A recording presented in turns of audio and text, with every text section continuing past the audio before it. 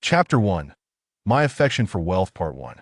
Within the villa of Wanqi Mountain Manor, Jiang Qian was absent today. Remaining outside in this area, not even a lamp was lit. I closed my eyes to sense his presence. His heart was cold, yet his body radiated warmth. I detested Jiang Qian's demeanor every time his palm would envelop mine. I couldn't help but shudder. Opening my eyes, I gazed at the man before me. Even with the moonlight streaming in from the window, I could distinctly discern his austere features. 3 years had passed, exactly 3 years. I had been entangled with Jiang Qian for over 1,000 days and nights. He was the sole man in my life. Do you dare call me a girlfriend? Alas, I am bereft of any rights. As one, I could only respond to Jiang Qian's summons, and at other times I felt more like a solitary dog. Suddenly, Jiang Qian pressed closer, his heavy breaths infused with intoxicating allure, a heady blend of hormones and men's colonia, most potent aphrodisiac. He punished me with a grip that showed no sign of easing. I hastily collected my thoughts and feigned indifference. Jiang Qian was provoked, his demeanor akin to that of an agitated feline. My reaction seemed to please him, and he began to explore more intimately.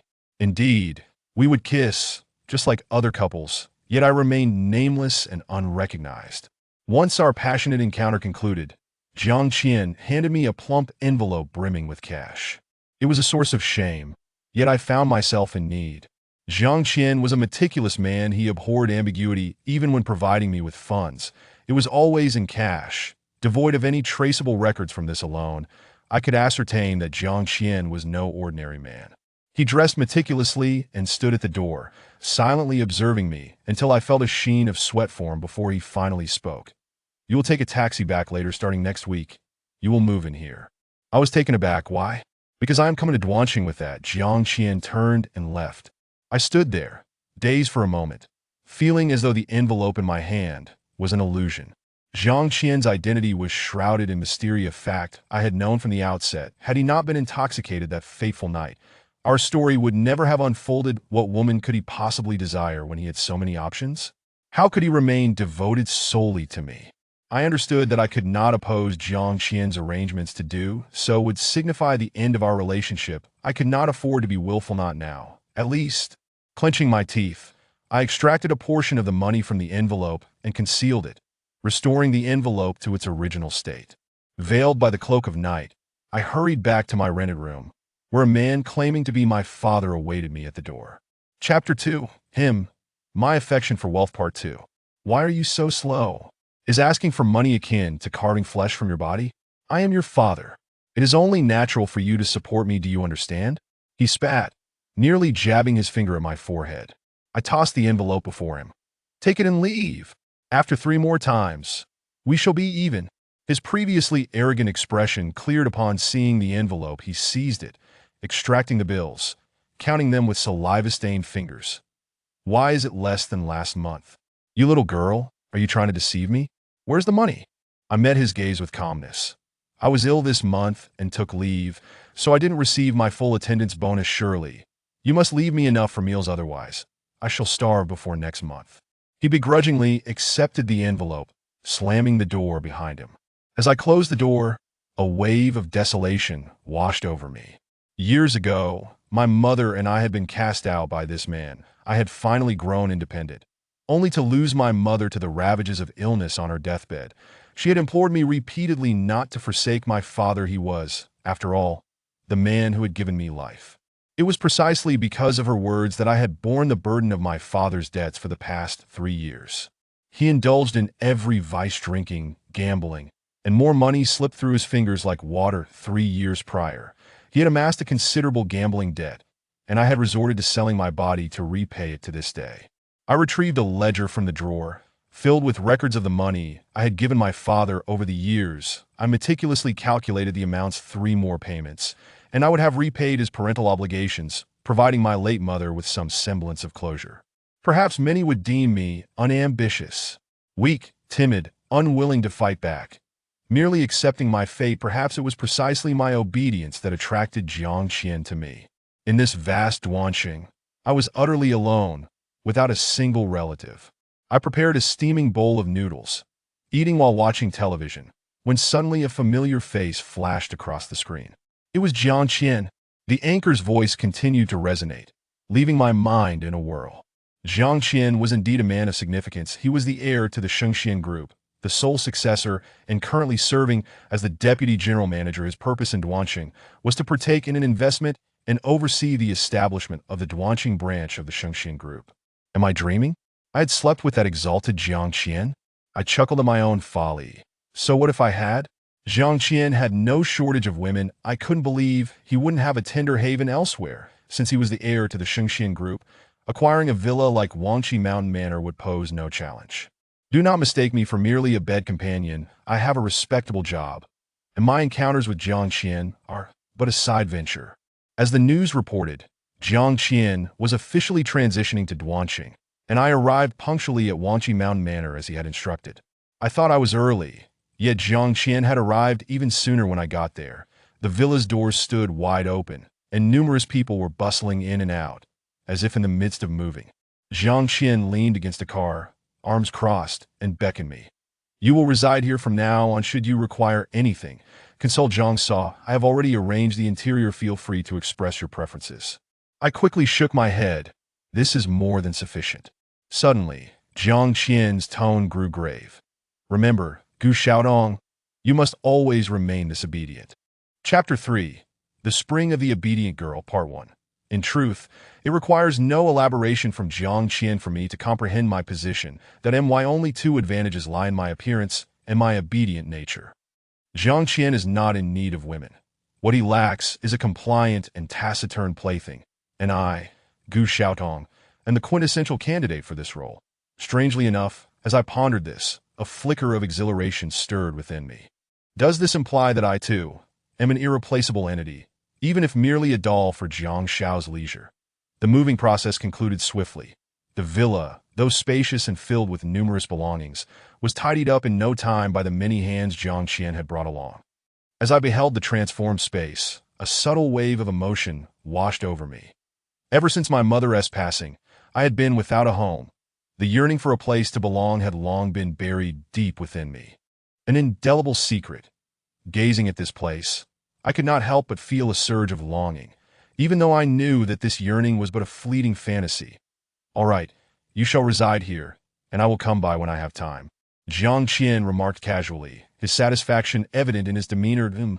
I obediently nodded. I would not dispute Jiang Qian's arrangements.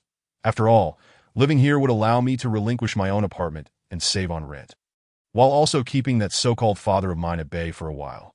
Let us go. With that, Jiang Qian strode to the door and opened the car door. That I was taken aback. Where to? Your wardrobe is still empty, he replied dismissively, gesturing for me to enter the car. Jiang Qian taking me shopping? I was somewhat flabbergasted. Over the past 3 years, aside from providing me with cash, he had never bought me anything else. Get in. Do I need to ask you twice? Jiang Qian frowned, his tone less than amiable. That I hurriedly sat in the car beside him. This sensation was peculiar. My heart felt like a frightened fawn, a long-lost flutter coursing through me, an emotion I had never experienced before. Shouldn't our relationship be one of undressing for bed and dressing to part ways? How had it come to this?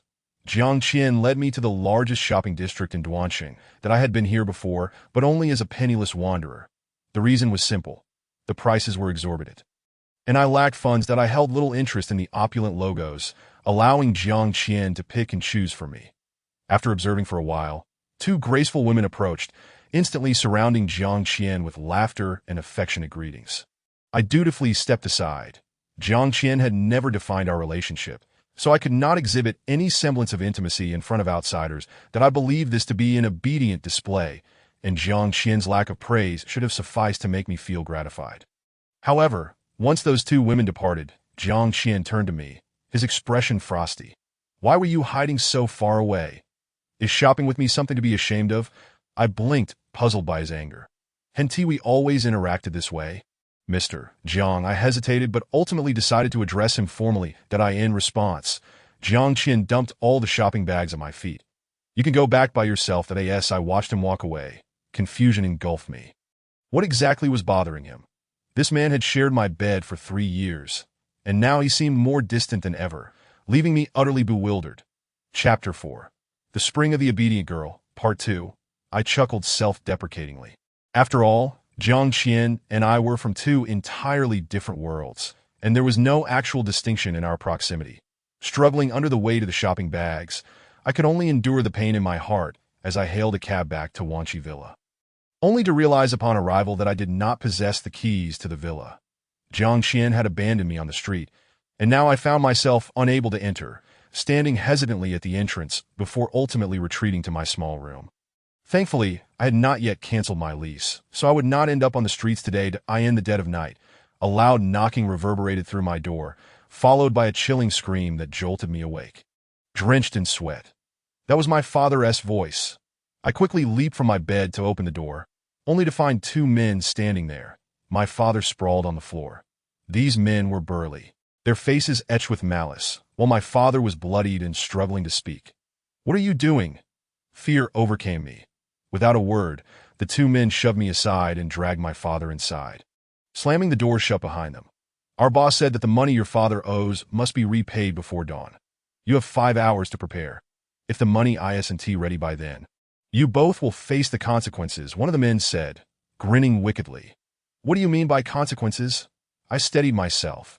"That means our boss will have his way with you, and your father will be finished." They exchanged glances before bursting into laughter. The sound pierced my ears, sending waves of pain through my head. "I advise you not to think about calling the police," one warned, as I donned a coat and stepped outside into the biting wind, which stung my scalp. The vast street lay desolate on either side. Where was I to find the money? Who could I turn to for help? Of course, Jiang Qian. He would surely be able to assist. After a struggle, I managed to hail a cab, speeding towards Wanchi Villa, depleting the last remnants of cash I had. I finally arrived at the villa's entrance, only to find the shopping bags I had left earlier missing. Jiang Qian must have returned. I pressed the doorbell frantically while pounding on the door. At this point, it was no longer about saving that man. It was about my own survival. The cold air filled my lungs, bringing sharp pain, and my throat felt parched, yet the villa door remained silent. Suddenly, a light shone from above. Someone was in the room on the second floor. Jiang Qian was home. "Jiang Qian," I cried out, my voice strained. "Come out! I urgently need your help." The curtains parted, revealing Jiang Qian, his handsome face framed by the light, clad in a deep blue plaid robe. Illumination from behind obscured his expression, casting his shadow over me, feeling as if I were ensnared. "Jiang Qian, I'm on the verge of tears," I confessed, my body trembling from fear. He slowly opened the window. "Aren't we strangers? What brings you to my home?" I hastily denied it. "We are well acquainted. We've known each other for so long. Please help me this once." His gaze was heavy with contemplation, and he smiled. "Then I suppose I must see how sincere you truly are." Chapter 5, My Sincerity, Part 1. The door creaked open, revealing a darkness within. Jiang Qian preferred not to illuminate his home with excessive light at night. Countless evenings spent entwined here had been shrouded in dimness, often illuminated only by a small bedside lamp. That I could not fathom why Jiang Qian favored this ambience. But at that moment, I had no choice but to press on. Ascending the staircase, I navigated my way to Jiang Qian's room, where only that solitary lamp cast a glow. The curtains were drawn, and he sat on the bed, wide awake and alert. That in one corner of the room lay the items he had purchased for me earlier. Capturing my attention, I summoned my courage and spoke. "Jiang Qian, I am in urgent need of money. Could you possibly lend me 1 million? I understood how reckless my request was. To Jiang Qian, 1 million may have seemed trivial. Yet to me, it was an astronomical sum. Even if I sold everything I owned, it would barely amount to a fraction. Moreover, I was acutely aware that I did not possess the circumstances found in stories where one could barter their virginity. I had long since given that to the man before me 3 years prior. "Jiang Qian, please," I struggled to articulate my plea, hoping to sway him. Yet, Jiang Qian merely smiled, lowering his gaze. "Is this your notion of sincerity? I am afraid I cannot perceive it." I clenched my fists. Time was of the essence, and I could no longer afford to delay. "Then what do you suggest? How can I prove myself to you?" Jiang Qian remained silent, merely raising his eyes to scrutinize me, his gaze drifting slowly from my face downwards, growing ever more charged with an unmistakable allure. I realized what Jiang Qian sought. His idea of sincerity was nothing more than my submission. Resolutely, I gritted my teeth and began to unfasten the buttons of my coat, each one a challenging yet swift endeavor. I could feel the cold contours of each button, reminiscent of the way Jiang Qian had just been appraising me. Beneath the coat, I wore only a nightgown, and as I undid it, I revealed my bare skin to him. Jiang Qian's eyes ignited with heat as he beckoned. "Come here today." As I walked over, before I could reach the bedside, he abruptly pulled me into his embrace. What followed was a tempestuous baptism, akin to a fierce storm, leaving my body feeling nearly unresponsive.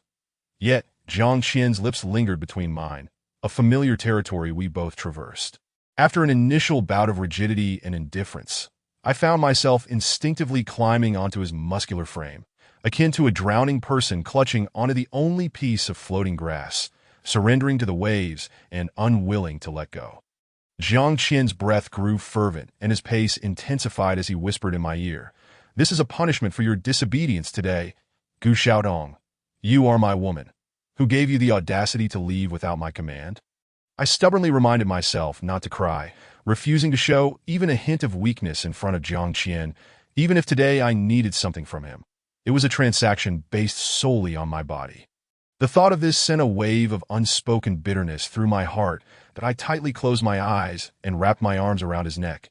I will be obedient from now on. Unbeknownst to me, time slipped away, and it wasn't until all passion had extinguished that I realized my time was running short. "Jiang Qian, what about the 1 million? I swiftly turned to rise from his side.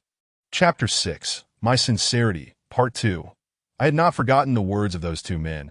All I could think about was severing ties with my father after today. I had endured enough of this life. I would no longer live in fear or be threatened. Jiang Qian opened his eyes in surprise. "Are you so eager? 1 million. I need it urgently." Yes, I spoke. I hastily dressed, extending my palm towards Jiang Qian. He regarded me silently for a moment. "Only this once. Don't let it happen again." He retrieved a check and a pen from the bedside cabinet, quickly filled it out, stamped it, and handed it to me. Overjoyed, I was about to leave when Jiang Qian firmly grasped my hand. I was taken aback, staring at him in astonishment. "I need to go back now. I have to deliver this money to those two. If I'm late, I fear it will be too late." But Jiang Qian replied, "Come back once you're done. If you try to run again this time, I want to give you another chance." Evidently, Jiang Qian had interpreted my actions today as an attempt to escape, hence his displeasure. I nodded. "I will return once I finish." I had already resolved to give the money to those two and begin the process of moving out. That little nest was no longer safe. For my own sake, I could not continue living there. By the time I rushed home, dawn was breaking. I panted as I opened the door, finding the two men still waiting inside. While my father looked on, simultaneously fearful and fawning towards them. Upon seeing me return, my father immediately jumped up. "Why are you only back now? Hurry and give them the money." A pang of sorrow struck my heart. This was my biological father. Did he truly believe I, an ordinary girl, could procure such a substantial sum? To him, 1 million was as unattainable as a pie falling from the sky. I averted my gaze. Walking past to display the check. "The money is here. You may leave now. And when you do, take him with you. Just toss him downstairs. It matters not." Yes, I spoke. I cast a cold glance at my father. One of the men, however, laughed maliciously. "All right, you must come down with us." Perhaps I was too naive, too inexperienced. After I accompanied them downstairs, darkness suddenly enveloped me, and I felt a sharp pain at my neck, plunging me into unconsciousness. When I awoke, I found myself confined in a pitch-black small room, the sound of footsteps echoing outside, accompanied by a chaotic buzz of voices. Panic gripped my heart. Where was this place? I quickly patted my pockets, realizing my phone had been confiscated. Was I now utterly alone, at the mercy of fate? Jiang Qian had instructed me to return after I completed my task. Did this count, as me standing him up? I bitterly laughed. What time had I to consider Jiang Qian? My priority was to escape from this place. Suddenly, the sound of a key turning in the lock broke the silence that I hastily pretended to faint. Remaining still, outside, I heard a woman's soft whimper, as if another had been confined alongside me. The door was soon locked with an unforgiving click that I opened my eyes to see a young girl sprawled on the floor. Seemingly unconscious and in evident pain, that I approached cautiously and gently shook her awake. After a moment, she informed me, "This is the territory of Boss Lu. We have all been captured here to repay debts. Repay debts? How? I instinctively questioned. What other way is there but to entertain clients? Chapter 7. At the end of my rope, Part 1. The girl's calm demeanor sent a shiver down my spine. How could this be? I had already brought them 1 million. Why was I being captured? My breath became unsteady as I surveyed the room, resembling a prison cell, and despair began to seep in. How could I escape from here? Even if I wanted Jiang Qian to rescue me, he had to know where I was. But what was my relationship with Jiang Qian? I couldn't rely on him. Why was I so indecisive in this dire situation? The girl remained seated beside me, not so much calm as in a state of stupor. It seemed she had resigned herself to the fate of being taken out to entertain clients. Unwilling to fight back, she even encouraged me. You are so beautiful. There will surely be clients who will like you. You will earn more money, and no one will trouble you. Isn't that better than being poor? This girl's perspective was completely distorted that I shook my head. I refuse. The girl looked at me, a glimmer of hope in her eyes. My name is Wan Qingqing. Let us be sisters from now on. I was at a loss for words. This girl was already thinking of being my sister in this situation, that I pressed my ear to the door, listening intently for any sign of opportunity to escape. Wan Qingqing, still beside me, urged, Don't waste your effort. If you escape and get caught, you'll be beaten. Beaten? I bit my lip. Even if it meant death, I would fight for myself. However, before I could find an opportunity, more people arrived, specifically requesting to see me. Every inch of my skin tingled with anxiety. Could it be that I was truly doomed? Was I really going to be taken to entertain clients? I would not allow it. I would not. If I could choose again, I would never have been weak and associated with that so-called father. I was taken into a room that appeared more like a study. Elegantly decorated and exuding a scholarly ambience that a man sat behind the desk, looking rather dapper. Yet the malevolence on his face made him appear anything but approachable. He bore a scar running from his right cheek down to his chin. But he seemed completely unconcerned by it. He gestured to the chair in front of him. Miss Gu, please have a seat. That he knew my name? As I sat down, it dawned on me that my father owed the money. It was no surprise he knew my surname, that I dared to occupy only a small portion of the chair, my defenses fully alert. What do you want from me? When will you let me go? I have already paid you the money. Those in your line of work cannot be so untrustworthy. He scrutinized me, one hand tapping a cigar. You possess quite the audacity. Few who come here speak to me in such a manner. I pressed my lips together. You called me here to talk, did you not? Or do you expect us to just sit here and stare at each other? He narrowed his eyes, regarding me with interest. Do you know who I am? I recalled a name I had heard from Wan Qingqing. You are Boss Lu. He actually laughed, a hearty, amused laugh, as if I had told him a joke, that he continued to chuckle for a while before gradually calming down. He pointed at me. You are an interesting girl, that in light of how you have amused me. I will give you a chance. If you are candid, I will let you leave unharmed. Chapter 8. At the end of my rope, Part 2, I frowned. Candid about what? Your subordinates demanded 1 million. I have already given them a check. He picked up a thin check from the table, waving it in front of me, that I recognized it instantly. It was the same one Jiang Qian had given me. He said, What is your relationship with the heir of Sheng Xian? The seal on this check belongs to Jiang Qian. That I was taken aback. The very check that had ensnared me in this den of wolves was one Jiang Qian had given me. My mind raced. This man must harbor a grudge against Jiang Qian, that if they were friends, he would never resort to such tactics. Despite their rough exterior, those who tread the fringes of society often value loyalty and honor above all. I forced myself to remain calm. Who is Jiang Qian? I do not know him. This money was borrowed from a friend. My friend provided me with the check, but he smirked, quickly retrieving another item from his drawer, my phone. He took a puff of his cigar, the smoke swirling around us. It seems you are still being disobedient, that if you do not know Jiang Qian, how did you come by his number? According to the records, your relationship seems quite amicable. Otherwise, how could he so readily give you 1 million? This man was evidently prepared for this encounter. Now my palms were sweating from anxiety, that I blinked. Even if I know him. What of it? My relationship with Jiang Qian cannot be exposed. I am not his anything. Merely his bed partner. To admit to such a disgraceful identity is utterly mortifying. Upon uttering those words, I felt as though a deep wound had split open in my heart, from which crimson blood flowed abundantly, causing an unbearable pain that left me feeling profoundly wronged. Did I ask that's so? The man gazed at me, his eyes turning dangerously cold. I shall grant you one more chance. This is your final opportunity. Answer my questions correctly, and you may live to see the sun rise tomorrow. He paused, leaning closer. What brings Jiang Qian to Duanqing? I was taken aback. Was the heavens conspiring against me? It was not that I wished to remain silent, but rather that I truly had no knowledge of the matter. I had only learned of Jiang Qian's identity through television. How could I, an ordinary person, fathom such closely guarded secrets? I genuinely do not know. No sooner had I spoken than he barked. Get her out of here. Let her entertain the guests tonight. She is so young and beautiful, with delicate skin. She will surely bring in a handsome profit. I barely had time to process his words before being seized by the arms from behind. Wait, please listen to me. I cried out in sheer terror, but he gestured to his companions, and they halted. The man smiled. Let me speak plainly. I have no desire to hear your words any longer. Since you are Jiang Qian's woman, tormenting you and subjecting you to humiliation will also bring him pain.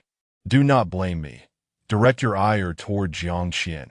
With that, my mouth was silenced, and I was dragged away, this time alongside Wan Qingqing. Upon seeing my distress, Wan Qingqing chuckled lightly. I warned you not to act impulsively. You cannot contend with them. She leaned closer, soothing my back, and offered consolation. We are all unfortunate souls. Let us make the best of it and find joy in our suffering. At least we shall not worry about money.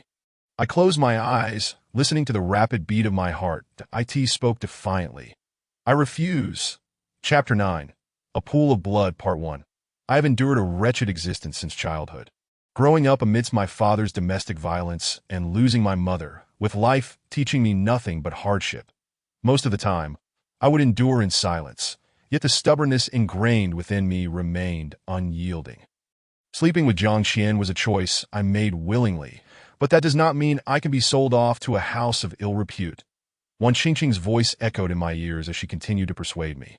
Yet I had already made my resolution that if things come to a head, I would rather meet my mother earlier and perhaps be reborn, thus ending this life of suffering and wandering. It may not be such a bad thing. I found myself in this predicament, but I could not blame Jiang Qian. The money was his, yet I had sought it myself. If blame were to be assigned, it should be directed at my unfortunate fate. Soon, someone entered to escort Wan Qingqing and me out in a pristine room. We were instructed to bathe. Then, several alluring women entered to scrutinize us, followed by an array of revealing garments laid before us. I understood that these women were akin to the ancient madams found in brothels, a common sight in any city's entertainment district. Many of their gazes lingered on my face, until finally, the most shrewd among them nodded in satisfaction. It seems that Lu Qinyuan has done well this time. This girl is indeed a fine specimen. That I focused my gaze ahead, determined not to glance at them.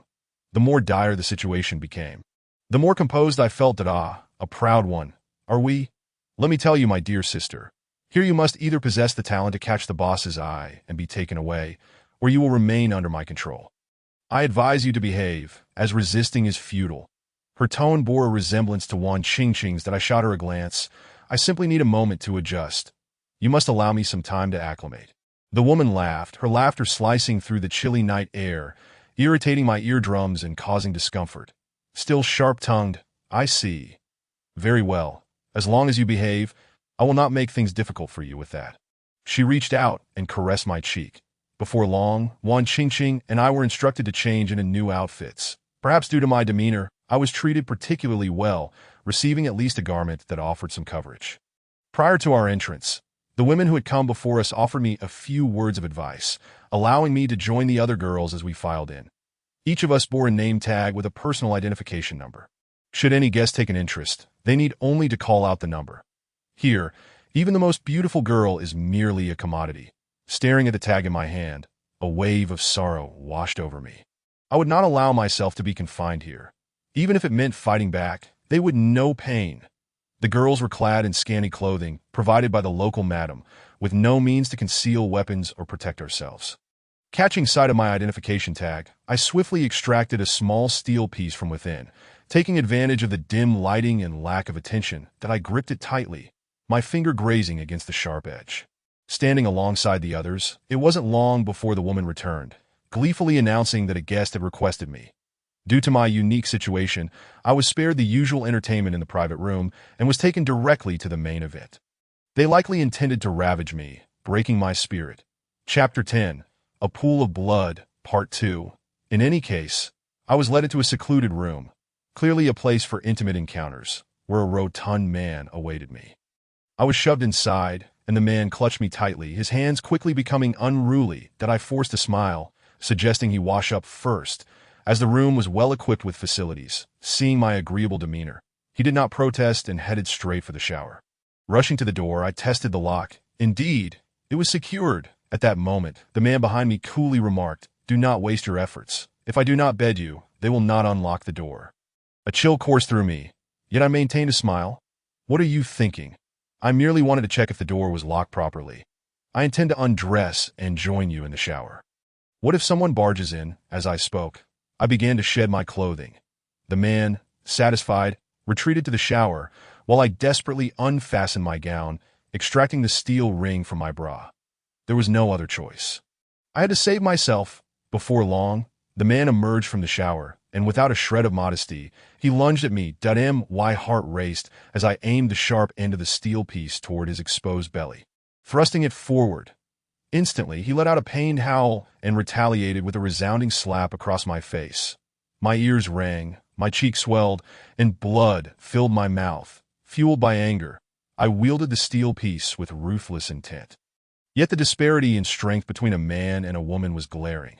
Despite my relentless counterattacks, I sustained numerous blows, pain blurring my vision that I dared not cry, nor had I the heart to do so. All my focus was on subduing this man.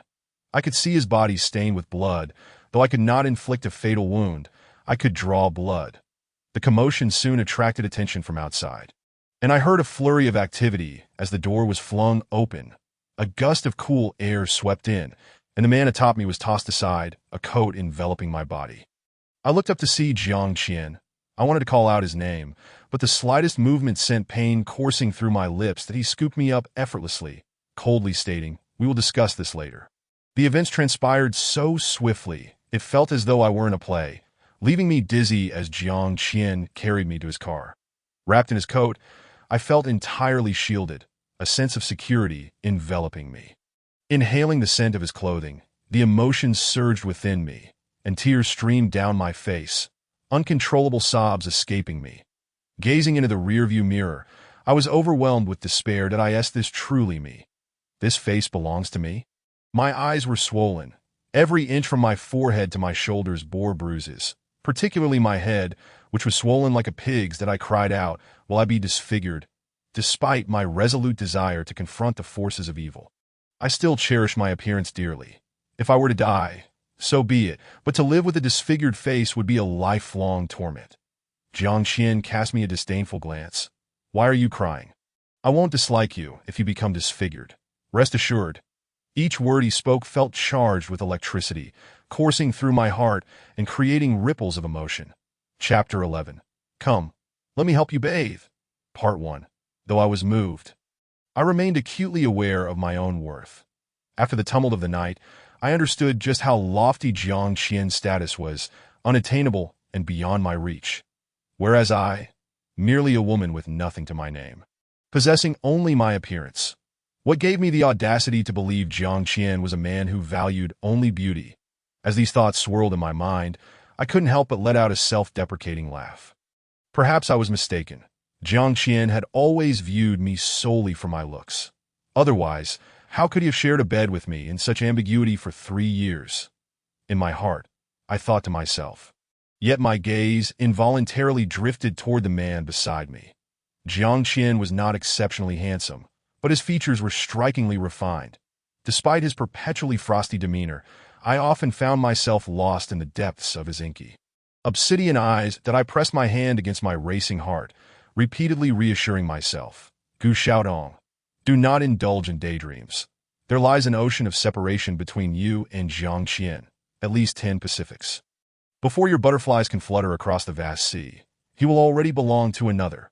Get out of the car." Jiang Qian's voice was cool and detached. That I turned to see that, at some point, The vehicle had halted at the entrance of the villa, still the same place I had visited yesterday, a night that felt like a fleeting dream. As I calculated the time, I realized I had gone nearly 20 hours without sleep. Upon arriving here, an unexpected sense of tranquility washed over me, and I collapsed onto the bed without even taking a shower, succumbing to slumber.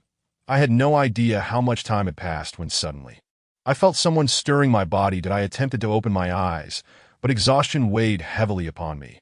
Each effort to awaken was in vain. Just as my internal struggle intensified, I felt myself being submerged in water. This jolt brought me fully awake, and upon assessing my surroundings, I let out a terrified scream. "What are you doing?" I demanded. Jiang Qian cast a calm glance in my direction, his movements unceasing. "Did you not see? I am helping you bathe." His tone was so matter-of-fact, as if such actions were merely the duty of the esteemed Jiang Shao. Bathed in the soft white light, I found myself immersed in warm water, surrounded by the smooth, pristine porcelain of the bathtub, while Jiang Qian, sleeves rolled up, sat beside me, meticulously assisting with my bath. Within seconds, my face was ablaze and I shot up abruptly. "I need to get out." Jiang Qian's dark eyes scrutinized me, appraising me from head to toe. "You need to be clean before you can sleep, that I do not permit unclean women in my bed." This reasoning left me utterly speechless. Noticing Jiang Qian's unwavering gaze, my cheeks flushed even deeper, and I promptly sank back into the water, feeling enveloped by the gentle warmth, which somewhat alleviated my embarrassment and shyness. My heart raced uncontrollably, and I dared not meet his eyes. That I was still clinging to my last vestige of resistance. I can wash myself.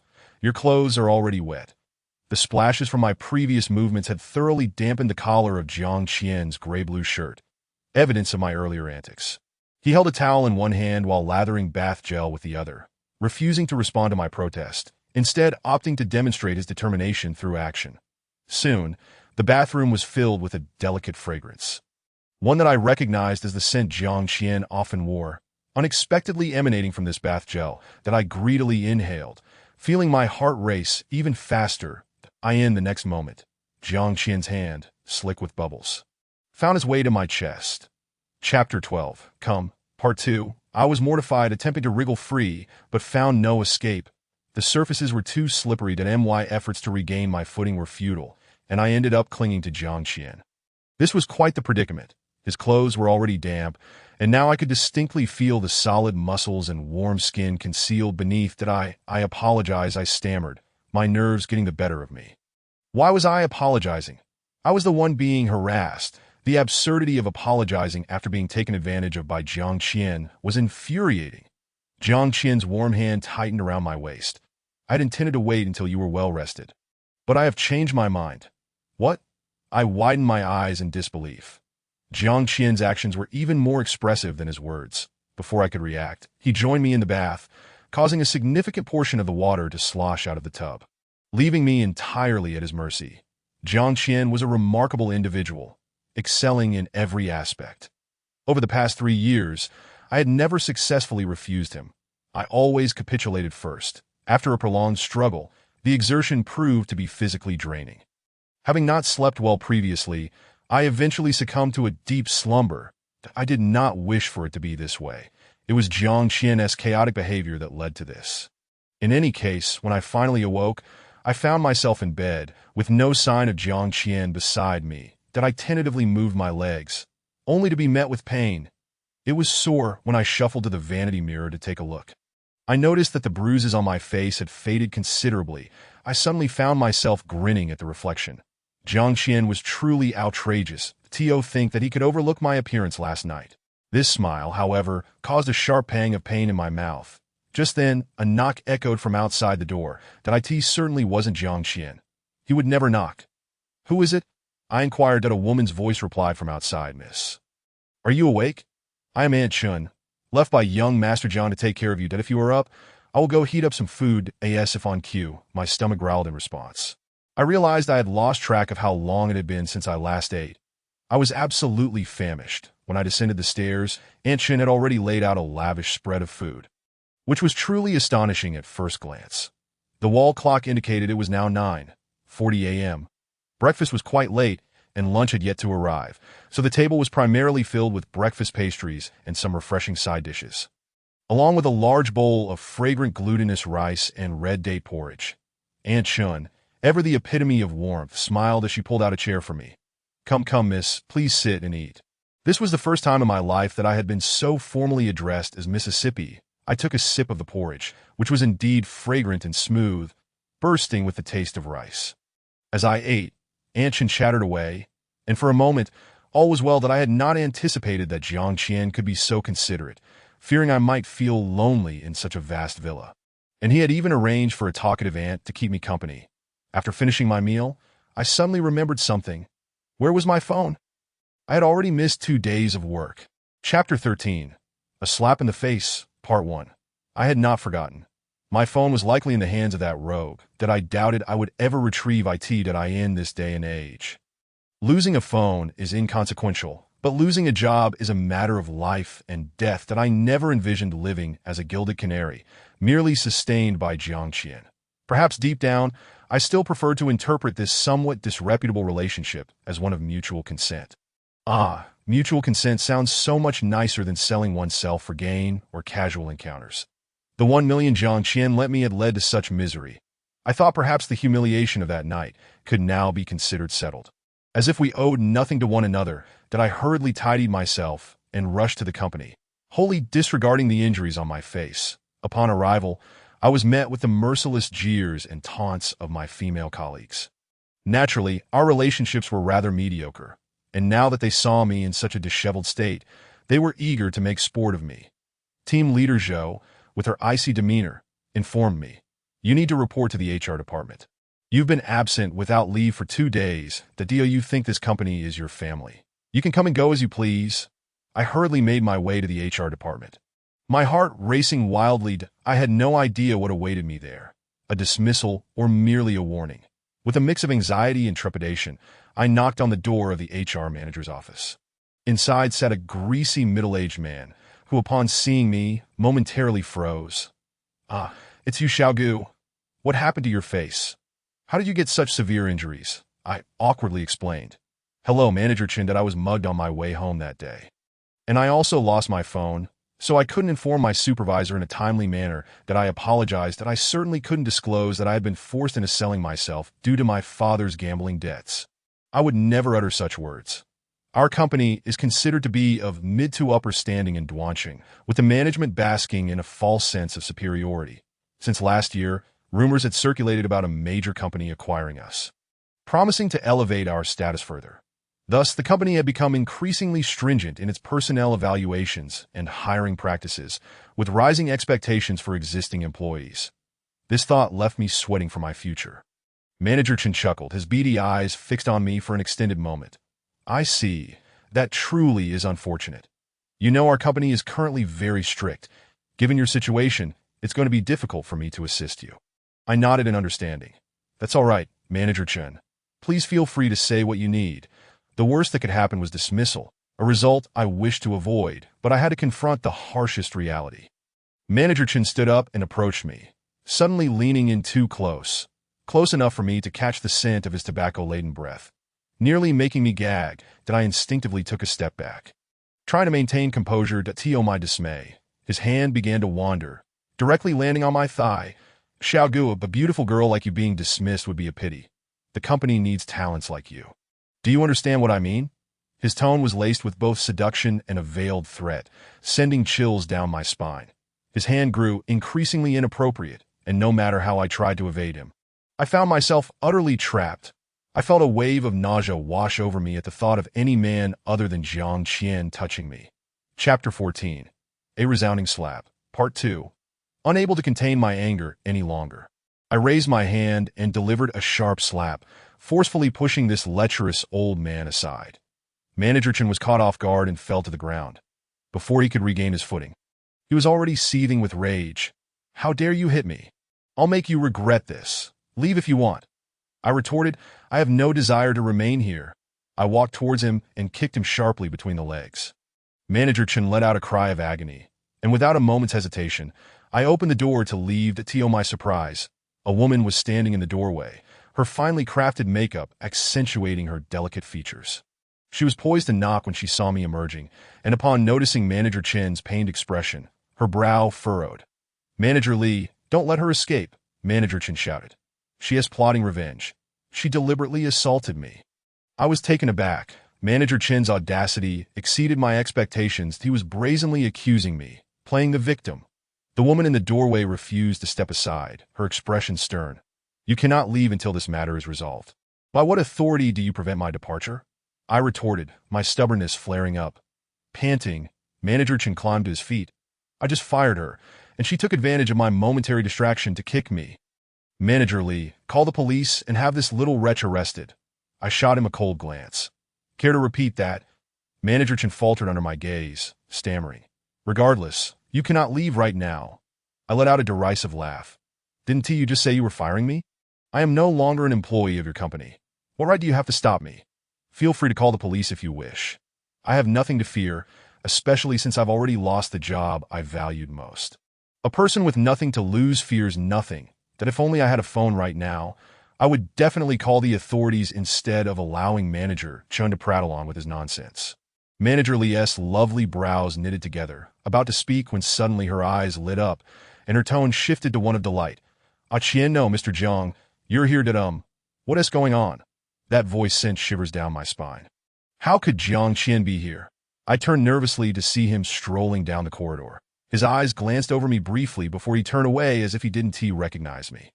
A wave of relief washed over me, only to be followed by an overwhelming tide of disappointment. What was I thinking? Did I genuinely believe that Jiang Qian would come to my aid? I was not his girlfriend. Did I think that merely having shared a few intimate moments with him entitled me to his protection? I mentally chastised myself, forcing myself to regain clarity. Manager Lee's smile was blinding. And as a fellow woman, I understood all too well what her gaze and enthusiasm signified, not to mention the familiarity and intimacy evident in her earlier words regarding Jiang Qian. She, too, had feelings for Jiang Qian. Why did I use the word too? Suddenly it dawned on me. Could it be that I had developed feelings for Jiang Qian as well? No, that was unacceptable. I, Gu Xiaodong, could fall in love with anyone but Jiang Qian. We were from entirely different worlds. Lost in my thoughts, I stood there foolishly, while Manager Li conveyed her incomplete version of events to Jiang Qian. Clearly, as a fellow leader, she was siding with Manager Chen. Chapter 15. A Resounding Slap, Part 2. Unbeknownst to her, her words had inadvertently categorized me as a disobedient employee. After recounting everything, Manager Li hesitated momentarily, seeking Jiang Qian's opinion. "Mr. Jiang, do you think we should call the police?" Jiang Qian glanced at me indifferently. "No need for such trouble. Just settle her 2 months' salary and let her go." However, Manager Li appeared reluctant to let me off the hook. Jiang Qian, growing impatient, remarked, "This trivial matter doesn't warrant public attention, that we're in the midst of a merger. It's better to avoid unnecessary complications." Manager Li beamed. "All right, we'll do as you say."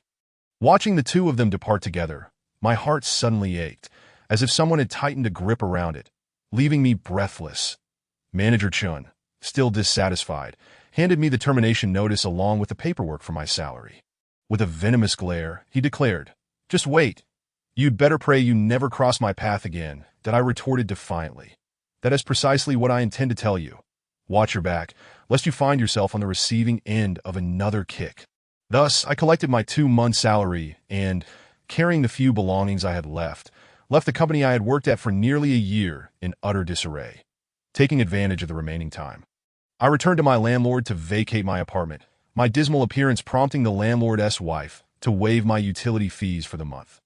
Well, at least my unfortunate countenance proved somewhat beneficial. With all my possessions in tow, I finally moved into Jiang Qian's villa. My belongings were minimal, yet so scattered that even Aunt Chin cast me skeptical glances that it mattered little. I had never been a woman of noble birth.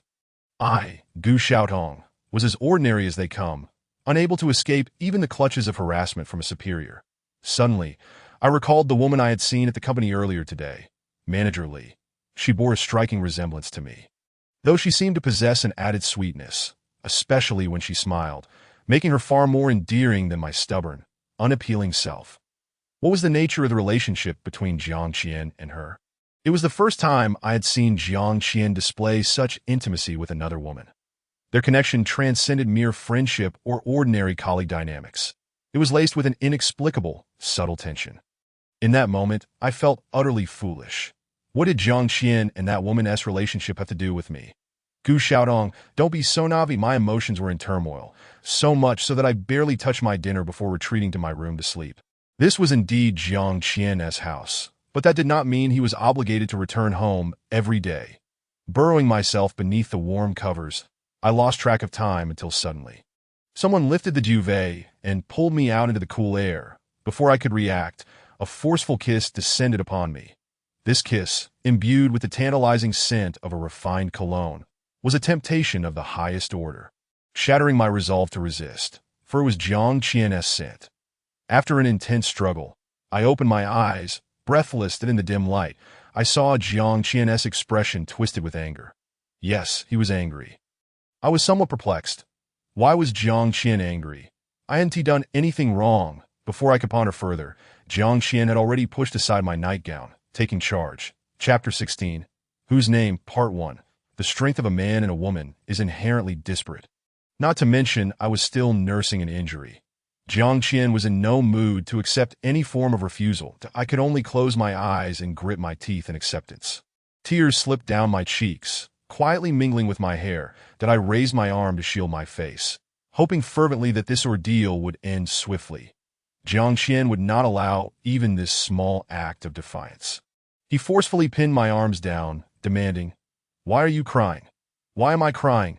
I scoffed, feeling like a pitiful clown, helplessly at the mercy of this man, yet inexplicably feeling a flicker of affection for him.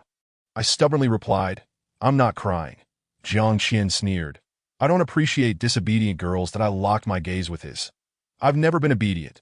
You could choose to let me go and end this relationship." Yes, I could escape Jiang Qian. After all, I was now unemployed and free from debts. If I simply moved away from my old residence and severed ties with that so-called father, I could start a new life of my own. Hope ignited within me, only for Jiang Qian to descend upon me with fervor, my voice escaping in a gasp. His threats echoed in my ears. "You'd better not entertain that thought. I want to allow you to leave." Indeed, this was the outcome that Gu Xiaodong deserved. That I closed my eyes, letting my emotions surge uncontrollably. To my surprise, Jiang Qian decided to stay the night, offering me a card. "Here. Take this. It's my secondary card. You can use it freely." In that instant, my heart trembled. Was this my price for submission? How splendid, Gu Xiaodong. A night worth a fortune. No, a night worth thousands. Jiang Qian was the heir of the Shengxian group.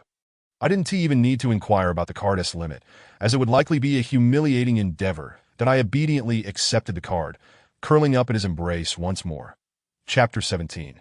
Whose Name? Part 2. Given my current unemployment, this card would ensure my immediate needs were met, that I still had 2 months' salary. Surely, I could find a new job within that time frame.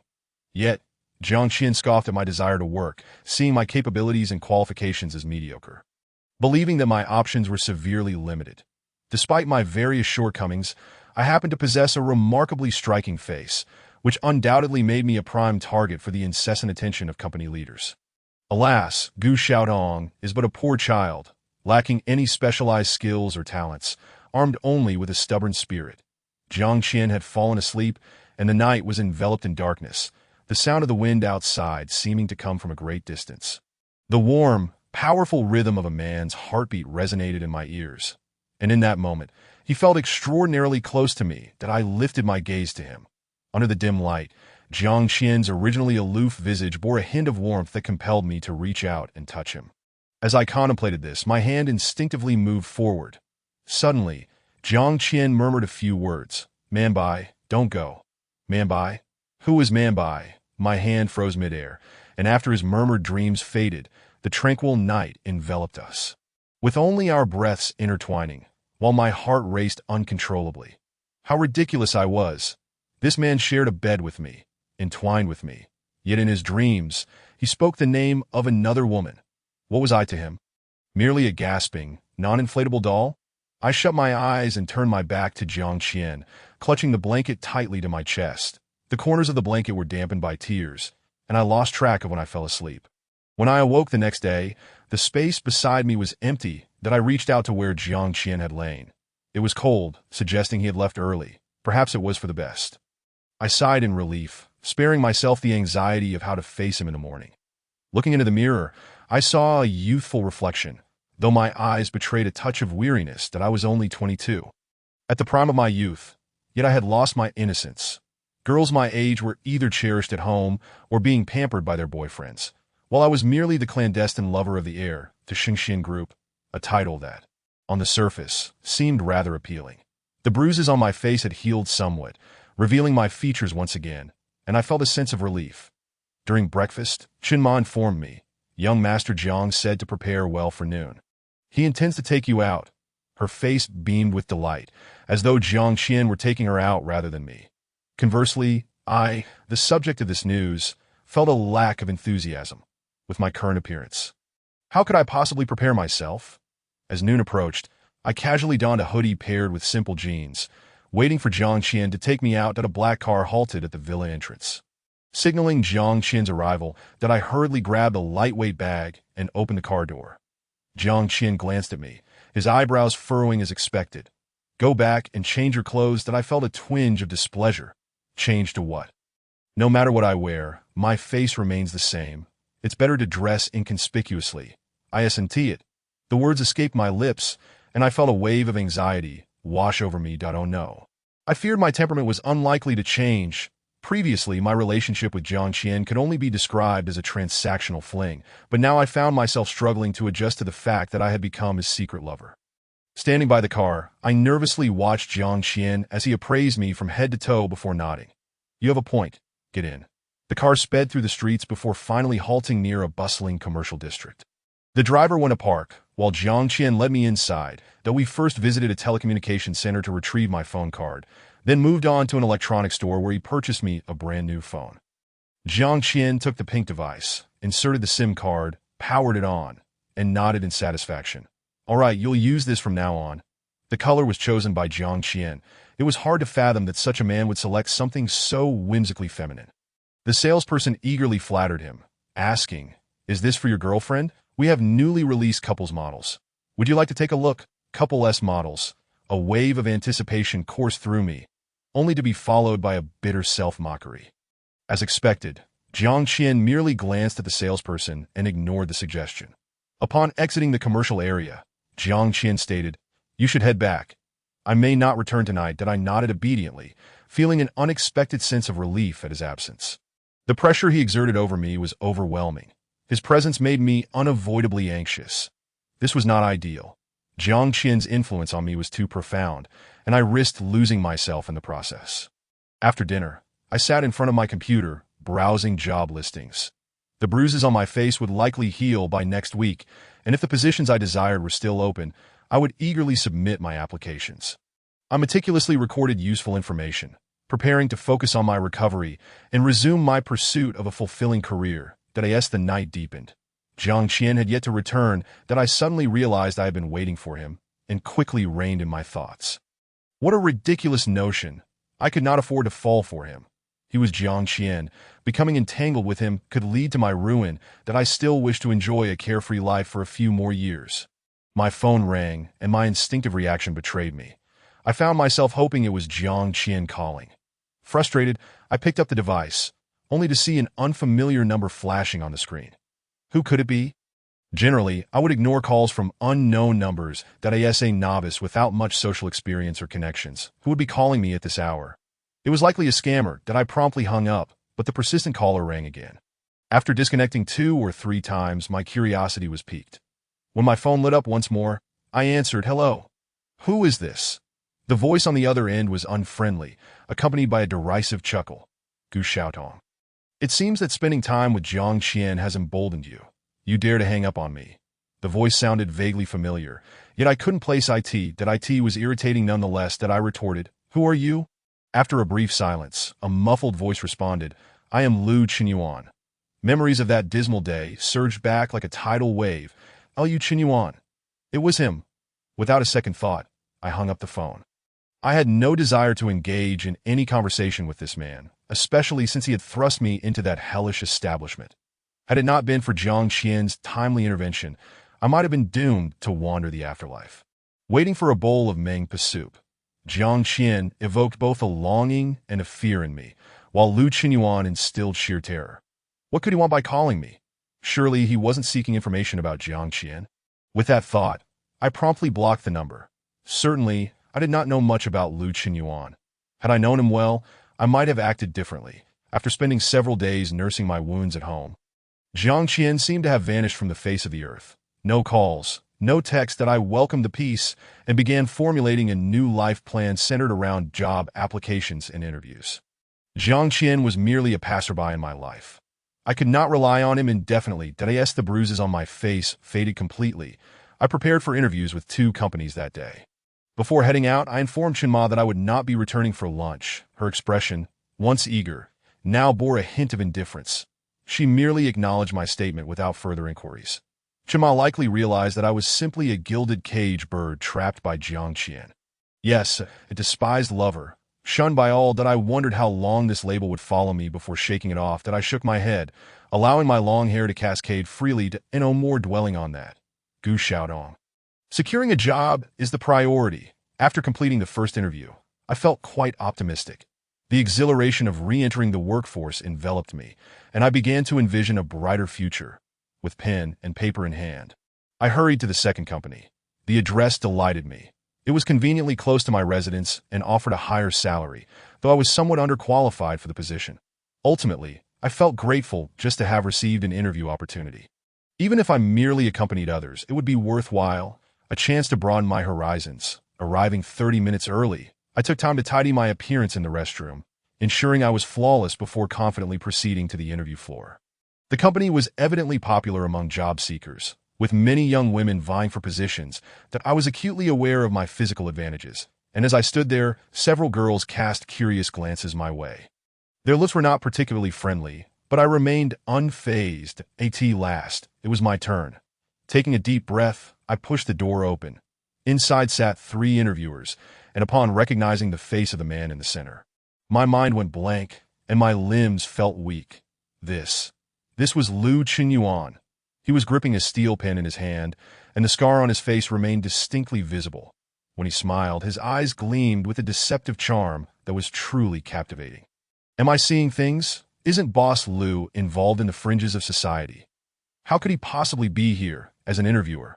With trepidation, I approached and took a seat on the chair before them. To maintain proper posture, I always occupied only half of the chair's surface, sitting upright and gazing ahead with an air of composure. Boss Lu's eyes were fixed on me, appraising me with an inscrutable mindset.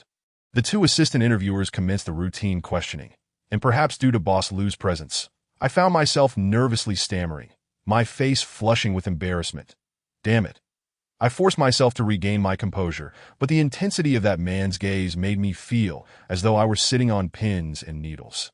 Desperately wanting to flee, one of the assistant interviewers kindly reassured me. Don't be nervous. We're just asking a few casual questions.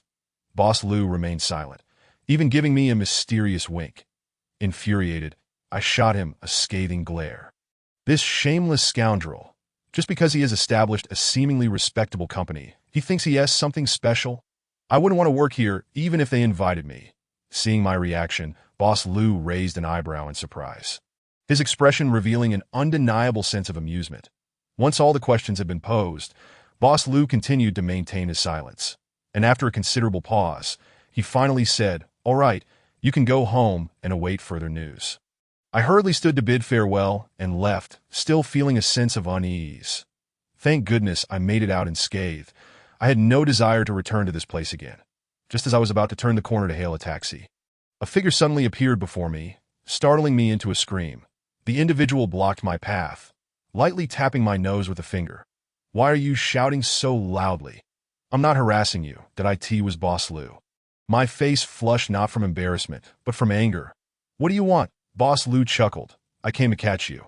"Who told you to block my number?" "It wasn't too easy to lure you out.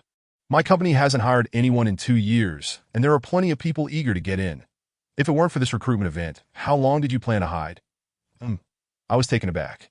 I never imagined that Boss Lu would go to such lengths to draw me out with a job fair. "How did you know I would come looking for a job?" "I'm Jiang Qian's woman." Do I really need to find work? I responded defiantly. Boss Lu wasn't offended. Instead, he laughed even louder. You've lost your job, and you don't want to be entirely dependent on Jiang Qian, so you need work. Otherwise, explain why you're here. I was at a loss for words. I don't believe I owe you any explanations. Who do you think you are? Jiang Qian is practically my benefactor. I feel a certain affection for him, and listening to him is merely a matter of convenience, not to mention my adversary, Boss Lu. Recalling that day, events ignited my anger. I hadn't forgotten how Boss Lu had pushed me into a pit and taken my phone without returning it. Get out of my way, I demanded, but he firmly locked me in place with his strong arms against a wall, leaving me with no option to retreat. Didn't you say you wouldn't harass me? What are you trying to do now? I glared at him, unabashedly mocking. Boss Lu winked. Little girl, do you know what harassment is? Let me show you. With that, he tilted my chin and kissed me directly. Chapter 21. Boss Lu and Young Master Jiang. Part 2. I felt a sudden warmth upon my lips, followed by the intense moisture and suction of a stranger's kiss that I struggled fiercely. But Boss Lu was far beyond my ability to resist, and no matter how much I fought back, I couldn't shake off his relentless advance that I tightly sealed my lips, but he pinched my waist with a firm grip, causing me to involuntarily open my mouth. And in that instant, he seized the opportunity to invade my mouth, leaving me breathless. I was kissed by Boss Lu, and it was a French kiss. His tongue shamelessly indulged in the excess of hormones, and I felt my head spinning, the grievances and bitterness within me flooding forth. Silently, I began to cry, and only then did Boss Lu gradually release me. He pecked my lips and said, "All right, I won't harass you anymore." Don't cry. What a lunatic. I kicked him hard and dashed towards the roadside. That in my haste, I stumbled, scraping my knee painfully.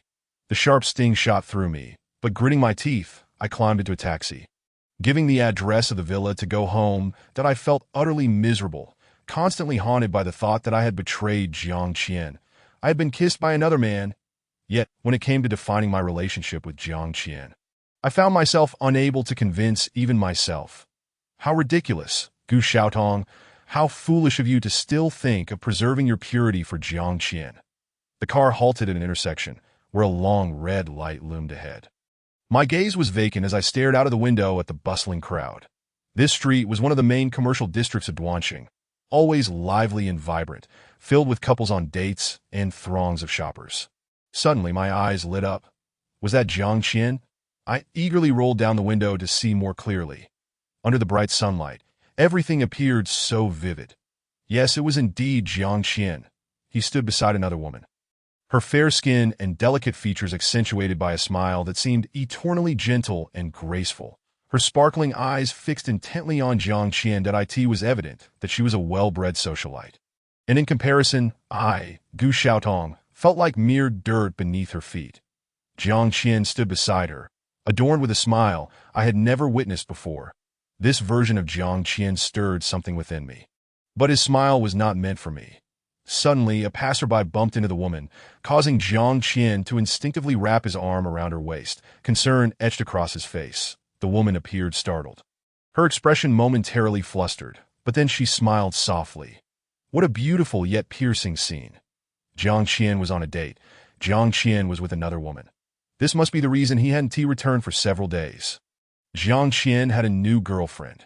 This woman was stunningly poised and graceful, a perfect match for him to INA days. I withdrew my gaze, the traffic ahead resuming its flow as I passed through the intersection, leaving that image far behind. Yet, even as I tried to cast it aside, it lingered in my mind like a haunting spell. The car came to a stop as I returned to the villa. Anchen was sitting in the living room, casually snacking on sunflower seeds. Upon seeing me return, she didn't even bother to get up, merely asking a simple question. Exhausted, I retreated to my room, collapsing heavily onto the bed as tears began to spill, slowly dampening the sheets. That a voice within me, nearly desperate, cried out, "Jiang Qian." Chapter 22. So-Called Responsibility, Part 1. Having grown up in an environment lacking affection, I have always been particularly sensitive to warmth when it is within reach. Yet, I am also an inherently timid person, afraid to reach out too easily, fearing that gaining something would mean losing it. Thus, if I never obtain it, I cannot lose it, right? Well, in Gu Xiaodong's view, This equation holds no faults, and this is precisely how I have lived my life.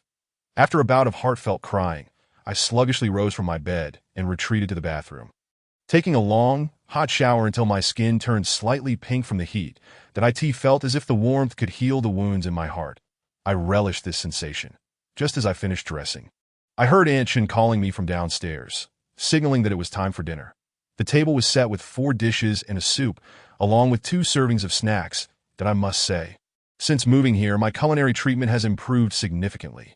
Young Master Jiang is a person who values the quality of life, and the hired help are exceptionally skilled. After taking a bite, I suddenly felt a sharp pain on my lips. I realized that I had developed a cut, which I hadn't noticed earlier that morning. Could it have been from Boss Lu's kiss? The thought of that domineering kiss sent a shiver down my spine. There was no denying that the aura of Boss Lu and Jiang Qian were 2 entirely different styles, and if I were to be honest, I was still more afraid of Boss Lu. Grimacing, I forced myself to finish the meal. With nothing better to do, and knowing Aunt Shun was Jiang Qian's help and not mine, I took the initiative to offer my assistance with the dishes. Aunt Shun looked at me in surprise as I cleared the table and carried the dishes to the kitchen. Washing dishes was something I had grown accustomed to from a young age. It was a rare occasion for me to enjoy such a lavish meal. Perhaps my willingness to wash the dishes won Aunt Shun over, for when I emerged from the kitchen, she had prepared a steaming cup of floral tea for me. She seemed a bit shy, saying, "Drink this after your meal to help with digestion," that I genuinely expressed my gratitude. "Thank you, Aunt Shun." During the times Jiang Qian was away, I spent more time with Aunt Shun. So earning her favor would undoubtedly benefit my future living situation. After a tiring day, as I nestled in a bed, I heard the sound of a car outside. Glancing out the window, my heart skipped a beat. Jiang Qian was back. The calm I had just managed to regain was suddenly tossed into turmoil. How could Jiang Qian have returned? Does he not need to accompany that woman today? Hasn't he found a new love? Why is he here? In an instant, I found myself engulfed in uncontainable anger. Before I could compose myself, Jiang Qian had already opened the door to the room, dust swirling around him.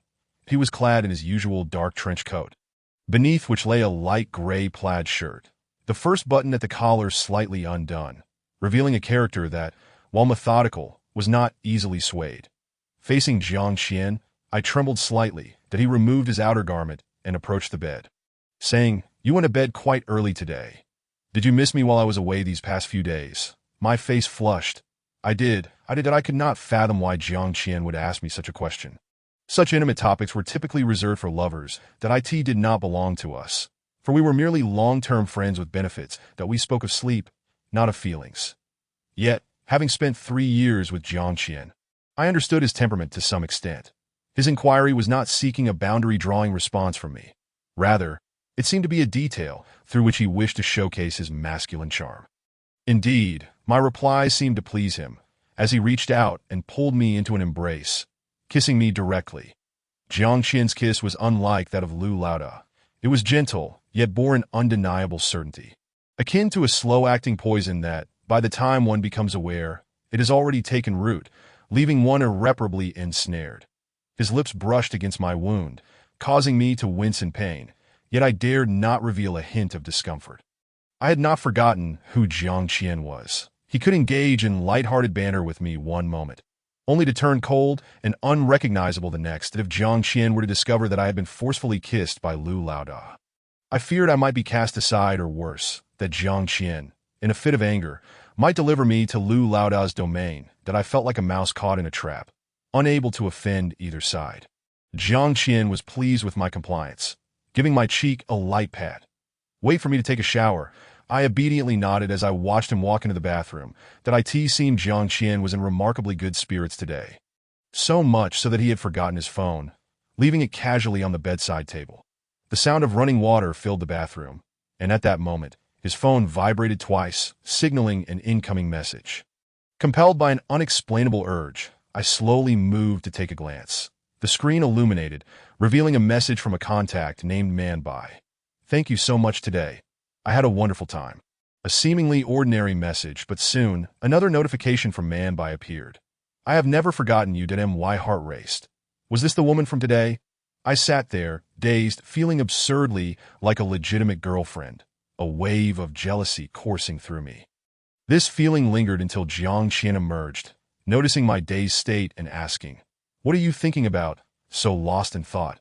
He approached me slowly, glanced at his phone, and his expression softened instantly. This version of Jiang Qian was incredibly gentle. Almost unbelievable. Who was this man by that could elicit such a reaction from him? It was merely a text message. The other party hadn't even uttered a declaration of love, faced with such a formidable rival.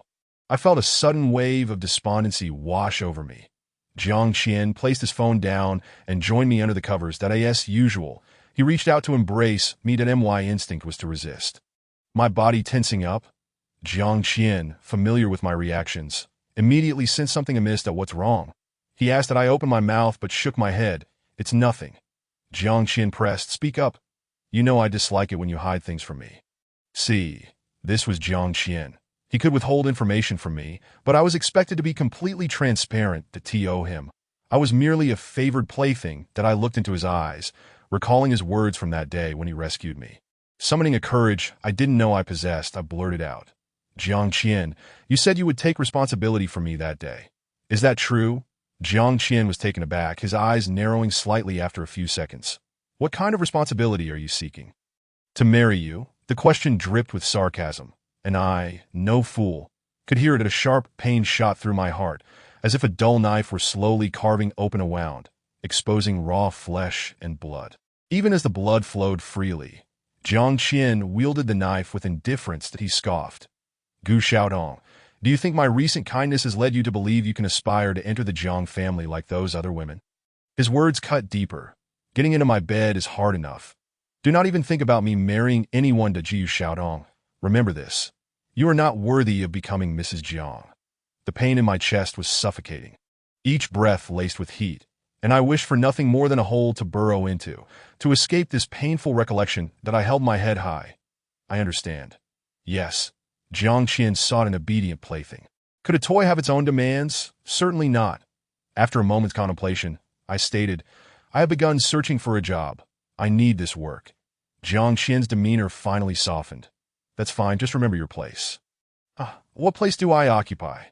Jiang Qian's mistress. What good would that do if I spoke it aloud? I obediently nodded. "I understand. Perhaps my attitude displeased Jiang Qian, for he suddenly pinned me down, lifting the collar of my nightgown to reveal an expanse of skin beneath. The night air still held a chilling bite, slowly enveloping my skin, causing me to shiver. Jiang Qian gazed at me, his hands trailing over my body, both admiring and assessing that I trembled under his touch, surrendering to his whims. The aftermath of a night of passion left me with sore muscles. Upon waking, Jiang Qian departed early as usual, but this time he left behind a gift box on the nightstand. Curious, I peered inside, discovering a delicate diamond bracelet nestled within. It sparkled brilliantly, captivating my gaze. Was this Jiang Qian's notion of responsibility? Bestowing gifts and providing a life of luxury without offering me a legitimate identity. A bitter smile crossed my lips as I returned the bracelet to its box, carefully placing it aside. Regardless, this was the first gift Jiang Qian had ever given me, apart from my phone. Mornings always felt rushed. After breakfast, it was nearly 10 that as I browsed online job listings, my phone rang with an unfamiliar number. The caller informed me that I had successfully secured an interview, and I could start working next week. This news was undoubtedly uplifting. I would have a job. I would no longer merely serve as Jiang Qian's plaything. "May I ask which company this is?"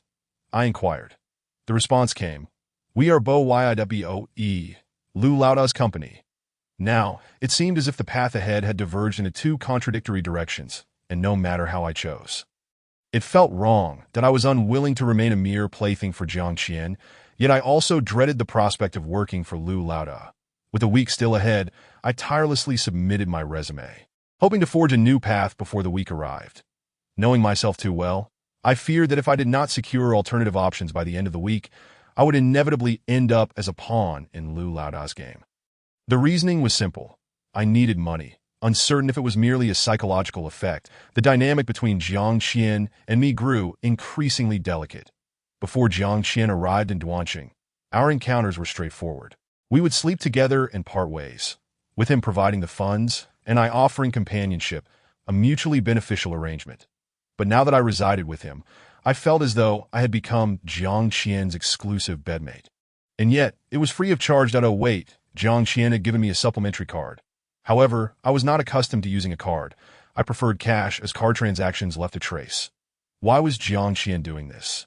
I could not comprehend that MY resumes fluttered into various recruitment companies like snowflakes. But this time, my luck appeared to have run dry. Not a single company offered me an interview opportunity. This led to profound self-doubt.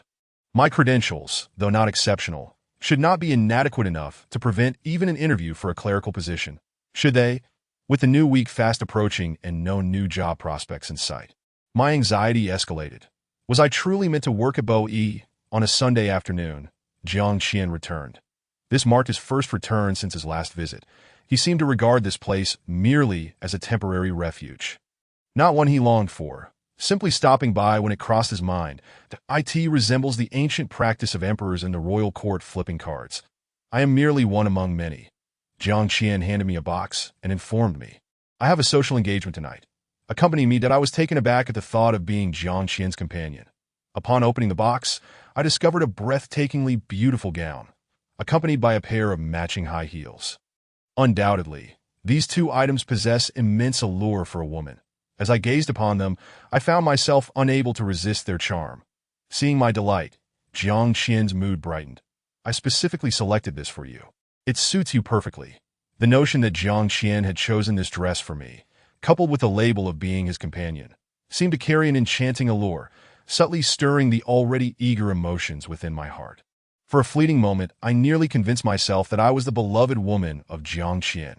Yet clarity returned as Jiang Qian remarked, "Make sure to dress beautifully. I don't want you to embarrass me tonight."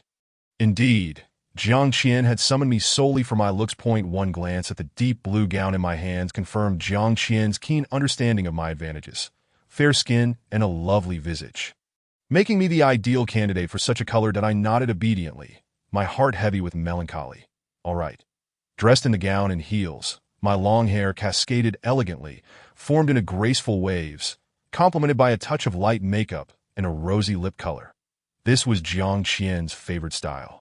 As anticipated upon seeing me, Jiang Qian's eyes sparkled with admiration that he nodded in satisfaction. Let's go. Chapter 26. Gu Xiaodong, You Coward, Part 2. This was my first time attending such an event, and to claim I was not nervous would be a lie. Clinging to Jiang Qian's arm, I gently lifted the hem of my gown, carefully navigating the high heels, striving to appear graceful and beautiful. That it was evidently a gathering of social elites, with dazzling lights and a plethora of beautiful women. I moved through the crowd alongside Jiang Qian, receiving compliments and praises from the guests. Jiang Qian relished this, as my presence afforded him considerable prestige. Just then, a commotion arose in the crowd as a striking couple entered. Resembling a pair of perfect partners, that I focused intently and my heart raced unsteadily, that I recognized the man. It was Lu Laoda, and the woman was the same one I had seen accompanying Jiang Qian on the street that day. She donned a silver short gown that accentuated her long, slender legs, exuding confidence from every angle. Her features bore a slight resemblance to mine, yet her beauty was far more pronounced, especially in such a setting, where she radiated the essence of a beloved heiress. They approached us, and the woman smiled warmly. "Ah Qian, it's been a while that I knew you would come." That as she spoke, she affectionately leaned against Lu Laoda. I found myself admiring such a woman, capable of charming other men, while simultaneously pleasing the one beside her. I feared I would never master such a complex skill. Yet neither Jiang Qian nor Lu Laoda displayed any signs of disturbance. Seemingly accustomed to her demeanor, Jiang Qian's smile was particularly gentle. "Yes, coming meant I could see you, so of course I had to be here." The woman blushed slightly, a delicate smile gracing her fair face. "Qin Yuan, look how charming Ah Qian is." With his words, that a fleeting glint of derision crossed Lu Laoda's eyes, though he concealed it well. "That's because he speaks the truth that I could hardly bear to watch." Diverting my gaze in search of an opportunity to escape, but Jiang Qian's grip tightened around my hand, leaving me no chance to withdraw. That I had no choice but to muster a smile and face it all, though my heart was filled with discontent. Finally, the woman's gaze settled on me, still adorned with a gentle smile. "And who might this young lady be?" Jiang Qian replied coolly. "My companion, Gu Xiaodong." "Ah, my companion," I nodded. "Hello." The woman, her eyes sparkling, replied, "Hello, I am Li Manbai. Li Manbai." This name struck me like a heavy blow to the heart, constricting my breath and leaving me gasping. So, she was the woman Jiang Qian had dreamed of. Li Manbai. I had never imagined encountering her in such a setting, especially alongside Lula. I felt an overwhelming sense of shame, observing the camaraderie among the three of them.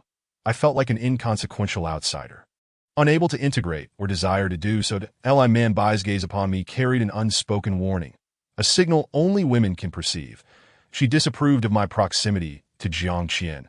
Even his hand clasping mine seemed to provoke a hint of frost in her eyes. As the music of the gathering swelled, couples began to embrace and sway into the dazzling dance floor. Then I instinctively took a step back, but Jiang Qian looked at me. "Aren't you going to dance?" Chapter 27. Gu Xiaodong, You Coward, Part 2. I replied, "I don't know how to dance." That Li Manbai smiled sweetly. "What a predicament. Young Master Jiang must dance tonight. Why don't I accompany you instead?" After all, Qin Yuan isn't particularly skilled at dancing. Her overture made Jiang Qian hesitate. I understood that this woman held an extraordinary place in his heart, and despite my reluctance, I couldn't stand between them. My heart ached, and I released his hand. "I can't dance. You two go ahead." Jiang Qian gazed deeply at me, while Li Manbai had already linked her arm with his, and together they glided onto the dance floor, quickly becoming the center of attention. Jiang Qian's unique aura made him stand out, and Li Manbai was a paragon among socialites. They danced gracefully, capturing everyone's gaze. My heart urged me to leave, yet I found myself unable to move. My eyes drawn to the two of them on the dance floor, as a wound opened within me, slowly oozing crimson. Suddenly, Lu Laoda leaned in close, whispering, "Do you think they make a splendid pair?" I jolted, nearly colliding with his lips. How infuriating. He was too close. I stepped aside in irritation. "Could you keep your distance, Mr. Lu?" Lu Laoda shrugged nonchalantly. "No problem." Whether Jiang Qian and Li Manbai were suited for each other, I couldn't say, but witnessing this scene was akin to a dagger piercing my heart. Had I known it would unfold this way, I would have resolutely refused to accompany Jiang Qian to this gathering. Yet, deep down, I knew that if Jiang Qian had insisted, I would have had no grounds to refuse. The sight before me became increasingly unbearable, my eyes stinging with unshed tears as I bowed my head. Unwilling to witness further, Gu Xiaodong, let yourself be. Lu Laoda seemed to comprehend my turmoil, lowering his voice. "So, what do you think? Aren't they quite a match? Let me tell you, Li Manbai is Jiang Qian's first love. They were once the envy of the circle." That he spoke with evident delight, a radiant smile spreading across his face, even illuminating the scar that marred it. "But now, Li Manbai is my fiancée." I was taken aback. Was this man not in his right mind? How could he remain unfazed while allowing his fiancée to dance with her ex? Not to mention, there seemed to be some undisclosed grievances between Lu Laoda and Jiang Qian. Such composure was beyond my comprehension that I stared at him, utterly astonished, pondering the complexities of the wealthy. Lu Laoda leaned in closer. "Are you pondering my relationship with Li Manbai? Do you think I'm less of a man for allowing my fiancée to be so friendly with her ex?" I forced a smile. "I'm not that you're lying," Lu Laoda rebutted without hesitation. I lowered my head, unwilling to engage further. Lu Laoda was no ordinary man, and his thought processes were beyond the grasp of someone like me. Unexpectedly, he whispered with a grin, "It's just that I kissed Jiang Qian's woman. Letting my fiancée dance with him isn't a loss." Chapter 28. Humiliation, Part 1. In an instant, a surge of stubborn indignation filled me. And Lu Laoda's words ignited my fury. I glared at him, my fists clenching involuntarily. Lu Laoda, however, appeared thoroughly entertained. "Oh, are you angry? You look quite adorable when you're upset. Care to show me that expression again?" I lowered my voice. "Don't get too smug. At the end of the day, you're merely wearing someone else's green hat. You kissed me, but I'm not Jiang Qian's fiancée, when it comes down to it. You're the one at a disadvantage." Unwilling to accept defeat, I found myself forced to place myself in a position lower than Li Manbai to counter Lu Laoda's taunts, observing the deepening scowl on his face. I felt a sense of satisfaction. Lu Laoda chuckled darkly. "You've got guts." On the dance floor, Jiang Qian and Li Manbai concluded their dance and approached us, illuminated by the dazzling lights, appearing exceptionally well matched. This sight twisted my heart with anguish. I couldn't comprehend how I had arrived at this juncture. Hadn't Jiang Qian and I settled our differences? Wasn't that the case? Upon this realization, an inexplicable surge of courage welled up from the depths of my heart. Indeed, I must leave Jiang Qian. I refused to languish in this quagmire, gradually sinking into a state of self-neglect. I cast a cold gaze at Jiang Qian as he approached, his demeanor as charming and graceful as ever. His interactions with Li Manbai, seemingly unremarkable. Yet his eyes betrayed him. The fervent and passionate glances he directed at Li Manbai mirrored those he had bestowed upon me during our intimate moments. Almost identical. A chill of fear coursed through my body, trembling uncontrollably. Could it be that I was merely a substitute for Li Manbai? Was it solely due to our physical resemblance? Jiang Qian, sensing my distress, displayed a rare tenderness as he inquired, "What is the matter?" Those four simple words stirred a tempest within my heart, waves crashing against the shores of my emotional restraint that it took immense effort to suppress the eruption of my feelings. My voice quivered as I replied, "It's nothing to it." That moment, Master Lu, arm in arm with Li Manbai, approached and said, "Young Master Jiang, would you mind if your partner danced with me?" As his words fell, I distinctly observed a flicker of dissatisfaction and chill in Li Manbai's eyes, though she concealed it well, with a gentle bow of her head and a soft gaze upon lifting it. She appeared as serene as a spring breeze, entirely masking her earlier unease. Jiang Qian glanced at me and replied, "It's fine." Instinctively, I refused, stating, "I cannot dance that Mr. Lu. Perhaps you should find someone else." Master Lu seemed taken aback, evidently surprised that I could decline so decisively in front of Jiang Qian. Jiang Qian's expression turned stern. "This is a matter of propriety. You must go to my inner defiance became increasingly evident as I shot Jiang Qian a scornful look. Is it impossible for me to refuse? I must admit, I was enraged. How dare these two men treat women as interchangeable gifts? Jiang Qian's gaze turned frigid as he articulated, word by word, "You must go." I smiled coyly. "Very well, Jiang Qian. Let it be clear. Once this dance concludes, we shall owe each other nothing." With that, I released his arm without hesitation, took 2 steps forward, and grasped Master Lu's hand, plunging into the dance floor. Master Lu, accustomed to grand affairs, quickly recalibrated his rhythm, one arm encircling my back, leaning in to whisper, "I didn't expect you to be quite the firecracker." Chapter 29. Humiliation, Part 2. I scoffed, "Let us dance properly and spare the chatter." After 2 minutes, Master Lu, astonished, remarked, "Didn't you say you couldn't dance? You're dancing just as well as my fiancé." Yet I lowered my gaze, unwilling to elaborate further. During my college years, I had chosen dance as an elective in physical education, and later participated in the etiquette department of the student union, frequently attending external events that secure sponsorship for student union activities. I often found myself in such situations, though my role then differed from now. Dancing remained an uncomplicated endeavor for me. As we twirled, we glided past Jiang Qian and Li Manbai. Witnessing Jiang Qian's increasingly sullen expression filled me with a sense of satisfaction. Engaged in the dance with Master Lu, I felt myself growing more at ease. As the dance concluded, I noticed Jiang Qian's absence, and upon searching, discovered he had continued dancing with Li Manbai. Master Lu attempted to keep hold of my hand, suggesting, "Shall we continue?" I forcefully shook him off, declaring, "No need." With those 2 words, I swiftly navigated through the crowd, rapidly exiting the venue, leaving behind the bustling yet hellish gathering. Upon returning to the villa, I barely had time to change out of my gown. I hastily retrieved my suitcase from the wardrobe and began to pack haphazardly. I planned to take only my identification, bank card, some cash, and seasonal clothing. Everything else was to be left behind. Kicking off my high heels, I slipped on a pair of sneakers and dashed towards the door. As I descended the stairs, I made a concerted effort to tread lightly, not wanting to disturb Shen Ma, who was already asleep. Under the cover of darkness, I opened the gateway to freedom. Outside the villa community, tranquility enveloped the surroundings, the chirping of insects rising and falling in the grass, while the gentle moonlight cast a soft glow upon the uncertain path ahead. The sound of my suitcase's wheels scraping against the ground resonated far and wide as I hurried, determined to escape before Jiang Qian returned. Yes, I wanted to leave far behind and never return. I had no desire for Jiang Qian's affections or Master Lu's position. Enduring such torment for even a day longer was an act of self-destruction that as I journeyed, I realized that Wanchi Mountain Villa was far more expansive than I had anticipated. My legs grew weary, and the entrance loomed dimly in the night. Just then, I heard the glow of headlights not far from the gate. Without a second thought, I pulled my suitcase and concealed myself behind a nearby flower bed.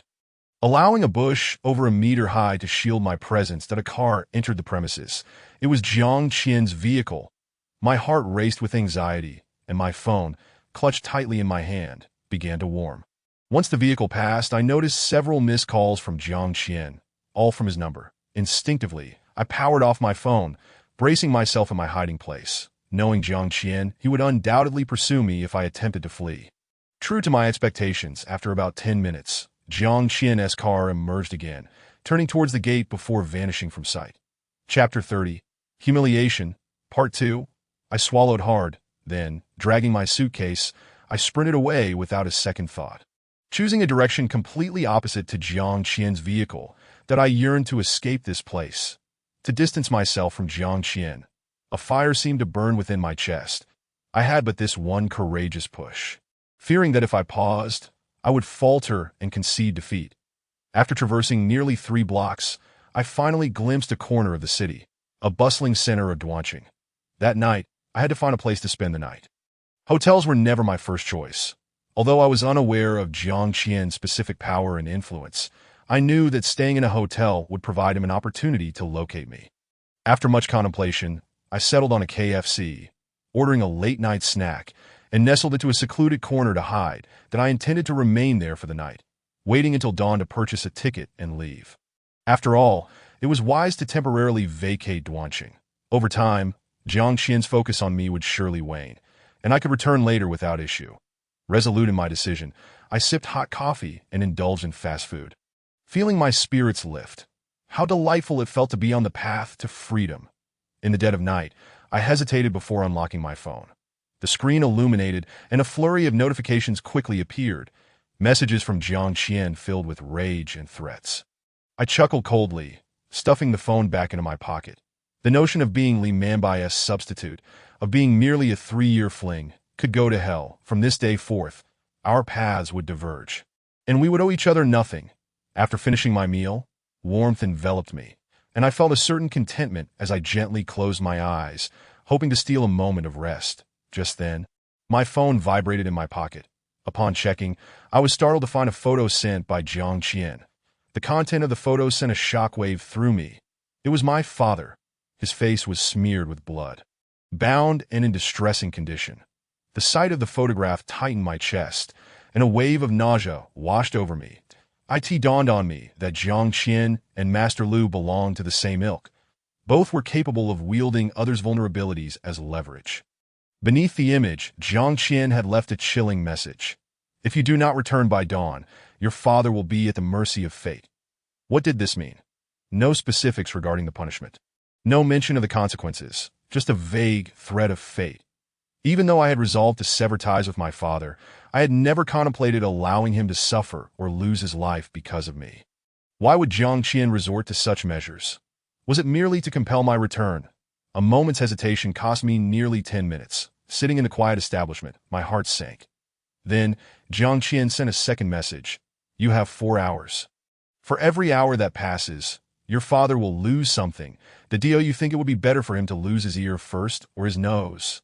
A devil. This was a devil. I trembled. Not only from anger, but also from fear.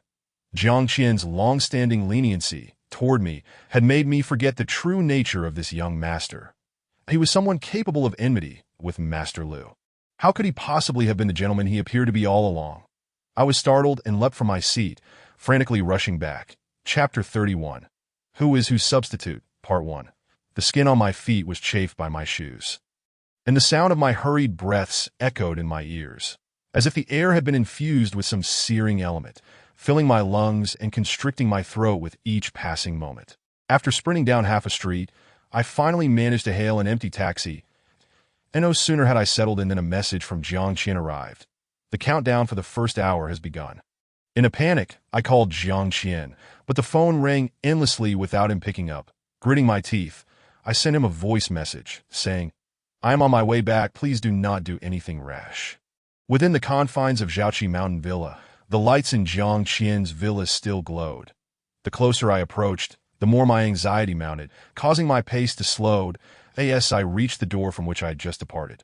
I hesitated, lacking the courage to knock. To my surprise, the door swung open, and I found myself locking eyes with Jiang Qian. My throat felt as if it had been choked, and I realized I could not articulate a complete sentence. Jiang Qian smirked, stepping aside.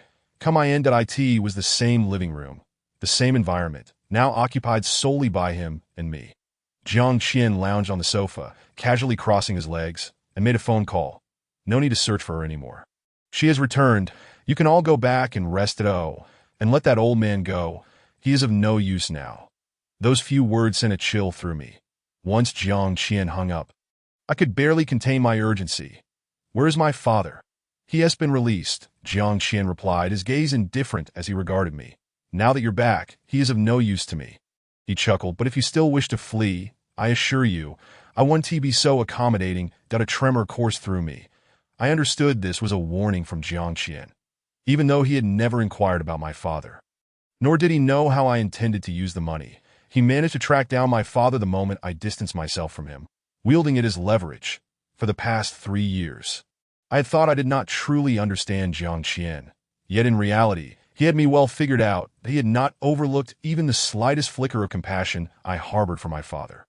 Exploiting it with ruthless efficiency, my grip relaxed, causing the suitcase to tumble to the ground. I said, Jiang Qian, I believe we are even now. I borrowed money from you, and you saved me from danger. We are square. God knows how much courage it took to utter those words. Jiang Qian simply stared at me, his black eyes devoid of much emotion. Once I finished speaking, he casually spread his hands. So? You wish to leave? Clenching my teeth, I nodded. Yes. Jiang Qian scoffed, striding towards me and gripping my chin tightly. Who told you that you could leave? After sleeping with me, you think you can just walk away? Sure, you can leave, but only when I tire of you. Pain surged in my chest, constricting my breath. My fingertips dug into my palms as I attempted to divert my attention from the anguish. Saying, Jiang Qian, why must you deceive yourself? I am not Li Manbai, nor can I ever become her, and no matter how many times we sleep together, I will always be Gu Xiaodong. Chapter 32. Who is whose substitute? Part 2. Jiang Qian's grip tightened further, and I felt as if my bones were aching under the pressure. Frowning deeply, I stubbornly held his gaze. Suddenly, Jiang Qian released me, rubbing the back of his hand against my cheek. You know quite a bit. Don't you? Who told you? Was it Lu Qinyu? I straightened my back. You called out Li Manbai's name in your sleep last time. Jiang Qian's eyes narrowed, and without a word, he hoisted me up and dashed upstairs. His solid shoulder pressed against my abdomen, causing me to feel violently nauseous. I screamed, Jiang Qian, put me down. I don't want to continue like this. Is that not enough? In response, he merely intensified his pace. Throwing me onto the soft bed, he swiftly descended upon me, tugging at my clothing. I was still dressed in the gown I had worn to the party, with only a thin outer layer over it. To Jiang Qian, that outer layer was inconsequential. In mere moments, I felt a chill across my chest, nearly left in a state of undress. Panic surged within me as I recognized the familiar urgency and desire in Jiang Qian's gaze. However, it now appeared as terrifying as a demon. The pain was excruciating. Tears streamed down my face. I bit my lip hard, surrendering to Jiang Qian's whims. The humiliation I felt was far worse than any physical pain. Jiang Qian said nothing, not even denying that I was merely a substitute for Li Manbai. Everything felt like a punishment for my audacity to leave his side by the time it was over. I was too exhausted to resist any longer. Jiang Qian cradled me in his arms, tenderly smoothing the bangs from my forehead. Don't think about escaping again. He said that I shut my eyes, tears slipping down the corners and soaking into the sheets. I asked, can I go out to work? Jiang Qian replied softly. Why yes, in that moment, I resolved to engage in a game of strategy. The morning sun streamed through the curtains, casting a golden warmth. Remarkably, Jiang Qian did not leave today. He remained beside me, sleeping until now. As I opened my eyes, gazing at the man so close before me, a strange flutter surged within my heart. To me, Jiang Qian felt like a deadly slow-acting poison. While I yearned to flee, I was simultaneously drawn to him that I had to admit that I harbored a certain fluttering sentiment for Jiang Qian deep within me. Lowering my eyelids, I could see the sunlight illuminating his face, the silhouette of his long eyelashes. Jiang Qian was a man capable of captivating any woman. Jiang Qian awakened, his gaze momentarily fixed on my face before he silently rose to change and wash up. Everything felt so foreign, yet intimately familiar. When he emerged from the bathroom, I had already changed my clothes that I stated, "I will be going to work today." Jiang Qian glanced at me nonchalantly. Just remember what I told you last night. There won't be a second chance. I won't tolerate you running away again." His cold gaze was laced with a strong warning. Chapter 33. Who is whose substitute? Part 3. Yet, I felt a wave of desolation. He didn't even inquire where I would be working, the Jiu Shaodong. "You are thinking too much. You are merely a substitute for Li Manbai. What right do you have to demand more?" In the hall, my poor suitcase lay abandoned, while in the kitchen, Aunt Chin was busy preparing breakfast. Resigned, I dragged the suitcase back upstairs, carefully placing each item back in its original spot upon opening the wardrobe. I was taken aback. Inside were all the clothes and accessories Jiang Qian had purchased for me, shoes, and even a variety of skincare and makeup products he had prepared in the drawers of the vanity. To be honest, Jiang Qian had not treated me poorly. He had provided me with such a fine place to stay, along with a dedicated maid to attend to my needs that be his standards. He had indeed taken responsibility for me, that it was I who had been overly demanding, wishing for more than what I deserved. That I chuckled at myself in the mirror, noticing the marks Jiang Qian had left on my chin from last night. Thankfully, they were not too obvious and could be perfectly concealed with foundation. After a breakfast and applying my makeup, I headed straight to the office building where the gaming company was located. As I stood beneath the building once more, memories of being forcefully kissed by Lu Laoda flooded back, causing me to tense up, questioning the wisdom of my decision. Just as I was about to turn back, a figure approached, calling out, "Are you the new employee here to report? Come on. We've been waiting for you." That I hesitated. "Waiting for me?" "Yes, you're the one surnamed Gu, right?" "Gu Shaotong, correct?" The person appeared enthusiastic, almost resembling a junior manager. That I nodded. "Yes. That's you then." He quickly led the way into a spacious office. "Someone will come to personally arrange your work shortly. Just wait here for a moment." Before I could ask further questions, he had already closed the door behind him. Looking around, I noticed the large office, complete with a desk, a small meeting area, and a lounge. Clearly, the individuals who worked here held significant positions. The recruitment attitude of this gaming company was rather peculiar, raising my suspicions. After a brief hesitation, I opened the door to leave, only to come face to face with Lu Laoda.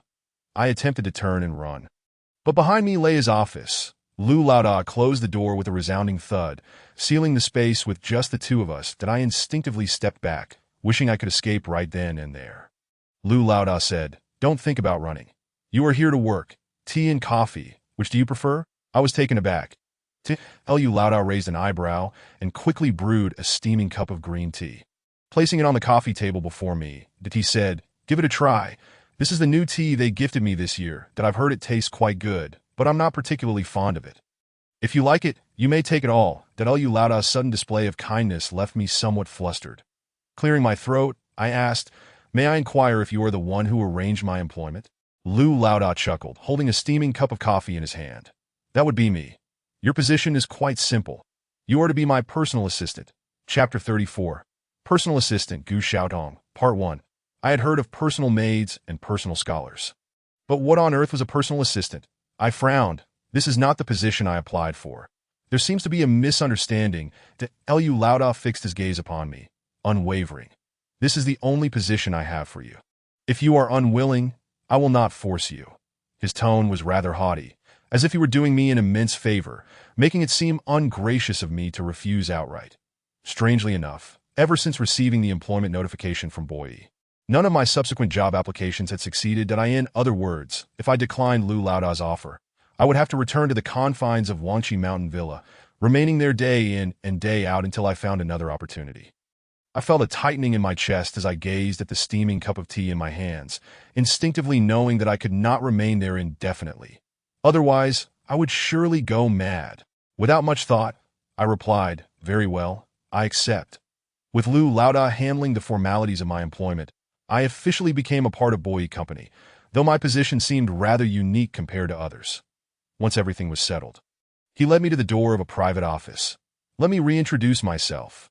I am Liu Qinyuan, and from now on, I shall be your direct superior. He extended his hand towards me. And after a moment's hesitation, I took it. I am Gu Xiaotong. Liu Qinyuan's fingers grazed my hand, an overtly flirtatious gesture that made me feel somewhat uncomfortable that I swiftly withdrew my hand, lowering my gaze to avoid his eyes. He stated, "All right, from today onward, you must work diligently." Liu Qinyuan's insistence on working diligently was no idle remark. From my very first day, my desk was piled high with various materials and documents, leaving me, a novice in this field, in a state of disarray. Liu Qinyuan had his own dedicated secretary, who in turn had her own assistant that in comparison, the workload handed to me was considerably lighter than what they were managing. Even so, on the 5th day of my employment, I faced my first criticism that Liu Qinyuan's secretary, Lisa, was a mature and alluring woman, appearing to be in her early 30s, her eyes crinkling charmingly when she smiled. However, this captivating woman showed no mercy when it came to reprimanding her subordinates, and unfortunately, I was the one being chastised. Lisa remarked, "I truly cannot fathom why the boss chose you as his assistant. You have been working on this document for 3 days, and yet you have produced nothing of merit. If you are struggling, just admit it. Do not waste our time here." My face flushed with embarrassment as I nodded repeatedly. "I understand. I will rectify it immediately." To say I was struggling would be an understatement. My university major had little relevance to my current job, and the document Lisa held was something I had exerted considerable effort to compile, only to be dismissed as utterly inadequate. Yet I, Gu Xiaotong, possessed an inherent stubbornness. Armed with this document, I diligently consulted numerous files at my disposal, bringing them home, determined to work through the night to perfect this task. That evening, Jiang Qian returned home, appearing to be in high spirits, his eyes sparkling with joy.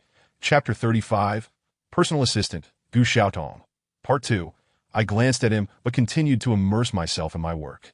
Jiang Qian approached from behind, wrapping his arms tightly around me as he usually did, followed by a vigorous rub, as if he intended to meld me into his very being, his strength overwhelming. I gasped for breath, breaking free. I still have work to do. Jiang Qian was not one to easily relent.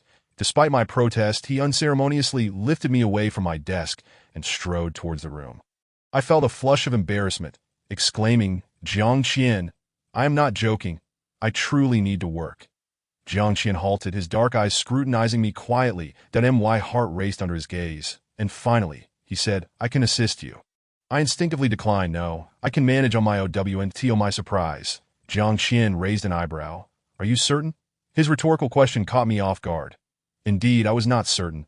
I could not even guarantee that the results of my sleepless night would satisfy the esteemed Miss Lisa. Having been employed for less than a week, I did not wish to be questioned about my capabilities and risk being dismissed. Jiang Qian's voice was laced with temptation. "I will help you. But you must make me happy." His gaze was so direct that it sent a shiver down my spine, yet I recognized that perhaps, given his good mood today, I might learn something from him. Without further ado, I presented all the documents to Jiang Qian, my heart racing with trepidation. Thankfully, the documents bore no mention of Boyi Company, and I guessed Jiang Qian would not recognize them as belonging to Liu Qinyuan's firm. Jiang Qian took the documents from my hands, pulling me into his embrace, flipping through the pages while holding me close.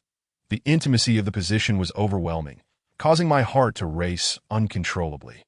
It seemed Jiang Qian exuded some sort of unique charm. His breath and scent easily stirred a flutter of unease within me. His words drifted past my ears, and I sadly realized that I was so entranced by his voice that I hardly absorbed much of the content. Jiang Qian seemed to notice my distraction, teasingly remarking, "What is this? You appear a bit impatient. Shall we attend to business first?" My face flushed with embarrassment, and I quickly extricated myself from his embrace. Armed with my notepad and pen, attempting to adopt a serious studying posture, Jiang Qian cast a sidelong glance at me, his eyes filled with mirth. That it was rare to see such a gentle side of Jiang Qian, one that radiated warmth. His explanations became melodious, and I found myself gleaning a wealth of knowledge as I listened intently. Jiang Qian proved to be an excellent teacher, at least for today. That he exhibited more patience and grace than usual. Captivating me entirely as the night deepened, Chima brought up a late-night snack per Jiang Qian's instructions, while I sat nearby, fervently taking notes, striving to apply what I had learned before time slipped away. Jiang Qian gradually picked up a bowl of red bean soup with glutinous rice balls, gently stirring it with a silver spoon. Is there really a need for such diligence? I assured you I would take responsibility for you. My pen paused, and the sweetness that had just begun to blossom in my heart was quickly overshadowed by bitterness. Without lifting my head, I replied, then I must also excel in my work. I do not wish to rely on you indefinitely. Chapter 36. Personal Assistant, Gu Xiaotong, Part 3. Indeed, this was Jiang Qian's notion of responsibility that I must admit, the gap in understanding between people can be rather vast. Fortunately, I, Gu Xiaotong, am a woman of prudence. I would not engage in further disputes over such embarrassing topics with Jiang Qian. What was there to argue about? Jiang Qian and I were fundamentally from different worlds. After laboring through the night, my tasks concluded only after the late-night snack was finished. Jiang Qian, thank you for today. I began to express my gratitude, but upon glancing up, I found that he had fallen asleep at some point. Under the soft glow of the light, Jiang Qian appeared softer than usual. His brows and eyes, originally capable of intimidating others, now bore a serene expression, reminiscent of a newly adult young man, that I stood by the bed, gazing at him for some time, ensuring he was in a deep slumber before tidying up the documents and the remains of the late-night snack, tucking him in with a blanket. Noticing his discarded coat, I hesitated for a moment, but ultimately hung it on a nearby coat rack. As I engaged in these tasks, I couldn't help but chuckle inwardly at the absurdity of it all. How did it feel as though I were caring for a husband? The sensation was indeed peculiar. That moment, a piece of paper slipped from Jiang Qian's coat pocket, landing neatly at my feet. Without much thought, I picked it up. Upon unfolding it, I discovered it was a receipt dated today, detailing a purchase of a diamond bracelet from a jewelry store, the price marked with several zeros. Causing my scalp to tingle. Who was Jiang Qian buying jewelry for? A pang of discomfort washed over me, but then I reminded myself that his gift-giving was none of my concern. After all, I was not Jiang Qian's girlfriend. I discreetly returned the small receipt to the inner pocket of my coat, feigning nonchalance as I washed up and prepared for bed. That it was not until Jiang Qian departed the following day that a profound sense of loss enveloped me. My shoulders sagged, and the smile on my face became increasingly forced. That bracelet, indeed, was not meant for me. Regaining my composure, I returned to the office, armed with the tidied-up documents to present to Lisa. This time, the haughty Miss Lisa appeared considerably more amiable, as she perused the materials repeatedly before finally nodding in satisfaction. Not bad. Do it like this next time. That I do not wish to see the previous mistakes again. I nodded eagerly, understood. Receiving Lisa's praise filled me with an unexpected sense of fulfillment, prompting me to revisit the lessons I had learned the previous day as soon as I returned to my office. Not only that, but I also meticulously compared the existing documents in my possession, applying what I had learned in practice. Just as I was engrossed in my tasks, the office door swung open, revealing Lu Qinyuan. What are you doing handling these matters? Lu Qinyuan appeared more astonished than I was. Since my employment began, he had been elusive, and I had not seen him in the office for several days. His sudden appearance, questioning my work, caused a wave of unease to wash over me. Didn't you ask me to work here? I retorted. Lu Qinyuan frowned. You should not be doing these things. That he then instructed. Go downstairs and fetch me some coffee, snacks, and a fruit platter. That I have a private meeting shortly, and ensure everything is prepared perfectly. Reluctantly accepting the task from my superior, I set aside my work to play the role of a gopher. Chapter 37. Locked in, Part 1. The items Lu Qinyuan requested were not numerous, yet achieving perfection in each was evidently no easy feat. The coffee had to be hot, the snacks exquisite and visually appealing, and the fruit platter must remain fresh. The essential condition for accomplishing all three tasks simultaneously was perfect timing. I needed to acquire the snacks while the coffee was still steaming, and the fruit platter had to arrive at the office in its optimal state. This was a routine I had often performed in the company. Successfully organizing these three items, I lamentably realized that I seemed naturally inclined to excel as a service-oriented errand girl. Lisa watched in surprise as I entered and exited Lu Qinyuan's office, arms laden with various items. The Lu Qinyuan examined each one, nodding in approval. Not bad, better than I expected. That I exhaled in relief. Thank you. Regardless of the circumstances, Lu Qinyuan was my superior, and fulfilling my duties was my primary concern. Once I had completed my errand, I intended to leave, but Lu Qinyuan interjected. I reviewed the documents you handled earlier. Did you complete them all by yourself? A flicker of guilt washed over me, as I understood from past experiences that the relationship between Jiang Qian and Lu Qinyuan was far more intricate than it appeared on the surface. After weighing my options, I replied, yes, that it was an unavoidable white lie that Lu Qinyuan nodded. You will also attend the upcoming meeting that I was taken aback me. I don't understand anything. I had only been employed for a week. And understanding the dynamics within the company and its operations was already a challenge, let alone attending a meeting to Lu Qinyuan. Much like Jiang Qian, was stubborn in his convictions to go because I said so. And bring a notebook to take notes, he insisted that as we made our way to the meeting room. Lisa shot me a disapproving glare. She clearly regarded me as a rival that I quickly shrank back, obediently trailing behind her, harboring no intentions of usurping her position. Armed with a notebook, a pen, and my recording device, I gathered what I needed to participate in the meeting. Upon entering the room, I was greeted by Li Manbai. She was one of the representatives from the opposing company, donned in a pristine white suit, with chestnut hair elegantly styled, a few strands delicately framing her earlobes, enticing the gaze of onlookers that I lowered my eyes. Feeling a wave of embarrassment wash over me, that I had to admit that Li Manbai possessed an undeniable feminine allure. She exuded elegance and grace, her face adorned with a gentle, non-threatening smile, reminiscent of an ethereal orchid atop a snow-capped peak, serene and exquisite. Yet this seemingly genteel woman was indeed a formidable force in the workplace, a stark contrast to my own superficiality. Although reluctant to admit it, this was the reality. Faced with such an exceptional woman, I began to understand why Jiang Qian remained infatuated with her. Navigating between Jiang Qian and Lu Qinyuan, Li Manbai was far from the delicate flower she appeared to be. The content of the meeting was sufficient to render my brain inoperable. I could hardly discern the main points and crucial elements, resorting to haphazardly jotting down notes. Despite my swift handwriting, I could not keep pace with the multitude of executive speaking. Within half an hour, I had mentally checked out. Chapter 38. Locked in Part 2. Fortunately, I had recorded the session, allowing me to catch up later. While I silently congratulated myself, I continued to feign comprehension. Just as the meeting was drawing to a close, Li Manbai cast a fleeting glance in my direction, followed by a provocative smile that felt like a sharp jab to my senses as everyone exited the meeting room. I took my time gathering my belongings, intentionally lagging behind that I sought to avoid any further interaction with either Lu Qinyuan or Li Manbai. While work-related encounters were inevitable, I wished to keep my distance in other matters.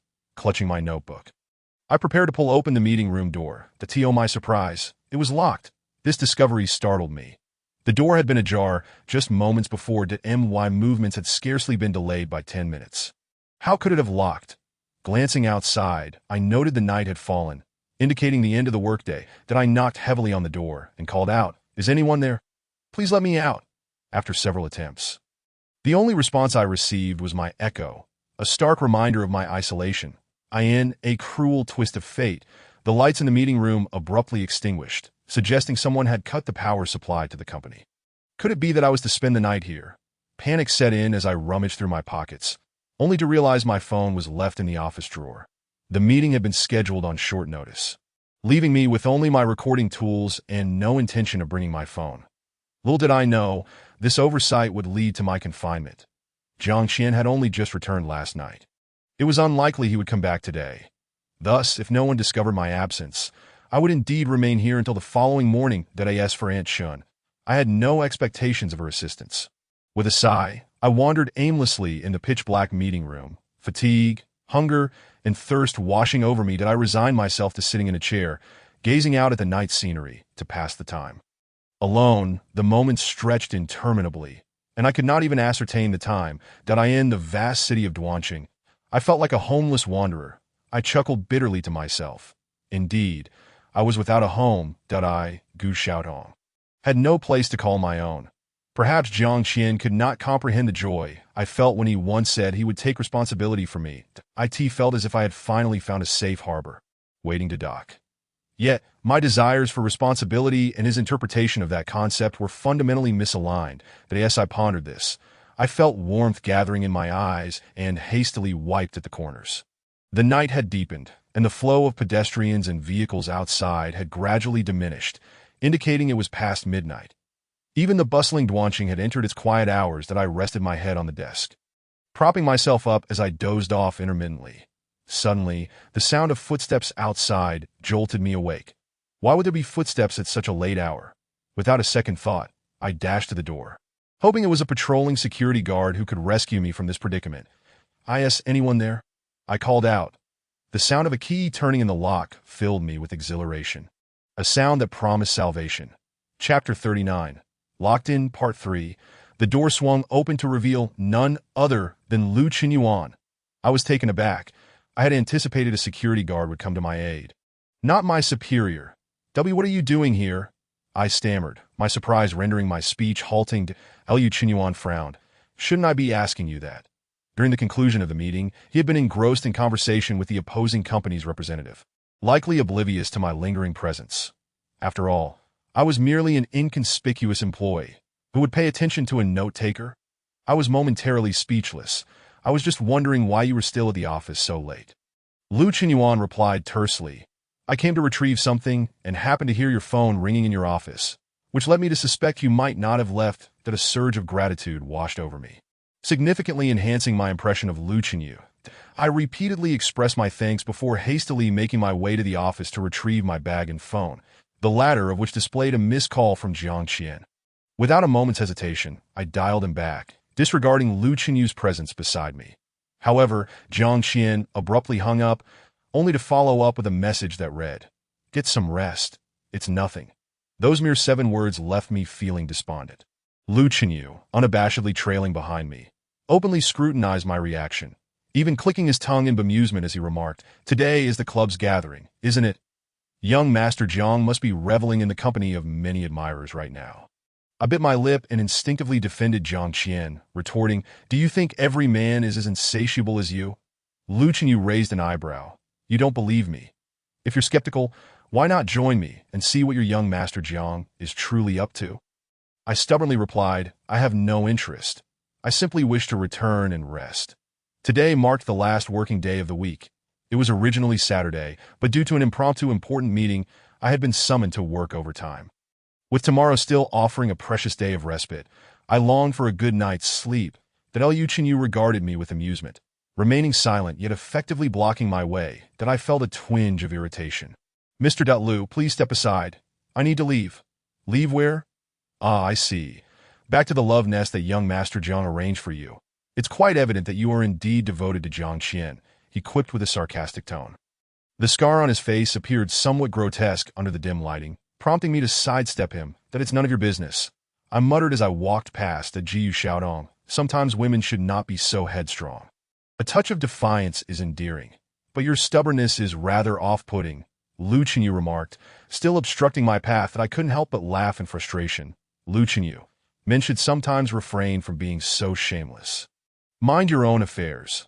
Your fervor over others' matters is exceedingly irritating." That I mirrored his tone, my gaze unwavering. To my surprise, Lu Qinyu exhibited no anger. Instead, his voice softened. "Aren't you curious to see how Jiang Qian behaves outside of your presence?" His words struck a chord within me, causing a tremor in my heart and wavering the resolve I had to depart. That a name echoed in my mind. "Jiang Qian. Jiang Qian," I heard myself say. "All right, I'll go with you." Chapter 40. Girlfriend, Boyfriend, Part 1. I thought to myself, youth is often marked by impulsiveness. After all, I am merely 22, in the prime of my life, seated in Lu Qinyu's car. I dared not meet his gaze, and instead turned my face to observe the night's scenery through the window.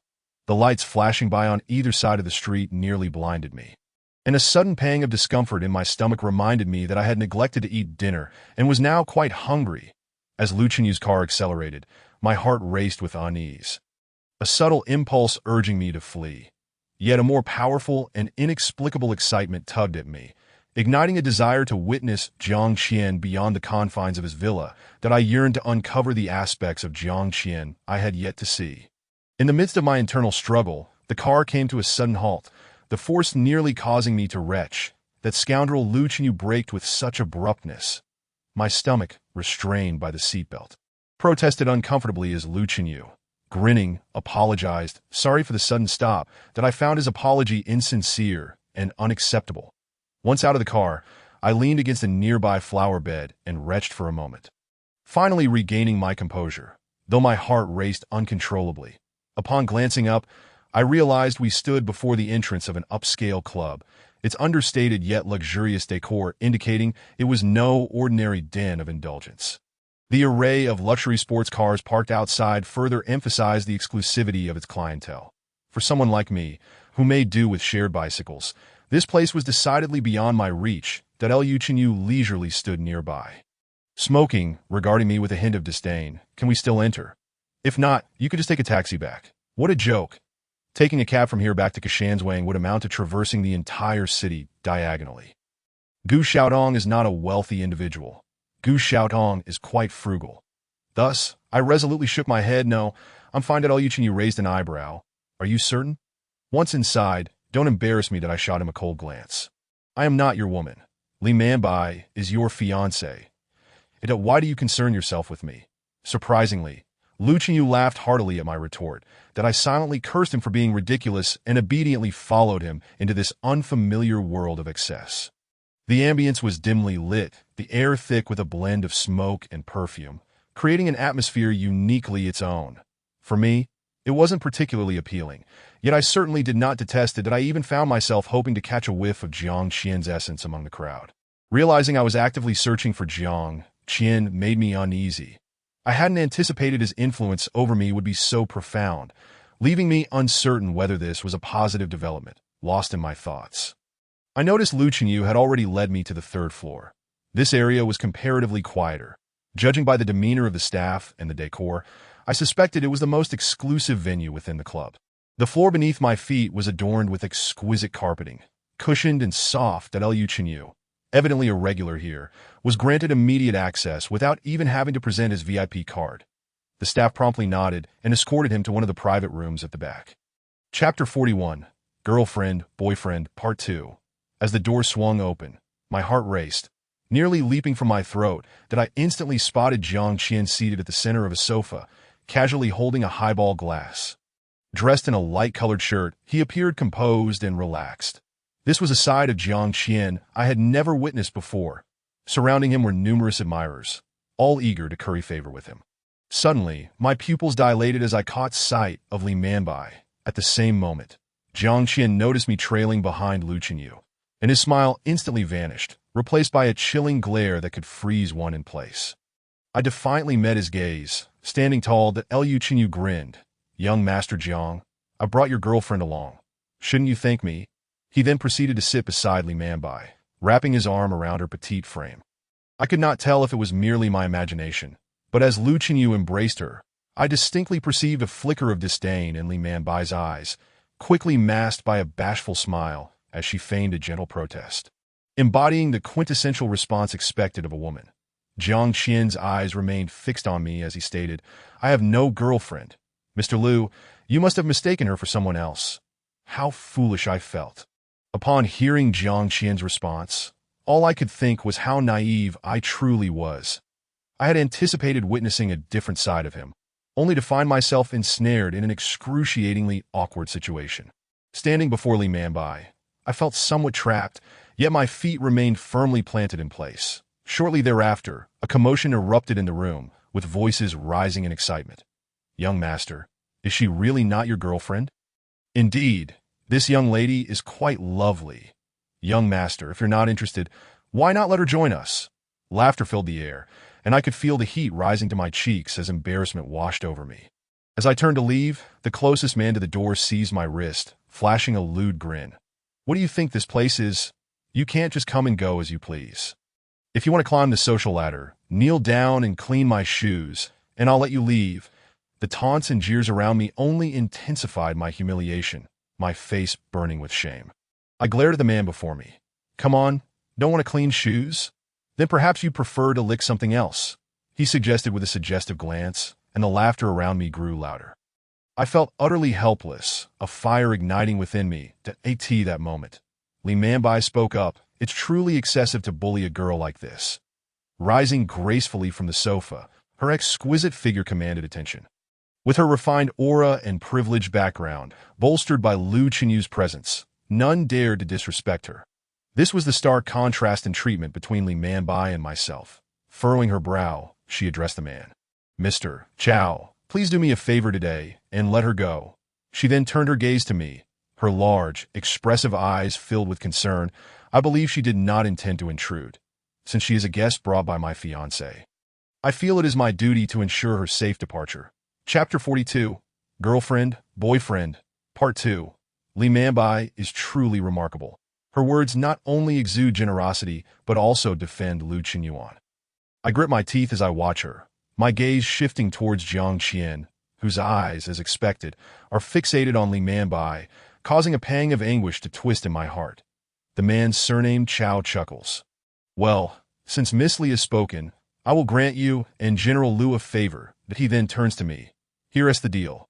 Finish this bottle of wine, and you may leave that a bottle brimming with amber liquid is thrust before me, shimmering under the light with an alluring beauty. After a moment's hesitation, I seize the bottle.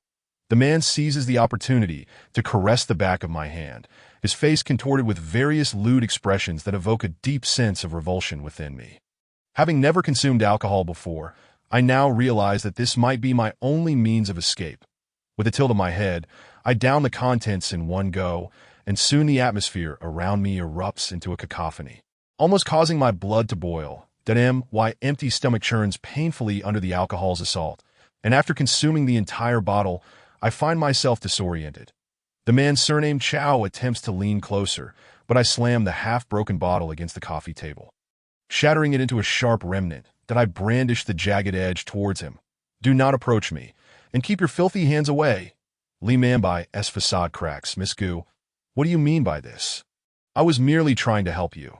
She feigns a pitiful expression, as if I owe her a tremendous debt and have wounded her delicate heart. I retort coldly, I never asked for your help.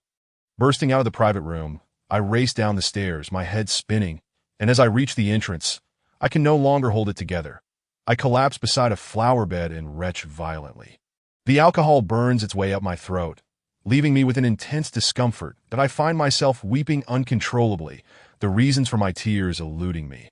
Ultimately, all of this turmoil is of my own making.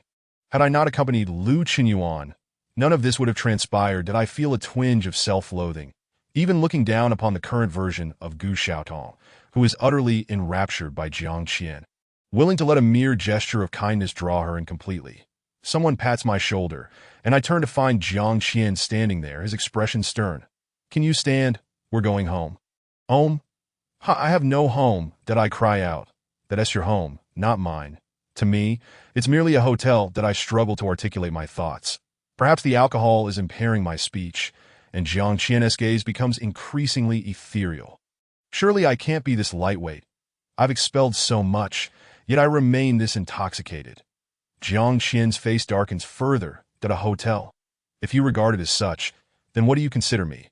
His words strike my heart like a dagger, and I shout louder than before. Anyway, I'm not your girlfriend. I, Gu Xiaotong, am still single. We're merely casual. Alcohol emboldens the timid, and I speak without restraint. Jiang Qian, visibly angered, approaches me, but I feel my head spinning, my consciousness slipping away as I topple towards him. Chapter 43. What a Fool, Part 1. After that fall, I lost all awareness. When I finally regained consciousness, my head throbbed painfully, almost compelling me to collide with the wall. A sensation I've never experienced before left me in disarray as I squinted at my surroundings. It appears I am in my own room, and there is a man seated beside my bed. A man. My eyes widen in shock at the sight of Jiang Qian, who is engrossed in his documents, exuding an air of diligence. Strangely, this is my first glimpse of him at work, and it possesses an unexpected charm. Yet, while I gaze upon him with a flicker of admiration, Jiang Qian lifts his eyes, filled with disdain. Awake? He inquires that you am. Yes, I respond. I feel a sharp pain in my throat. How could you drink so much when you can't handle alcohol? Gu Xiaotong, are you out of your mind? His reproach is devoid of the tenderness I had anticipated, leaving only a sense of bitterness in my heart. I press my lips together tightly. What business is it of yours? I am not your concern. Indeed, Jiang Qian made it abundantly clear last night that I am not his girlfriend, that if I am not even that, then I certainly cannot hold any other title. Jiang Qian, somewhat irritated, turns my face towards him. What are you sulking about? His words evoke the bitterness within me, and in an instant, tears spill forth that I can only imagine how disheveled I must look in this moment. But I cannot help it. The tears flow uncontrollably as I desperately need to release my pent-up emotions. Jiang Qian appears flustered. Why are you crying? Did I hurt you? I continue to sob silently. Shaking my head vigorously, but remaining mute, he persists in questioning me, growing increasingly agitated, his frustration evident as he loosens his collar. What is wrong? Speak up. I wipe my eyes defiantly. Nothing is wrong. Jiang Qian's irritation escalates. Gu Xiaodong, are you going to listen or not? I glare at him fiercely. I want to listen. Find yourself another woman. The moment the words leave my mouth, I immediately regret them, realizing I am reluctant to part with Jiang Qian. I suppress this regret, reminding myself that I will inevitably leave this man. The sooner the better. Jiang Qian tosses out a dismissive suit yourself before storming out without a backward glance. The room feels desolate, mirroring the emptiness within my heart at this moment. Jiang Qian has departed, taking with him the last remnants of my affection, and I feel utterly drained, my shoulders sagging as tears cascade uncontrollably. Perhaps this is for the best. Let it end here. I bury my face in the blankets, weeping freely, when suddenly the door swings open again.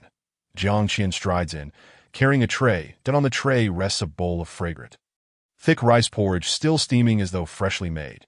Beside it are two neatly arranged plates of pastries and small dishes, their golden, soft appearance instantly igniting my appetite that I look at Jiang Qian suspiciously. Why haven't you left? He maintains a stoic expression. Here, eat. The mention of food revitalizes me. I realize I haven't eaten since last night. Jiang Qian, with a spoon in hand, gently feeds me the porridge. His movements tender and meticulous, as if cradling something of utmost value. This tender gesture sends my heart racing. Jiang Qian hasn't left. Jiang Qian hasn't left. My heart silently rejoices, unable to conceal my happiness. Not only has Jiang Qian remained, but he has also brought me food, personally feeding me with such kindness. This sudden wave of happiness makes the events of last night seem trivial in comparison. What does it matter that I am merely a verbally acknowledged girlfriend? Or what Li Manbai thinks? At this moment, the man caring for me is Jiang Qian. A bowl of porridge, neither too much nor too little, quickly vanishes into my stomach, filling me with warmth and satisfaction that a subtle smile graces my face. And Jiang Qian notices, his previously cold demeanor softening, that he gathers the dishes and inquires, "Are you still angry?" I consider for a moment before shaking my head. Not anymore. He leans in closer. Do you wish to be my girlfriend? I am taken aback by his unexpected question, momentarily at a loss for words. I blink, instinctively shaking my head. No, I am fully aware of my position. Last night was merely a misunderstanding. Indeed, how could I explain the circumstances surrounding my association with Lu Qinyuan if I divulge my work-related dealings? Jiang Qian will undoubtedly forbid me from returning to my job, forcing me back into my previous life that I refuse. At least until I secure my next position, I cannot allow that to happen. Jiang Qian's gaze fixes on me, and I can even see my reflection in his eyes. After a prolonged silence, he finally nods. I hope there won't be a next time. My heart flutters anxiously. Yet my response is obedient. All right. After I agree, Jiang Qian rewards me by wrapping an arm around me and placing a gentle kiss on my forehead before exiting the room with the tray. An ephemeral sense of loss washes over me, leaving no ripples in my heart. How should I articulate this? In truth, Gu Xiaodong's defiance stemmed from Jiang Qian's lack of attention. Now that he has personally fed me porridge, I find myself compliant once more. Reflecting on this, I can't help but feel a tinge of sadness.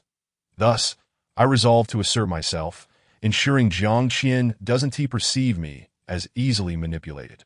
So, when Jiang Qian returns, I ask, "You dropped a receipt from your pocket. It's for a diamond bracelet. May I inquire who it was intended for?" Such an unremarkable question was enough to drain all my courage.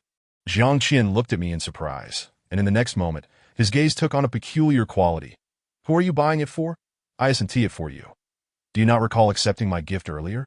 Gift, in a flash. I remembered the bracelet Jiang Qian had given me, and my face turned crimson. That I am sorry, that I quickly rectified my demeanor and acknowledged my mistake. However, Jiang Qian let out a couple of cold laughs.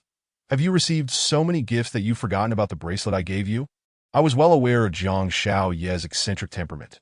When he was good to you, he was genuinely good, but when he turned against you, it was as if he could flip a switch. I shook my head vigorously. No, it's just that I haven't received gifts before, so I wasn't accustomed to it. That I apologize. Chapter 45. Truly a fool, Part 2. As I spoke, I gazed at Jiang Qian with utmost sincerity, fearing that he might press further. Strangely, this time Jiang Qian surprisingly let me off easily, merely reminding me to wear the bracelet often to signify his affection for me. Naturally, I nodded eagerly in agreement, as wearing the bracelet posed no significant challenge on this rare Sunday. However, I spent the day nursing a headache from drinking too much the night before. Jiang Qian, noticing my poor condition, astonishingly refrained from bothering me. Jiang Xiaoye declared that he had no interest in a woman who looked as pale as the ground.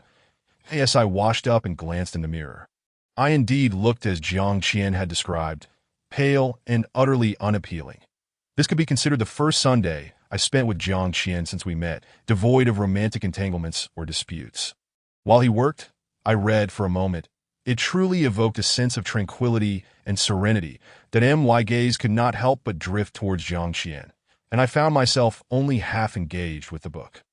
Just as I was lost in thought, my phone screen suddenly lit up with a message from Lu Qinyuan. Come to the office. That my heart raced, fearing that Jiang Qian might discover it, and hurriedly deleted Lu Qinyuan's message, blocking his number once more. Previously, after starting work at Boyi, I had unblocked Lu Qinyuan's number, never expecting he would contact me on a non-working day. This would not bode well if Jiang Qian found out. Just as I had finished this task and looked up, I noticed Jiang Qian, seated not far from me, was gazing in my direction. Meeting his eyes sent a shiver through my palms, yet I tried to maintain a semblance of calm. Jiang Qian said, "It's getting late. You should rest." That I stole a glance out the window. Indeed, the night was deepening, and it was time to bid goodnight. Unlike usual, Jiang Qian held me from behind as we fell asleep that night. I could feel his warmth gradually spreading through my body, the warmth that belonged solely to Jiang Qian. Realizing this, I felt greedy, reluctant to succumb to slumber. Jiang Qian's breath brushed against my ear. Long and gentle, infused with his unique scent, intoxicating and delightful, that I bit my lip, striving to remain still, and only after Jiang Qian had truly fallen asleep did I slowly place my hand atop his, which encircled my waist. Jiang Qian's hand, imbued with masculine strength and lines, sent a tremor through my heart as I touched it. We had engaged in many activities typical of couples, yet rarely did we hold hands. I cautiously caressed his hand, pretending that we were a perfectly legitimate couple. Suddenly, Jiang Qian shifted, startling me in a halting all movements. His large hand flipped over, enveloping mine instantly in warmth. That my heart raced, and my breath became uneven. At that moment, Jiang Qian whispered in my ear, "Sleep quickly." That he was awake. He was actually awake. Instantly, my cheeks burned, and I hurriedly shut my eyes tight, allowing my racing heart to drum in my chest without daring to move another muscle. Oh heavens, how could this be? My first attempt at stealing a touch from Jiang Qian was caught red-handed. How could I possibly face the world again? Chapter 46. That is my bracelet, Part 1. As usual, when I opened my eyes again, it was already the next morning. Monday mornings always seemed particularly hectic, and Jiang Qian was no exception. During breakfast, he unexpectedly informed me I might have to go on a business trip next week and want to be back. I nearly fumbled my chopsticks, my heart stirred, yet my expression remained blank. Alright, that IT felt as if something had shifted between Jiang Qian and me, but I could not articulate it.as I stepped out. I took out the bracelet and put it on. Bathed in the rising sun's glow, the diamonds on the bracelet sparkled brilliantly. It was indeed a beautifully crafted piece, yet it felt remarkably solid. Because this was Jiang Qian's first gift to me, wearing it filled me with delight. When I encountered Lu Qinyuan at work, I kindly chose not to dwell on his previous invitation to the upscale club. Upon reflection, could Lu Qinyuan truly possess such goodwill? Clearly not. The relationship between him and Jiang Qian was intricate, fraught with enmity and collaboration. While outwardly, they appeared to be good friends, even maintaining a cordial rapport with Li Manbai, who navigated between them. The intricacies were far from simple. Having witnessed Lu Qinyuan's other side, I would never believe that someone referred to as Boss Lu would suddenly have a change of heart towards me.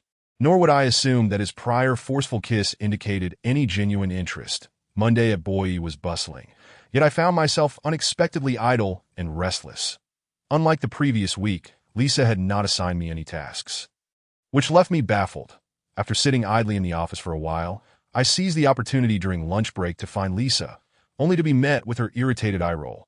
"Do I have the audacity to assign you work? Lu Zong said that your tasks are to be personally overseen by him, not me. You should go find Lu Zong." Lisa's words carried an underlying tone, and though she held a higher position and greater capability than I could not retort and could only respond with a humble smile. "Could you tell me where Lu Zong is now?" Lisa shot me another pretty eye roll. "Right now? Probably having lunch with Miss Li. Our Lu Zong is engaged, so I advise you not to harbor any improper thoughts." After this verbal sparring, I still had no clue where Lu Qinyuan was that I came to Boyi to work. Not to linger aimlessly, especially not in a place that was less than ideal for idling away. I was not foolish enough to think that I could simply lounge around in Boss Lu's territory. After lunch, I spent the afternoon in the office, feeling as if I were serving a prison sentence. This sensation was unpleasant. I wandered around the office until I could no longer resist the urge to visit Lu Qinyuan's office. I did not wish to waste time here, particularly since my current time was incredibly precious that if Boyi intended to sideline me, rendering me a mere bystander, I might as well resign promptly. As I approached the door to Lu Qinyuan's office, I had already formulated the opening line for my resignation letter. Just as I was about to knock, a large hand suddenly slammed down on the door behind me, startling me into nearly crying out. Turning around, I found Lu Qinyuan's south-scarred face alarmingly close to mine. "Looking for me?" he murmured, his voice low and laced with an ambiguous tone. Chapter 47. That is my bracelet, Part 2. I hastily attempted to sidestep him. His presence was just as imposing as Jiang Qian's, and being so close made me feel exceedingly tense. Moreover, Lu Qinyuan had a history of inappropriate behavior towards me that I could not overlook. Lu Qinyuan regarded me with amusement as I maneuvered to what I deemed a safer distance, that I came to ask if you have any work assigned for me. I've been idle for most of the day. Only then did Lu Qinyuan appear to come to a realization. "Ah, is that so? My apologies, I forgot about you. You want work? No problem. I have a business trip starting tomorrow. You can accompany me." I was taken aback. Was I to be bored out of my mind or accompany the boss on a business trip? The disparity in work conditions was astonishing. I shook my head. "I don't want to go on the business trip with you. Do you have any other assignments for me? Like the work Lisa gave me last time. I believe I can handle it." The moment I spoke those words, Lu Qinyuan's expression darkened. His bright eyes bore into me, making me want to flee. What was this man thinking? "Do you wish to interfere with my inner workings at Boyi? Did Jiang Qian send you to do this?" Lu Qinyuan's tone had lost its earlier levity, becoming decidedly unfriendly. That I suddenly understood. Lu Qinyuan had always thought I was sent by Jiang Qian. Was I a spy infiltrating Boyi? How utterly absurd. If I were indeed sent by Jiang Qian, why would Lu Qinyuan even hire me? He could have simply rejected me without a second thought. The mindset of those in power was something we common folk could hardly comprehend. That I replied, "That is not the case if you truly suspect me. Then I shall resign today. My work has never been a mere pastime. Rather, it is driven by the earnest desire to cultivate a skill set and career sufficient for my livelihood. If Lu Qinyuan continues to hold such a belief, then there shall forever be no place for me in this game. Rather than squander my time here, it would be more prudent to depart with foresight." Having uttered this, I turned to leave. Yet Lu Qinyuan's actions were swifter than I had anticipated. He brushed past me, and I felt a tug on my wrist.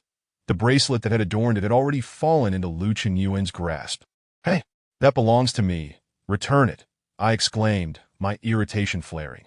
This Lu Qinyuan had truly become increasingly audacious, daring to resort to theft under the guise of his own territory. Without hesitation, I mentally branded him as a thief. The diamond bracelet in Lu Qinyuan's hand continued to emit a quiet radiance. He squinted, scrutinizing it. "A fine piece, this year's limited edition of Lover's Heart. Jiang Qian actually gifted it to you. It seems you hold a unique position in his heart." That a jolt of unease coursed through me. though I feigned composure. I am his woman. Is it not normal for him to buy me such things? When you dote on a woman, do you not purchase her jewelry? Lu Qinyuan's gaze was profound, sending chills down my spine, that he remarked, "You make a valid point. Return the bracelet to me," I demanded, unceremoniously, that Lu Qinyuan, however, merely chuckled maliciously, disregarding my plea and casually slipping the bracelet into his suit pocket. He smirked at me. "How about this? Since you desire the bracelet so much, accompany me on a business trip. We shall exchange. As long as you accompany me, I shall return the bracelet." Chapter 48. That is my bracelet, Part 2, Shameless. I blurted out, unable to contain myself any longer. Lu Qinyuan raised an eyebrow. It appears Miss Gu no longer desires this bracelet. I gritted my teeth. It was Jiang Qian's first gift to me, one I could not afford to lose. "How many days?" I bit out. "What?" Lu Qinyuan looked perplexed that I barked. "I asked how many days you will be on this business trip. Where are we going, and when do we leave?" Lu Qinyuan paused, then smiled. 2 days to Wunsher, departing tomorrow. That I bit my lower lip. "Lu Qinyuan, you best remember your words. I expect the bracelet returned to me in pristine condition in 2 days. Lu Qinyuan continued to smile disarmingly. "Of course, Lu, never go back on my word." Upon returning to the office, I found myself staring blankly at my barren desk. IT felt as if everything had been orchestrated. Jiang Qian had just informed me he would be on a business trip out of town for the week, and now Lu Qinyuan had concocted a scheme to whisk me away from Duanqing for 2 days. My inner turmoil surged. Instinct warned me that Lu Qinyuan was not simply being benevolent in taking me on this trip, yet I could not bear the thought of that bracelet slipping from my grasp. After much contemplation, I found myself still at a loss that a mere 2 days in Wunsher should not pose any significant issues, right? I consoled myself, and upon returning to the villa that evening, I feigned nonchalance while packing my belongings. In front of Aunt Chun, I made an effort to describe my current work environment, knowing she was aligned with Jiang Qian and served as one of his eyes and ears, having prepared everything. I sent a message to Jiang Qian, informing him of my impending trip to Wunsher, set to last approximately 2 days. After editing the message no less than 20 times, I finally sent it off. Once dispatched, I felt utterly drained, collapsing onto my bed in a daze that, as I anticipated, Jiang Qian did not reply. The following morning, I arrived at the designated meeting point with Lu Qinyuan, carrying only a small bag. A car awaited us. As I approached and opened the back door, only to be taken aback to discover that Lu Qinyuan was driving himself without a chauffeur, that he frowned and gestured for me to sit in the front. I was aware of basic car etiquette and promptly shifted to the passenger seat, that as he drove, Lu Qinyuan engaged in self-deprecating humor. "I'm not like that Jiang Qian, who has been pampered and nurtured by his family since childhood. I am a child of hardship, that I handle business trips to nearby cities all on my own." He flashed me a grin that I turned my face away in distaste. "Focus on driving and speak less." Yet Lu Qinyuan ignored my request, his chatter uninterrupted throughout the hour-long journey.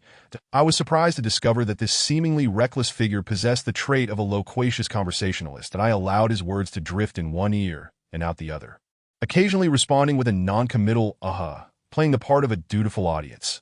Wunsher soon came into view, a thriving prefecture-level city beneath Duanqing, that I had considered seeking employment here after graduation, but altered my plans upon meeting Jiang Qian. Lu Qinyuan parked the car. "We have arrived." Chapter 49. Li Man Bai's Provocation, Part 1. As I was lost in thoughts of Jiang Qian, consumed by his name and visage, Lu Qinyuan's voice startled me back to reality. He glanced at me and observed, "It's clear you weren't paying attention, that I had resolved to resign from the game once I retrieved my bracelet, so I adopted a more casual demeanor towards Lu Qinyuan." "If I didn't hear it, then I didn't hear it," I replied. Lu Qinyuan looked at me in disbelief, stepping out of the car. Before me stood a stylishly decorated hotel. A glance around confirmed it was indeed a star-rated establishment, just as befitting of Lu Qinyuan. He never settled for anything less while traveling. Lu Qinyuan led me to the front desk. "I've spoken with your general manager, Li. We require 2 suites," the receptionist, with a perfectly practiced smile, replied. "I apologize, Mr. Liu, but we currently have only 1 suite available. General Manager Li previously mentioned that in case of emergencies, we must adhere to our policies." That Lu Qinyuan turned to me with a smile. "Since we only have 1 room, why don't we share it for 2 nights? In response to the receptionist's astonished expression, I shook my head vigorously. "No, you stay here. I will find a place to stay." Lu Qinyuan's demeanor shifted abruptly. His voice icy as he retorted, "You have no sense of romance." Then, turning back to the receptionist, he instructed, "Please arrange another business room for me to to my surprise." My room was located on the same floor as Lu Qinyuan's suite. Directly across from his dot, I couldn't discern whether this was intentional or merely coincidence that he handed me the room key. "Prepare yourself. Someone will come to greet us shortly," just as Lu Qinyuan had stated. I had barely finished organizing my belongings when the local manufacturer arrived to meet us. That it appeared that Lu Qinyuan was indeed here on serious business, with my small bag in hand. I followed Lu Qinyuan out of the hotel, remaining silent as I attentively listened to their discussions. The conversations revolved around this year's collaboration plans and the development and investment of new products. Observing the manufacturer's enthusiastic demeanor towards Lu Qinyuan stirred an unsettling feeling within me. Despite his seemingly nonchalant disposition, Lu Qinyuan proved to be quite serious when it came to business that I could not help but feel envious of his assuredness. Though I was still young at 22, I found myself lost on my life's path. At this age, I could not afford to linger. After a day spent shadowing Lu Qinyuan, I absorbed some knowledge. At the very least, I grasped the nuances of their interactions. When evening engagements arrived, my newfound skills would surely shine, and I noticed that because I accompanied Lu Qinyuan, the manufacturers treated me with courtesy. However, after several rounds of drinks, I noticed a hint of intoxication on Lu Qinyuan's face that I grew concerned, fearing how I would manage to escort him back if he became too inebriated. My worries materialized when Lu Qinyuan became quite drunk, ultimately requiring assistance from the manufacturer's team to help him to his hotel room. Even in this state, he was still babbling incoherently. Chapter 50. Li Manbai's Provocation, Part 2. The manufacturer's representative subtly remarked, "We'll be counting on this young lady tonight." My thoughts spiraled into chaos.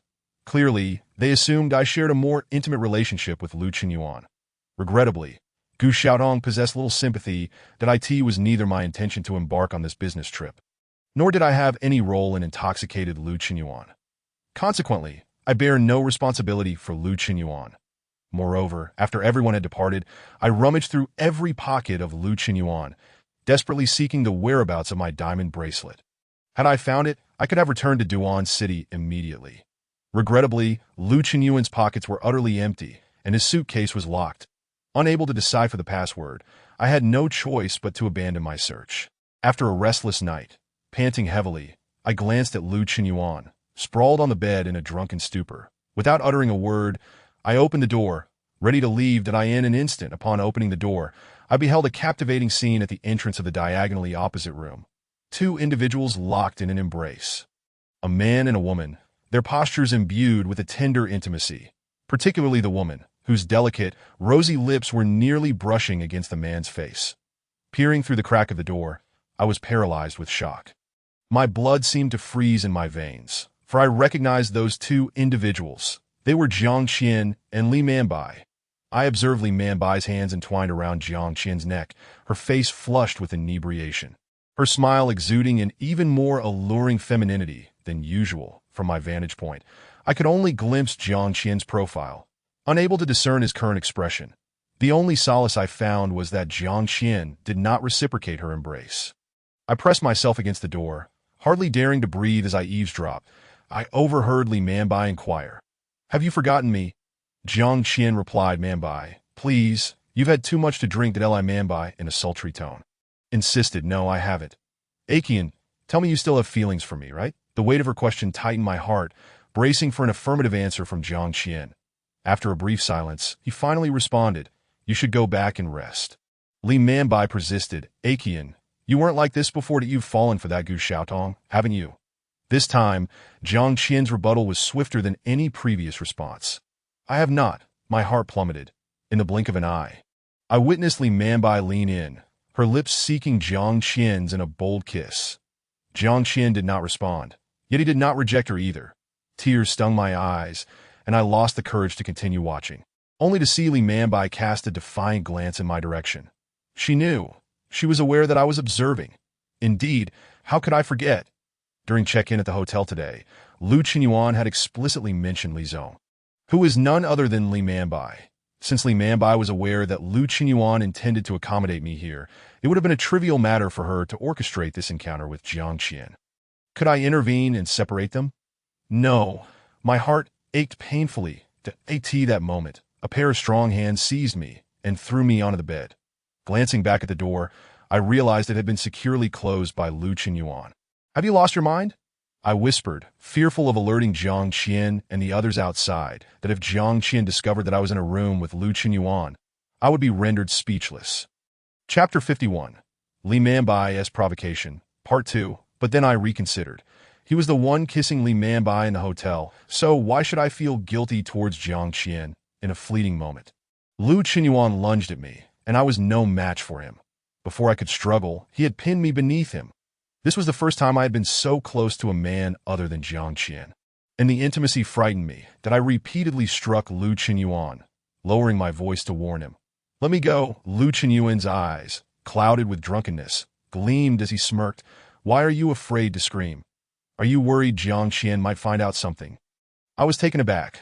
I hadn't anticipated that Lu Qinyuan was merely feigning intoxication. Let go of me. I could no longer contain my fury. However, Lu Qinyuan captured my lips with his, the kiss wild and domineering. Filled with a fierce desire. Pain shot through my lips, for Lu Qinyuan was even less considerate than Jiang Qian. Viewing the kiss as a means of conquest, that I pressed my lips tightly together. Still contemplating an escape, at last, I caught sight of the small suitcase Lu Qinyuan had placed beside the bed, and an idea sparked in my mind that I gradually relaxed my tense body, attempting to tease him with a gentle lick of my tongue. Lu Qinyuan was elated.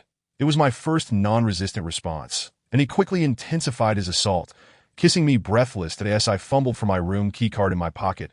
I gauged the distance to the door and suitcase. Seizing the moment while Lu Qinyuan was lost in ecstasy, I summoned all my strength and delivered a swift kick to his most sensitive area. Ignoring Lu Qinyuan's agonized cry, I swiftly escaped from beneath him, grabbed the suitcase, flung open the door, and dashed into my own room.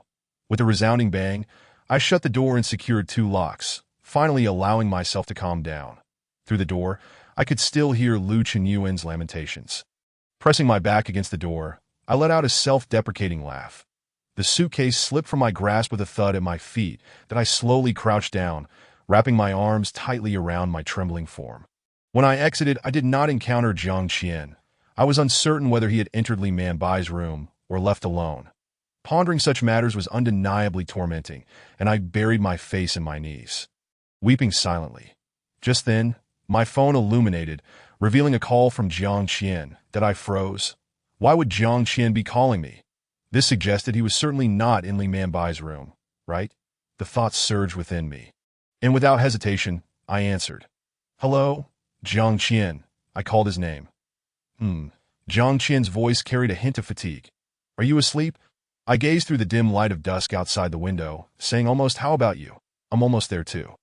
Jiang Qian's unexpected calmness was surprisingly gentle, though we lapsed into silence for a moment.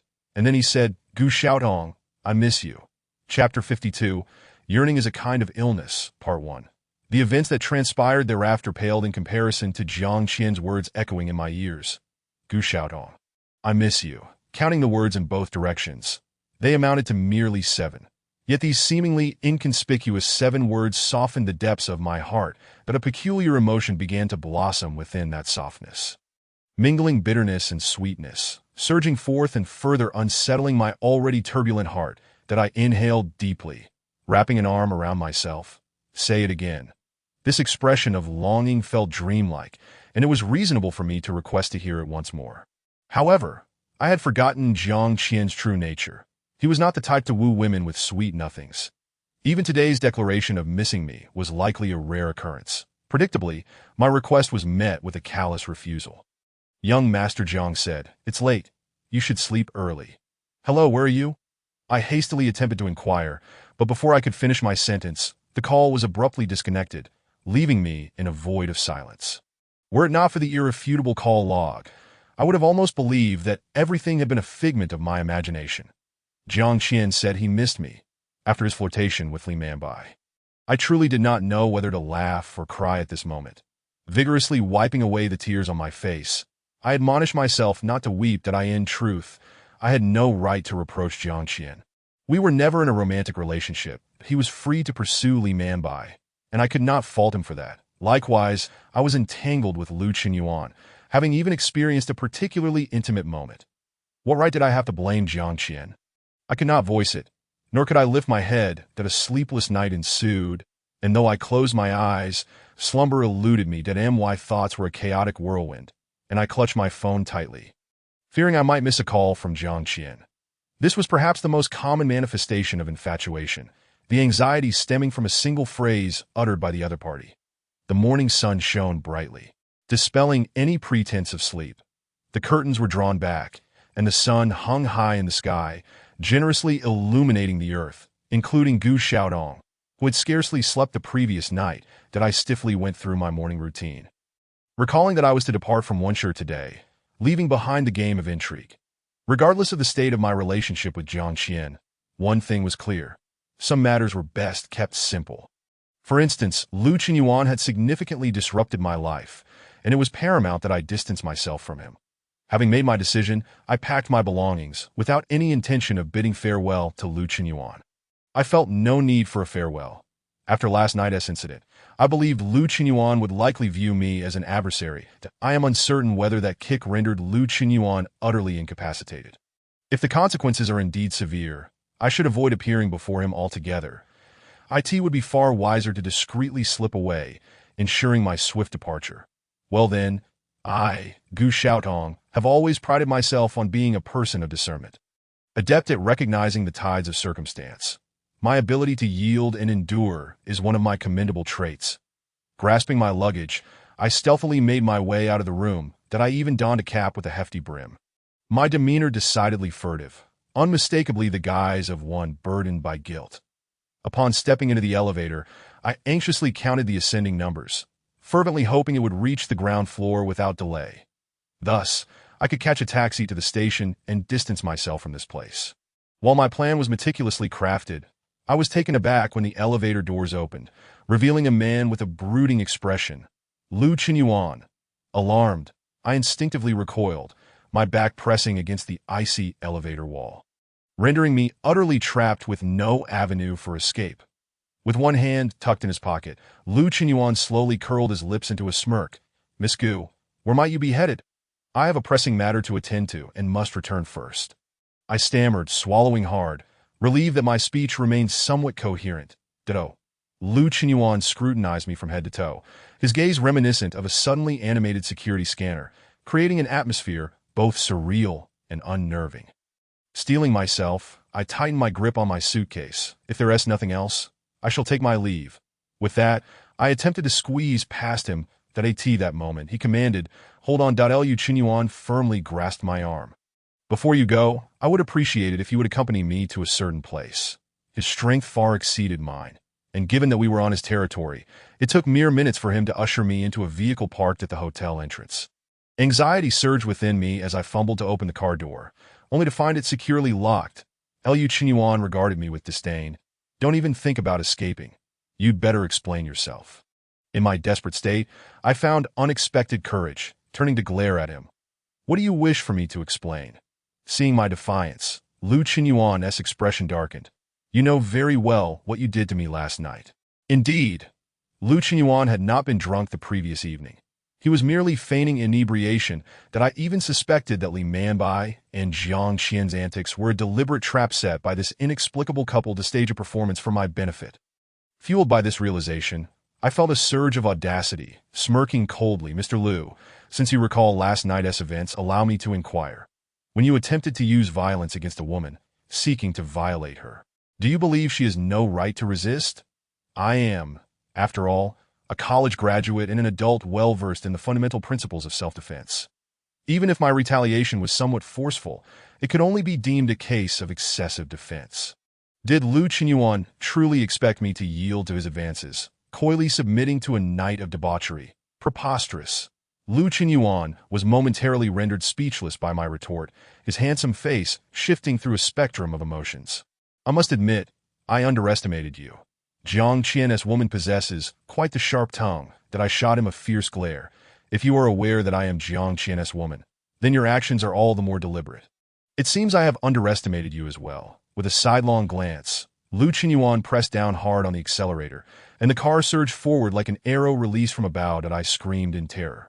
Desperately clutching the overhead handle, too frightened to breathe, Lu Qinyuan has lost his mind. He is mad, driving recklessly through the city at such speed. My heart raced frantically, a visceral warning signal of impending doom. "Slow down, Lu Qinyuan. Please slow down." I could not help but shout, and when I realized he was unresponsive, I resorted to cursing. When the vehicle finally came to a halt, my palms were slick with cold sweat. My voice hoarse from shouting. Glancing in the mirror, my complexion had drained of color, as if I had just returned from the brink of death. Upon exiting the car, my legs felt weak, threatening to buckle beneath me.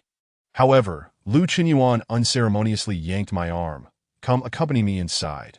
Raising my eyes, I soon realized we had arrived at a hospital, and Lu Qinyuan was dragging me along to visit a urology department. Goodness, he has no shame.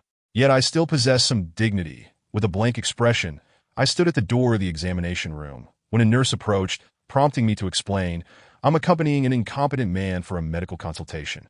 Just as I uttered the 10th sentence, Lu Qinyuan emerged from within, his countenance dark as he overheard my remark that he spat out through clenched teeth. "You might want to test just how incapable I truly am." I chuckled dryly. "Forgive me, but I have no interest in you." To Lu Qinyuan's temper flared. "And whom are you interested in?" "Jiang Qian." Before I could respond, he continued, "What a pity. Jiang Qian doesn't he fancy your type? While you possess a decent appearance, you do not suit his taste. He prefers women like my fiancée, elegant ladies who stand like a painting, bringing prestige and familial advantages to bolster his career." Suddenly, he leaned toward me. "So, what do you say? Would you consider leaving Jiang Qian to follow me?" His words were both direct and cruel, leaving me momentarily stunned that I turned my face away in distaste. "I am aware that Jiang Qian does not appreciate me, but that does not imply I should be with you." Lu Qinyuan scoffed. "What is so great about Jiang Qian? He merely thrives on the fortune of his forebears. I possess as much wealth as he does. I fail to comprehend your stubbornness. You aspire to be Mrs. Jiang." A jolt of unexpected anticipation surged through me at that notion, yet I stubbornly retorted, "Nonsense." Lu Qinyuan laughed. "Good that you understand." Recalling the events of last night, I could not help but inquire, "Are you aware of the relationship between your fiancée, and Jiang Qian? Why then are you still engaged to her?" Lu Qinyuan regarded me, his expression suggesting disbelief at my seemingly foolish question. "What relevance does their relationship bear on my engagement? She is merely the fiancée, arranged by my family, and I have accepted it." I felt as though my worldview was crumbling, utterly unable to grasp the concept of such so-called business alliances among the affluent. After accompanying Lu Qinyuan from the hospital, I resolved to return to Duanqing with my luggage. I had prepared a plethora of arguments to persuade him. However, after he received a phone call, he dismissed me with, "If you have matters to attend to, you may leave. I want to see you off." Well then, freedom is indeed a blessing. At last, I could return. Only upon boarding the bus back to Duanqing did I realize with dismay that Lu Qinyuan's suitcase remained in my possession. To prevent him from causing trouble, I had concealed his luggage within my own large suitcase, and now it lay dormant within. Lu Qinyuan, preoccupied with his masculine pride, had completely overlooked this detail, that I was uncertain whether my bracelet was tucked away in that suitcase. And the mere thought ignited a sense of unease within me. Eager to return to Duanqing, I arrived at the villa in Wangqi Mountain Manor, where only Chinma awaited my return. I exhaled a sigh of relief. Hastily retreating to my room, determined to confront Lu Qinyuan's suitcase with resolute intent. Despite Lu Qinyuan's carefree demeanor, the suitcase proved to be far more secure than I had anticipated. I toiled alone in my room for the better part of the day, dripping with sweat, yet the suitcase remained steadfastly shut. Lu Qinyuan's suitcase was locked. Exhausted, I collapsed onto the edge of the bed, panting as I glared at the stubborn suitcase at my feet. Its patterned surface seemed to mock me, deriding my futile efforts. In a fit of frustration, I kicked it, only to wince in pain. Before I could recover from the sting, I heard the sound of Jiang Qian's car arriving downstairs. Master Jiang had returned. Startled, I hastily shoved the suitcase into the innermost recesses of the wardrobe, then feigned nonchalance as I sat at the vanity, pretending to tidy my disheveled hair. With Jiang Qian's return, I felt a mix of excitement and anxiety, remembering the lingering affection from the previous night. My heart raced uncontrollably. The door swung open, and Jiang Qian entered, seemingly oblivious to my presence as he swiftly shed his outer garments. Once seated on the edge of the bed, he unfastened his buttons and finally inquired, "How was your business trip?" In an instant, I recalled the scene of Li Manbai kissing him, tightening my throat as I replied, "Not great." Jiang Qian regarded me. "You are ill-suited for business trips. Women like you should remain comfortably at home." His assessment ignited my anger. "Are you implying that I am incapable of handling a business trip?" Being questioned about my professional abilities, especially by Jiang Qian, was a bitter pill to swallow. Jiang Qian smirked. "You should know better than I whether you perform well," that I found myself utterly speechless. Jiang Qian was undeniably right, and I had no rebuttal, at least in his eyes. Gu Xiaodong was utterly ineffectual in her current position. How pitiful it was that after 4 years of university, the only thing I excelled at was sharing a bed with Jiang Qian, that I could not help but feel a profound sense of despair. Akin to a fly languishing against a window, my future appeared bright, yet the path was obscured. Perhaps my evident despair was too apparent, for Jiang Qian softened his demeanor, beckoning me over as one might call a small dog. "Come here." To my own surprise, I obediently approached and took a seat not far from him. Jiang Qian's fingers were long and angular, each joint exuding a sense of strength. He gently traced his rough hand down my cheek, finally lingering near my abdomen. His intimate knowledge of my body sent shivers coursing through me that I gazed nervously into Jiang Qian's eyes, and a question that had been brewing for some time escaped my lips unguarded. "Jiang Qian, did you really mean it when you said you missed me last night?" Time and again, I summoned the courage to confront Jiang Qian, only to find myself repeatedly thwarted. Yet in his presence, Gu Xiaodong simply could not learn her lesson. Even the faintest glimmer of hope could rejuvenate my spirit. Having asked my question, I quickly sought an escape route, adding, "If you don't want to answer, you needn't feel obliged. I was merely curious." Jiang Qian's gaze grew contemplative, and his touch became increasingly tender, a warmth that seemed to erode my defenses piece by piece. Unable to resist, I called his name once more. He replied, "It's true that in that instant, joy erupted within me like fireworks, filling the air with sweet molecules of bliss. All notions of Li Manbai and Lu Chenyu faded into insignificance. If Jiang Qian acknowledged that he missed me, did that not open the door to a new possibility for our relationship? Regrettably, this fleeting happiness was short-lived. Jiang Qian's expression hardened as he grasped my wrist, demanding, "Where's the bracelet I gave you?" A jolt of panic surged through me. I put it away," I stammered, "that I was on a business trip, and I was afraid of losing it, so I tucked it away." The words left my mouth. I regretted them. I was not cut out for deception. What would I do if Jiang Qian insisted I retrieve it? The thought of the bracelet's exorbitant price sent a wave of dizziness crashing over me. Just as I felt myself teetering on the edge of unconsciousness, clarity returned as I heard Jiang Qian's next words. "Oh, then put it on." I stood frozen, unable to move, drenched in cold sweat. Jiang Qian, upon seeing my reaction, seemed to comprehend everything. He scoffed, "Gu Xiaodong, you were the first to dare to misplace a gift I bestowed." "I did not," I protested, nearly leaping to my feet, yet my tongue tangled. How could I explain?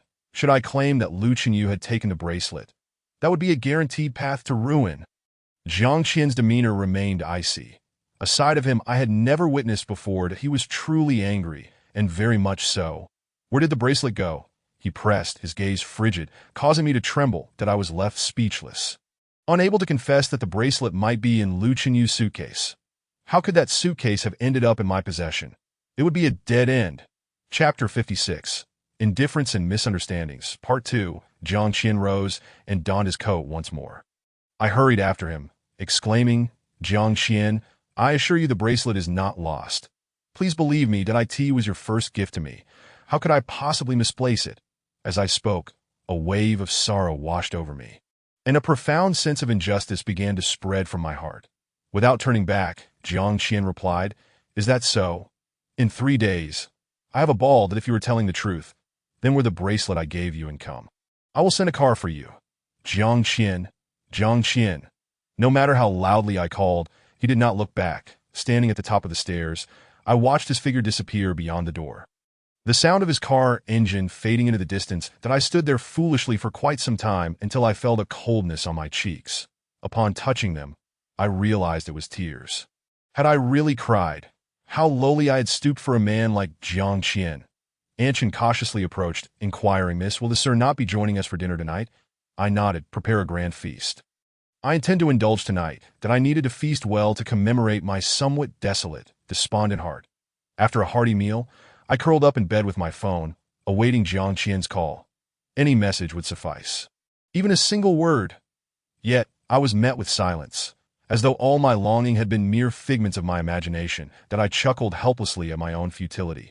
The following morning, I ventured out early and found a hardware store. Purchasing a sharp saw. This was the conclusion I reached after a night of deliberation. I would have to saw open Lu Chenyu's suitcase, as I lacked the strength to simply pry it open. After much contemplation, a saw seemed the most reliable option. Returning to my room, I steeled myself before the suitcase and set to work. After 2 arduous hours, I finally dismantled Lu Chenyu's suitcase, discovering my bracelet nestled deep within. I was elated and hastily put it on at last. I had found it.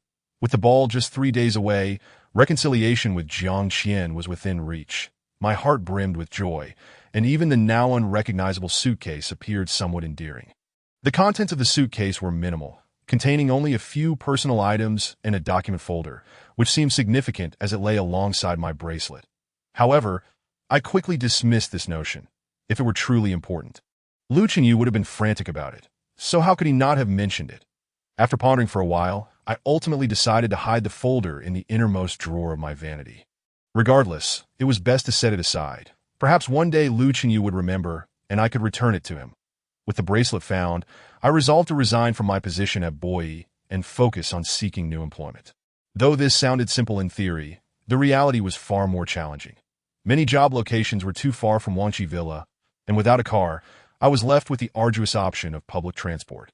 This limitation significantly narrowed my choices. After much searching, I found no satisfactory positions, and as I scrolled through job listings, I stumbled upon a section for part-time work. There were numerous opportunities available, albeit all part-time. Upon reviewing the pay for these positions, my spirits lifted. Of course, I could work part-time while searching for a full-time job. This would provide me with income and keep me occupied, sparing me from languishing at the villa like a pet canary. Having made up my mind, I quickly confirmed a part-time position as a print model online that I was aware of my circumstances. Finding a part-time job aligned with my field was nearly impossible. Fortunately, I was blessed with a pleasing appearance, and for a pay rate of 500 per hour, I was willing to compromise. After submitting my resume and photos, I was soon contacted to arrange for a job the following morning. Lasting 3 hours. 3 hours meant 1,500. I was overjoyed and readily agreed.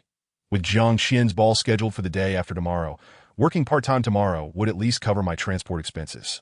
I could not help but feel slightly paranoid. Although Jiang Qian had promised to send a car for me, I could not be certain he would also arrange for my return, that I needed to prepare for the worst-case scenario. Resolute, I spent the day resting at home, even treating myself to a facial mask. While scrolling through my contacts, I realized I had lost touch with my former classmates and friends. That a bitter smile crept across my face. I had always felt out of place with them, as Gu Xiaodong had never had the time to cultivate friendships. Before meeting Jiang Qian, my life revolved around classes and part-time jobs, and after. It felt as though I were living as two people at once. Indeed, Gu Xiaodong was not only plagued by paranoia, but also had a history of financial anxiety. The following morning, I arrived punctually at the agreed-upon location. Chapter 57. Meeting Lu Chenyu again, I had never ventured into this industry before, so I was unaware of the depths and complexities involved if, in a few years, Gu Xiaodong were to revisit this segment of her experience. I fear she would merely sigh and lament how foolish she had been. Indeed, exceedingly foolish that I once believed that a modeling gig was simply a straightforward job, where the daily wages would sustain my livelihood. At least until I secured a stable position and no longer relied on Jiang Qian for support, that I asked for the supplementary card Jiang Qian provided. I tucked it away in the drawer of my bedside table. Allowing myself to sleep soundly, that I had told myself that unless absolutely necessary, I would not touch the funds on that card. As the morning sun, fresh with dew, gradually ascended overhead, I grew increasingly anxious, yet dared not leave prematurely, so I clutched my phone and maintained my patience. Finally, an hour past the agreed time, I caught sight of the filming crew, accompanied by a vibrant young girl whose exuberance radiated youthfulness. Just as I felt a sense of familiarity with her, she spotted me first and waved enthusiastically that I in that moment. I suddenly recalled that she was Wan Qingqing, the very girl I had encountered in the territory of Lu Laoda that day. She had fervently urged me to relent. I squinted at the warmly welcoming Wan Qingqing, my heart racing. At the time of my confinement, I had been too flustered to notice anything unusual about her. But reflecting now, her sudden appearance seemed too peculiar, as if she had been deliberately placed alongside me to undermine my resolve. Thus, I concluded that Wan Qingqing was indeed associated with Lu Qinyuan. The thought sent a shiver down my spine. Could it be that even in my pursuit of a part-time job, I would find myself entangled with Lu Qinyuan? Had I somehow fallen victim to a streak of ill fortune? Perhaps it would be wise to visit a nearby temple and offer some incense to turn my luck around. Instinctively, I turned to leave, but to my surprise, the director of the shoot spotted me and bellowed, "Hey, you come here!" There was no escaping now. I could only muster my courage and approach him. "Hello, are you the temporary model for today? What number were you?" he inquired, glancing at an assistant nearby. The assistant nodded eagerly. "Number 18. Yes, 18. Prepare her. We'll shoot a set of scenes shortly." The director's decisive command sealed my fate for the day that I thought to protest, questioning whether he would even inquire about my experience or suitability for this line of work. Before I could voice my objections, I was whisked away to the already prepared makeup room, where a makeup artist promptly began her work, with Wan Qingqing seated beside me, freshly finished with her own shoot. Her face was adorned with exquisite makeup, and her smile was particularly sweet, yet to my eyes, this beauty lacked any genuine vibrancy. Her expression seemed rather insincere that I chose to shut my eyes, resolving to endure this day and never return again. At the very least, having come this far, I needed to earn today's wages that I ignored Wan Qingqing, but she seemed eager to engage in conversation with me. The unresponsive one, that Wan Qingqing remarked, "I never expected to run into you here. It seems life hasn't been too kind to you if you're resorting to part-time work." That I kept my eyes closed, allowing the makeup artist to gently brush my face. Wan Qingqing continued, "Unlike you, I am a sign model for their magazine this year. Would you like me to help you? I could secure you a proper contract, guaranteeing a steady income and some fame. What do you think?" Her voice grew sweeter, and I could easily envision the expression on her face without needing to open my eyes. Just then, the door to the makeup room swung open, and Wan Qingqing's tone instantly became even more saccharine. "Mr. Lu, what a surprise to see you here, Mr. Lu. How unfortunate." My eyelashes fluttered slightly as the makeup artist instructed me to open my eyes for the eye makeup application. I could no longer feign unconsciousness. As I opened my eyes and gazed into the mirror, I realized I seldom wore makeup, usually presenting a bare face at work that I had always relied on my youth. But now, there stood Lu Qinyuan, his hands in his pockets, leaning against the doorframe, exuding an aura reminiscent of a leading man from a romantic drama. I had never applied eye makeup before, and my sensitive eyes had often betrayed me, causing tears that smudged the makeup, much to the makeup artist's dismay as she handed me cotton swabs that I had no control over my eyes, that if it's too difficult, I can simply refuse to shoot. "You can find someone else." Before the makeup artist could respond, Lu Qinyuan interjected, "No need for a heavy makeup look. Her natural appearance is more appealing." That as he spoke, his intense gaze fixated on me, causing my cheeks to flush, and I instinctively lowered my head that I had intended to evade him. Yet fate had other plans. I truly did not understand the nature of my connection with Lu Qinyuan. Perhaps the real entanglement lay not between him and me, but rather between Jiang Xian and Lu Qinyuan. That it was precisely because of Jiang Xian that I found myself intertwined with this formidable figure. In that fleeting moment of lowering my head, I had concocted an elaborate narrative in my mind, one so fantastical it seemed unbelievable. After my makeup was complete, I changed into the attire instructed by the wardrobe stylist and stepped before the flashing lights and cameras. I took a deep breath, my heart racing with anxiety. This was clearly a shoot exclusive to the magazine. I had overheard Wan Qingqing and Lu Qinyuan discussing the details earlier. What astonished me was the vast business empire Lu Qinyuan seemed to command. He appeared to have a hand in every conceivable industry, even venturing into print media. His array of business interests exceeded my imagination. Upon reflection, I realized I was more acquainted with Lu Qinyuan than with Jiang Qian. Despite spending so much time with Jiang Qian, all I knew was that he was the heir to the Shengxian group. Beyond that, I was utterly in the dark, for the modeling industry. I was a complete novice, and as soon as the shoot commenced, I was berated mercilessly by both the photographer and the director. It was inevitable. I truly was inexperienced after an hour of criticism.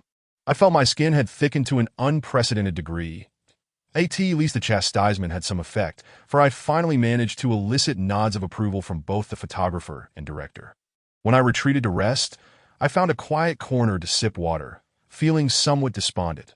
Living alone and forging my own path was not a new endeavor for me, though I had faced fewer reprimands in the past. This scenario was not insurmountable. Watching Wan Qingqing perform effortlessly under the lights, I recognized the vast gulf between her and me, and it was no wonder she had scolded me. I mentally prepared myself for the next 2 sets of shots. Hoping to minimize the frequency of my reprimands, Lu Qinyuan approached me. "Are you truly not going back to the company?" I didn't even look at him. "Well, I've already resigned." Haven Ti. Given the nature of this peculiar position, it was best to keep my distance, especially since I couldn't decipher Lu Qinyuan's intentions. Considering his occasional teasing, this job was not one I could continue. "Do you enjoy this part-time job? Would you like me to help you secure a permanent modeling position?" Lu Qinyuan began to tempt me again. I turned to face him. "You needn't waste your efforts on me. I will not divulge any information regarding Jiang Qian." My gaze was icy, yet Lu Qinyuan maintained his grin. "Why do you assume my interest in you is solely because of Jiang Qian?" "Isn't it?" I raised an eyebrow.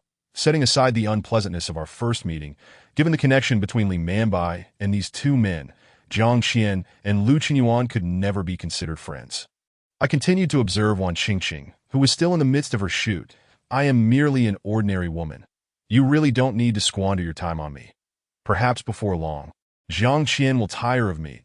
As those words left my lips, I felt a pang in my heart, struggling to keep my emotions in check. Yet Lu Qinyuan replied, "Let us make a wager. If Jiang Qian grows weary of you within a year, we will erase our grievances. If he does not let you go within the year, then you lose." I chuckled. "And if I lose, what then?" Lu Qinyuan shrugged. "If you lose, we become adversaries, and I will spare no effort in pursuing you, for you are Jiang Qian's Achilles heel." Jiang Qian's Achilles heel. The words were both captivating and ludicrous. I nodded dismissively. "Fine, say what you will. Given Jiang Qian's current attitude towards me, I could not even guarantee 3 months, much less a year. Even if Jiang Qian truly developed feelings for me, what would Lu Qinyuan's vengeance amount to?" Chapter 58. Happy Birthday, Part 1. I, Gu Xiaodong, am not a woman who fears for her life. Lu Qinyuan's keen eyes caught sight of the chain around my wrist, and his pupils constricted. "Did you open my suitcase?" I hurriedly concealed the chain within my sleeve, tightly wrapping my arm around it, fearful that Lu Qinyuan might, as he had before, reach out to seize it. I watched him warily and replied, "Indeed." Lu Qinyuan appeared even more astonished. "How did you open it without the password?" I chuckled at him. "Perhaps that suitcase is too precious for you to touch. But for me, it was not that I sawed it open." Lu Qinyuan's expression shifted dramatically. "Sawed it open?" I nodded triumphantly. "Indeed, your suitcase is quite durable." To pry it open, I exerted an immense effort, purchasing the finest and most expensive saw available. With a demeanor that suggested I was not one to hold grudges, I smiled radiantly, as if blossoms were blooming on my face. Lu Qinyuan, whose expression resembled that of a tarnished pot, retorted, "Are you even a woman? How could you resort to a saw to damage my suitcase?" I replied without hesitation, "Who told you to snatch my bracelet? Did you think I have a penchant for destroying suitcases?" Suddenly, Lu Qinyuan seemed to remember something and hurriedly inquired, "What about the documents that were with the bracelet?" "Return them to me." I feigned innocence, saying, "What documents? I haven't seen any." Gu Xiaodong. Lu Qinyuan ground his teeth. "Do not force me to take a hard stance against you." I coldly laughed. "And what if you did? That document is in Jiang Qian's villa. Do you intend to sneak into his home alone without me?" Stumped by my retort, Lu Qinyuan stared at me, his gaze intensifying the scar on his face, making it appear even more menacing. To be honest, after frequent interactions with Lu Qinyuan lately, I had grown accustomed to his presence, no longer feeling the same shock as when we first met. Ignoring his imposing glare, I prepared to step into the spotlight for the next shooting segment, casually waving goodbye and offering him a nonchalant glimpse of my back. The subsequent filming continued amidst a barrage of reprimands. Yet the frequency of criticisms was significantly reduced compared to the initial encounter, that I found myself growing bolder, and the director's voice was beginning to falter from all the shouting. At the conclusion of the shoot, I approached to offer my gratitude. As a newcomer, I sincerely appreciate your guidance today. However, if there's essay next time, perhaps you could keep the volume down a bit to save your voice. I swear to the heavens, my concern was genuine. Yet the director's face turned awkward, while the photographer beside him offered me a smile. The photographer remarked, "If you're a novice, your performance today was commendable. You should also consider the director's perspective. You are the one whom Liu always insisted on bringing in, so it's understandable he might think you're a greenhorn who got in through the back door." I was momentarily taken aback, realizing Liu Qinyuan's grasp on information was so extensive that he even knew about my modest application for a part-time job that I found myself unable to refute the photographer's words. As I indeed had entered through the back door and was without a doubt a novice, even if I hadn't intended to take that route, to others, it made little difference after settling my wages. I found I had received 500 more than anticipated due to the shoot extending an hour. Although I had been kept waiting for quite some time, I felt a sense of relief knowing I was compensated handsomely. As I was tidying up to leave, Wan Qingqing hurried over and intimately linked her arm with mine. "It's a rare occasion for us to meet. How about we go out for lunch together?" Having arrived at the shooting location at 5 in the morning and only beginning official work around 7, followed by 4 hours of labor, it was now noon. Exhausted and famished, I could hardly refuse Wan Qingqing's proposal. It wasn't that I didn't want to, but I simply lacked the energy. After all, it was just a meal. I could dine with anyone, as long as it wasn't Liu Qinyuan.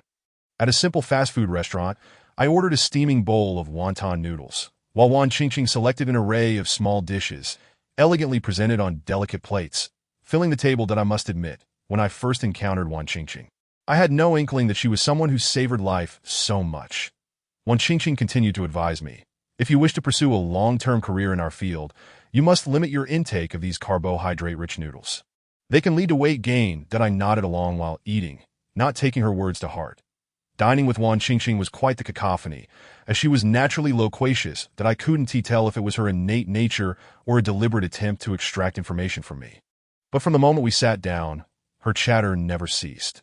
The topics were remarkably consistent, revolving entirely around Liu Qinyuan. One moment she would defend him, claiming he wasn't as ruthless as imagined. The next, she would extol his charm, generosity, and sense of responsibility, even going so far as to say that he took care of someone as inconsequential as her. That I glanced at her, hesitant to speak, that I truly wanted to ask if she had ever been sent by Liu Qinyuan to entertain guests. But I swallowed my words, as it would be morally questionable to shatter her infatuated dreams. After finishing my bowl of wonton noodles, I felt rejuvenated and reached to wipe my mouth, ready to leave. Wan Qingqing abruptly seized my arm, asking, "Gu Xiaodong, what is your relationship with Liu Qinyuan? Why did he let you go back then? Are you aware that he has a fiancée?" These 3 questions were likely the ones Wan Qingqing was most eager to have answered. The urgency and tension in her eyes suggested she was truly infatuated with Liu Qinyuan. I would have thought. Liu Qinyuan was indeed a charming rogue, attracting admirers wherever he went. That I replied nonchalantly. "There is no relationship. It wasn't his choice to let me go, and I am aware of his fiancée." That I added, "Now, may I be released?" Wan Qingqing appeared despondent as she loosened her grip. Murmuring, "I'm sorry, that it's all right," I said, picking up my bag and departing. Upon returning to Wanqi Mountain Villa, I collapsed in a bed, sleeping until dusk. After a long morning of work, coupled with an early rise, my body could hardly bear the strain. Seeing the lavish dinner prepared by Aunt Shun, I eagerly took my seat at the table and began to eat without reservation. I was genuinely hungry and didn't concern myself with appearances, especially since Jiang Qian was absent, leaving only Aunt Shun to consider. As I ate, I called out to Aunt Shun, "Come sit and eat with me." Just then, I heard Jiang Qian's voice from the doorway. "You have quite the appetite. It seems you're in good spirits." That I was startled and choked, coughing violently. Jiang Qian approached, patting my back in a bid to soothe me, appearing somewhat irate. "Am I that frightening?" Once I managed to calm myself, I shook my head. "No, not at all. I was truly scatterbrained. Aunt Chen typically wouldn't prepare such a lavish dinner." The unusual circumstances indicated something was amiss. How could I have failed to realize that Jiang Qian would return for dinner after our unpleasant parting 2 days prior? Observing him change into more casual attire and take a seat across from me, we faced each other at the dinner table. This scene felt almost dreamlike, stirring a flurry of emotions within me, leaving me momentarily at a loss. Jiang Qian's dining etiquette was captivating, his movements graceful and rhythmic. Watching him eat was a pleasure in itself. Perhaps I was biased, but after such prolonged solitude, even a pig might appear enchanting to me. Just as I was lost in thought, a piece of fish suddenly appeared in my bowl. Looking up, I met Jiang Qian's gaze as he said, "I noticed you were enjoying your meal. Why the sudden silence? Are you not keen on dining together?" I quickly shook my head vigorously. "Not at all. I'm just a bit surprised that you returned. Surprised that you chose to have dinner with me." Chapter 59, Happy Birthday, Part 2. What is happiness? Such a daunting question, but for Gu Xiaodong at this moment, happiness simply meant sharing dinner with Jiang Qian. Taking small bites of the fish he had served me, I savored the delightful flavors. Realizing it was a dish prepared by him, my eyes began to well with tears, and I hastily blinked them away, determined not to cry in front of Jiang Qian. Jiang Qian's gaze fell upon my wrist, where the reclaimed bracelet caught his attention, and his expression brightened instantly. I silently breathed a sigh of relief, glad that I had wisely refrained from stubbornly insisting on a password for Lu Qinyuan's suitcase. Under absolute duress, such trivialities were rendered moot. After finishing dinner, I timidly asked, "Will you be staying tonight?" Jiang Qian regarded me deeply, replying, "I will." That I was taken aback. "Really?" He met my gaze, affirming, "Really?" Once in my room, Jiang Qian urged me to take a shower. Enveloped in a cloud of warmth and steam, I felt a surreal sense of unreality. Was this truly Jiang Qian? So gentle, so considerate, it was almost unbelievable.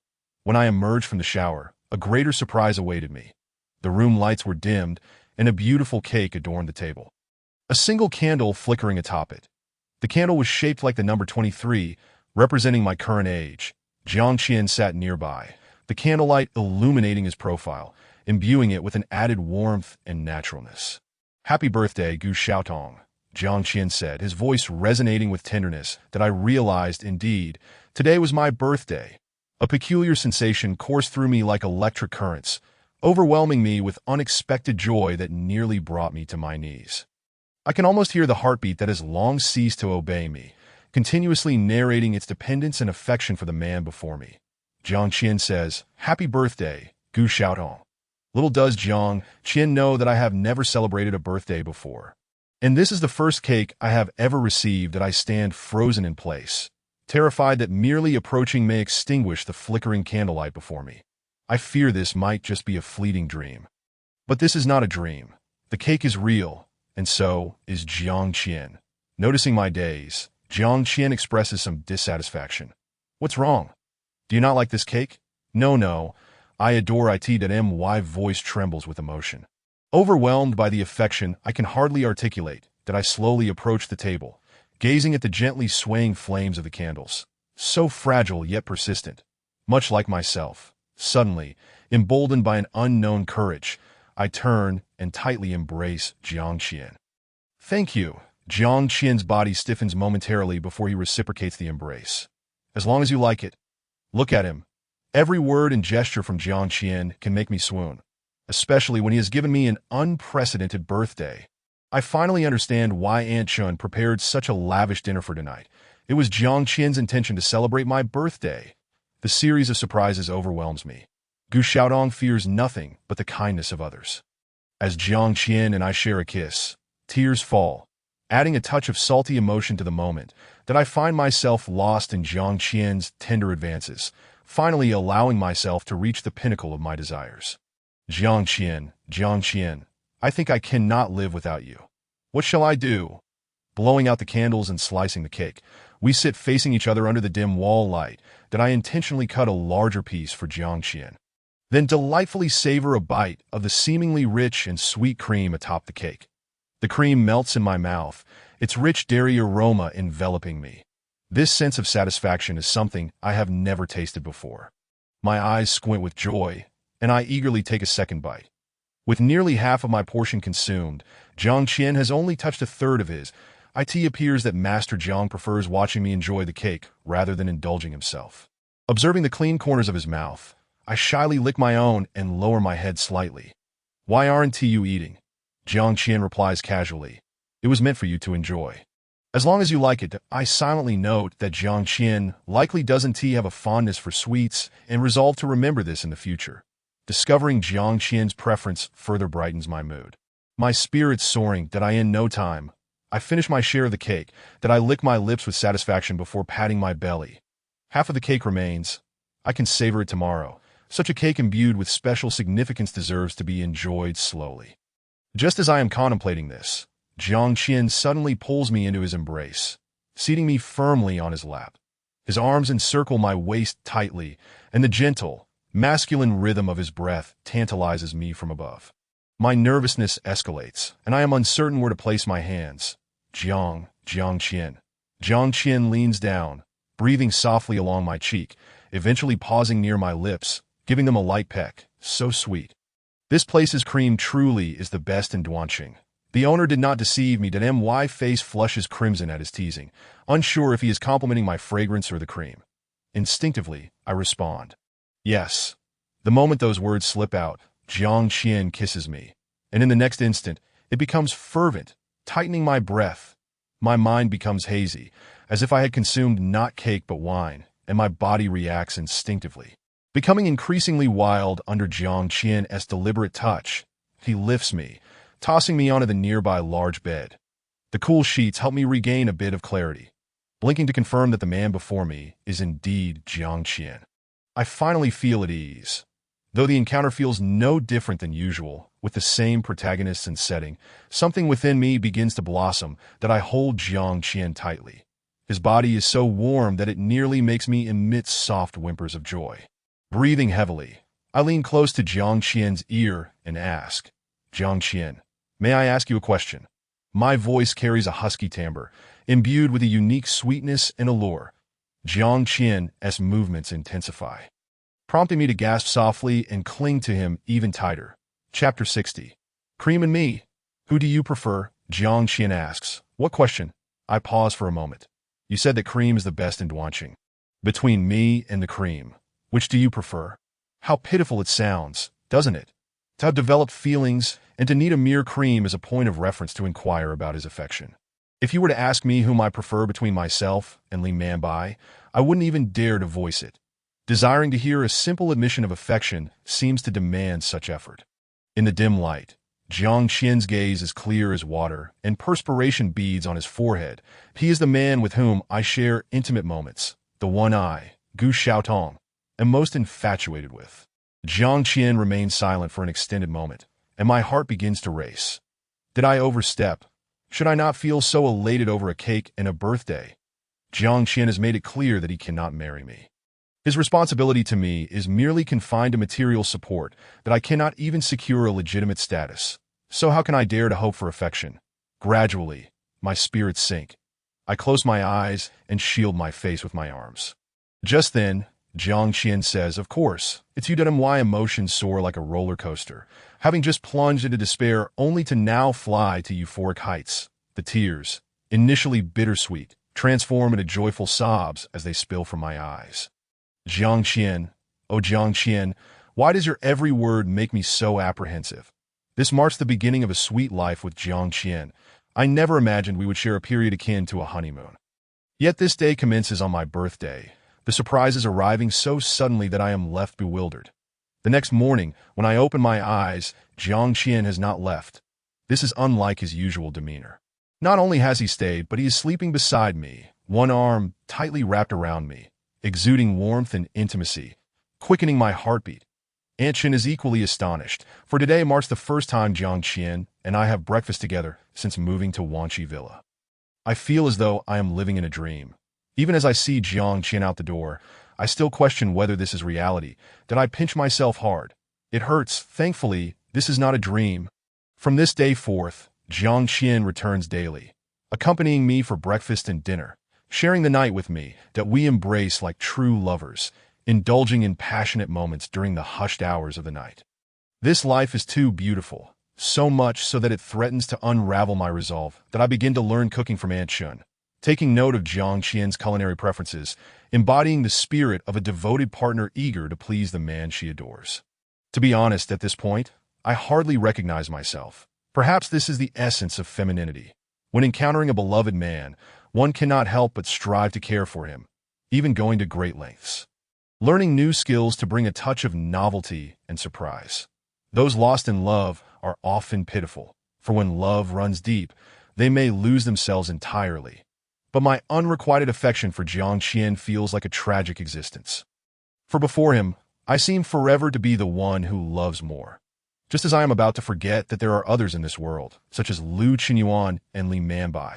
On this day, an unfamiliar number sends me a message. The message reads, "Miss Gu, you seem quite carefree lately. Have you stopped concerning yourself with your father?" My heart leaps, and I quickly reply, "Who are you?" The last person to use my father as leverage against me was Jiang Qian, but now, Jiang Qian has no reason to do so, making my only suspect Lu Qinyuan. After all, our first encounter was due to my father's gambling debts. Lu Qinyuan is aware of my relationship with Jiang Qian and knows the details of my father's situation. Unfortunately, after I pose my question, the other party seems to vanish that I attempt to call back. But the line indicates it is disconnected. This unfamiliar number appears like a ghost, inexplicably materializing only to vanish without a trace. All day, I am filled with an unsettling anxiety, recalling my childhood and the complex emotions surrounding my father. Love and hate, perhaps that is the essence of my feelings. Unable to resist, I dial my father's number, but it rings endlessly without an answer, just when I think this lead has also been severed. The call connects. I eagerly inquire, "Hello, where are you now?" I find myself increasingly reluctant to refer to him as Dad. If it were not for my deceased mother's repeated entreaties, I would never have been so soft-hearted. The other party fell silent, and suddenly a voice that was neither male nor female chuckled twice. Miss Gu is quite clever, knowing to call here to find someone. This voice seemed to have been squeezed out from the depths of one's throat, sending chills down my spine that I steadied myself. "Who on earth are you? I am aware that you possess a document. Deliver it to the address I provide by 4 o'clock tomorrow afternoon. And your father will remain unharmed, that if not, I can only wish him a happy Qingming festival next year." After saying this, the person hung up the phone abruptly. Shortly after, I received a message containing an address. When I attempted to call back, both my father's number and the unfamiliar number were turned off. My heart sank, instinctively wanting to report to the police, but I knew it was futile. My father is a fringe member of society, often in and out of jail for various reasons. Unless I had concrete evidence of his disappearance, reporting it would be useless. They wanted a document, but what document could I possibly have? I am merely a novice in the workplace. I could hardly consider even my resume as a document. Why would this person think I had any document? In a flash of insight, I recalled a document from Lu Qinyuan's suitcase. I hastily retrieved it, carefully holding it in my hands. To my astonishment, much of the document was filled with garbled symbols. Not only could I not memorize it, but I could barely comprehend it. Taking a deep breath to calm myself, I thought of my stable relationship with Jiang Qian, that I did not want any complications arising, nor did I wish for my unsavory father to appear before Jiang Qian and cause him displeasure. This matter I must resolve on my own. With the document in hand, I decided to make a copy, carefully placing the original back in its spot. That I always remembered this belonged to Lu Qinyuan. He would undoubtedly want it back from me eventually. For now, I could only use this document to save my father. Before Jiang Qian returned that night, I received an audio message containing my father's terrified voice, calling for me to save him. The other party laughed ominously. "Did you hear clearly? I will be waiting for you at 4 o'clock tomorrow afternoon." Chapter 61. Venturing Alone, Part 1. I have always known that Gu Xiaodong is not a particularly likable person. I have been shaped this way since childhood, that I in such a family environment. I was raised to be stubborn and ill-tempered, greedy and domineering in matters of the heart, entirely different from my outward appearance. This is the true Gu Xiaotong. I have never been a delicate flower. Only love can allow me to let down my guard and face things with the most genuine and tender heart. Thus, when I arrived at the designated address alone, my heart was calm, that I even found myself pondering the identity of the person lurking in the shadows and what they intended to do with this document. The address led me to an abandoned warehouse, long forgotten, surrounded by quiet residential back doors, rarely traversed by anyone. Even in broad daylight, only my solitary figure could be seen passing through. The warehouse door stood ajar, as if a fierce beast were poised to swallow me whole. Steeling my courage, I stepped inside, the soles of my shoes scraping against the floor, creating a soft sound. Just as I reached the center of the warehouse, the door slammed shut behind me with a resounding bang, echoing throughout the empty space and startling me, darkening my mood. Me. The situation seemed straightforward. They wanted the document, and I wanted my father to be alive. The document held no significance for me, but it was undoubtedly of great value to them.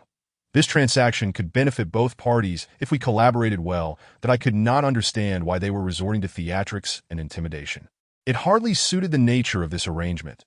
Laughter rang out from above, and I looked up to see a woman clad in black, wearing a large mask, standing on the second floor. Her figure was so graceful that she was immediately recognizable. Beside her were several burly men, and behind them was my father, tied to a chair and bearing the marks of a beating. Upon seeing him, I felt a surge of disdain and could not help but frown. "I have brought the document. Now you can release my father, right?" I said loudly.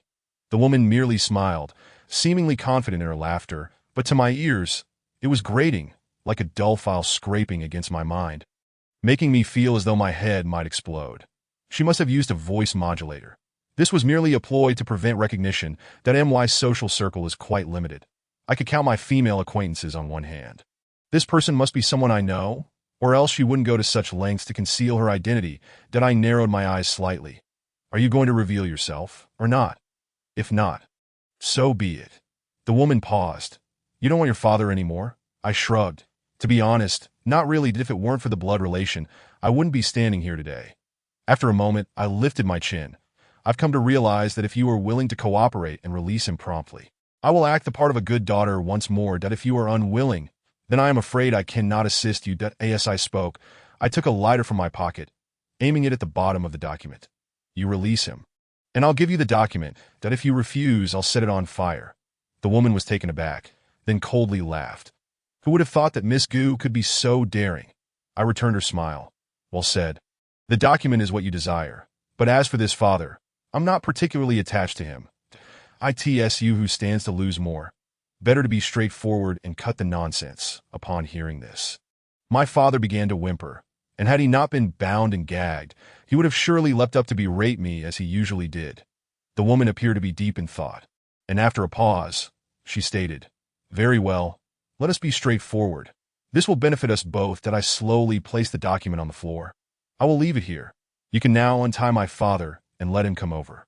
The woman looked at me and signaled to someone behind her, who proceeded to release my father from his bonds. He appeared to be in considerable pain, stumbling down from the second floor in a near tumble, his body trembling as he reached my side. That I quickly grabbed him and turned to run towards the door, but when I pulled it, I was taken aback to find it locked. Glancing back, I saw the woman gracefully approaching the spot where I placed the document, bending to pick it up and gently brushing off the dust, exuding an air of aristocracy. "The Jiu Xiaotong, you are still too naive to challenge me.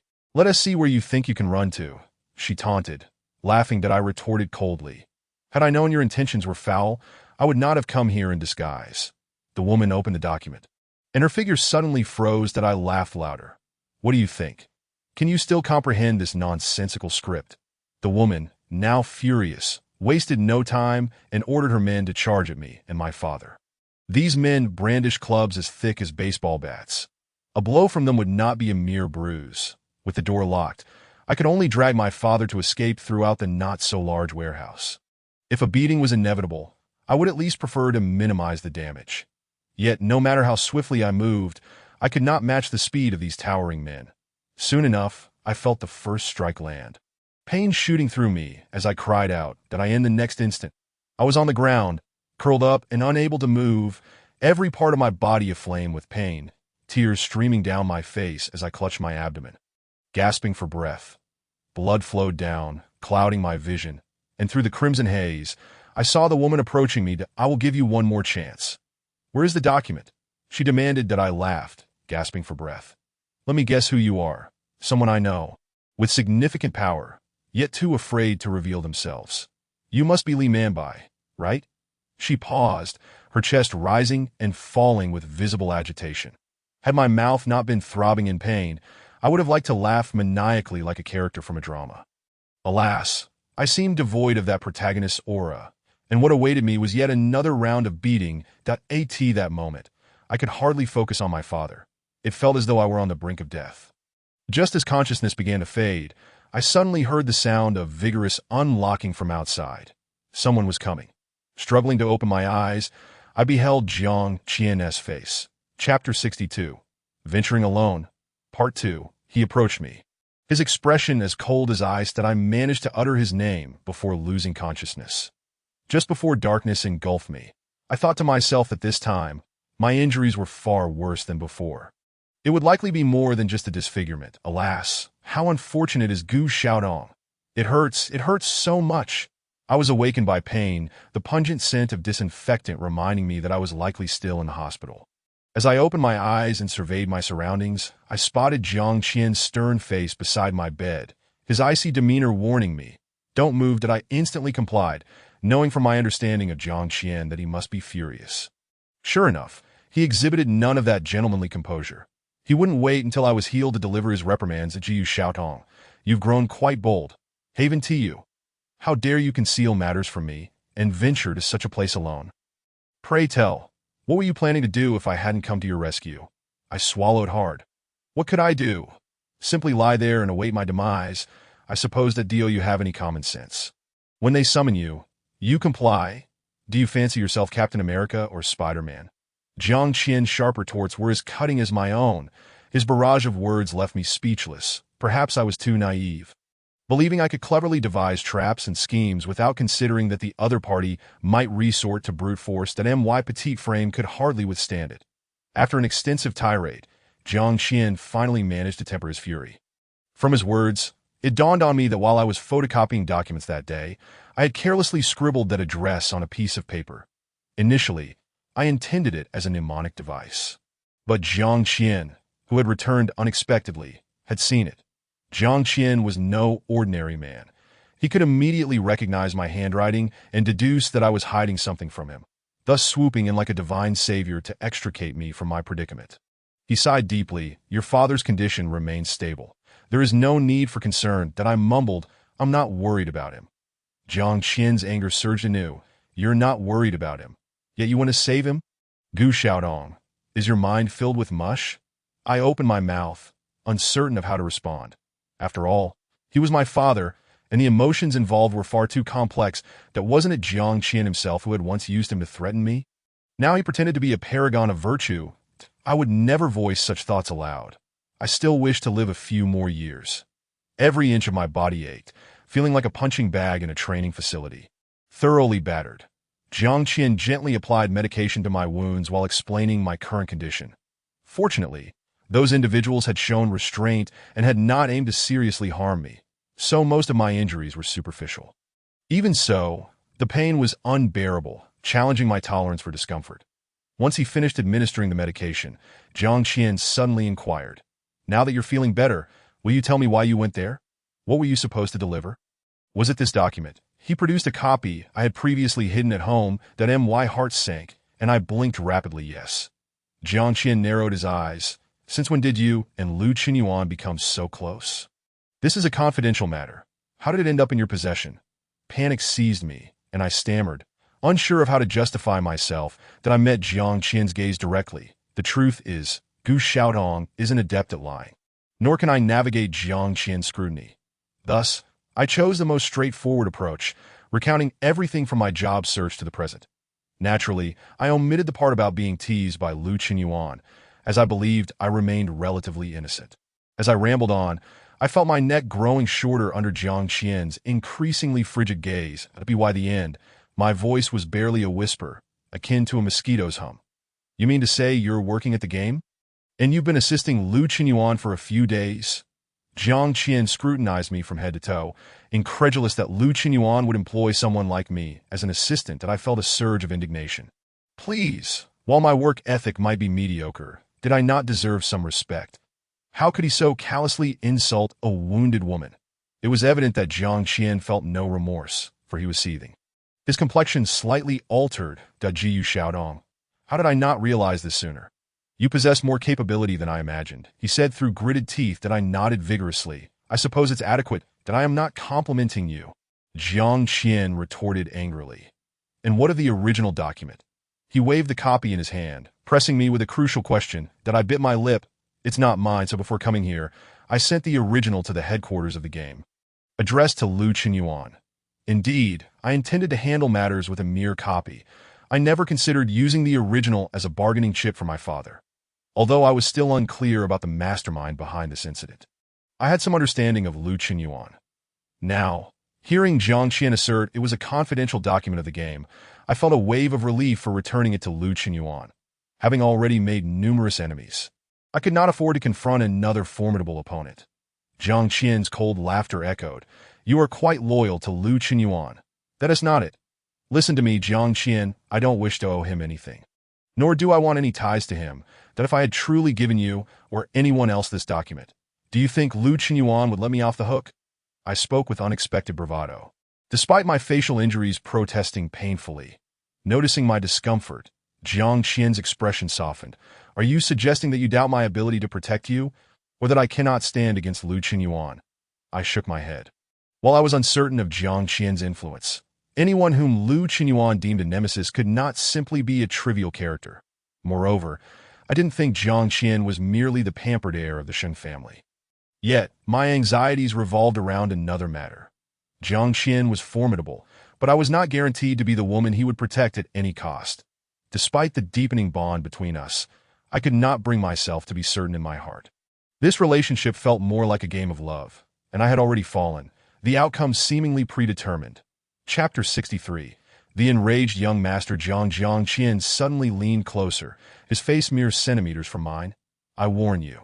Gu Xiaodong, you are my woman, and this is the final warning.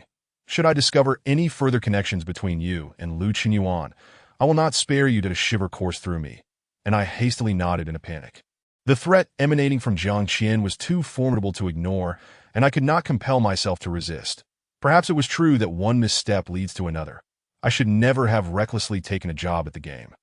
Had I not done so, none of this turmoil would exist. Perhaps Jiang Qian and I could have been blissfully together, even if not officially as a couple, rather than me facing his intimidation now. Jiang Qian departed, taking the photocopied document with him, to Lu Qinyuan. It's not that I do not wish to assist you, but I find myself powerless. Returning the original was already the limit of my conscience. As for the copy, it must remain in Jiang Qian's possession. I lay weakly on the hospital bed, reflecting on the day's events, which felt surreal, like a dream.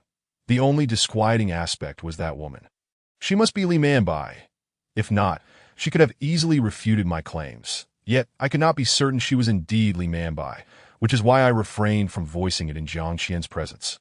I still remained oblivious to the intricacies of Jiang Qian's past with Li Manbai or her connection to Lu Qinyuan, that I asked the ethereal figure of a man's heart. I dared not act recklessly. One wrong move, and I would be the one to fall to in terms of combat prowess and backing. Li Manbai could effortlessly overshadow 100 Gu Xiaodongs.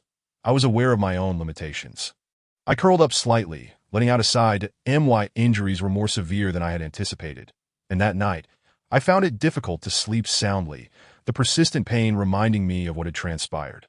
In a hazy state, I felt parched, my throat burning uncomfortably. Yet my consciousness remained shrouded in fog, refusing to awaken. This torment intensified my discomfort. Faintly, I sensed someone nearby, and water was soon brought to my lips. Instinctively, I drank deeply before sinking back into a heavy slumber. When I awoke the next day and opened my eyes, I was astonished to find Jiang Qian sitting beside me. A wave of bewilderment washed over me. Could it be that he had cared for me overnight? The thought was unfathomable. Jiang Qian, such a person, had spent the entire night looking after a woman he refused to acknowledge as his own. Observing Jiang Qian sprawled on the sofa chair in a deep slumber, I felt my heart swell with warmth, as if something tender were about to overflow that I attempted to move, and though my body still ached. It was an improvement from the previous day. Unfortunately, I could not manage a discreet rise to wash up as I got out of bed to find my shoes. The rustling stirred Jiang Qian from his slumber. He blinked sleepily at me. What time is it that you are already up? The doctor hasn't done their rounds yet, that I found myself in a moment of embarrassment. I had to use the restroom. And unexpectedly, Jiang Qian stood up and offered, "Allow me to assist you." Instantly, my face flushed crimson as I replied, No, I can manage on my own." Obediently, Jiang Qian approached me, and in the span of a single word, I felt entirely subdued. Primarily due to my physical condition, I was unable to resist with any considerable force. Thus, caught between physiological necessity and the preservation of my dignity, I had no choice but to yield. After all, before considering my dignity, I needed to prioritize my bodily comfort. Fortunately, Jiang Qian did not accompany me into the restroom. He merely escorted me to the door before letting go. Once I had attended to my needs and finished washing up, I emerged, my cheeks still flushed, only to find young Master Jiang waiting at the door. "Behave and lie down. The doctor will be here for a checkup," he instructed, then resumed his position on the sofa. Reclining comfortably, I stared wide-eyed at the ceiling, utterly devoid of sleepiness. With no drowsiness and unable to lie still, I asked, "Jiang Qian, have you reported this to the police?" Jiang Qian, typically terse, replied with a simple, "What did the police say?" I inquired further. "They're still investigating. Once you feel better, you'll need to provide a statement," he responded, revealing a bit more than usual. I nodded silently and continued my questioning. "Who do you think might be behind this?" I could tell it was a woman at this juncture. The namely Man Bai nearly slipped from my lips, but I managed to suppress it at the last moment. No, it was not yet time. I could not voice it. Jiang Qian, with a nonchalant demeanor, remarked, "A woman?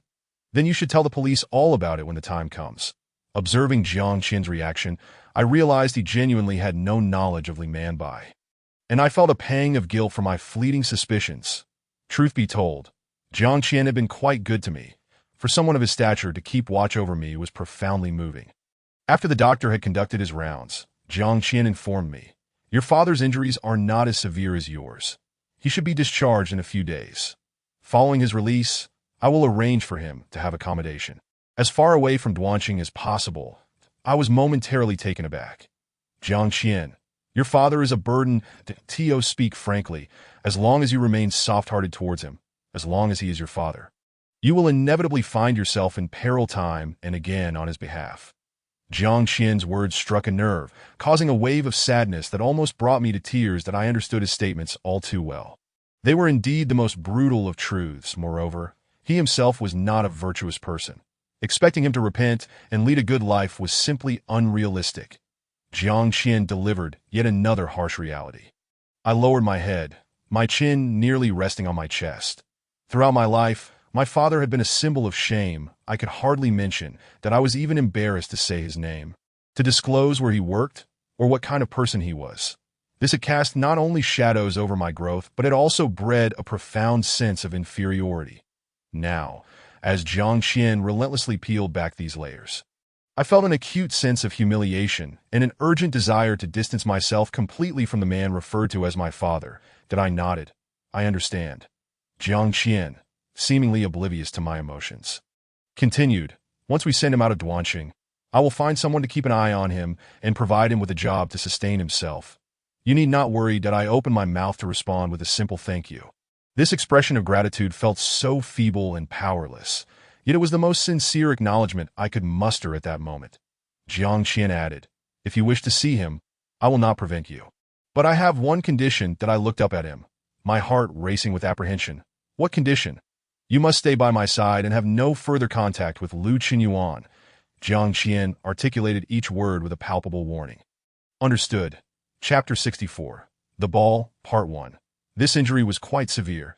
I lay in the hospital for an entire week before being discharged. By the time I was released, my father had already been sent away from Duanqing by Jiang Qian, and he only managed to call me briefly, expressing his grievances about my treatment of him, claiming I had been unfilial in the past and now conspired with outsiders to confine him. I refrained from defending myself. What could I possibly say? With a father like him, I had long learned to resist with silence, for in his dictionary, the concept of considering others simply did not exist. Having seen my father off and knowing that Jiang Qian had arranged a decent life for him, I felt a weight lifted from my heart that I in the villa at Wanqi Mountain Manor. I truly took the time to recuperate. Aunt Shun, in particular, showcased her culinary prowess, preparing a variety of nourishing soups and delicacies, even paying attention to the desserts served after meals, perhaps witnessing Jiang Qian's exceptional care for me during this time.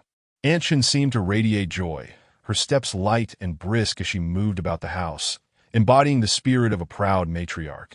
Observing her demeanor, I felt it unnecessary to explain. Perhaps I had reached the pinnacle of my relationship with Jiang Qian, a closeness abundant, yet lacking in trust. As long as we refrained from discussing matters seemingly unrelated to me, we could continue this affectionate charade indefinitely. Soon, through the combined efforts of Jiang Qian and Aunt Shun, my injuries healed. Not only had I recuperated, but I had also gained a few pounds, my complexion now appearing fair and plump. Standing before the mirror, I pinched my cheeks, feeling the softness beneath my fingers that I sighed. This added weight would not be easy to shed. Fortunately, I had always been relatively slim, so a few extra pounds did not seem outrageous. Jiang Qian, however, seemed to delight in my new figure, his hands wandering over my body, whispering in my ear, "Not bad. You've gained a little weight. It feels much more comfortable to touch." That I rolled my eyes at him from an angle where he could not see, thinking, so before it was uncomfortable, why then did he still act so playfully? I dared not voice my thoughts, opting instead to struggle slightly and escape from his embrace. Jiang Qian stood still, methodically fastening the buttons of his shirt cuffs. He was preparing to leave. Outside the villa, a car waited quietly that he approached and gently ruffled my hair, saying, "Stay at home and be good. I will come to pick you up in the evening." That I felt a sudden wave of confusion. "Where to?" Jiang Qian raised an eyebrow in surprise. "To the ball, of course. The previous ball was postponed, and it has been rescheduled for today," he reiterated. "Did I not tell you?" I could only respond with a silent stare. "No." "Well, now you know. Make sure to dress well tonight. Do not embarrass me," he said, playfully tapping my nose before departing. That a wave of melancholy washed over me. I thought I had evaded that previous ball. Yet who could have anticipated this one would be rescheduled? It seemed there was no longer any excuse to avoid it. The my injuries had healed, and Jiang Qian had been tirelessly engaging with me for 2 consecutive nights without issue. So I could no longer use that as an excuse. The ball Jiang Qian attended would undoubtedly be filled with many societal elites, and perhaps Li Manbai would also be present. While recuperating at home, I often found myself pondering whether the woman from that day was indeed Li Manbai.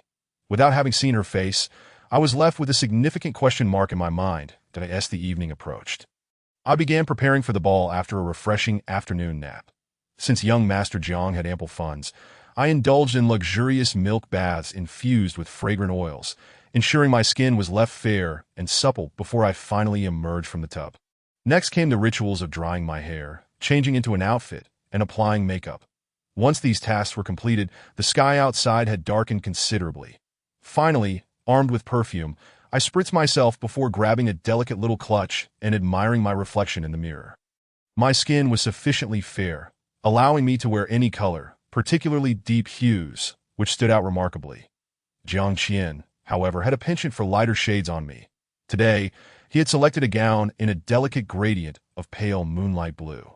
The asymmetrical design of the skirt danced gracefully with each step, creating an enchanting effect, as if on cue. Just as I finished my preparations, Jiang Qian's call came through. "Come down. I'm here to pick you up." I was not particularly adept with makeup, so I opted for a light touch again today. Nevertheless, upon seeing me, Jiang Qian was momentarily taken aback, that I feigned pride as I gazed at him. "What? Do I not look good?" Jiang Qian lowered his head, touching his nose. "You look beautiful, of course," I thought to myself, feeling confident in my appearance, especially after investing so much time in my preparation. I could at least outshine many others. The ball was held at an upscale venue, where the hall was ablaze with dazzling lights and filled with music and swirling figures. Couples embraced and danced gracefully in the center, creating a captivating scene. I observed the festivities with interest until my gaze suddenly froze. I spotted Lu Qinyuan and Li Manbai entwined on the dance floor. In a panic, I instinctively hid behind Jiang Qian. This reaction puzzled Jiang Qian. "What is wrong?" I replied. "Lu Qinyuan is over there. Did you not say I should have no contact with him?" I maintained a proper demeanor, my actions poised yet modest, almost as if this was my first declaration of allegiance to Jiang Qian after recovery. Jiang Qian glanced towards the direction I indicated, then patted the back of my hand. You did well that I secretly gritted my teeth, and now they dare to say that I am in the right. Perhaps my earlier actions truly align with the whims of the esteemed Master Jiang. Under the eaves, how can one not bow their head? I could only continue to maintain the demureness I had just displayed, trailing behind Jiang Qian, striving to be an inconspicuous shadow. However, I overlooked my own appearance and Jiang Qian's status. With my face, it was evidently unrealistic to navigate the venue unnoticed, especially with Jiang Qian by my side. From the moment we entered, a stream of acquaintances flocked to greet Jiang Qian, and I too was swept into the introductions that I in such situations. I typically offered a faint smile, obediently linking my arm with Jiang Qian's. Standing by his side and limiting my speech, a principle I adhered to in social settings. After all, these individuals were drawn to Master Jiang, not genuinely interested in me. They could not refrain from complimenting my beauty with phrases like captivating the masses and graceful and lovely. I was inundated with such flattering words tonight. Master Jiang, adept in social maneuvering, thrived in this environment like a fish in water. Before long, I noticed Li Manbai approaching with Lu Qinyuan, and a wave of anxiety washed over me, causing me to tighten my grip on Jiang Qian's hand.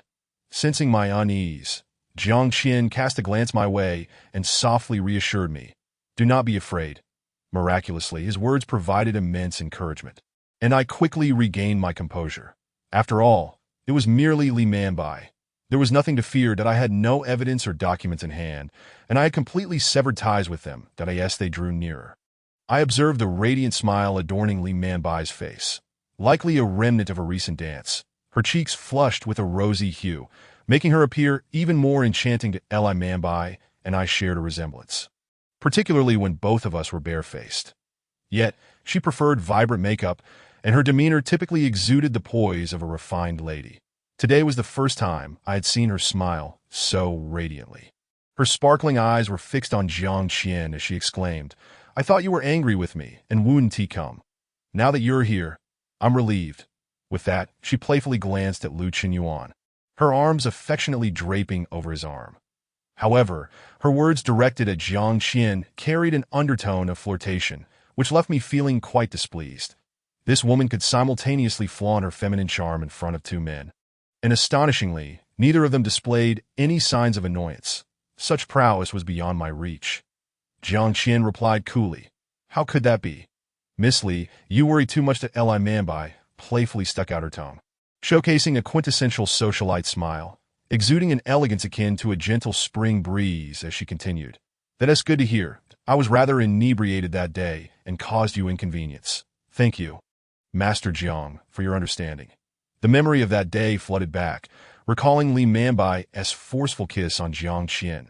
It twisted my heart, as if a large hand had tangled up my already complicated emotions. If what Li Manbai referred to was indeed that incident, then her audacity was extraordinary. To speak of such an event with such ambiguity, especially before her fiancé, and to do so with such composure in public. Li Manbai was undoubtedly a remarkable woman. After her statement, she playfully fluttered her eyelashes at me, offering a subtle smile that now bore a hint of provocation and arrogance that I merely tugged at the corners of my mouth and averted my gaze. For I could sense Lu Qinyuan's persistent stare upon me, which irked me. What was he looking at? Did he not see Jiang Qian beside me? If he continued to stare, he'd better watch out for his eyes. Fortunately, the pleasantries between Li Manbai and me concluded swiftly. It appeared that Jiang Qian had little interest in engaging with this pair of betrothed individuals, as he soon led me away to converse with others. Thus, we meandered through the ball for quite some time. I had yet to dance a single step, yet my legs ached tremendously. Walking in these high heels while constantly reminding myself to maintain proper posture proved to be even more exhausting than dancing. Eventually, Jiang Qian showed some kindness, suggesting I rest in a nearby lounge area. Noticing that Jiang Qian was still engrossed in conversation, I swiftly made my way to the sofa, lifting my skirt as I approached. The moment I relaxed, a contented sigh nearly escaped my lips, only to be interrupted by a voice from above. So this is where you are. I had been searching for you. It was Lu Qinyuan. As I turned, I caught sight of his devil-may-care smile, and he was alone, which felt somewhat out of place in such gatherings. Being without a female companion was usually a situation to be avoided, especially since his companion was the illustrious Li Manbai. What kind of woman could navigate between Jiang Qian and Lu Qinyuan? Particularly after Jiang Qian had warned me, I found myself keeping a respectful distance from Lu Qinyuan. Eager to avoid any entanglements that I hastily stood aside, pretending not to recognize Lu Qinyuan, and headed toward the front sofa that I had assumed that after facing a mild rebuff, he would take the hint and leave. But to my surprise, his audacity had evidently reached new heights. As he followed closely in my wake to the sofa, that I shot him an annoyed glare and said, "Can I trouble you for a favor?" Lu Qinyuan appeared to be in high spirits, surprisingly patient with my irritation. To go ahead, he said, "Please do not follow me, and do not pretend to know me." That I spoke quickly, eager to distance myself from him. For if Jiang Qian were to witness Lu Qinyuan's advances, it would likely spark a new tempest that I had yet to enjoy my respite and had no desire to agitate myself so soon. Are those two separate requests? Do you not want me to follow you? Or do you not want me to know you? Lu Qinyuan's mischievousness rivaled Jiang Qian's, though he carried a more carefree demeanor. While Jiang Qian maintained his aloofness, that I shot him another glance, stating firmly, "Neither. By the way, I received the documents. You are quite loyal. It seems that my gratitude for providing me with such a splendid part-time opportunity is well-deserved." Lu Qinyuan raised a glass of champagne, winking at me. His smile bore an unsettling implication that sent shivers down my spine, prompting me to distance myself further. Surveying the crowd, I began searching for Jiang Qian's figure. Whether it was my anxiety or Jiang Qian's adept concealment, I failed to locate him after scanning the area twice. Just then, Lu Qinyuan circumvented the sofa and approached me directly. Without a moment's hesitation, I moved toward the area where the crowd was densest, resolutely deciding to keep my distance from Lu Qinyuan. Fully aware of Jiang Qian's prior warning, as I navigated into the throng, I spotted Li Manbai conversing with Jiang Qian not far away. She tilted her face slightly upward, her lips curled in a smile, her fair complexion radiating elegance and gentleness, every gesture proclaiming her status. Li Manbai also noticed me.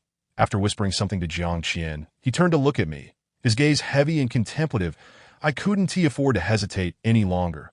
I approached them, mustering all my courage to link my arm with Jiang Qian's right in front of Li Manbai. At that moment, Jiang Qian's body stiffened, yet he did not shake off my hand, for which I was immensely grateful. That Li Manbai's smile appeared unchanged, though her eyes flickered slightly. "Miss Gu, you are positively radiant tonight."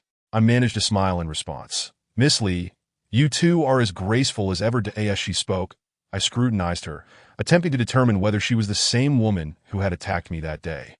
Unfortunately, Li Manbai's voice was soft and melodious, devoid of any discernible similarities that was to be expected. She must have employed a voice modulator, if I were able to recognize her so easily. There would be no need for such elaborate disguise. Upon noticing my arrival, Li Manbai swiftly concluded her conversation with Jiang Qian and smiled as she stepped aside, just as she moved about 2 meters away. She slightly inclined her body, her figure graceful under the lights, and with a gentle smile, she said, "By the way, Qinyuan asked me to convey his thanks, Miss Gu." Every fiber of my being tensed, watching as Li Manbai vanished into the crowd, my heart racing with trepidation, fearing that a displeased Jiang Qian would abandon me here. Cautiously lifting my gaze, I found Jiang Qian still observing me. His clear, discerning eyes revealed no hint of emotion. Heightening my anxiety, I felt it necessary to defend myself. Otherwise, I would not die in peace. What she mentioned must pertain to the last time, regarding the document I sent. At its best, I be forthright about it. Right? After all, Master Jiang favors candid women. Jiang Qian's expression darkened slightly as he pinched my nose, saying, "I know." Regardless of Jiang Qian's displeasure, I understood the reasons behind it. Thus, I remained obediently by his side, enduring the discomfort of my high heels without a word of complaint. Having just distanced myself from him, it had drawn the attention of Li Manbai and Lu Qinyuan, so I resolved never to leave Jiang Qian's side again, determined to endure this ball until its conclusion. Fortunately, Jiang Qian is not particularly fond of dancing. At gatherings like this, he is more inclined to cultivate connections with the various elite figures of Duanqing. Even though Jiang Qian is the crown prince of Xingxian, this is his first visit to Duanqing, and to establish rapport, he must take the initiative. After wandering around with Jiang Qian for an entire evening, I heard and learned quite a bit, but by the end, I felt as though my calves were trembling and my 10 toes were nearly unrecognizable, that I maintained a stiff expression, standing upright, when suddenly at the door. Jiang Qian looked at me and asked, "Does it hurt?" "What?" I was momentarily taken aback. Without warning, Jiang Qian picked me up in front of everyone, startling me into a scream as I instinctively clung tightly to his neck. Pressing myself into his embrace, that I in an instant, a cacophony of female guests erupted around us, clearly drawn to Jiang Qian's unexpected gesture, that my cheeks flushed a deep crimson. I hurriedly whispered, "Put me down, there are so many people watching." "I want them to see," Jiang Qian replied, his words seemingly laden with deeper meaning. Stealing a glance into the crowd, I indeed spotted Liu Qinyuan and Li Manbai. Liu Qinyuan appeared indifferent, while Li Manbai's delicate features looked pallid under the moonlight. Her eyes glinting with an icy sharpness that I dared not look any longer, and buried my face in Jiang Qian's chest as he carried me down the steps, all the way to the car. Once seated inside, I finally felt a semblance of reality return. As I glanced back at the short distance we had traversed, my heart raced uncontrollably. It was hard to fathom that just moments ago, Jiang Qian had held me so intimately before Li Manbai that a wave of exhilaration washed over me, and I could no longer suppress the smile creeping onto my lips, allowing it to flourish unabashedly. Jiang Qian sat beside me, the driver navigating the road ahead, and for a moment, the car was enveloped in a serene silence, the atmosphere tranquil and delightful. Suddenly, Jiang Qian grasped my calf, unceremoniously placing my foot upon his knee. As he casually slipped off my high heel and began to massage my toes, that I was astounded. A singular thought consumed my mind. Was Jiang Qian still the same Jiang Xiao I knew? Watching the lights flicker past his profile through the window, I confirmed that this was indeed the familiar Jiang Qian. Yet, if he was the Jiang Qian I knew, how could he treat me in such a manner? My heart raced, nearly rendering me breathless, that I wanted to reclaim my leg, but his warm, slightly coarse hand continued to knead my toes, making my thoughts flutter with an unexpected thrill, that my previously aching toes began to feel remarkably comfortable under Jiang Qian's gentle ministrations. Had the setting been more appropriate, I might have let out a joyous cry, for it was simply too delightful. Who would have thought Jiang Qian possessed such a skill? Indeed, human potential is boundless. It merely requires discovery. That I felt the warmth of our skin meeting. I found myself blushing uncontrollably. Fortunately, the dim lighting in the car allowed me the luxury of maintaining my rosy hue. As no one could see, after a while of this tender kneading, Jiang Qian softly inquired, "Does it still hurt?" His voice was gentle and husky, as if it could penetrate the very depths of one's heart. My palms were clammy with warmth, and like a child, I fervently shook my head, "Not anymore." Jiang Qian chuckled at my demeanor, reaching out to stroke my hair. "You performed admirably tonight. Remember my words and continue to do so in the future. Understand?" I was momentarily bewildered, before realizing that Jiang Qian was commending me for my unwavering presence by his side throughout the evening as a testament to my integrity. Indeed, Jiang Xiao seems to prefer those who selflessly contribute without seeking reward. Suddenly, I grasped Jiang Qian's preferences, feeling a surge of excitement. Obediently, I nodded in agreement. Noticing my compliance, his touch grew even gentler and warmer, making me feel as though I might weep from the comfort. As we approached the villa, Jiang Qian suddenly stated, "You should report to your former company next week. I've secured a position for you there. Just be diligent and avoid tardiness." That I was taken aback, completely unprepared for Jiang Qian's sudden shift in topic. Observing my confusion, Jiang Xiao became slightly displeased. "Did you not hear clearly? Should I repeat myself?" I hastily shook my head. "I heard you." Despite the myriad questions swirling in my mind, I refrained from voicing them. Jiang Qian sighed, seemingly exasperated. "That's a subsidiary of Shengxian. With my involvement, no one will trouble you, so that was it. My previous company was a subsidiary of Jiang Qian's family. No wonder I had seen him at the office on the day of my dismissal." I blinked in realization, and with a second it dawned on me that I had essentially secured a position through a back door. However, since it was Jiang Xiao who had spoken, I could hardly refuse. That would be exceedingly ungrateful. Judging by Jiang Qian's expression, it seemed he considered this a reward for me. Could I refuse a gift from Jiang Xiao? Clearly, I could not. The car halted at the villa entrance, and in high spirits, Jiang Qian carried me up to the second-floor room. The nervous flutter in my chest could not outweigh the abrupt intimacy of this man, and I found myself unable to resist slowly kissing his neck. Chapter 67. Safety Lies Beneath One's Eyelids, Part 1. This rare initiative transformed into a night of wild abandon, a possible result of shedding the barriers in our hearts or perhaps resolving certain mutual concerns. This encounter surpassed any previous experience, igniting a wave of emotions within me that I gazed at the man before me, unable to restrain myself from cradling his face in my hands. Jiang Qian. In response, I was met with his fervent lips, compelling me to close my eyes and surrender to the surging tides of passion, nearly losing myself in the process. From that day onward, Jiang Qian and I resumed the sweet and stable days we once shared. As long as there were no pressing matters at work, Jiang Qian would return almost daily to indulge in our intimacy, and soon enough, the following week arrived. Per Jiang Xiao's instructions, I was to return to my former company to continue my professional journey. The position Jiang Qian had arranged for me was quite straightforward. Unlike Lu Qinyuan's unpredictable role, it was neither as taxing as a part-time job nor overly burdensome that I was to serve as a manager's assistant, primarily aiding the manager in completing daily tasks, along with overseeing various miscellaneous duties, essentially a moderately relaxed position that I curiously inquired of Jiang Qian. Which manager will I be assisting? I had no desire to work under Manager Chen, who had previously harassed me. I feared I might impulsively retaliate. Jiang Qian replied enigmatically, "You'll find out when you arrive." Returning to my former company required courage, especially since I was among those dismissed previously. Suddenly re-entering this space, armed with a golden ticket from the top boss, bestowed upon me a sense of superiority akin to that of a hero descending from the heavens. Ultimately, I was assigned to work alongside a manager I had previously encountered, not the predatory Manager Chen, nor the marketing department I had once belonged to, but rather the alluring Manager Li. She was the same woman who had appeared alongside Jiang Qian before my eyes that, if I recalled correctly, Manager Li harbored some semblance of intimacy with Jiang Qian. As their addresses suggested they were acquainted, that I felt a headache coming on.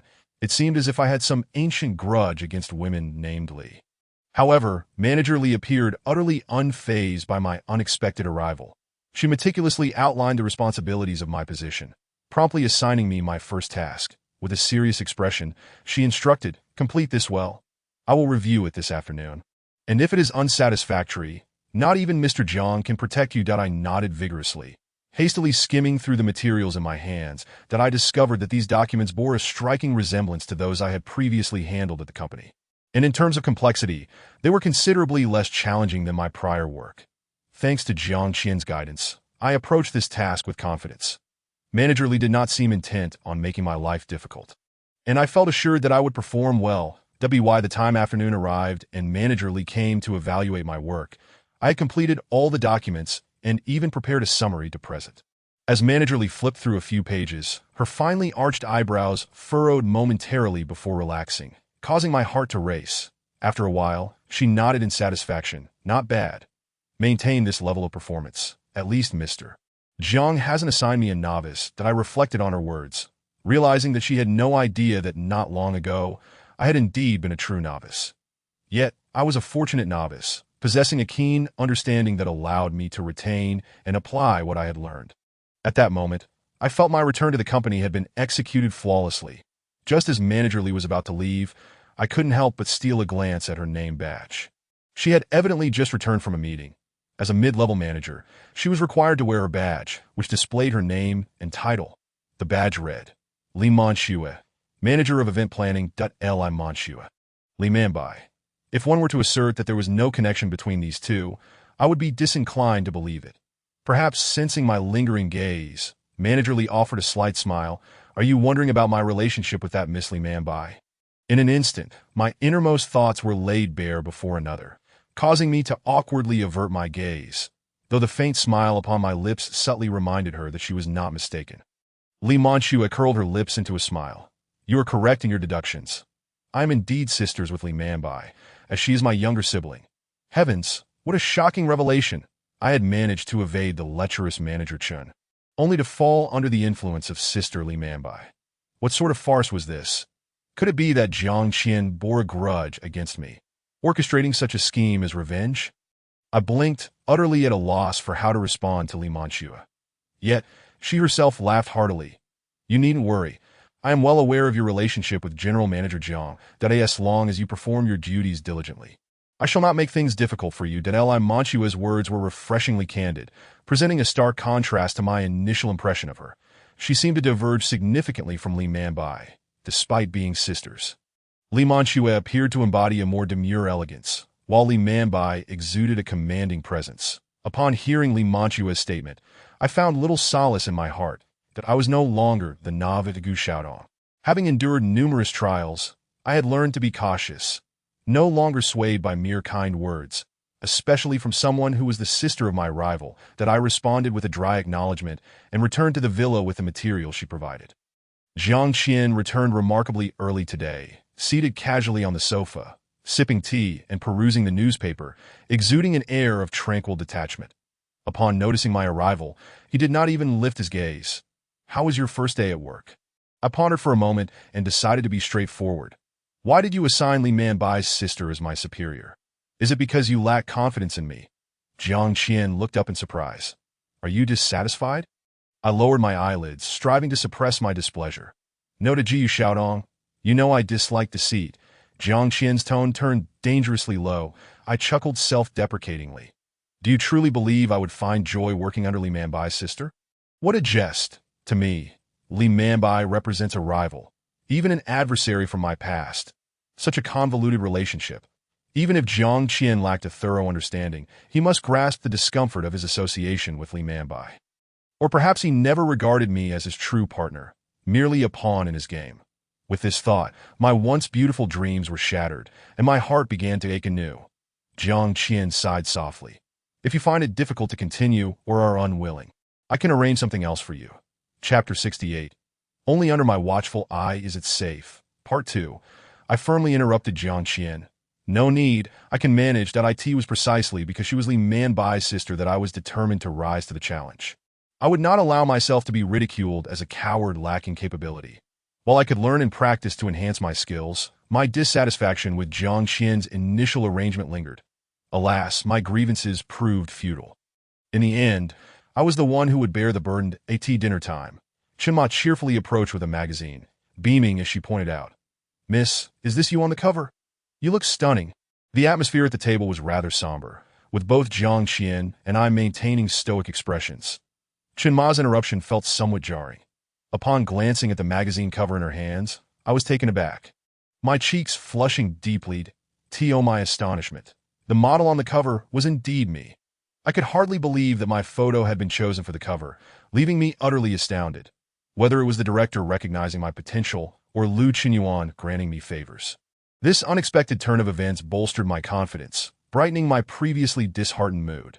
Jiang Qian noticed the change in my expression. Are you happy? After savoring a piece of lemon fish ball, I nodded contentedly yes. When did you shoot for a magazine cover?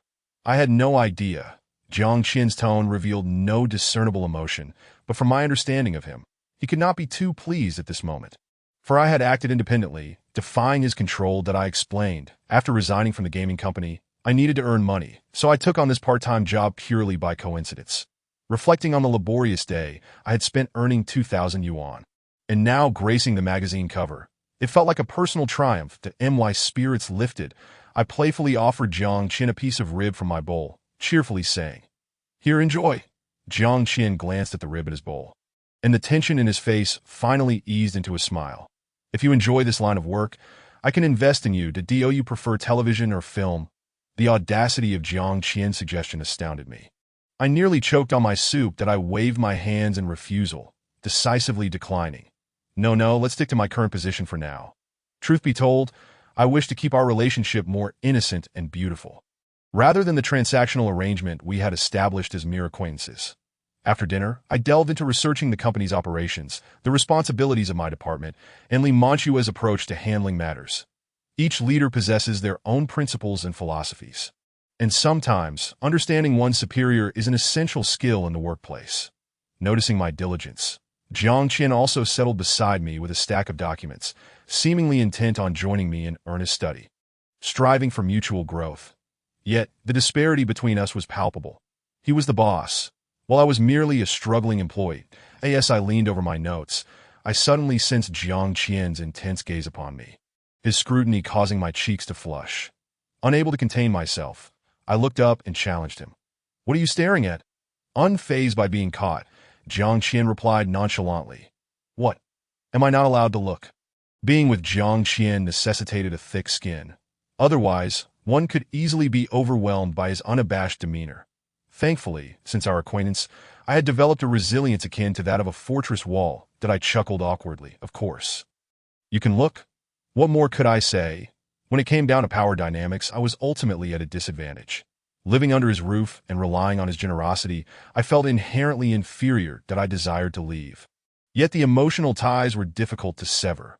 With these thoughts swirling in my mind, I returned my focus to the materials before me. Work was my solace. It provided me with courage and hope. At the very least, should I find myself destitute one day, this job would sustain me. As I settled into my work, I became less preoccupied with Jiang Qian's gaze. Let him look, after all. I did not lack in appearance. And his admiration only affirmed his discernment. Engrossed in my tasks until the late hours, I was suddenly startled as someone lifted me from behind, causing my pen to clatter to the ground. It was my only fountain pen, now ink-spattered and ruined, creating a mess across the floor. "Jiang Qian, I am genuinely upset." Ink splattered onto the documents, marring the pristine pages that I recalled that these were the materials Li Manxue had provided. And she would likely review them the next day. I did not wish to give her the impression that I was incapable of even this minor task. Aspirations may be noble, yet reality is often harsh. Jiang Qian, oblivious to my irritation, silenced me with a long, lingering kiss that I contemplated resistance. His only response was, "It is late. Time to rest." How naive I would be to believe that Jiang Qian's intentions were purely to sleep. Yet another tumultuous night ensued, leaving me sore and weary come morning, struggling to navigate the stairs. Jiang Qian, grinning mischievously from behind, extended a hand, declaring, "Come, let me carry you downstairs," and I gritted my teeth. No need. Jiang Qian, ever the pragmatist, would not seek my consent for such an embrace. He simply wished for me to capitulate. Seeing my discomfort only fueled his amusement, igniting a resentment within me. This was no longer a matter of necessity. It was a blatant provocation from Jiang Qian. Clutching my documents, I hurried to the office, only to find a surprisingly sparse crowd that a peculiar tension hung in the air, leaving me feeling disoriented. Li Manxue, impeccably made up and more meticulously dressed than the day prior, radiated the essence of a formidable woman. She collected my materials, perusing them with a slight frown, before casting a condescending glance my way. "If your heart is not in your work, perhaps you should focus solely on your side endeavors. That if you soil the documents again, I will have no choice but to let you go." My face flushed with embarrassment. It was clear she had noticed the ink stains on those pages. This was my fault, and I could only bow my head in apology. To my surprise, Li Manxue continued, "On my apologies, I forgot to inform you. Today is our branch's annual summary meeting. Would you like to return and prepare before attending?" I was taken aback. Prepare for what? Chapter 69, The Awkward Annual Meeting. The annual meeting. It is set to commence in just 1 hour, and female employees are required to don formal attire to attend. As Li Manxue spoke, she feigned nonchalance while casually adjusting her jacket, revealing the opulent gown beneath that I see now. I thought the atmosphere in the office felt somewhat off today. It must be due to the annual meeting. Looking down at my drab outfit, I realized this was Li Manxue's deliberate ploy to undermine me.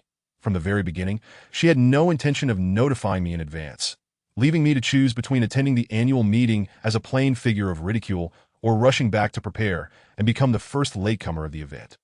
With only an hour left, unless I sprouted wings to fly home, there simply wasn't enough time. Li Manxue, seemingly unsatisfied, continued to giggle. "Oh, by the way, I forgot to mention that every employee must participate. This serves as a crucial attendance record." With that, she left behind a fragrant silhouette, sashaying away from my view. That woman! I muttered in frustration. Had I ever wronged Li Manxue, even if her sister once dated Jiang Qian? Li Manbai is now also Lu Qinyuan's fiancé. Logically, I should have no deep-seated enmity with the Li sisters. Why was she so intent on targeting me? Lost in thought, I recalled the scene on the day I resigned. where Li Manchue gazed at Jiang Qian with a longing and affection that suggested she harbored feelings for him. With this realization, I clenched my fists, allowing Gu Xiaodong to capitulate so easily. Not a chance. It was just an annual meeting. Did she think I would shy away? Given that attendance would be recorded, I would crawl in if I had to. Glancing at my attire, I swiftly removed my jacket. Revealing a fitted white shirt beneath that, I unbuttoned the top 2 buttons and let my hair down, applying a light touch of makeup before departing for the annual meeting venue. After all, this was an event hosted by Xingxuan's subsidiary, held in the largest conference room of the company. The 2 rooms had been modestly revamped, spacious enough to accommodate all employees. The venue had been splendidly arranged, adorned with lighting, a buffet, fine wines, music, and elegantly dancing ladies, transforming the annual meeting into a vibrant celebration. This was my first company annual meeting since graduating. Due to the rapid pace of my hiring and departure, coupled with Li Manchue's intentional concealment, I had heard not a whisper of it. Upon entering, I was met with curious glances from all directions, many of which were inquisitive or scrutinizing, predominantly from women. Naturally, the presence of a woman who stood apart from them would attract unfriendly stares. Unperturbed, I made my way to the sign-in area.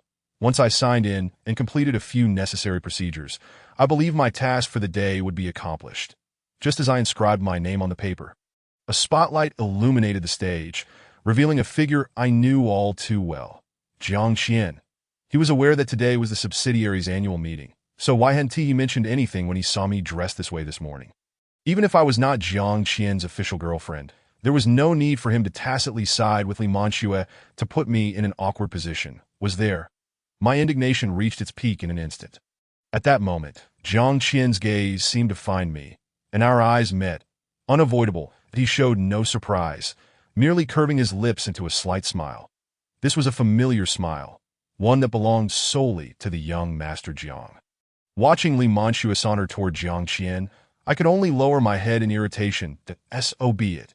This was Jiang Qian, after all, capricious and unpredictable, making him utterly unmanageable. Soon, in the dance floor of the venue, I witnessed Jiang Qian and Li Manchue begin to dance gracefully. That Li Manchue smiled alluringly while nestling against his chest, igniting a fire of jealousy within me to make matters worse. Li Manchue even winked at me with a taunting smile, the meaning behind it unmistakable. That I turned away, taking deep breaths. To Gu Xiaodong, do not be angry. Gu Xiaodong, remain calm. Having come this far, I might as well enjoy a meal before heading back. It wouldn't be such a loss. I repeatedly reassured myself, nearly resorting to meditative breathing. As I approached the buffet area, my plate still empty, I suddenly heard Jiang Qian's voice over the microphone. That girl in the white shirt over there. Yes, a chill ran down my spine. How many girls in white shirts could there be, aside from myself? Likely none. That I blinked and turned toward Jiang Qian, involuntarily placing my empty plate down. That I could not fathom what Jiang Qian was trying to convey. He was watching me from a short distance, his eyes filled with an enticing smile that now felt like a warning, urging me to flee without a second thought. But how could I escape the monk yet not the temple? If I ran now, wouldn't I still face Jiang Qian's wrath when I returned home later? The consequences would likely be even more dire. After contemplating, I held Jiang Qian's gaze directly. Come here. He said that I want to dance with you for the next song. That as soon as he finished speaking, I was met with a wave of hostile glares from the surrounding women, sending shivers down my spine. Jiang Qian approached me, took my hand firmly, and gently wrapped his arm around my waist. His warm breath brushed against my face, carrying a pleasant minty scent that was hard to resist. With the music playing and Jiang Qian before me, I felt unsteady, as if caught in a dream. The day's ups and downs had been overwhelming, leaving me utterly unprepared. Leaning lightly against Jiang Qian's shoulder, I noted his height, towering over me, yet in his embrace. I felt an unprecedented sense of security. That I inhaled deeply. Jiang Qian. He looked at me, his gaze profound, almost close enough to kiss. That I knew I was the center of attention in the room. Yet I couldn't afford to act too intimately with Jiang Qian here, so I quickly turned my head to avoid the flirtatious exchange. How did you end up here? Did you know about today's subsidiary annual meeting? This was the answer I had been eager to discover. Jiang Qian replied nonchalantly, I didn't know. Xingxian has so many subsidiaries. How could I remember them all? I just happened to be here to review a project. I had to admit, Jiang Qian's response relieved me somewhat. Chapter 70. She's my woman, Part 1. What's wrong? Jiang Qian noticed my change in expression, narrowing his eyes slightly, lowering my gaze. I instinctively concealed my feelings.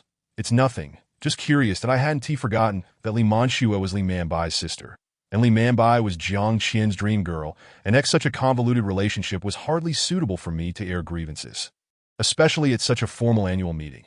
Dancing with Jiang Qian drew a significant amount of envious glances from the women around, particularly from Li Manxue, whose gaze was particularly fierce that I braced myself and completed the dance with Jiang Qian. Just as I was about to speak to him, Li Manxue seized the moment, gliding over with 2 wine glasses in hand, that Li Manxue's expression betrayed none of the displeasure she had earlier. She offered 1 glass to Jiang Qian. Mr. Jiang, our major client has arrived. Would you like to meet them? It was a question posed with an air of irresistible authority. Not far away, the so-called major client nodded toward Jiang Qian. Wearing a businesslike smile, Jiang Qian softly said to me, "You enjoy yourself. I'll join you shortly. That if I could have, I would have preferred he didn't say that, as it would have given me an excuse to slip away unnoticed." This place was hardly enjoyable for me, especially since I was so unprepared and felt utterly out of place that I pouted and frowned, yet I held back my discontent, watching Jiang Qian's retreating figure with a sigh in my heart. Jiang Qian may have departed, but Li Manxue remained. She swayed gently, holding a glass of champagne, her smile bright yet her eyes icy. Understanding Li Manxue's intentions, I turned to leave. After all, this wasn't the office. And I hadn't done anything out of line. It wouldn't be so easy for her to manipulate me. Hold on, Miss Gu. Why do you walk away the moment you see me? Li Manxue's voice was sweet yet insistent as she blocked my path that I smiled. I thought Manager Li wouldn't want to see me. I was merely being considerate for you, after all. We can't have the beautifully dressed Manager Li leaving. Can we? It would be better for me to be the one to step aside, that Li Manxue's eyes narrowed, her previously composed demeanor nearly faltering. If I may say, when it comes to patience, Li Manxue pales in comparison to Li Manbai. Li Manbai has always shown a certain fondness for Jiang Qian, even daring to flirt with him while under the influence. Yet, whenever she faced me, she maintained a warm and gentle demeanor. Li Manxue scrutinized me intently, occasionally letting out a cold chuckle. If I were you, I wouldn't even show up here. It's utterly embarrassing. You think that dancing with a Qian will elevate you to new heights? Dream on. I am not angry either. Had it not been for you, I would not find myself here. That it was you who informed me that my absence would adversely affect my attendance record. I am not Manager Li, who possesses a position of authority, capability, and backing. I am merely a new employee, and it is only natural that I must be present. You. Li Manxue was so incensed by my eloquence that her hand trembled around the wine glass. In the next moment, she unexpectedly splashed wine all over my face. This sudden turn of events caught me off guard, and those nearby instinctively created a space around us, isolating me and Li Manxue as if a grand performance were about to commence. I raised my hand to wipe the wine from my face, my anger simmering beneath a facade of calmness. Li Manxue's gaze momentarily flickered with panic, revealing that her earlier outburst was driven by impulse.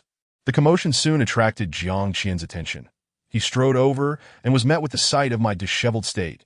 At that moment, I felt my face flush with embarrassment, and as Jiang Qian approached, my heart burned like a raging fire.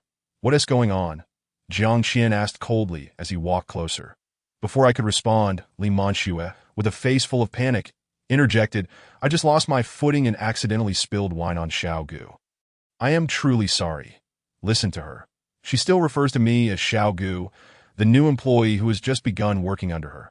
Although her words were apologetic, her expression betrayed no remorse. A chilling laugh escaped me, and emboldened by an unknown courage, I reached out to drape my arm around Jiang Qian's neck, drawing him in close enough that our lips almost brushed. Gasps erupted from the onlookers as they witnessed the scene unfold. At this moment, retreat was not an option. As I locked eyes with Jiang Qian, I felt a tightening in my throat, but I managed to compose myself just in time that Li Manxue shouted in fury from the side. "Gu Xiaodong, what on earth are you doing?" I paid her no heed, leaning closer to Jiang Qian's ear and softly exhaling. "My clothes are wet. You figured out. Today, I wore a white shirt, and although the amount of champagne Li Manxue had splashed was not excessive, It was enough to soak through to reveal the contours of my undergarment. Had it not been for the dim lighting, I might have been fully exposed. Jiang Qian glanced down, his expression darkening considerably. Ignoring Li Manchue's attempts to scold me, he removed his jacket and draped it over my shoulders. This scene left Li Manchue and the surrounding spectators utterly astonished. Jiang Qian pulled me closer and addressed Li Manchue, saying, "Please continue enjoying yourselves." With that, he led me away from the annual meeting. Li Manchue could no longer contain herself, screaming in disbelief, "Ah Qian, how could you be with this woman?" Jiang Qian turned back, and even I could sense the icy aura emanating from him. Causing me to clutch his jacket tighter, he coldly replied, "It isn't up to Manager Li to dictate who I associate with. Should you repeat such behavior, perhaps it would be wise for you to return to your sister's company. And please refer to me as Mr. Jiang." With those final words, Jiang Qian firmly guided me out of the annual meeting, leaving me no chance to glimpse Li Manchue's expression, which I found somewhat regrettable. The sticky residue of the wine clung to my clothing, making me uncomfortable. Jiang Qian promptly shoved me into his car, his mood evidently sour, that I could not discern whether it was my public display of intimacy with him or the wine incident that had put him in such a state. Before we reached the villa, Jiang Qian could no longer contain his frustration, chastising me.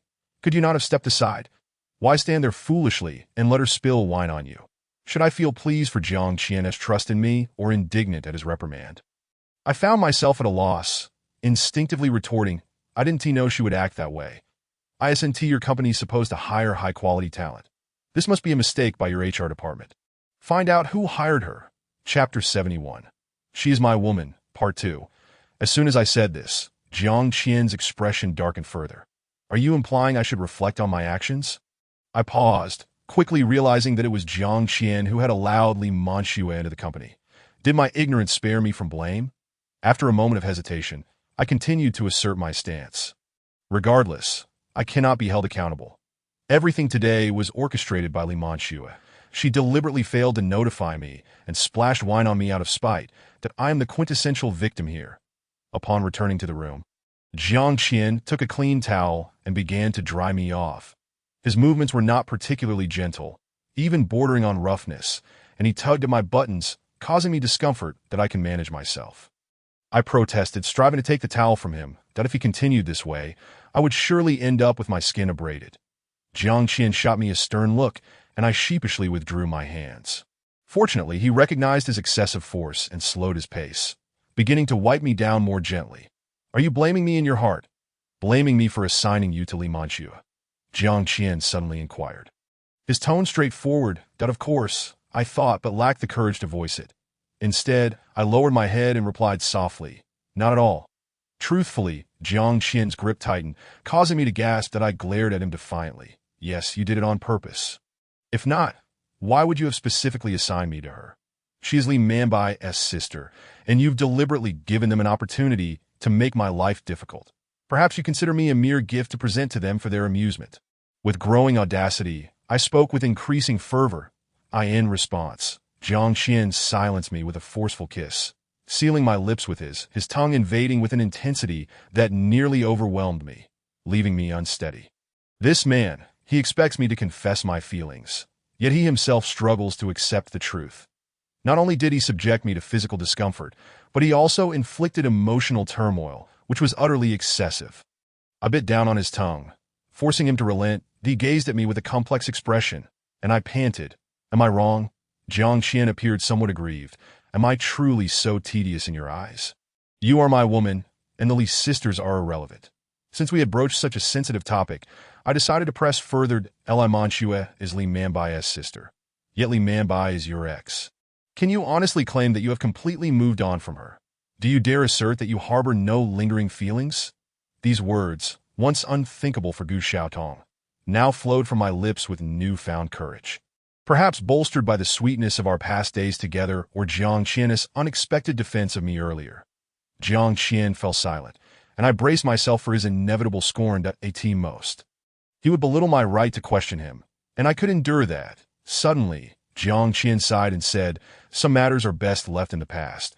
She is now engaged to Lu Qinyuan, and as for Li Manchue, I have never regarded her as a woman. To me, she is simply an employee." This was unexpected.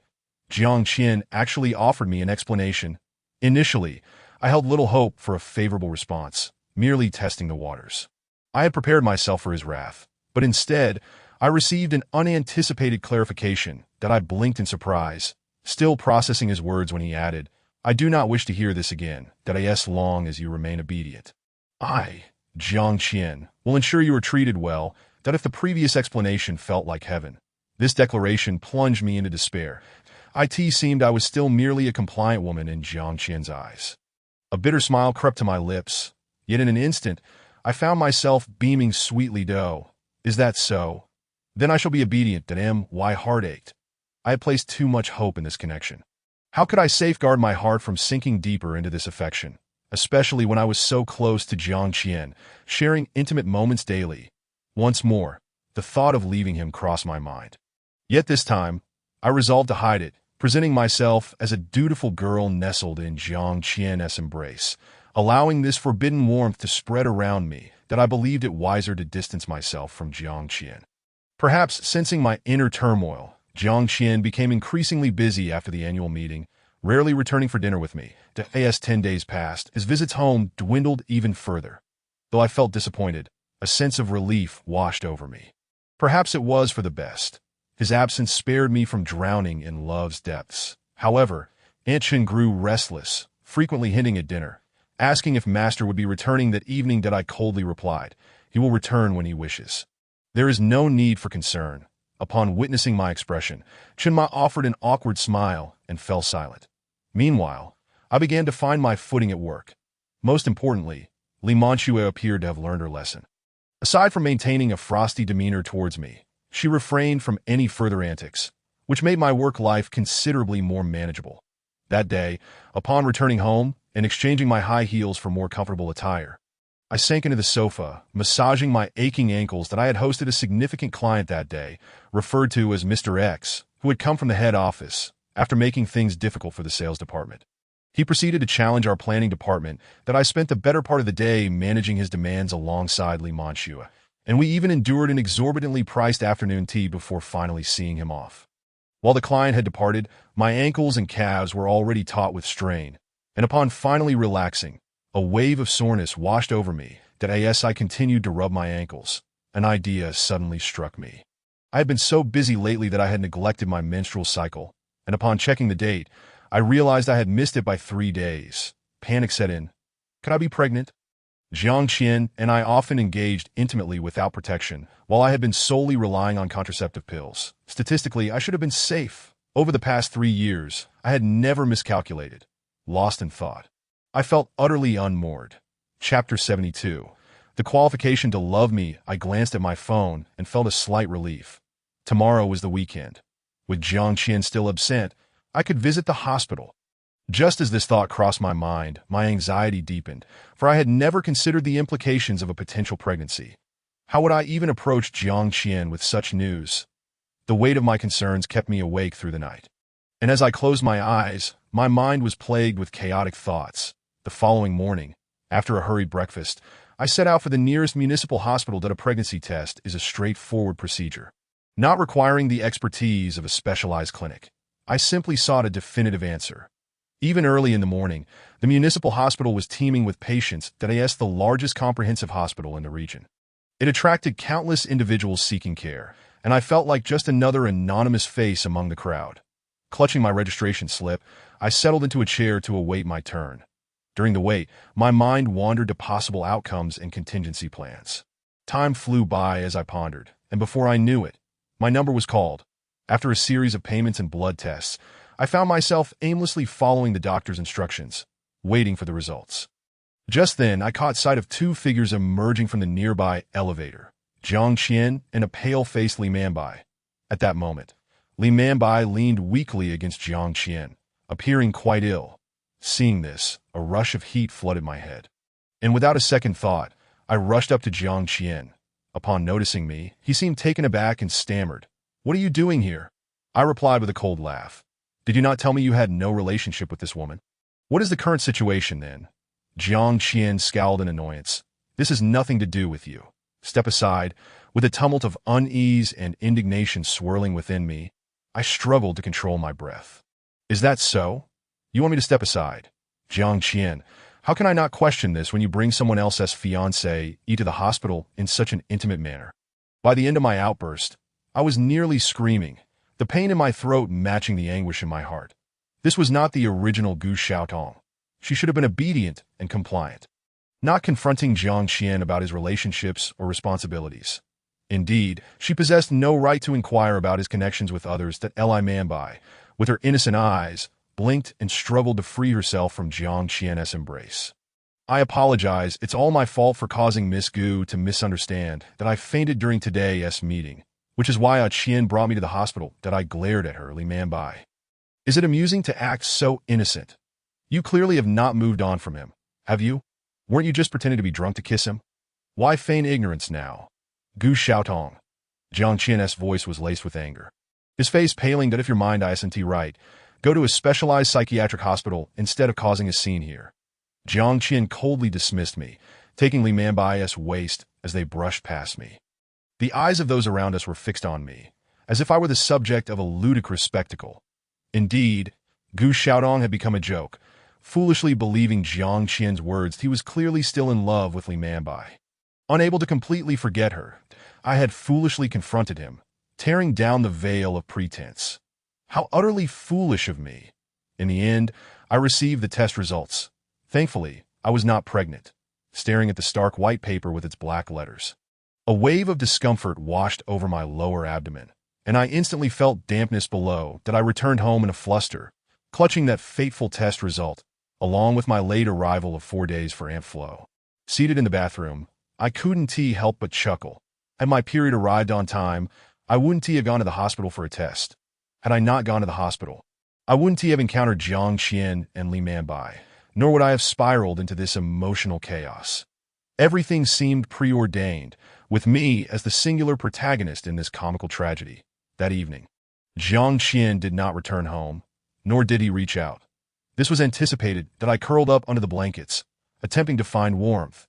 The lingering ache in my abdomen intensified, rendering me particularly vulnerable on this lonely night. Clutching Jiang Qian's pillow, I gradually succumbed to tears. The next day, with swollen eyes, I awaited Jiang Qian's return. That I in the room, I sat beneath the covers while he stood before me, adopting a condescending posture. To my surprise, I found the courage to meet Jiang Qian's gaze. Especially after my reckless outburst yesterday, I felt a strange sense of admiration for my newfound boldness. Jiang Qian remarked, I didn't expect you to react this way. I understood he referred to yesterday's incident, and I turned my face away, nodding slightly that I'm sorry. I was too emotional yesterday to know in truth I had placed too much trust in him, too much weight on his words. That won't happen again, I replied, looking back at him sincerely. Indeed, I would never again allow myself to be so naively trusting. Jiang Qian finally sighed. Perhaps you are right, that I in that instant, my heart wavered, and I could scarcely discern his expression. That he continued, Indeed, I have not forgotten Manbai over the years. A part of her has always occupied a space in my heart. That my lips trembled, even now that she is someone else's fiancée. Do you still feel the same? Jiang Qian fell silent, and after a few moments of contemplation, he nodded affirmatively. That I quickly lowered my head, desperate to hide the torrent of tears welling up inside me. However, given how close we were, Jiang Qian could hardly fail to notice. His indifference stemmed solely from a desire not to care. The atmosphere grew heavy, and after a lengthy pause, I finally spoke. What do you intend to do now? Should I move out? It's no problem. I can leave today if you wish. These luxuries held no allure for me. My decision to stay or go rested solely on Jiang Qian's words. Yet he responded, I need you to assist me with something. Once it's accomplished, I will grant you 10 million, allowing you to part ways with me and pursue your own desires. That I was taken aback. 10 million was more than any sum he had previously offered me. I understood that for Jiang Qian, it might not mean much, but for me, it represented an astronomical figure. 10 million could secure me a home in this city, providing a stable life without financial worries. Yet I also recognized that such generous compensation wouldn't come easily. That my heart raced as I inquired, what do you need me to do? Chapter 73. Letting go is not a failure. I need you to get close to Lu Qinyuan and make him fall in love with you. Jiang Qian stated matter-of-factly. For a moment, I nearly believed I had misheard him. What was Jiang Qian saying? Was I dreaming? I couldn't help but retort. What did you say? Jiang Qian coldly repeated, I want you to be by Lu Qinyuan's side and make him infatuated with you. Is he out of his mind? Jiang Qian must be mad. He always claimed that Gu Xiaotong, was his woman. How could he so calmly utter such words now? I sat upright, Jiang Qian. You must be joking, my panic peaked, my voice quivering as if something within me had collapsed, leaving me utterly unprepared. Jiang Qian regarded me, and I noticed his eyes were red-rimmed, though I could not discern if it was for me or due to this outrageous proposal. He continued, the events of the past few days have led me to reflect. You were right. I should not deceive myself. He paused. I have never truly let go of Manbai, that I want to reclaim her from Lu Qinyuan. And you should understand my intentions, that I could no longer bear to listen. Tears streamed down my face. The once steadfast emotional barriers crumbled in an instant, as a torrent of feelings surged forth to engulf me, leaving me defenseless. Jiang Qian, you may not love me, and you may set me free, but why must you humiliate me in such a manner? I bellowed. Undeniably, at this juncture, my heart was still being mercilessly twisted in pain, and I found myself too afraid to utter a single word about love. How pitiful, Gu Xiaotong. This is the culmination of 3 years of heartfelt devotion, now concluded with a finality. Jiang Qian stated, you have a choice. If you accept, I can triple the original sum, offering you 30 million, that if you refuse, you may leave at once. Rest assured, I will still provide for your father's employment. Heavens, this meticulous Jiang Qian, leaving no room for error. I was astonished to realize that I had never truly comprehended this young Master Jiang. In truth, he and Lu Qinyuan were kindred spirits, a realization that had long been clear to me. 30 million, 30 million. How intriguing, as the stakes continued to rise. Does this signify my worth, or does it imply that Li Manbai holds significant importance in Jiang Qian's heart? I found myself in a quandary. I tightly closed my eyes, allowing tears to cascade down my cheeks, while my hands, concealed beneath the blanket, had already formed tight fists that my fingertips dug painfully into my palms as I attempted to awaken my senses through this agony. Awaken, Gu Xiaotong. This is Jiang Qian, your initial acquaintance. That I understood Jiang Qian's modus operandi to some extent. Even if I couldn't fathom his inner thoughts, I could glean insights from his behaviors that if I were to decline, my father would become Jiang Qian's most significant bargaining chip, that he was acutely aware of my feelings for him. Yet he understood even better that no woman would harbor the same affections after such humiliation. When the bonds of emotion dissolve, the stakes become the paramount means of exchange, that if I were to refuse, Jiang Qian would likely remain suspicious of me for a lifetime. It is worth noting that Li Manbai is currently Lu Qinyuan's fiancée. Even if Jiang Qian harbored feelings for her, he could not brazenly attempt to seize Lu Qinyuan's woman. These elite families have ascended to great heights and are not mere merchants. They cherish their reputations and their wings. Now I realized Jiang Qian's secret. The only path laid before me was to align myself with Lu Qinyuan and complete this final transaction. Securing Jiang Qian's trust in me, that I took deep breaths, striving to regulate my emotions, and after a long pause, I declared, very well, I accept your terms. That I opened my eyes and met Jiang Qian's gaze. I will go to Lu Qinyuan's side, and I will ensure he releases Li Manbai from their engagement. But I demand not just 30 million. I require 100 million. This was not merely an audacious request, but a declaration to convince Jiang Qian of my sincerity in this transaction. Hence my escalation of the price. That I continued. Once the deal is finalized and the funds are transferred, I will depart from Duanqing, taking my father with me. I in your life, Jiang Qian, Gu Xiaotong will no longer exist. So you need not worry. Jiang Qian, being astute, surely perceived the implications behind my words. His expression grew frosty, his dark eyes shimmering with concealed turbulence, leaving me momentarily perplexed. That I wiped away the remnants of tears from my face and smiled. Surely, such a powerful and influential Jiang Qian cannot afford a mere 100 million? Or perhaps, Li Manbai is not worth such an investment in your eyes. My words were blunt and left no room for evasion. Jiang Qian's anger flared. 100 million it is. I agree to your terms. That I nodded. Very well, we have an accord. That I will leave here next week and will contact you unilaterally. You need not seek me out again. With that, I turned and retrieved a piece of paper and a pen, jotting down my bank account number before handing it to him. Here is my account. Once the deal is complete, transfer the funds directly, that I believe there is no need for us to meet again. Jiang Qian's expression contorted with rage. Honestly, I could not comprehend why he was angry. This was his proposal, and I was merely complying. Perhaps I had added a modicum of value to his bargaining chips. Yet for Jiang Qian, this sum was inconsequential, that I then removed the bracelet from my wrist, aptly named Lover's Heart, and placed it in my palm, extending it towards him.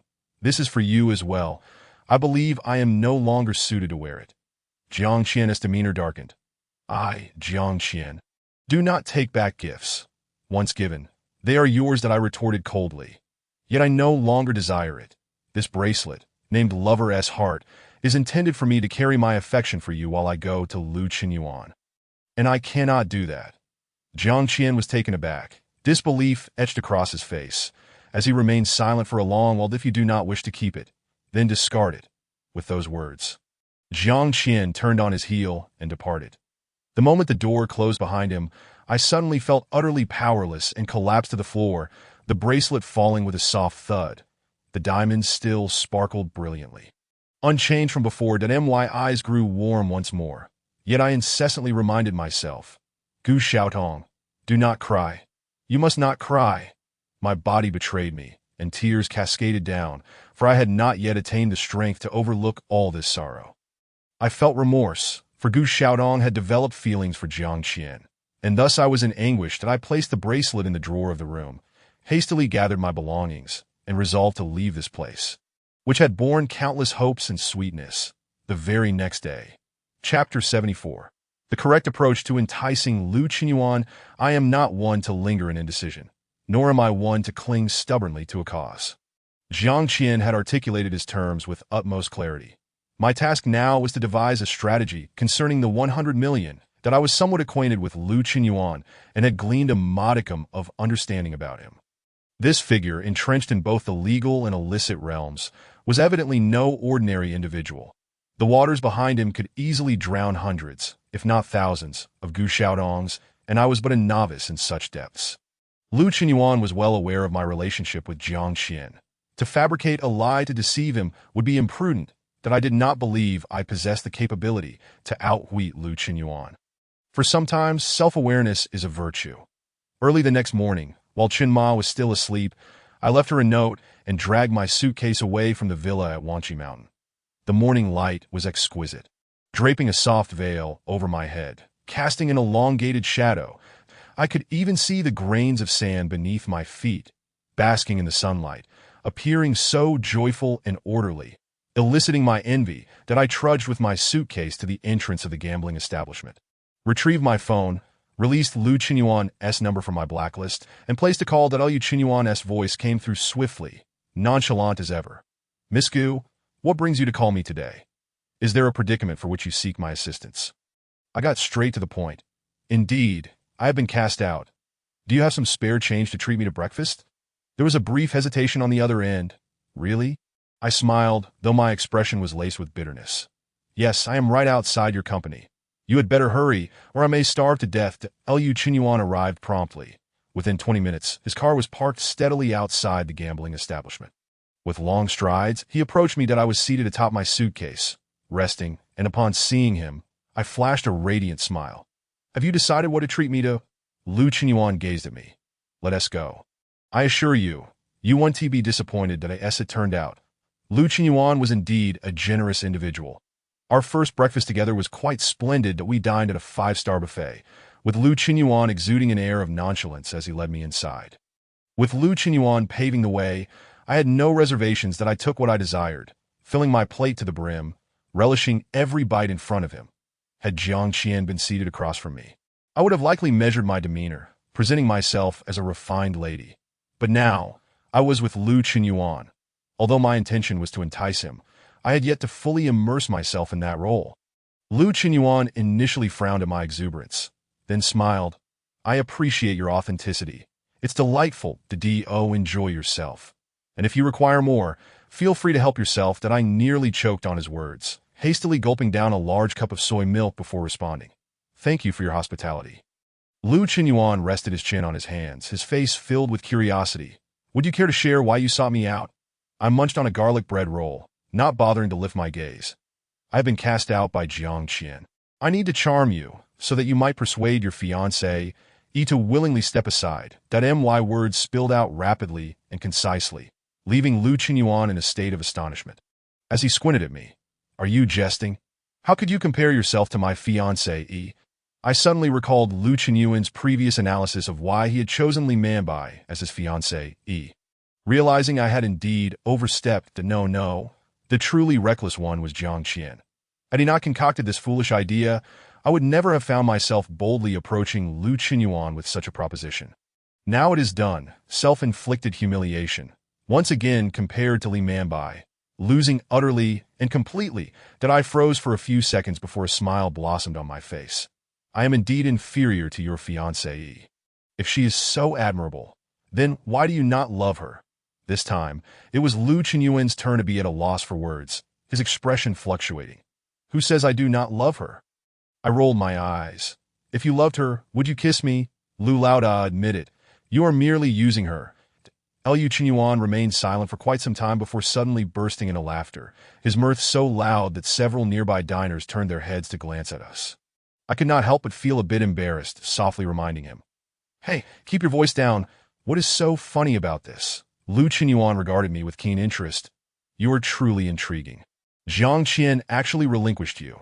I wonder if he will regret it in the future. Upon hearing Lu Qinyuan mention Jiang Qian's name, a pang of pain shot through my heart that I kept telling myself not to think about it. During difficult times, I should focus on that 1 billion, as long as I can persuade Lu Qinyuan to annul his engagement with Li Manbai, I could become a billionaire. Even if I no longer reside in Duanqing, I could still live comfortably. Who cares about young Master Jiang or Lu Laoda? I established this life philosophy for myself, and when I lifted my gaze to Lu Qinyuan again, I was already calm and composed. I said, So, give me a straightforward answer. Are you willing or not? If you are not willing, I shall withdraw. If you are willing, let us give it AT. Our wide Lu Qinyuan's eyes sparkled mischievously.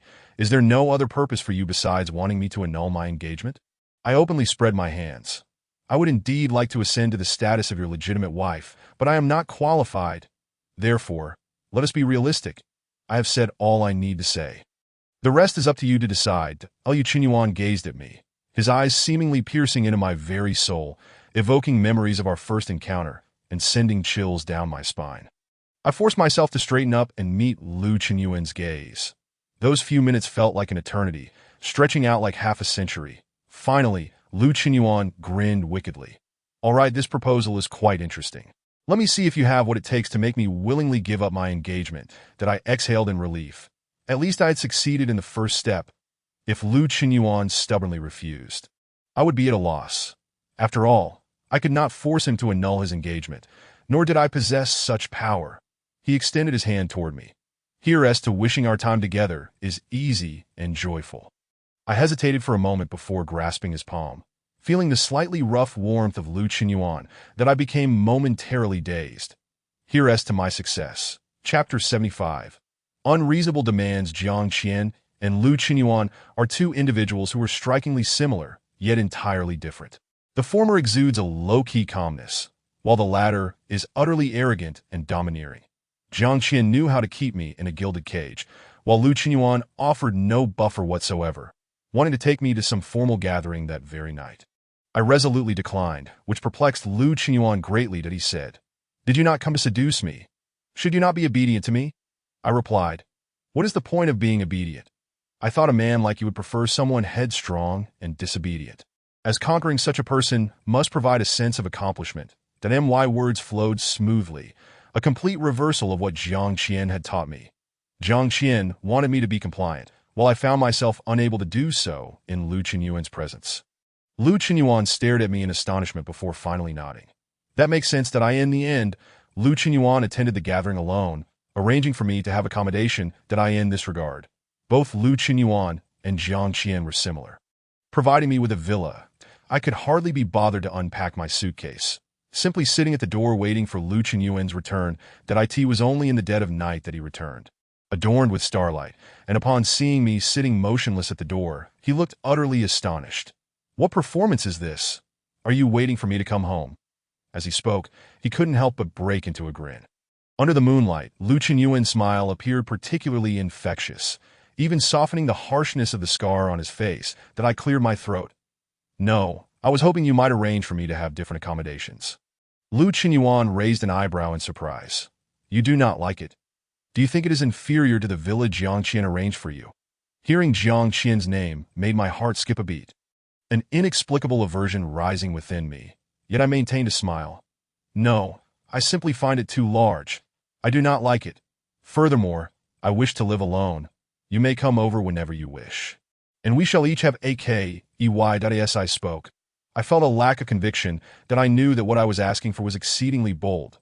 Lu Qinyuan could have any woman he desired. He had an outstanding fiancée and a youthful admirer, Wan Qingqing, that if he wished, many women would gladly revolve around him. Frankly, my absence would not be missed. Yet my request was perhaps the most unreasonable of all. Even so, I voiced it. Whether he agreed or not was his concern. Whether I spoke or not was mine. Even if he did not comply, at least I had fought for myself. That Lu Qinyuan stared at me as if I were an extraterrestrial being. And after a long moment, he resignedly spread his hands. "All right, what size room do you wish for?" About 60 square meters, 2 rooms would suffice. The kitchen should be well equipped, and I would like a balcony where I can grow flowers and plants. I was unreserved in my demands. That Lu Qinyuan smiled, this time his grin noticeably brighter. I could not fathom why my request seemed to please him. Once he finished laughing, he said, "Very well, I agree to your terms." I breathed a sigh of relief, finally jumping down from my suitcase.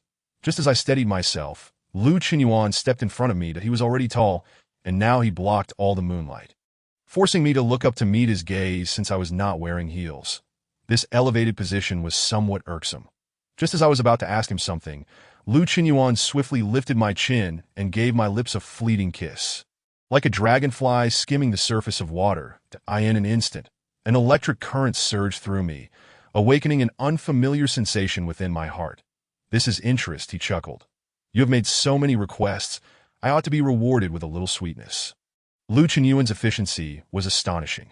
That very night, he found me a place to stay. The IT was situated in a high-end neighborhood in the heart of Duanqing, the apartment newly decorated to perfection. That I stood in the living room, slightly nervous as I carefully surveyed my surroundings. That IT was already quite late, and I feared Lu Qinyuan might decide to stay to TO me. Lu Qinyuan was an absolute man of action. Once he set his sights on something or someone, he would not easily let it go. Moreover, I had voluntarily come to him this time. It was evidently too late to voice regrets. That I had no reason to refuse Lu Qinyuan, and for a moment, I felt utterly at a loss.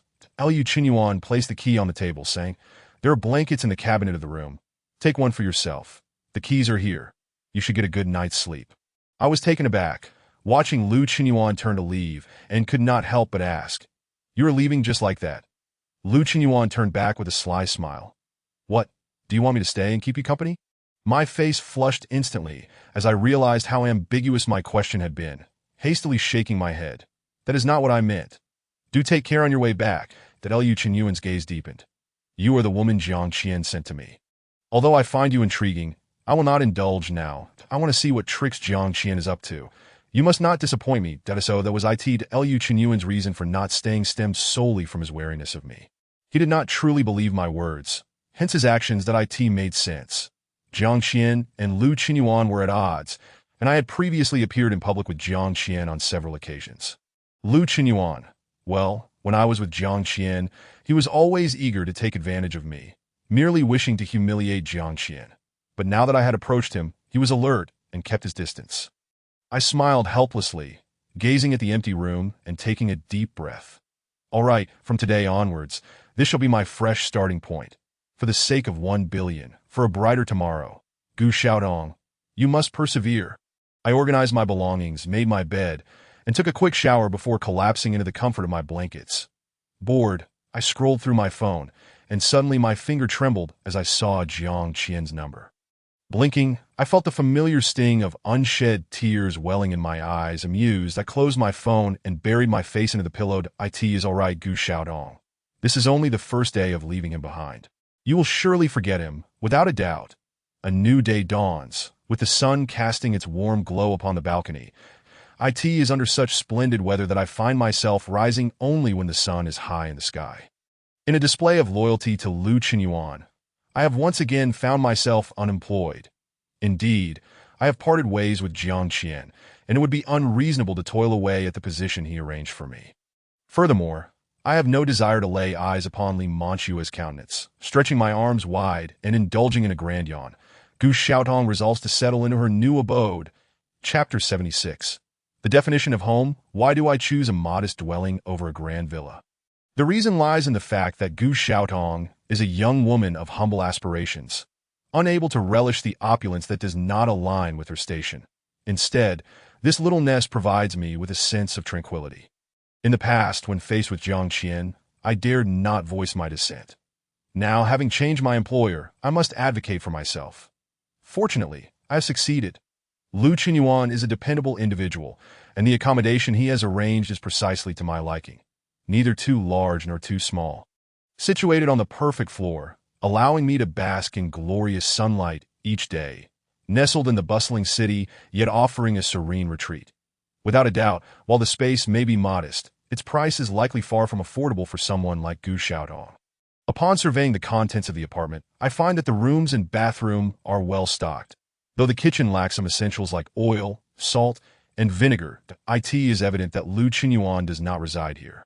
As there are no signs of cooking, with some cash in hand, I cheerfully made 2 trips to the supermarket to procure everything I needed, rolling up my sleeves to wash vegetables and cook.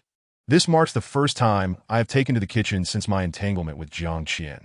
When I lived alone, cooking was merely a trivial task. Before long, I had prepared a dish and a soup, setting them on the table. Dining alone requires no extravagant display. One can indulge as one pleases. Just as I was savoring the fruits of my labor, the door swung open, and in walked Lu Qinyuan. I was momentarily taken aback. To be honest, I was still unaccustomed to his manner of entrance. However, recalling my earlier words, I managed to suppress my subtle displeasure. "What brings you here?" I inquired, astonished that I came to take you out for a meal. "Though it seems you have already dined," Lu Qinyuan replied, his gaze deeply scrutinizing the dishes on my table. "Did I ask there enough for me?" he asked, taking a seat at the dining table without hesitation. I hurriedly stood up. "Yes, please wait a moment," that I rushed to the kitchen to serve him a bowl of rice, and thus Lu Qinyuan and I embarked on a rather peculiar lunch together. After tasting the food, he nodded in satisfaction. "Not bad. That I never imagined you could cook." That I smiled, though my words were insincere. "It's a skill I've honed." To my surprise, Lu Qinyuan's appetite exceeded my expectations. He devoured nearly all of the dishes before I had the chance to eat more than a few bites. Not only that, he finished my soup and left not a single grain of rice behind. Holding the empty bowl in astonishment, I pondered if he was a ravenous ghost or had skipped breakfast altogether. Taking advantage of my hospitality at noon, content with his meal, Lu Qinyuan elegantly wiped his mouth. "Indeed, Jiang Qian must have been blind not to see your worth. With culinary skills like yours, I find it hard to believe I am at a loss. From now on, I shall come for lunch every day. You should prepare accordingly." As he spoke and prepared to leave, I quickly interjected. "Noon, you say? I need to search for work. Could we perhaps switch to dinner instead?" In a fast-paced city like Dancheng, it is challenging for a working woman to return home to cook a lunch. That Lu Qinyuan's suggestion seemed somewhat thoughtless, that he regarded me with surprise, uncertain whether it was my rebuttal or my intent to seek employment that puzzled him. After a prolonged gaze, he conceded, "Dinner it is then." I bid farewell to Lu Qinyuan. I exhaled deeply, gradually tidying up the dishes. That I still had some cash on hand, and my bank account held a modest sum. As for the card Jiang Qian had given me, I had left it behind, along with that bracelet in the villa at Wanqi Mountain. From this moment on, I shall return to my previous way of life, striving to support myself at the very least. Lu Qinyuan had resolved my housing dilemma, and living in the city center would greatly ease my commute. The Jiu Xiaodong is an optimistic young woman. She always manages to find solace in the most challenging of circumstances, a quality I greatly admire. After searching online, I decided to pursue the modeling gigs I had previously undertaken. This work may be arduous, but it offers quick earnings and flexible hours. That I am aware that without a formal contract, income is not guaranteed. Often, it fluctuates based on availability. Nevertheless, as a novice, I shall take this step to hone my skills. With my appealing features and commendable figure, it is a waste not to leverage such advantageous attributes. Moreover, I have grown weary of the corporate world, fearing that I might encounter Sheng Xian's subsidiary during my job search. Before meeting Jiang Qian, I could feign indifference, but I have yet to reach a level of resilience that allows me to face such encounters head-on. So it is best to avoid them altogether. Fortunately, my previous modeling stint had resulted in a commendable feature on a magazine cover. Shortly after submitting my resume, I received a call inviting me for a series of shoots next week. With hourly pay settled at the end of each day, I was overjoyed and eagerly accepted the opportunity. Could this be considered a promising beginning? With a few days until next Monday, I had time to adjust my mindset and acclimate to my new surroundings. As Lu Qinyuan had promised, he arrived punctually each evening thereafter to share dinner with me. Thus, I poured my heart into preparing for our nightly meals, selecting dishes and ingredients with great care to showcase my culinary skills for him. I felt less like a woman catering to Lu Qinyuan and more like a chef dedicating my craft to him. Within just a few days, I discerned Lu Qinyuan's culinary preferences and began crafting dishes to suit his taste, earning frequent nods of approval and praise from him. What brought me relief was that Lu Qinyuan only came for dinner, never expressing a desire to stay overnight. Furthermore, he began contributing to the meal expenses, 1,000 yuan per day, which surpassed what I would earn from working. I found myself momentarily dazed by this arrangement, questioning whether I had inadvertently stumbled upon the wrong approach. Could this culinary route lead me to my ultimate fortune? Before I could contemplate this further, the morning of next Monday arrived that I rose early to groom myself for my first day of work. Though I need not rise with the sun, I still wished to leave a favorable impression on my employer. As I stepped outside, I was unexpectedly met with a slap across the face. Quick to react, I deftly dodged. Before me stood Wan Qingqing, her face contorted with fury. Upon seeing me, she appeared equally astonished and enraged. Her voice rising, "I thought the little harlot here was someone else. Turns out it's you. Why have you abandoned Jiang Qian to come here? Are you attempting to seduce President Liu?" Chapter 77, A Grievance. Or not, I had long suspected that Wan Qingqing harbored feelings for Lu Qinyuan. Yet I never anticipated her would confront me directly, and with such hostility that I nearly retorted that I had no interest in Lu Qinyuan. But at the last moment, I hesitated. I could not admit that I pursued Lu Qinyuan, seeking to entice him to the point of breaking off his engagement with Li Manbai. Upon reflection, Wan Qingqing was not entirely wrong. It was simply inappropriate for her to deliver such judgments to me that I replied coolly, "That is my affair, is it not? It has nothing to do with you." Wan Qingqing's face flushed with rage. "You dare acknowledge it? Is Jiang Qian not sufficient for you? Not even the heir of Sheng Xian can satisfy your desires. What makes a woman like you think she deserves to be with President Liu?" Indeed, it seems that in the eyes of outsiders, Gu Xiaotong is no different from a harlot. A lamentable realization. I blinked. You should direct those questions to Lu Qinyuan. The one who allowed me to stay here is him, and it is he who wishes for my presence. Also, refrain from striking people without cause. You are not Li Manbai, that I concluded coldly, locking the door behind me as I strode away. Wan Qingqing, momentarily rendered speechless by my retort, stood still for a few seconds before frantically pursuing me.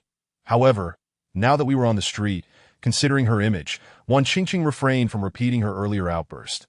Yet, that did not mean her words were any more pleasant than before. Her insults and emotional outbursts filled my ears that I glanced at her with irritation. Rather than venting your frustrations at me, why not clarify your feelings with Lu Qinyuan? If you like him and want to be with him, now that he is not married, you still have a chance. Wan Qingqing's anger flared, her youthful visage reddening. You make it sound easy. Do you think it is that simple? Indeed, it is not easy, which is precisely why I have never imagined there would be other women in his life. I gently tossed aside this sentence and turned to board a taxi. What an unexpected misfortune. If it weren't for Wan Qingqing's unwelcome interference, I could have easily opted to take the subway, which would have been both economical and convenient. Upon arriving at the filming location, a luxurious hotel, I was greeted by a stunning pool area that was beyond my imagination, in addition to the presidential suite. Clearly, the filming crew had booked the entire venue to shoot a theme centered around the upcoming summer season, summer pools. This meant today's shoot would be focused on swimwear. That it took me a moment to fully grasp this. But now it was too late to back out. My name was already on the staff sign-in sheet that if I didn't see this job through, I wouldn't earn a single penny. Not only would I leave empty-handed, but I might also risk being blacklisted by these companies for unexcused absence. Being blacklisted was far from my desire, so I had no choice but to press on. In the break room, I encountered 4 other girls who would be shooting with me today. They were all tall, slender, and undeniably beautiful, though none matched my paleness that I wanted to greet them, hoping to expand my meager connections within this industry. But the 4 girls showed no inclination to engage in conversation. Each wore a cold expression as they meticulously retouched their makeup. Indeed, you heard correctly that a swimwear shoot meant exposing more skin, necessitating makeup to conceal any imperfections. As the makeup artist worked on me, she exclaimed in admiration, "You are remarkably fair. Your skin is like satin." In all my work, I haven't encountered many with such flawless skin that I felt a bit embarrassed by the compliment. Stammering, "Is that so?" The makeup artist smiled and replied, "Absolutely, good physical attributes are a natural advantage." She then scrutinized my face, adding, "You're quite attractive as well, that I look forward to seeing you shine." My embarrassment deepened. Not only had I never contemplated becoming a sensation in this industry, but I hadn't even anticipated attaining any semblance of fame. Faced with the makeup artist's praise, I could only force a smile. Her enthusiastic commendation seemed to garner a considerable amount of disdain from the other girls, whose gazes turned rather hostile that I sighed inwardly. It was true what they said, wherever there are people, there exists a social hierarchy. Soon after, the first day of shooting commenced following the makeup session. Drawing from my prior experience, I was far less flustered than before, while I might still appear somewhat inexperienced compared to the other 4. I was adequately prepared for the tasks at hand. Given my appearance, the photographer requested that I portray a pure and innocent girl, resulting in numerous shots focused solely on me. Each scene change required a new swimsuit, along with corresponding changes in makeup and hairstyle that by the end of the day, I felt as though I'd spent more time transitioning between the break room and the shooting area than actually being photographed. Frankly, it was more exhausting than I had anticipated.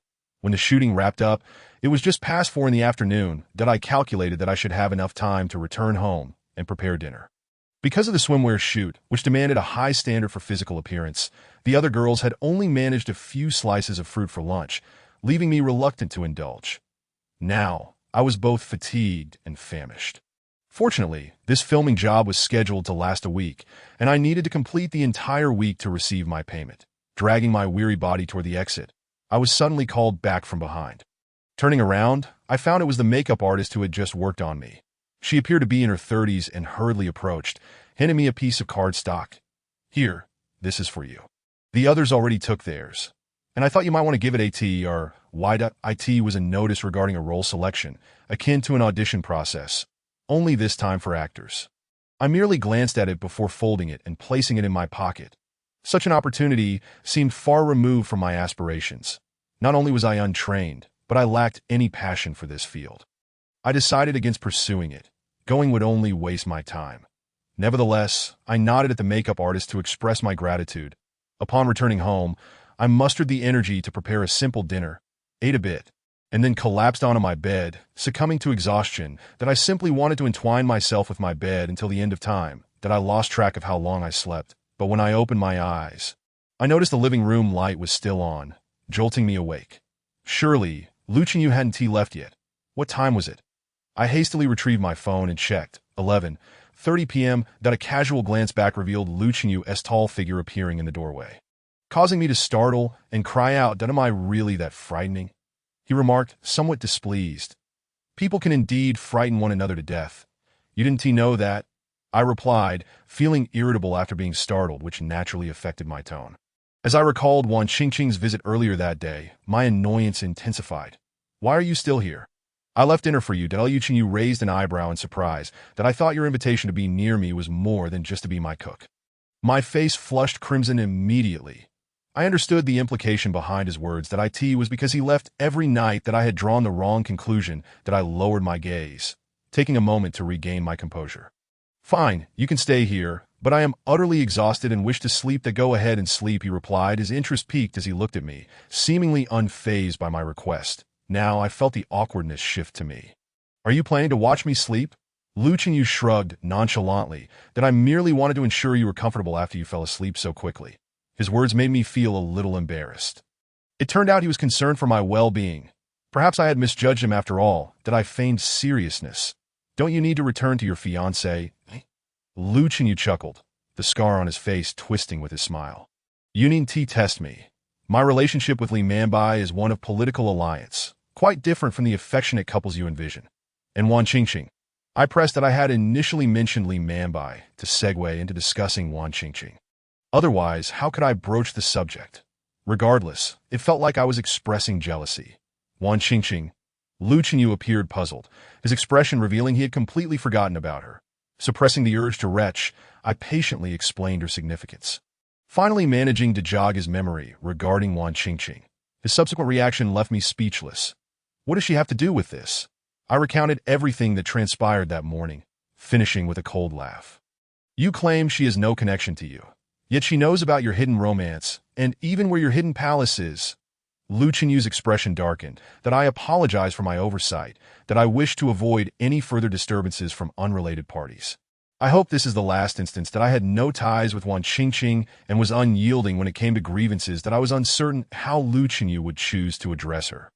But I had done all I could, and now I needed to rest. After exchanging a few casual remarks with Lu Chenyu, I ultimately succumbed to fatigue, wrapping myself in my blanket and drifting into a deep sleep. Whether Lu Chenyu remained or departed was an utter mystery to me. When I awoke the next morning, I found breakfast laid out on the table, with the dishes in the kitchen already washed. I was utterly astonished. I had never seen Jiang Qian wash dishes, nor had I witnessed him making the bed that I had assumed Lu Chenyu, who seemed to share a similar background with Jiang Qian, would be equally incapable of such mundane tasks.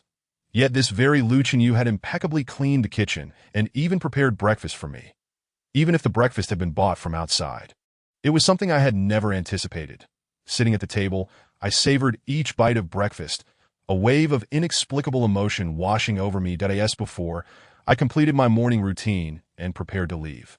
This time, however, I was cautious as I opened the door, wary of encountering Wan Qingqing again. Fortunately, everything was peaceful as I stepped outside.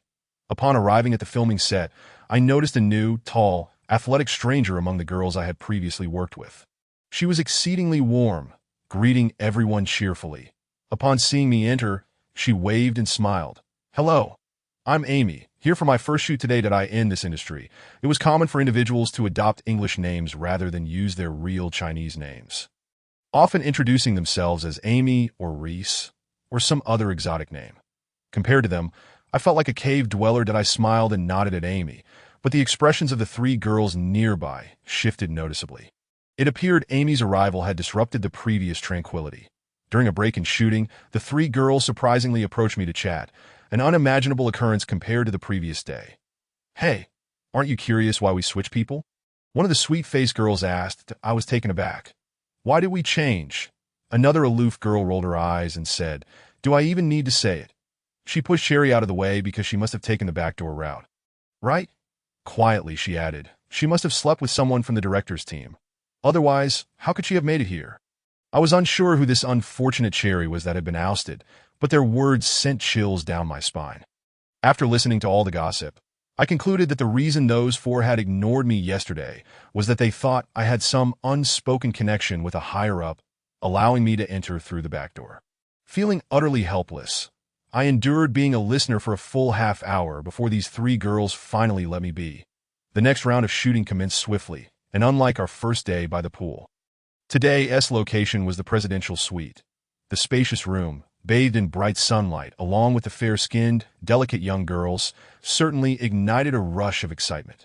During the shoot, I cautiously observed Amy. Her figure was the most alluring among us. With a sculpted physique, her abs and defined waistline were enough to make anyone drool.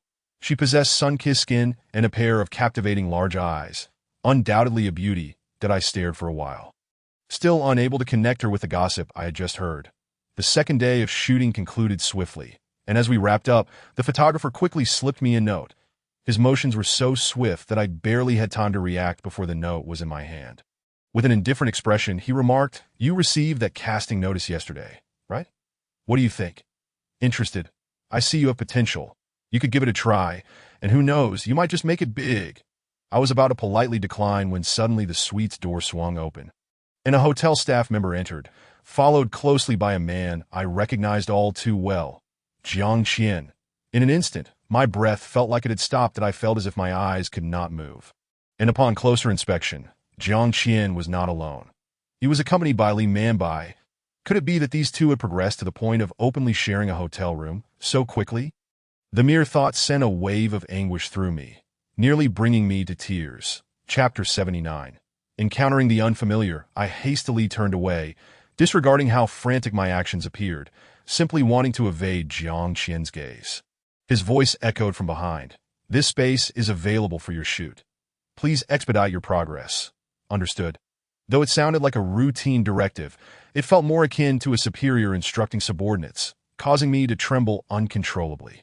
Amy noticed my unease and asked with concern, "Are you all right?" I shook my head, gritting my teeth. "I'm fine." This was my first encounter with Jiang Qian after leaving Wanqi Villa, and I never anticipated it would unfold in such a manner. With Li Manbai by his side, there was no way I could face him. I heard Li Manbai say, "Let us go. There is nothing noteworthy here." With Jiang Qian's agreement, the door closed once more, and a new round of shooting commenced. I exhaled a sigh of relief, my heart racing as if it contained a rabbit. Did Jiang Qian recognize me? I glanced down at my attire, realizing it might be better if he didn't. Currently, I was clad in a sheer, oversized top, beneath which lay a barely there bikini, the hem of my top resting tantalizingly at my thighs, stirring all sorts of enticing thoughts that I certainly did not wish for Jiang Qian to see me like this. To be honest, I felt somewhat at ease in front of Lu Qinyuan, but in Jiang Qian's presence, I constantly sought to present my best self, even if it was not my true nature. After the brief interruption caused by Jiang Qian, the subsequent shooting seemed to run much more smoothly, with everyone fully engaged and working efficiently by the time we wrapped up in the afternoon. We finished an hour earlier than expected, and I was overjoyed at the prospect of returning home to rest. Just as I was about to leave, the photographer from earlier approached me. "Would you like to join us for dinner? We could grab afternoon tea." "Sure." Amy chimed in, smiling. "Let us go together. It's not every day we finish early." I glanced again at the other three girls, only to find they had vanished without my noticing. Hesitating for a moment, Amy pulled my arm affectionately, insisting, "Come on." It wouldn't hurt to build good relationships with them. I realized I had been lonely for far too long, failing in love, lacking in friendships, with no stable career or a harbor to call home. This thought stirred something within me. Indeed, Amy was right. I might as well treat it as a casual outing with colleagues in the workplace. Such things were commonplace. Without further deliberation, I nodded and allowed Amy to lead me to join the photographers and crew for afternoon tea. The afternoon tea was set in the hotel's restaurant, where coffee, juice, milk tea, and an array of ice creams and desserts were available, even spicy Chinese snacks. The self-service afternoon tea was priced at 98 yuan per person, a figure that clearly aligned with the establishment's star rating. When it came time to pay, we split the bill, and I feigned indifference as I handed over my money, though inside I felt a pang of discomfort. Adhering to the principle of the more you pay, the more you eat, I indulged in a substantial amount. Naturally, the more I ate, the fewer opportunities there were for conversation, leaving most of the chatting to Amy while I merely listened. I had to admit, Amy was a remarkably cheerful girl. She quickly struck up a lively conversation with everyone present, a skill I lacked. After finishing a plate of food, I reached for some ice cream. It was then that Amy noticed my indulgence, exclaiming in surprise, "You're eating so much. Aren't you afraid of gaining weight?" I paused, feeling a bit embarrassed that I was an outsider, lacking the discipline of industry girls who maintained their figures when busy or tired. I simply ate, and when I did, I ensured I was full. This had been my habit since childhood. I hadn't realized that my appetite had startled everyone present. I silently speculated, could it be that Jiang Qian was distancing himself from Li Manbai due to my large appetite? I shook my head, chastising myself for once again thinking of Jiang Qian. That moment, I caught a glimpse of the restaurant door, and there stood Jiang Qian and Li Manbai once more, causing me to fumble and nearly drop my ice cream. Amy noticed my distress. "Are you feeling too tired? Would you like to finish early so you can rest?" Glancing at Jiang Qian and Li Manbai approaching, I stood up hastily. "No, I'll just go grab some more food." With that, I hurriedly made my way back to the food selection area, turning my back to the restaurant entrance, hoping Jiang Qian and Li Manbai would pass by without noticing me. Unfortunately, our table was positioned right next to the entrance, and as soon as Jiang Qian and Li Manbai entered, they would undoubtedly see me. There was nowhere to hide. I quickly grabbed some food. Cautiously surveying my surroundings, relieved to find no sign of Jiang Qian and Li Manbai, that I rushed back to the table, only to discover that the once vibrant gathering had dwindled to just Amy and the photographer. I was astonished. Where did everyone go? Amy replied, they had to leave due to an urgent matter. The higher-ups called, and they had no choice but to leave. She shrugged, appearing quite helpless, that I nodded in understanding. Such was the nature of every profession. One could not offend their superiors. The ice cream I had abandoned was beginning to melt, and I hastily finished it, finding its taste oddly peculiar. Perhaps it was the melting that altered its flavor? For a moment, I didn't dwell on it. The photographer broached the subject of the casting notice, strongly urging us to participate. You two are both quite good, even if it's not a leading role. Landing a small part would still be a win. Amy clapped her hands. That's true. Even if it's a minor role, it's a chance to gain experience. They spoke with increasing enthusiasm. I began to feel something was off. First, my head felt dizzy. Then my body grew warm, a long-forgotten sensation surging from the depths of my soul, nearly igniting me entirely. Gradually, I started to lose track of Amy's words. My body unresponsive while my mind remained alert. This situation was abnormal. Definitely not normal. Had someone slipped me something?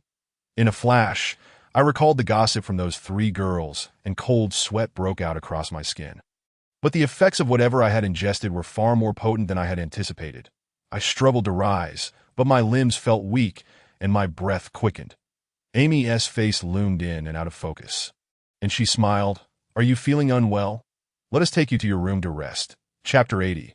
You truly are pathetic. I wanted to refuse, but it was futile. My body wouldn't respond. Thus, I allowed Amy and the photographer to guide me toward the elevator. Soon, as if preordained, they adeptly arrived at the floor of the hotel room. That I in a daze. I heard Amy say, this one will do. They always make me do this. It's truly infuriating. What was she referring to? What on earth was going on? I felt as if flames were licking at my entire being. Even a fool would realize the situation was dire for me. At that moment, Amy leaned close to my ear and whispered, sorry, little sister, but this could be beneficial for you, that if you manage to please those above, perhaps you could also gain resources and be promoted. In that case, becoming famous would be worth it. That I bit my tongue, trying to regain some clarity. Damn it. Before I could muster the strength for a desperate counterattack, I was thrown onto the bed by these 2 individuals. The door slammed shut with a resounding bang, leaving me in a state of utter helplessness, as if calling out to the heavens, or the earth would yield no response. The soft sheets on the bed seemed to possess an inexplicable allure, heightening my restless agitation to an unbearable degree. That no, I couldn't remain here. I had to escape. Struggling to rise from the bed exhausted all my strength. My head swam, and I could barely stand. The distance from the bed to the door felt as arduous as a pilgrimage to the west. When I finally reached the door, my body could no longer withstand the strain, and I collapsed onto the floor, gasping for breath. That my heart ached, my body ached, and I felt utterly drained, gazing at the doorknob within arm's reach. I lacked the strength to fully turn it. Just as my hand grasped the doorknob, I heard the sound of the electronic lock from outside, and the door swung open. Caught off guard, I was knocked to the ground by the door. And thankfully, the room had carpet. Otherwise, I would have sustained injuries. Lying on the floor, breathless, the person behind me walked in and casually shut the door. With a click, the lock engaged, plunging me into a despair so profound it was beyond tears. Oh heavens, this is too much. Just when I felt utterly cornered, a face suddenly loomed before me. Lu Qinyuan, with a mocking expression. I was curious about the gift they prepared for me. Turns out, it's you. The arrival of Lu Qinyuan was utterly unexpected. My eyes widened in shock. It made sense, as Wan Qingqing had mentioned previously, that Lu Qinyuan was the key to her contract, indicating he held significant sway in this industry. He was indeed the superior they spoke of. Panting, I retorted, despicable, shameless that Lu Qinyuan feigned innocence. You can't blame me. Blame yourself for being so naive. Indeed, how foolish I had been. I genuinely thought that being invited for afternoon tea was a gesture of camaraderie among colleagues. How naive. They saw me as nothing more than a fish on a chopping board. Can you still get up? Do you need my assistance? Lu Qinyuan said with a grin, devoid of any sympathy, that I wished to assert my strength for a self-rescue. But alas, my body refused to obey. Then why waste your breath? I managed to utter that one sentence, my entire being drenched in sweat, my clothes clinging to my skin, that Lu Qinyuan half lifted, half supported me back to the bed. Scrutinizing me closely, it seems you're not just under the influence of a drug. You appear to be in considerable pain. Should I assist you? I looked up at him, noticing the insinuating smile in his eyes. He was clearly aware of my predicament and intended for me to take the initiative, thereby granting him absolute leverage. But I refused to comply. I knew this was an excellent opportunity to take Lu Qinyuan down. Yet I understood that someone like him wouldn't easily yield after a single encounter with a woman. After all, would Lu Qinyuan truly lack for female company? The women around him likely numbered as many as fish in a river. Despite my weakening state, I pressed on. Don't strain yourself. I know their tactics. They must be wary of your resistance, so the dosage is undoubtedly substantial. Lu Qinyuan seemed all too familiar with the situation. Even beginning to elaborate on it, that I scoffed. Shameless, that Lu Qinyuan propped his chin on his hand, watching me with an expression that suggested I was merely a lab rat. After lying on the bed for a while, I realized this was not a wise choice. The blankets were stiflingly warm, and I needed to find a cooler place. Struggling, I managed to rise again, making my way toward the bathroom. Dia, you want me to run a bath for you? Lu Qinyuan followed eagerly, repeating himself, a bath. Huh. I glanced at the oversized bathtub in the bathroom. By the time it filled with cold water, I would have succumbed to the drug's effects long ago. I moved into the shower stall, grasping the shower head, and swiftly turned on the cold water. In an instant, the oppressive heat on my skin was forcefully quelled, bringing a wave of refreshing clarity, without even removing my clothes. I stood under the cold water, gradually regaining my breath. Yet the agitation within me remained, that I knew merely showering in cold water wasn't enough. That I stole a glance at Lu Qinyuan, who lingered at the door, arms crossed, watching me as if awaiting a spectacle. Aren't you here to help? Go fetch me some water to drink, I gasped. All right, no problem, he replied, raising an eyebrow. I added, I want unopened bottled water. Lu Qinyuan appeared taken aback. Are you wary of me? If I intended to do something to you, would I need to drug you? You're already in a precarious state. I shot him a glare. Get it now. Lu Qinyuan wore a broad grin, seemingly in an unusually good mood. All right, I'll go get it. Soon, an unopened bottle of water was delivered to my hands. I instructed Lu Qinyuan to close the bathroom door behind him.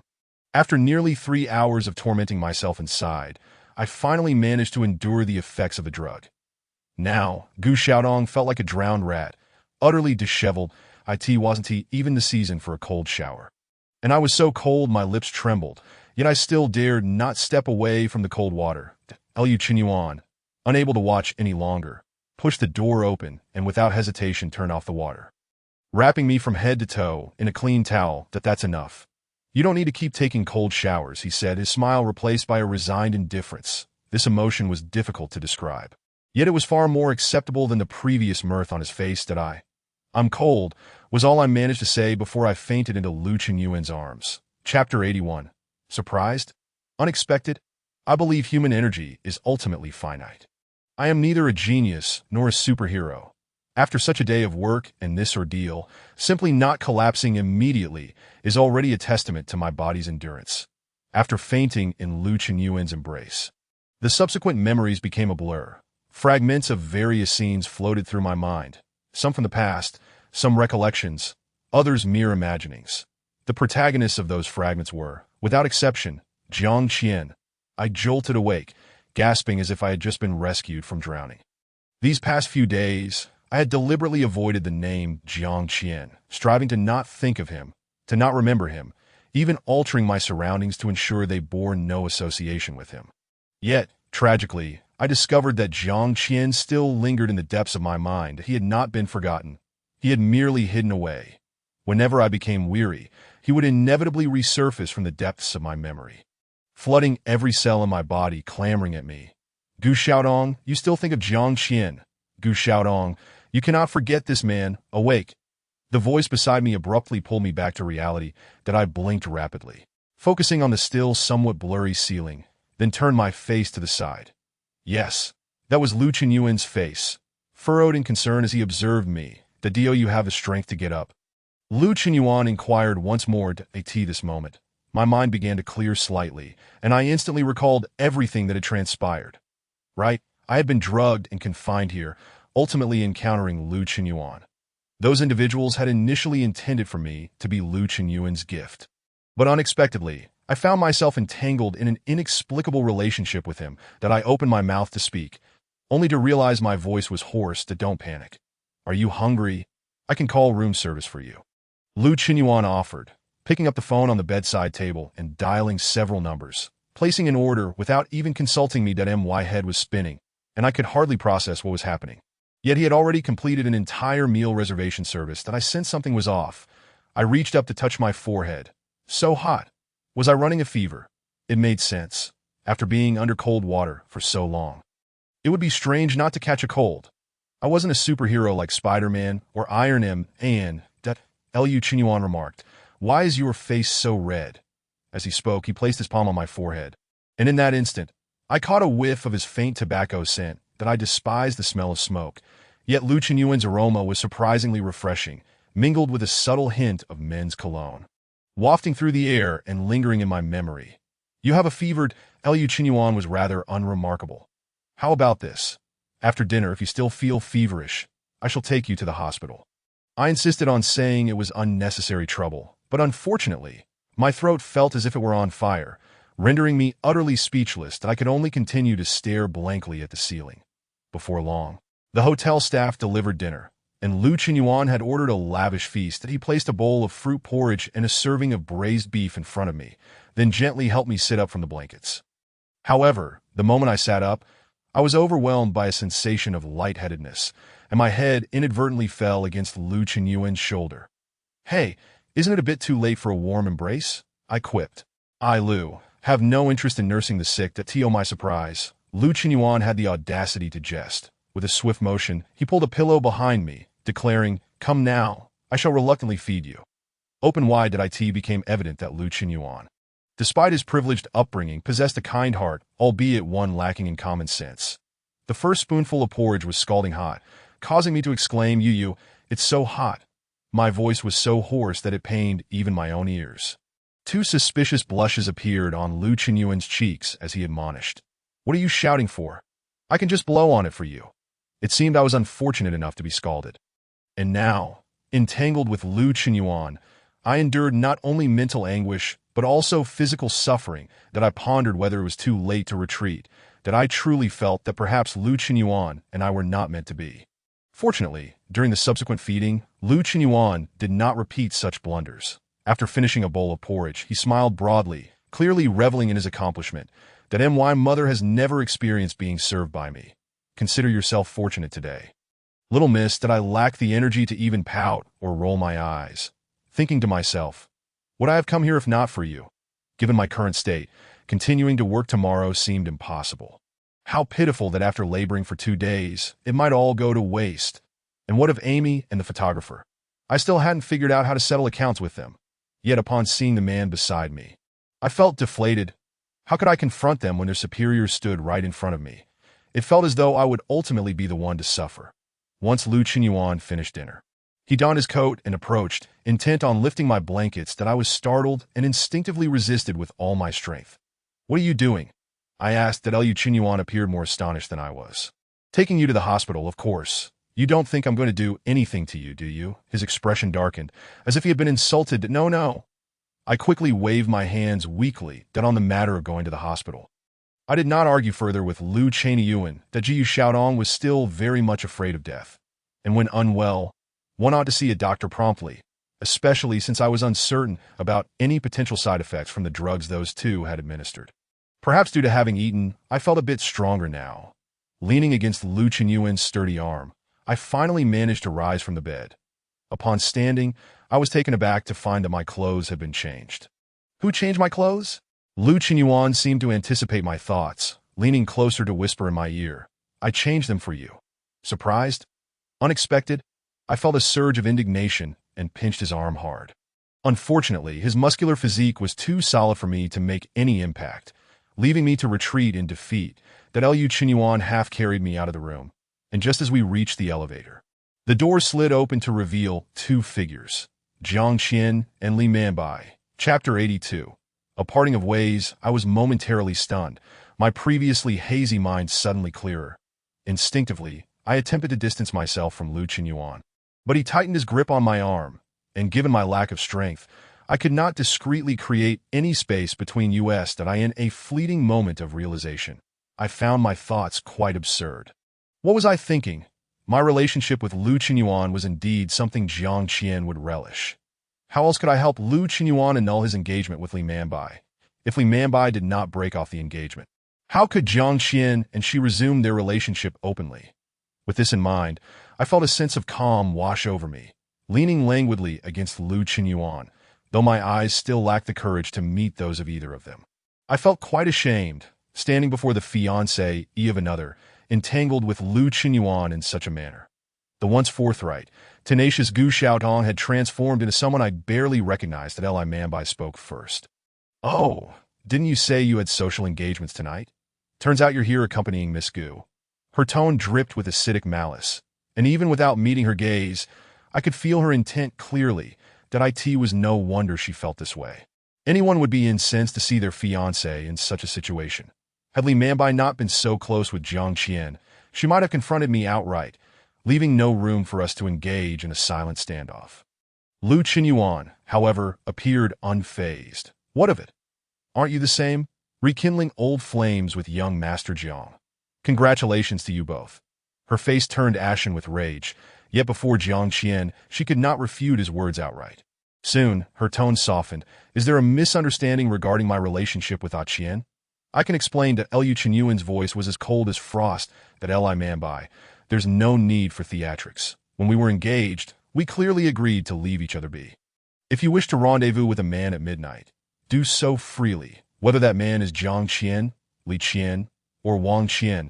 It matters not to me." That I had long suspected that Li Manbai and Liu Qinyuan's relationship was not as harmonious as it appeared. But the palpable tension between them was something I had never anticipated.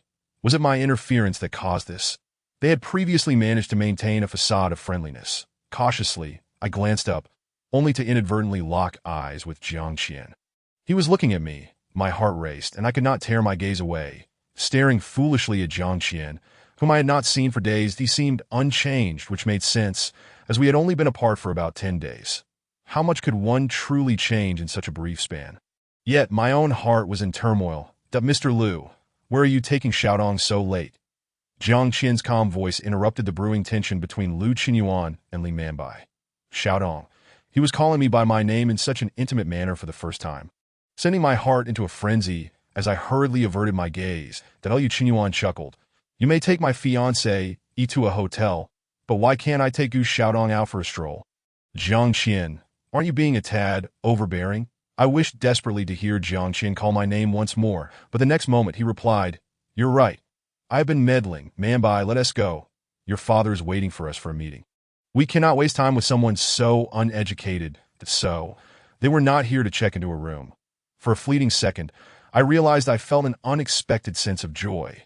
This sudden happiness took me by surprise, leaving me somewhat bewildered. Jiang Qian and Li Manbai brushed past me, his familiar scent wafted by, yet I lacked the courage to look back. Beside me stood Liu Qinyuan, while behind me walked Jiang Qian. These intertwined emotions stirred a myriad of feelings within me. Lost in my thoughts, I sensed that Liu Qinyuan, too, was preoccupied. That we remained silent until we arrived at the hospital and I was ushered into the emergency room. It was only then that Liu Qinyuan spoke to the doctor. At Liu Qinyuan's insistence, I underwent a thorough examination and ultimately received an 4 drip to reduce the fever. That I in the infusion room. Liu Qinyuan sat beside me, appearing contemplative and somewhat discontent, his gaze focused downward. Suddenly, he murmured, "Do you think Jiang Qian was right? That I am nothing but an uneducated man?" I was uncertain why Liu Qinyuan would bring this up. To be frank, I had merely dismissed Jiang Qian's remark as a deliberate provocation without taking it to heart. Yet it seemed Liu Qinyuan did not share this sentiment. Blinking, I replied, "How can you consider yourself uneducated? Compared to you, I am the one lacking in knowledge. Typically, such self-deprecation would foster closeness and even intimacy in conversation that I anticipated. Once I finished speaking, Lu Qinyuan stared at me for a long moment, sending a chill down my spine. Finally, he remarked, "You're right. That makes sense." That he then affectionately ruffled my hair, smiling like a carefree young man without ulterior motives. Genuinely, I felt immense gratitude for Lu Qinyuan's assistance that evening. And in turn, I found him less off-putting than before. That I hesitated before finally saying, "You are their superior, aren't you? Forgive me, for I truly do not know how to define Amy and that photographer. To refer to them as mere humans is already quite generous." Upon hearing my query, Lu Qinyuan's expression darkened. "Well, I suppose that's one way to put it. Then could you please speak to the filming crew?" I continued, "Given my circumstances, I may not be able to work tomorrow. I was originally scheduled for a week's worth of work. Yet I have only completed 2 days and have not earned a single penny. Matters concerning one's livelihood are never trivial, and I had no choice but to press Lu Qinyuan for assistance." Lu Qinyuan regarded me with surprise, pausing for a moment. Find out I breathed a sigh of relief. I had not anticipated Lu Qinyuan to be so accommodating, which certainly spared me considerable trouble. That moment, I was still aware of Lu Qinyuan's modus operandi. In the future, I would certainly refrain from making such requests of him, for he only acted according to his own style, handling matters in a way that would leave one speechless. That I in the tranquil night, within the hospital's emergency infusion room, Lu Qinyuan and I spent our first night together, an occasion worth commemorating. Lu Qinyuan was still lamenting, claiming he was not the type to be enamored by beauty, yet he could not fathom why those beneath him always mistakenly believed he had a penchant for beautiful women. I silently mused. Well, it's because you are a pimp, after all. Chapter 83. Sheltered by a great tree after the 2 bottles of 4 fluid had finished, I felt far more invigorated than when I had arrived. I no longer needed to lean on Lu Qinyuan's arm as I walked. My steps were now imbued with vitality. Passing by a 24-hour snack shop, Lu Qinyuan even bought me a serving of wontons. We strolled while eating, our shadows elongated by the streetlights. Indeed, Lu Qinyuan and I were not in a romantic relationship, nor was there any emotional entanglement akin to that with Jiang Qian. Thus, on this night, both of us, burdened by our respective frustrations, unexpectedly found ourselves engaged in conversation that I vented about Jiang Qian, while he criticized Li Manbai. Amidst the laughter and jesting, we soon arrived at the hotel room. Lu Qinyuan informed me that he had arranged for an extension of our stay, allowing us to reside there for 3 days. I was somewhat perplexed by his intentions. Had he not already secured my accommodations? Why the need to specifically stay at a hotel? I silently questioned with my gaze, and to my surprise, the otherwise unflappable Lu Qinyuan appeared somewhat bashful as he cleared his throat. "Staying here allows you to rest for a couple of days, after which you can directly return to the filming crew to continue your work." So that was it. That I had not expected the rough around the edges Lu Qinyuan to be so considerate that I felt a wave of gratitude and sincerely said, "Thank you." Outside the window, dawn was approaching, and as Lu Qinyuan departed alone, I lay on the expansive, soft hotel bed, unable to find tranquility. My thoughts were consumed by Jiang Qian, yet I felt an inexplicable warmth towards the thoughtful Lu Qinyuan. Ultimately, I gradually drifted into slumber. One cannot withstand the body's instinctive reactions. I had endured enough for one night, and every cell in my body was exhausted, that I slept soundly for an entire day, awakening to find the world outside cloaked in twilight. The clouds painted the horizon in shades of white and golden red, as if reluctant to bid farewell to the setting sun, lingering in a tender embrace at the edge of the horizon. I gazed at the scene for a moment before reaching for my phone. Thankfully, I had remembered to take it out before showering last night. Otherwise, it would surely have faced ruin. Suddenly, I recalled that this phone had been a gift from Jiang Qian, which left me with a bittersweet smile. How delightful! A full day and night had passed, and apart from 10086, no one else had reached out to me. Jiu Xiaotong felt profoundly alone in this city, so isolated that no one seemed to remember her. Just then, my phone screen lit up with a message from Lu Qinyuan. "Are you awake?" The brevity of his words sent a jolt to my heart. Just as I had been wallowing in self-pity, feeling utterly alone, Lu Qinyuan's message served as a reminder of my reality. That I replied, "Yes, I'm awake." Lu Qinyuan. "The hotel offers room service. You can order food for yourself." I responded, Got it. Thank you, Liu Qinyuan. You really are sparing with your words. I feel quite touched, but I habitually suppress such sentiments. Perhaps the setbacks I faced with Jiang Qian have rendered me less courageous. I instinctively refuse kindness when faced with it. But what good does refusal do? I came to Liu Qinyuan of my own accord, and we are all aware of my intentions. This is the part one find perplexing. If we both knew my motives were less than pure, why then did Liu Qinyuan treat me with such consideration? The screen still displayed my typed thank you, and I hesitated for quite some time before sending it. These two words had lingered in my mind, yet when spoken to others, they seemed feeble and devoid of impact. That I steeled myself and completed my morning routine, only to discover that my clothes were inexplicably missing. I was still wearing the new outfit from yesterday. At that moment, the doorbell rang, and it was the hotel staff delivering my laundry. Hello, here are the clothes you sent for dry cleaning. They are ready for you. The attendant said politely. I was taken aback that Liu Qinyuan had even thought of this. Thank you, I replied hurriedly, accepting the freshly cleaned garments, and I also ordered some food from the attendant. Just as I was about to close the door, I noticed a card on the floor beneath my feet. Could it be? In a hotel of this caliber, they still distribute such advertisements. With this thought in mind, I picked up the card, intending to toss it in the trash. However, the handwriting immediately caught my attention. It was Jiang Qian's script. He had written, "Do not trust Liu Qinyuan too much. If you feel unwell, go to the hospital promptly. If you lack funds, feel free to reach out to me." I was taken aback. What did this mean? The very person who had pushed me toward Liu Qinyuan was now cautioning me about him. Did he think I had the potential to become an undercover agent, suggesting I act as a spy near Liu Qinyuan? I scoffed internally, tossing the card into the trash. Having completed this, I tried my best to ignore the trash bin. Fearing I might relent and retrieve the card, that I could only conclude that Jiang Qian had impacted me profoundly, to the extent that I now felt compelled to consciously avoid him. After enjoying the hotel's room service dinner, I resumed my slumber, sleeping soundly until the next morning, finally rising with a clear mind. After changing into the freshly laundered clothes, I took out my phone and contacted the filming crew, informing them I would be ready to work on time today. To my surprise, the response left me feeling suspicious. He said, "All right, whenever you wish to come is fine. Are you certain it's today? You might want to rest a bit longer. You don't seem very energetic after waking so early." Such attentive concern was hardly what I expected from the filming crew's head, who had previously looked down upon newcomers. That he was even addressing me as you. Setting down my phone, I was taken aback. Upon arriving at the filming location, all the crew members were already present, including the same 3 girls and Amy. However, the photographer responsible that day was nowhere to be seen. That I couldn't help but feel a sense of schadenfreude. Could it be that Liu Qinyuan had dismissed him?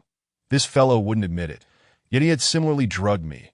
Why should the beautiful one be allowed to remain and continue shooting?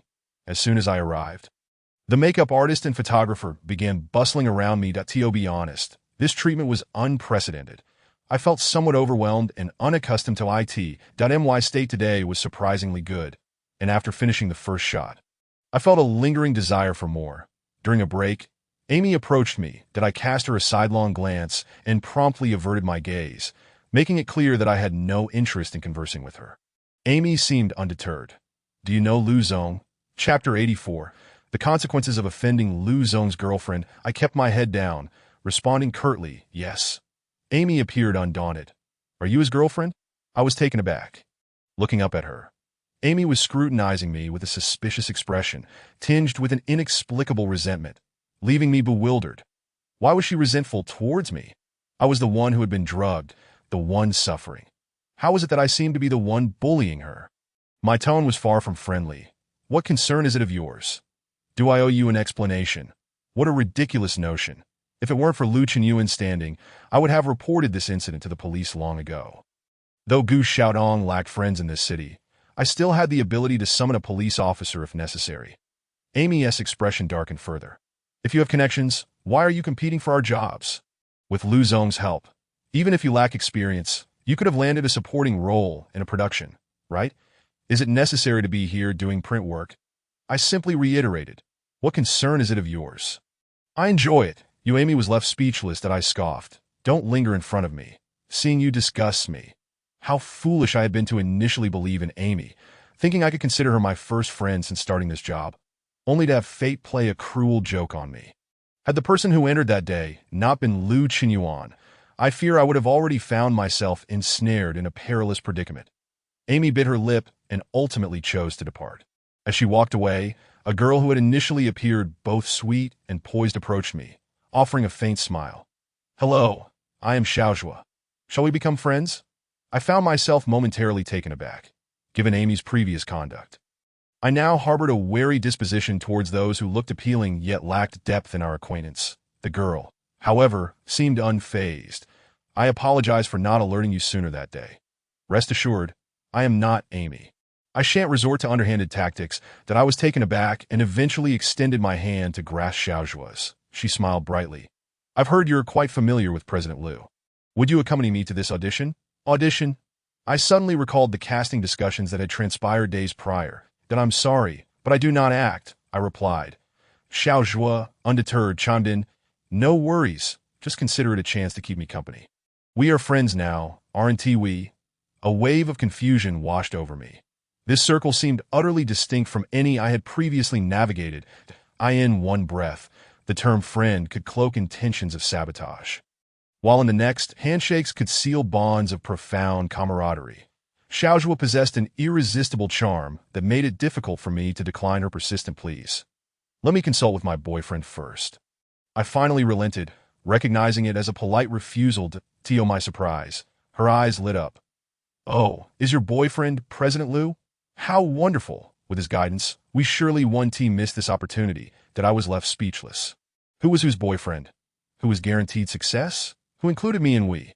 After enduring a day of filming, I was finally free. As we wrapped up, Xiaozhua leaned in and whispered, "Did you know? Amy, the one who offended you, is in quite a predicament. After this project, she will officially terminate her contract with the company." I was astonished. Terminate her contract? Why? Xiaozhua rolled her eyes in exasperation. What else could it be? President Liu is standing up for you. It's rather amusing, really. She intended to present you as a gift to curry favor, yet ended up digging her own grave. How unfortunate. She has barely signed her contract, and now she is facing dismissal. Offending President Liu will surely make it difficult for her to continue in this industry. Xiaozhua laughed, her mood evidently elevated that a flicker of emotion stirred within me. Lu Qinyuan had directly intervened on my behalf, leading to Amy's contract termination. That a myriad of feelings engulfed me. Throughout my life, very few had ever acted on my behalf. Yet today, I felt a rare sense of joy emanating from Lu Qinyuan's actions. Upon returning to my humble abode that evening, I poured my heart into preparing a sumptuous feast that I wished to express my gratitude to Lu Qinyuan in this manner. Though voicing my thanks felt daunting, I was eager to show my appreciation through tangible efforts. After all, did he not enjoy the meals I prepared? Thus, I resolved to create a delightful dinner. As I surveyed my culinary achievements with satisfaction, I noted the time. Soon it would be time for Lu Qinyuan to return home.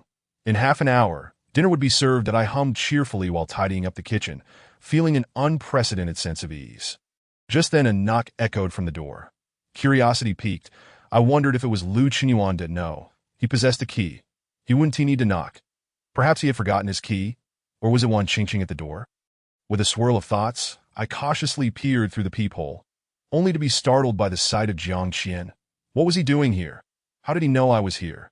In an instant, my breath caught in my throat. Lost in my thoughts, I heard Jiang Qian call out, "Gu Xiaotong, I know you're inside." Open the door. My heart raced, and my hands trembled. That I glanced at the clock on the wall. I could not afford to delay. If Jiang Qian had located me, it meant he was well informed about my situation. Should I bar the door against him, it would only complicate matters further if Lu Qinyuan were to return. With that realization, I slowly opened the door to meet those chilling eyes. Finally decided to open the door.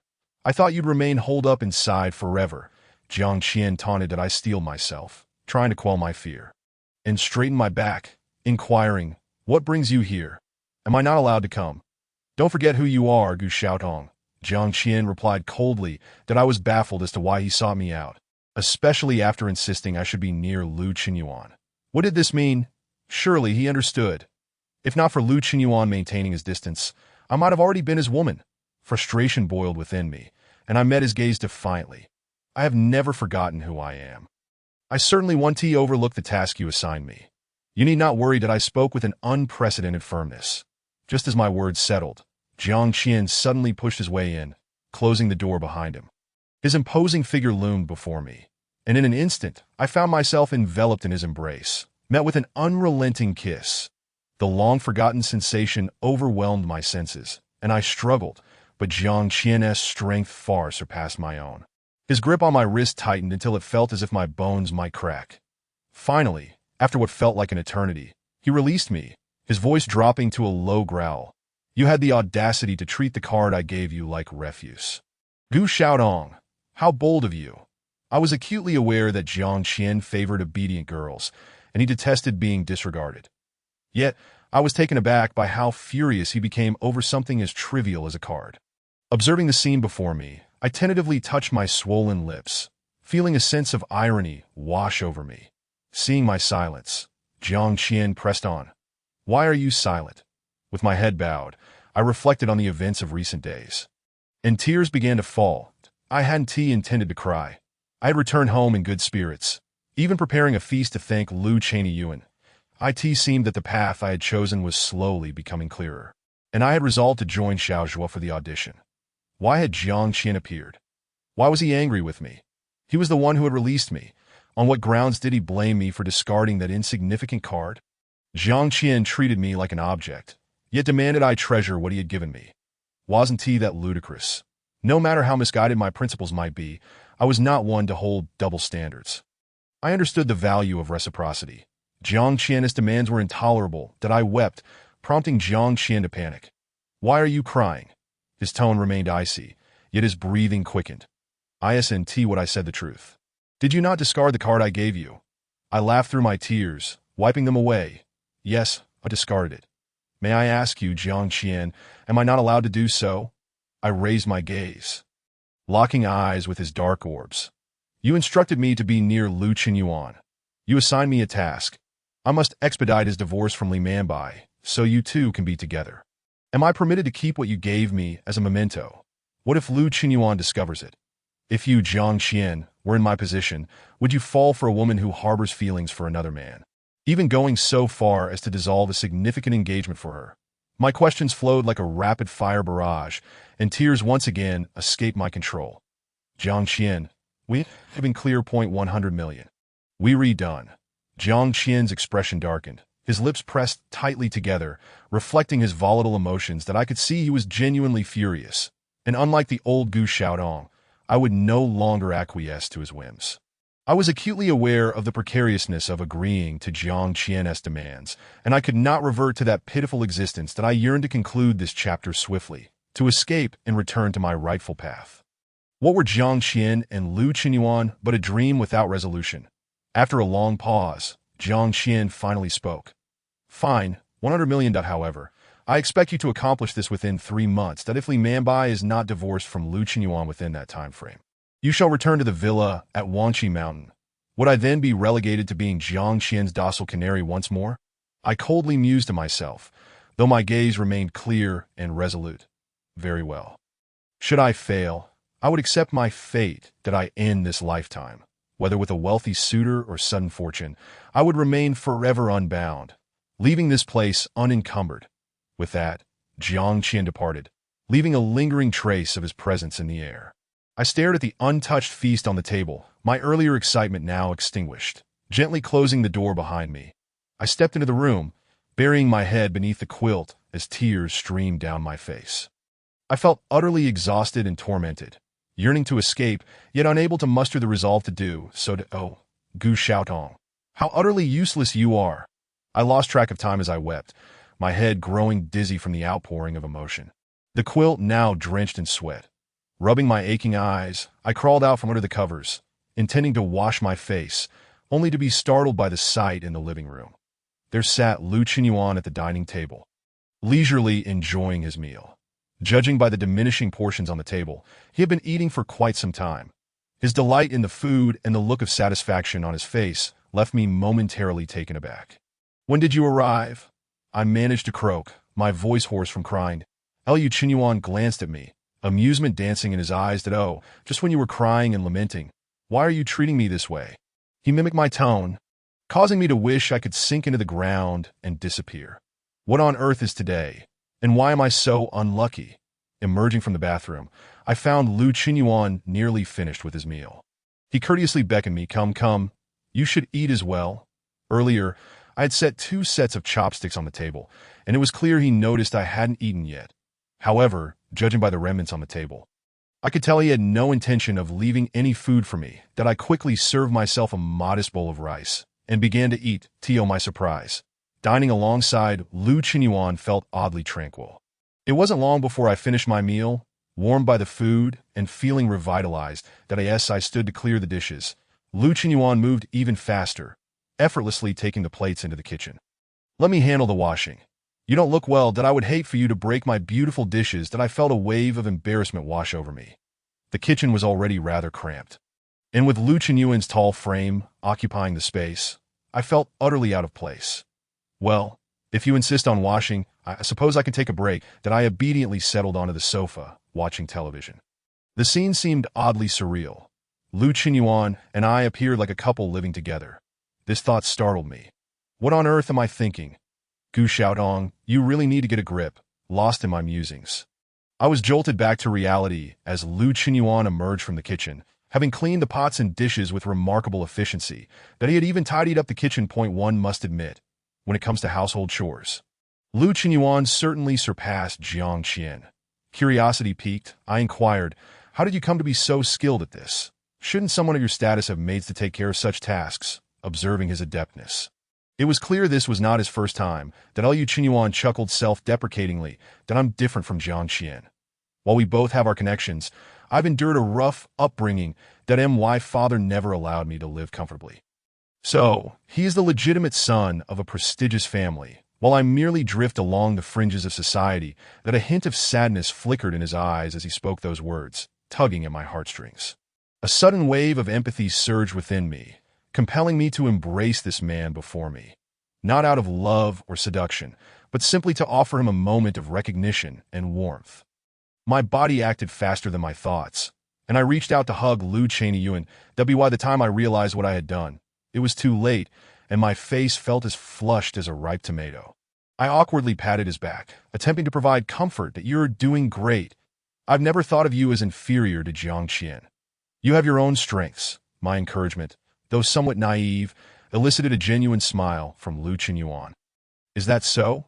Well, I suppose I'll take your word for it, he replied. That in that moment, Lu Qinyuan was no longer the imposing figure I had first encountered. He resembled a boy who had weathered many storms yet retained a simple, radiant smile. That I envied his ability to remain unburdened by the past. That we chatted casually, and I mentioned the audition that Xiao Zhu had asked me to accompany her to. That I hope Xiao Zhu isn't like that, Amy. Do you think this audition will be difficult? Lu Qinyuan shot me a pointed glance, his words blunt. Xiao Zhu has been signed with the company for 2 years. Her contract is for 8 years. So she is relatively reliable. That as for the audition, it will undoubtedly be challenging for you. That I pondered his words, unsure if he was subtly discouraging me from pursuing this path. Leaning on one hand, Lu Qinyuan rhythmically tapped his knee with the other. However, this is something every newcomer must experience. Without experience, how can one hope to become proficient? If you truly wish to try, you should go for it. Failure is inconsequential. What matters is the experience you gain. His words illuminated a spark within me, prompting an eager nod. All right, I'll give it a shot. Under the bright lights, Lu Qinyuan's gaze was deep and contemplative. Devoid of any desperate yearning, he regarded me with a careful scrutiny. Suddenly, I recalled Jiang Qian as 3-month ultimatum. Should I seize the opportunity to win over Lu Qinyuan tonight? The thought flitted through my mind, but I instinctively recoiled from such utilitarian intimacy. Ultimately, Lu Qinyuan did not stay long. After a brief conversation, he departed. Alone once more, I felt a newfound sense of determination. 3 months is merely 3 months. I've already prepared myself for departure, so I shall let things unfold naturally. With this realization, I felt a refreshing clarity wash over me. The subsequent days of modeling work went smoothly, and my relationship with Xiao Zhu grew closer, though I still hesitated to dine out with her. After all, once bitten, twice shy. Xiao Zhu understood, having been through similar experiences herself. Finally, The modeling assignment concluded, and I received a rather substantial paycheck, far more than my previous job at the company, which filled me with excitement. The first thing I did with my newfound wealth was to open a new bank account, depositing the money while retaining a small amount for daily expenses. This was perhaps the happiest moment I had experienced in quite some time. Clutching my brand new bank card, my heart brimming with plans and hopes for the future, that on the day of the audition, I wore the simplest of outfits and met Xiao Zhu. To my surprise, she exclaimed, "Why are you dressed like this? Everyone else here is stunning. You know how competitive our industry is. Even beauty comes in various tiers. With your natural looks, why not make an effort?" I chuckled awkwardly, thinking to myself that I had merely come to observe. Since I likely wouldn't be selected, I figured I could just play the part of a supportive friend without drawing attention to myself. After collecting the audition number and script, I realized that this was for a television series. Since I was merely here for a casual visit, I decided to glance through all the roles available. There were 6 female characters, including the lead, that I became engrossed in the material, completely unaware that I was revealing my novice status. Xiao Zhu, positioned ahead of me in line, sighed in exasperation and quietly urged, "Why are you looking at so many? Focus on the role you want to audition for. Time is running out."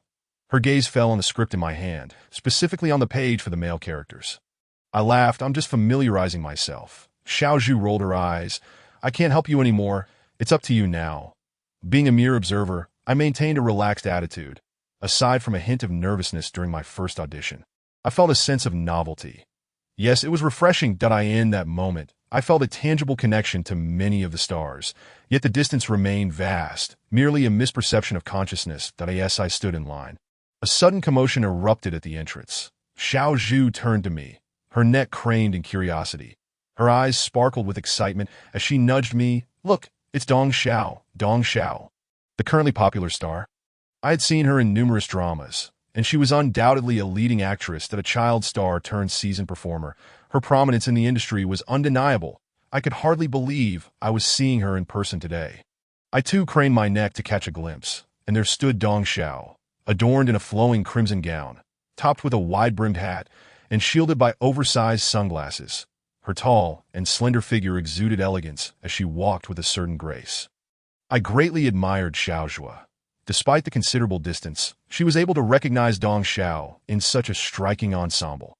Accompanying Dong Xiao were several individuals who seemed to form a protective entourage as they ushered her inside. Disappearing around the corner within, a murmur of astonishment rippled through the crowd of aspiring actors waiting for their auditions, with everyone engaged in animated discussions. Xiao Zhu sighed, remarking, "It appears that the lead role has already been predetermined for Dong Xiao." Really, my immediate thought was, what play is this? I must see it when it screens. Xiao Zhu sighed again, as if lamenting her brush with the lead role.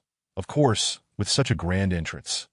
How could she possibly be cast as a supporting character? That is indeed true. Since her debut, apart from the occasional film where she was not the protagonist, Dong Xiao has always landed the leading female roles in television dramas. Upon seeing her, my mind began to wander to who the male lead could be, and before I realized it, the queue had shortened and my turn was approaching. Chapter 87. Every encounter is fated unable to resist. I tiptoed to peer inside, revealing what resembled a grand classroom, where 5 individuals sat in neat rows, resembling examiners, that I knew they were not examiners, but rather those responsible for overseeing the auditions. Curiosity piqued. I gazed at them, only to be disappointed that I did not recognize a single one of these esteemed behind-the-scenes figures. Suddenly, a girl auditioning in front turned her face toward me, and I was taken aback. It was Wan Qingqing. She too had come here for an audition. What a coincidence, as if life were a series of unexpected reunions. Just as I contemplated hiding, Wan Qingqing caught sight of me, her eyes brimming with disdain and contempt. Yet she appeared to be performing quite well, as the person in charge of the auditions nodded in approval. Xiao Zhu leaned over to enlighten me. She is auditioning for the 3rd female role. A character with limited lines, but one that can easily shine. It seems she is doing quite well. Landing this role would be quite the coup. Intrigued, I asked, "Do you know her?" Xiao Zhu scoffed lightly. "Oh, she has someone brought into the company by President Liu. She has resources handed to her on a silver platter, all thanks to his connections, having been with the company for less than a year. She is already here auditioning for a carefully selected role." I say, That's the disparity. Turning to me, Xiaozhua added with concern, you should keep a close eye on your boyfriend. Wang Qingqing has been quite overt in her attempts to win over President Liu. I acknowledged her with a nod, yet my thoughts drifted elsewhere. Xiaozhua mentioned that Wang Qingqing had signed with the company for less than a year, which meant that when I was forcibly confined with her, she was already under contract. She was not the pitiable girl coerced into such a life. Rather, she was a cunning player of the game. Coming to this realization, my perception of Wang Qingqing shifted. To go to such lengths for a man. Truth be told, I could never achieve that. Yet Wang Qingqing could. It appeared that Wang Qingqing had indeed taken the shortcut. Her audition time was extended significantly. Near the end, a man in a baseball cap curiously inquired if she could perform another role. Wang Qingqing's eyes sparkled as she proposed, then let us enact a scene together. It's a segment from the audition script. And I would need a partner. May I? To my surprise, he nodded without hesitation, and perhaps due to the time already spent on Wang Qingqing, not a single one of the five stood to protest. Wang Qingqing's gaze shifted towards me, and my heart skipped a beat. Instinctively, I averted my eyes. That I choose that girl in number 78. She stated, please join me in performing this segment. The man in the baseball cap nodded. All right, consider it a duet for your audition. Damn, I glanced at the number pinned to my chest, and it glaringly read 78. Had it been 66, I might have flipped it to pretend it was 99. But now, I had no escape. Backing out at the last moment was not in my character, especially not against Wang Qingqing. I was determined not to concede easily. Xiaozhua looked at me with concern, and I nodded reassuringly, striding boldly toward the front. I am number 78. What scene are we performing? Wang Qingqing smiled, yet there was no warmth in her eyes. It's the scene where the third female confronts Qinghong for the first time. You will portray Qinghong. What the hell? Are you joking with me? Qinghong is a male supporting character. I hardly resemble a man. The expressions of male and female characters are entirely different. Moreover, I am a complete novice. Struggling to portray a female role was already challenging enough, and now I must switch genders. The five observers remained silent, merely watching with heightened interest. At I end that moment of inexplicable stubbornness, I quickly composed myself. This scene was the first page of the script. I had glanced through it earlier and retained the plot and lines. Wang Qingqing lifted her chin slightly. If you feel you cannot perform, I can find someone else. What a joke. I was already here. Such a statement was absurd. If I backed out now, I would forfeit my chance at the audition that Jiyu Xiaodong might concede to Jiang Qian. But I would not yield to anyone else. That I cracked a faint smile. Xiao Guo still loves to joke, doesn't he? I deliberately lowered my voice, speaking the lines in a slightly husky tone. Being untrained, I struggled to grasp the majority of the dialogue, relying solely on memory and instinct. This was the first line from the script, and I turned it around to counter Wang Qingqing's provocation. Wang Qingqing was taken aback by my swift response, momentarily flustered, before promptly reciting her lines. Who are you calling Xiao Guo? I don't know you. Don't try to get close. The third female. Tianguo and Qinghong were childhood sweethearts, having grown up together, yet they became separated for 7 years during a disaster. This was their first encounter after those 7 long years, and it was a clash. By this time, Qinghong had become a renowned swordsman, while Tianguo served as the main character. As devoted maid. As I recalled this moment, I couldn't help but wonder if they were such good childhood friends. Why was the third female so stubbornly resistant? If not for all the complications, this pair would surely end up together, though I had not read the entire script based on my years of watching dramas. Characters with such traits often met tragic fates. Soon, I understood why Wang Qingqing had chosen this particular scene.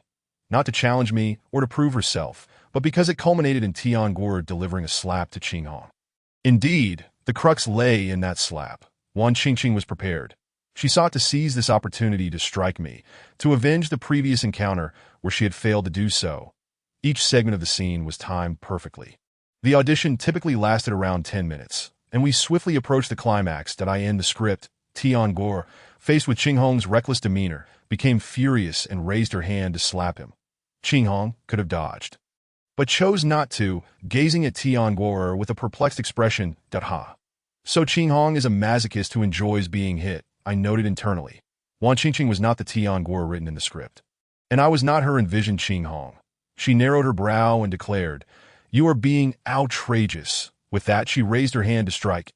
In that split second, I seized Wang Qingqing's wrist, pulling her into my embrace. I was naturally taller than her, and today she had opted not to wear heels.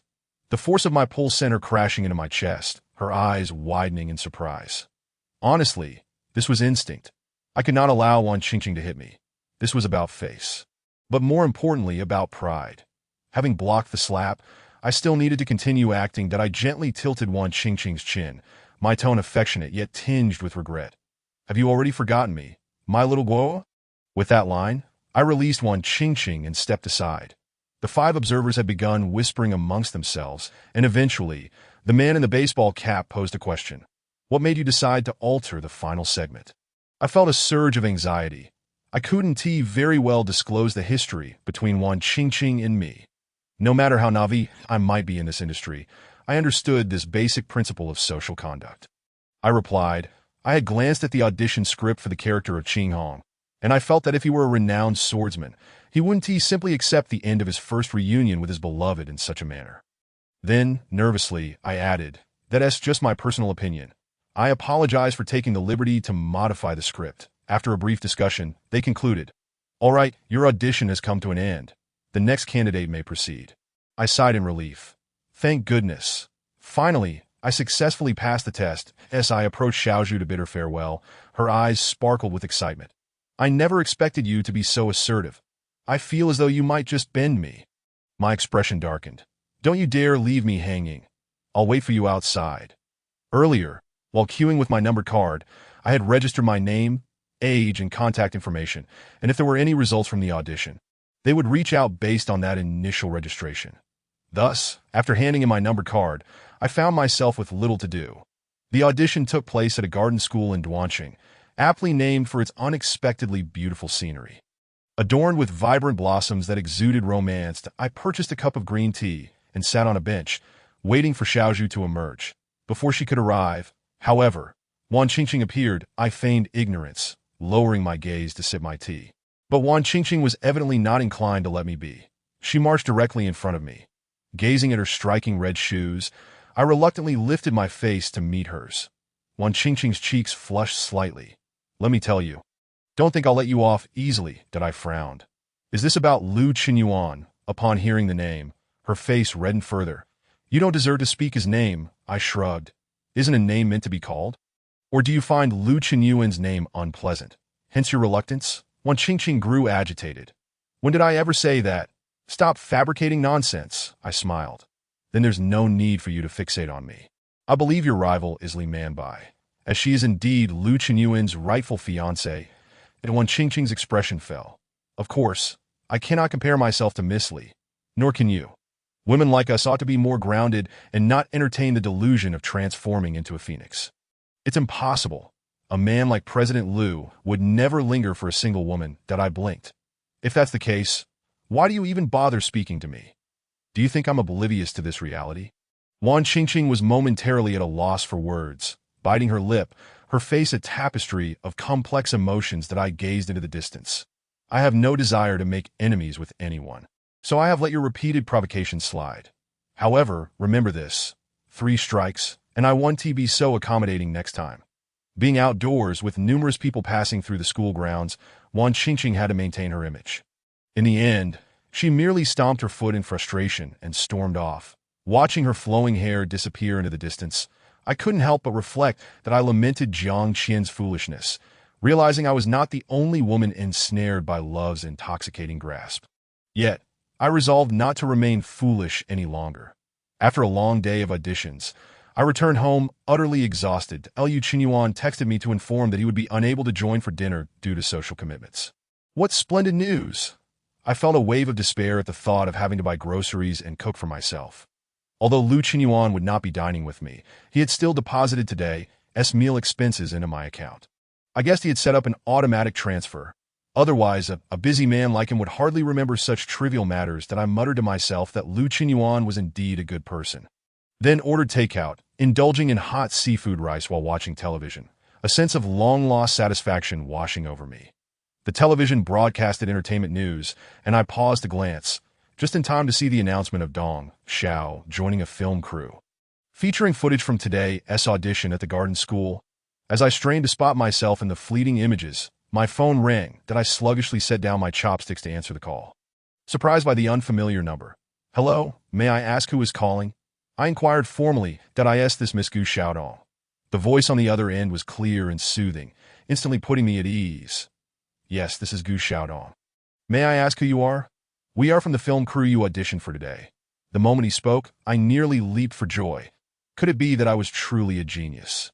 Passing the audition on my first try, moreover, the news arrived so swiftly, just a few hours since I finished the audition. However, the next words he spoke plunged me back into disappointment. "Unfortunately, we regret to inform you that you did not pass the audition. But we hope to have another opportunity to collaborate with you." That I was at a loss for words. Was this film crew truly so idle? They called to inform me of my rejection? Were they being overly considerate? If I were the boss, I would certainly reward you with a banner for your dedication. I responded with a perfunctory acknowledgement, ready to hang up, when he added, "However, although you did not pass the audition, we do have another opportunity. Could you come back to the audition location tomorrow morning?" I was puzzled. If I hadn't passed, why would they want me to return? Was this time for a casting audience instead? I wondered if this seemingly idle crew would even provide meals for mere spectators. "Sure, I will be there promptly tomorrow morning," I replied. Chapter 89, starting with advertisements early the next morning. I arrived at the garden school. The audition site from yesterday was still empty. Perhaps I had arrived too early. Patiently, I waited until the sun fully rose, at which point a staff member finally arrived. The first to approach was a young man with a baby-faced demeanor who asked, "Are you Miss Gu Xiaodong?" I nodded eagerly. "Yes, that's me." "Please follow me," he instructed, leading the way, while I hesitated for a moment behind him. The memory of being ambushed by Amy and her cohorts flashed in my mind, causing me to shudder. What if he wasn't a good person? What would I do then? As the man stopped at the door of a south-facing classroom, he seemed to notice my lagging steps and beckoned. "Come over. They're already waiting for you." That I reassured myself that being in a school should be safe. They wouldn't be so desperate as to do anything inappropriate in a public classroom. With this thought, I followed him inside. The classroom was bright and spacious, and it appeared that auditions were scheduled for the day, but it was still too early, with only preparations underway. The baby-faced man led me inside, where he exchanged a few brief words with a man who appeared to be in his 50s or 60s. The man glanced back at me, then nodded seriously, signaling for me to approach. I stepped forward hesitantly and greeted him. "Hello," he simply nodded again. Is this the number 78? He asked the baby-faced man. Number 78? I was momentarily confused, but then it dawned on me. This was the number assigned to me during yesterday's audition. The baby-faced man confirmed. "Yes, that's her, Gu Xiaotong." "Come in with me," the older man instructed and strode deeper into the room. That I hurriedly followed him inside, where I finally got a clearer look at his appearance. He bore the marks of neglect on his face, sporting glasses and graying hair, yet his eyes were piercingly sharp. That as soon as I entered, he scrutinized me from head to toe. "Gu Xiaodong, is it?" he asked, and I nodded vigorously. "Yes, hello, I am Gu Xiaotong. Do you have previous experience in shooting?" He inquired further. Upon hearing this question, I felt a sense of calm wash over me. This was clearly an alternative interview. Reminiscent of my previous job applications, that I quickly regained my composure and recounted my work experience, as well as my prior modeling endeavors, even mentioning that I had once graced a magazine cover. The man nodded. "You're a newcomer. That I have an advertisement here. Would you be interested in taking it?" Advertisement. I couldn't believe my ears. While it wasn't film or television, shooting an advertisement was certainly a step up from mere modeling. The different channels in the media industry would surely lead to varied resources. That I had overheard plenty of gossip from surrounding girls during my previous photo shoots, enriching my understanding of the industry. I stared in astonishment. An advertisement? For me? The man maintained his stoic expression. "If you're willing, just sign here. Since you don't have a management agency, we'll be signing directly with you." Was this for real? I looked at the plain contract before me, my heart racing with excitement. That I felt surreal, as if a pie had fallen from the sky and landed right in my lap. With pen in hand, I felt a rush of exhilaration, quickly skimming through the terms before hastily signing my name at the designated spot.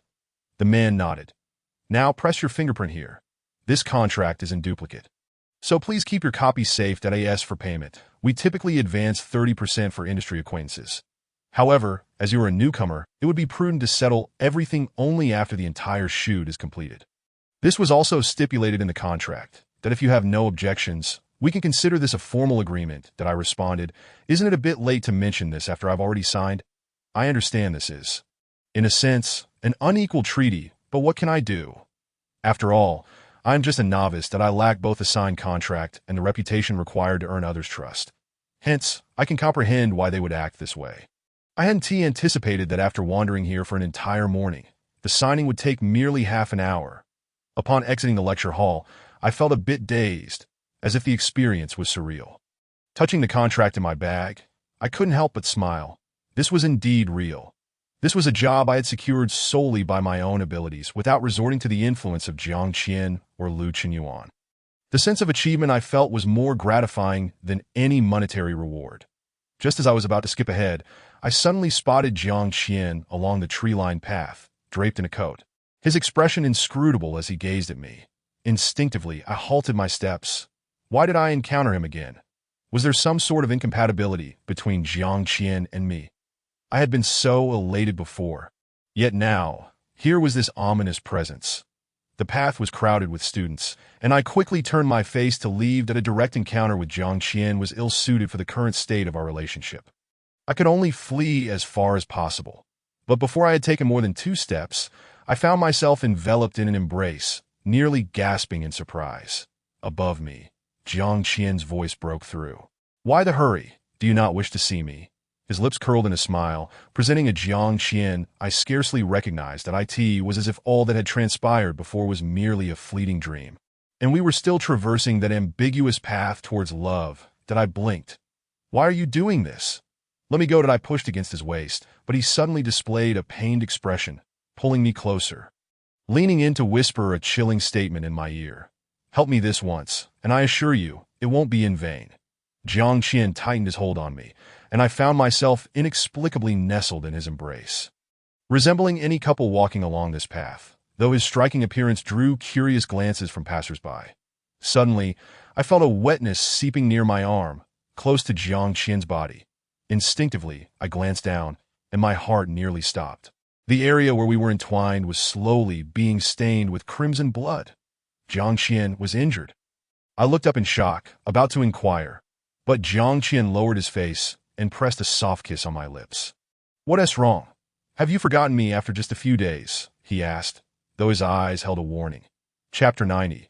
Secrets unveiled. A chill ran down my spine as I instinctively followed Jiang Qian, feeling as though my morning had been a roller coaster ride, offering no respite. Jiang Qian moved briskly, his breath uneven, as if evading someone that I in a crowded classroom. He pulled me through the back door, seating us in the last row. His eyes alertly scanning the surroundings. That a teacher continued lecturing at the front, and I was incredibly anxious, fearing discovery for sneaking into the classroom, while also worrying about Jiang Qian's condition. My fingers felt weak. Glancing again at the area where Jiang Qian was bleeding, I noticed the blood-stained patch seemed to have expanded significantly. That I lowered my voice. "You need to see a doctor." Jiang Qian shot me a sidelong glance. "This is a gunshot wound. You want me to go to the hospital?" His breaths were more labored than before, and his complexion had paled. "At a gunshot wound?" I stared at him in horror, only to realize my gaze might have been too direct. So I quickly averted my eyes. Jiang Qian's clothing appeared intact. So where had this injury come from? I felt a wave of confusion. I realized I truly knew nothing about Jiang Qian. This man, who had once seemed like a refined gentleman, bore a gunshot wound. He leaned closer, his warm breath brushing against my ear, igniting a desperate urge to escape today as long as we wait for them to leave. "Everything will be fine," that I asked. "Who are they? Good girls shouldn't ask such questions," Jiang Qian replied, his voice strained. We sat quietly together in the back row of the classroom, and I could feel Jiang Qian's weight against me growing heavier. He was genuinely unwell. That, of course, after losing so much blood, how could he feel comfortable? Suddenly, concern washed over me. What if Jiang Qian were to perish? Would I then be swept into this turmoil? In an instant, I found myself deeply invested in the fate of the man beside me. Cuddled together, my emotions were tumultuous. I could sense Jiang Qian's breath, so near, yet felt an insurmountable distance between us. The bell rang, and Jiang Qian seemed to regain some strength, pulling me along as he headed for the back door once more. This time, his pace was even swifter, It hardly took us any time to reach the entrance of the garden school. A car awaited us there, and Jiang Qian shoved me inside before following suit. He instructed the driver, "Take us home." That I was taken aback. Home? Where was that? I quickly sought to assert my interests. Jiang Qian added. First, take her home. The driver nodded without question, understood that at the entrance of the community, Jiang Qian had me exit the car, cautioning, "No one is to speak of today's events, understand?" Not even Lu Qinyuan. I nodded. Bewildered, I understand. Watching the car disappear, I glanced down at the bloodstains on my clothes, feeling utterly lost. Could that truly have been Jiang Qian? Back in my apartment, I stared at the sizable bloodstain belonging to Jiang Qian on my clothes. Feeling utterly helpless, to completely cleanse such a large splotch would require considerable effort. As I washed, my mind wandered anxiously back to Jiang Qian's condition. I was growing increasingly distracted. How had he been injured? I had no idea how severe the injury might be. I continued scrubbing the fabric, my thoughts drifting far away. Suddenly, a large face appeared before me, startling me. It was Lu Qinyuan, leaning in. "What are you thinking about? I called your name several times, and you didn't respond. You're not a fool, are you?" Jiang Qian pushed his foolish woman onto me. I'm fortunate. He had a knack for speaking carelessly. Always aiming to belittle me, I retorted. "Don't you see I'm washing clothes?" Realizing it wasn't even evening yet, I asked, "What are you doing here? I heard you had something good happen today. So, I rushed back to celebrate with you."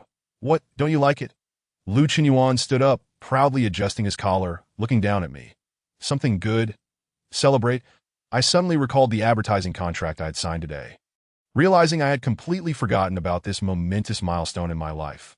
All due to Jiang Qian's unexpected appearance, I couldn't help but smile, quickening my pace in washing the clothes.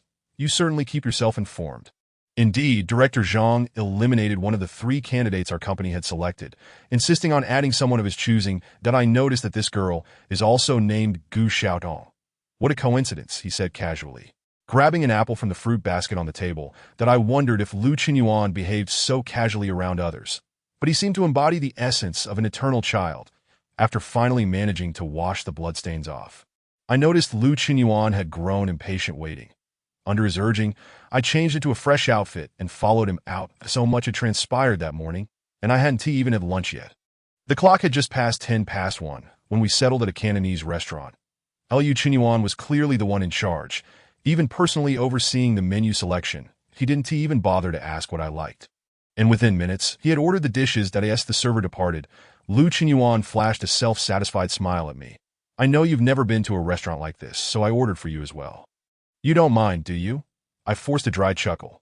He had already placed the order, so what could I say? Besides, Lu Qinyuan spoke the truth.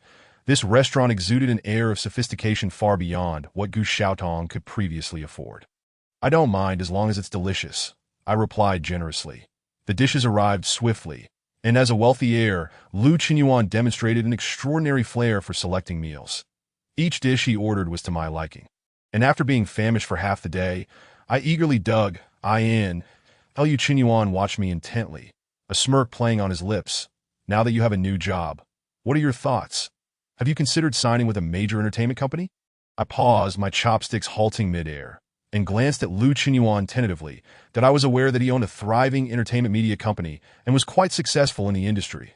I am aware that if I were to express my desire to sign a contract now, Lu Qinyuan would most likely agree to it. After a moment's hesitation, I shook my head and said, "I haven't made up my mind yet." Chapter 91. The Price of Freedom. Lu Qinyuan looked at me with a glimmer of enthusiasm and asked, "Have you considered my offer? Given the nature of our relationship, once you sign, I assure you will not be treated poorly. Apart from the limited resources that are no longer available, you will receive the company's utmost support. What do you think?" I thought to myself, goodness, this is a sugar-coated bullet, and a hefty one at that. I took a bite of my meal and nonchalantly declined. "No need, I don't wish to sign at the moment. My motivation for working in this industry was merely the lucrative salary. If it weren't for my exceptional innate talents, I wouldn't have ventured into this circle at all. As for dreams of fame and becoming a superstar, I had no such aspirations. The Jiu Xiaodong was an unambitious girl, merely seeking a stable life. Lu Qinyuan expressed his surprise. "Why are you being so ungrateful?" I looked up at him. "I simply do not wish to sign." "Are you trying to force me?" I scoffed. If I were to sign, it certainly wouldn't be with you, Lu Qinyuan. If I did, wouldn't I be trapped for years? What if I inadvertently offend this big shot during that time? A contract would bind me, leaving me no room to maneuver. This thought reminded me of the 3-month restriction Jiang Qian had imposed on me. Although I had mostly given up on that plan, I still needed to put on a show of effort. So, I awkwardly changed the subject. By the way, Lu Qinyuan, when are you and Li Manbai planning to get married? Lu Qinyuan's expression darkened. Why do you bring this up? Aren't you Jiang Qian's envoy? You should be asking when you and Li Manbai will annul your engagement. Did I clear my throat? All right then. When will you and Li Manbai break off your engagement? Lu Qinyuan flashed a smile. That depends on how you perform. That I was left speechless. Haven't I been performing well lately? Lu Qinyuan's eyes sparkled with a flirtatious ambiguity. What do you think? I hope you could do more than just cook. Such a shameless insinuation nearly made me choke. While wiping my mouth with a napkin, I silently derided Lu Qinyuan for his audacity, but he continued to gaze at me with a smile, seemingly waiting for my next response. Feigning calmness, I replied, That's unacceptable. I still wish to captivate you with my personal charm. That Lu Qinyuan raised his eyebrows. Then I shall wait and see. During that lunch, I found myself somewhat indifferent to the food. Previously, I had deliberately avoided confronting my purpose for being near Lu Qinyuan, feeling a sense of shame about it. Yet, after laying everything bare with him, that shame was not as unbearable as I had expected. Perhaps, in Lu Qinyuan's eyes, I was merely a puppet controlled by Jiang Qian, and coupled with the fact that his relationship with Li Manbai was not a typical one, everything seemed to have morphed into a game of pursuit under some divine mischief. I had no idea who would ultimately emerge victorious, but I was certain it would not be me. Soon, the day for the advertisement shoot arrived, and I eagerly descended the stairs alone. From this day forward, I would officially begin my work, which meant that my dinner timings would no longer be as predictable that I had already informed Lu Qinyuan, who readily expressed his understanding. Upon reaching the ground floor, I discovered the man who claimed to understand was leaning against a car, engrossed in a phone call. Just as I was about to slip past him with uncertainty, Lu Qinyuan boomed, Gu Xiaotong. Where do you think you're going? Can't you see I'm here? I stiffly turned around and forced a smile. Hello, good morning. That I'm off to the filming site. That Lu Qinyuan, with a dark expression, opened the car door. Get in, I'll drive you. This felt rather inappropriate, and I quickly declined. That would be inconvenient for you. That Lu Qinyuan scoffed. Gu Xiaotong, do you know how nauseating your feigned politeness is? I realized I had no power to compel Lu Qinyuan and Li Manbai to annul their engagement. He found me repulsive, highlighting the vast gap between us, which left me feeling hopeless. Under Lu Qinyuan's coercion, I reluctantly took a seat in the passenger side. Having experienced this before, I was quite nervous once inside the car. I couldn't trust Lu Qinyuan's driving skills, as he treated the streets like an F1 racetrack. That my delicate heart could not withstand such adrenaline. Noticing my anxiety, Lu Qinyuan mercilessly mocked me. Look at how scared you are. It's rather adorable that I couldn't help but roll my eyes. What a peculiar sense of aesthetics he had. Impatiently, I urged, drive faster. Weren't you supposed to take me? If I ended up late, I would hold him accountable. The consequence of being driven by Lu Qinyuan was that everyone, except the director, assumed I had a formidable backing. Their glances were filled with unspoken scrutiny that I couldn't be bothered to explain, as a novice who had only shot 2 stills. I had much to learn in this sudden venture into advertisement shooting, leaving no time for idle gossip and baseless rumors. Seeing my serious demeanor, the director's expression softened considerably. That it appeared that in every profession, people appreciated diligent workers. That I concluded. Before long, the morning shoot wrapped up, and a crew member brought lunch for everyone. That I sat in a corner with my portion, eating while perusing the advertisement script. The script was quite different from the television script I had auditioned for. It seemed simple, yet lacked emotional depth. This advertisement was for a new line of skincare products from a leading domestic brand, targeting young girls. That I speculated that perhaps due to the product's affordable price point, they had opted to engage newcomers in advertising to cut costs. While I was eating, I suddenly heard a heated argument from the adjacent area. Given how close I was, the commotion was quite clear. To my surprise, many around me continued eating, seemingly unfazed by the ruckus. At that moment, a girl approached me. She was also one of the actors for this advertisement, Chao Yinran. Unlike me, a complete novice, Chao Yinran had already made her debut in the industry.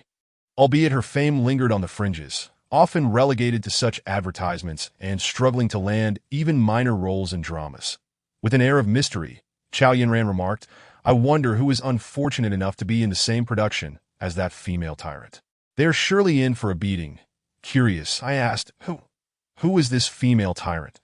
Chow Yinran looked at me as if I were clueless. "Who else could it be? It's Dong Xiaowei. She's so popular. Throwing her weight around in the production team is nothing new." Chow Yinran shook her head in resignation. "I pity whoever is the unfortunate soul being taught a lesson today. Thankfully, I'm not in the same crew. It turned out there was indeed another crew next door. But they were there to shoot a television drama. A drama. I felt a spark of realization. Could it be the one I auditioned for last time? Surely, it couldn't be starting so soon for someone still naive about this industry. I struggled to fully comprehend Chow Yinran's prior comments. After lunch, we resumed filming. Compared to the smoothness of the morning session, the afternoon brought me many setbacks, with numerous NGs attributed to my performance. While changing costumes, I sincerely apologized to the director and sought advice. After gleaning a wealth of knowledge, I finally concluded a physically and mentally exhausting day of shooting. According to the schedule, I would be here for about another 2 weeks. Even though this was merely an advertisement, the director demanded perfection that I felt deeply uneasy, constantly fearing I was hindering the crew's progress. To avoid being the one who drags others down, I secretly resolved to work even harder starting tomorrow. As I left the filming site, I made a brief stop at the restroom. Just as I was about to exit, I suddenly heard footsteps entering, followed by a series of stifled sobs that sent chills down my spine.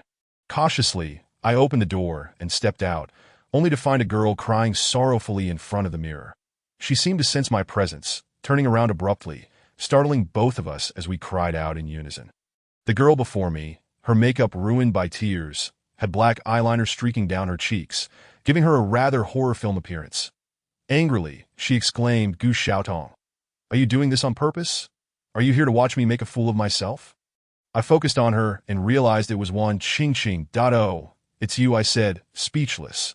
Wan Qingqing seemed to have found an outlet for her frustrations. "Do you find it amusing to watch me suffer? Don't think this circle is easy to navigate. Someone like you won't last long." I half-heartedly nodded, "Yes, I won't last long." Suddenly, Wan Qingqing broke down in tears, her wails echoing in the restroom, overwhelming my ears. I slowly made my way toward the exit, eager to escape this awkward situation. I was innocent in all this, wasn't I? I did not provoke Wan Qingqing. I merely wished to use the restroom. Just as I reached the door, she unexpectedly chased after me. As she neared, her high heels slipped, and she fell unceremoniously. Her head struck the nearby sink with a dull thud that I instantly felt a surge of concern. "Wan Qingqing, are you all right?" The sight of her current state was truly pitiable.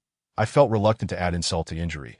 She appeared somewhat dazed from the impact, grasping my hand and sobbing. "It hurts, as if it were not obvious." How could it not? A human of your stature falling from such a height and colliding with your head. The laws of physics dictate that pain is only to be expected.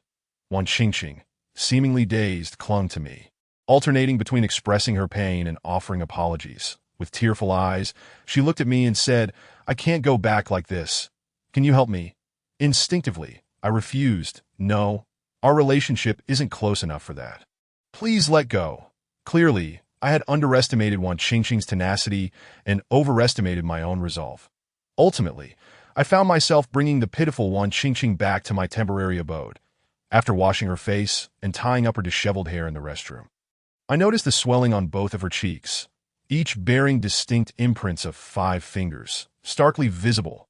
"Isn't it unsightly?" she asked, her voice tinged with a whimper. I hesitated. "Not at all." Wan Qingqing, as if addicted to the affirmation, pressed on. "Then it's beautiful. How do I compare to Dong Xiao?" "Miss Wan," I replied, "it is hardly fair to ask someone to speak falsely. The comparison between you and Dong Xiao is akin to that of clouds and mud." "I cannot in good conscience agree with your sentiment." I paused. "Ultimately, Dong Xiao is the more attractive." Wan Qingqing burst into tears. "This is the result of her assault on my first day at the set. She struck me and called me worthless, claiming I was unworthy to act alongside her." As she cried, I began preparing porridge, realizing that I was too late to cook a proper meal. Why hunger dictated my actions. And fortunately, The refrigerator held some frozen custard buns and pickles that a pot of porridge accompanied by steamed buns would suffice for dinner. Listening to Wan Qingqing's lamentations, I gradually pieced together the situation. This production team was indeed not the same as the drama for which I had auditioned. It was a project previously undertaken by Dong Xiao. Wan Qingqing had fortuitously filled in for a supporting actress who had sustained an injury. Thankfully, her role demanded little screen time, and the workload was manageable.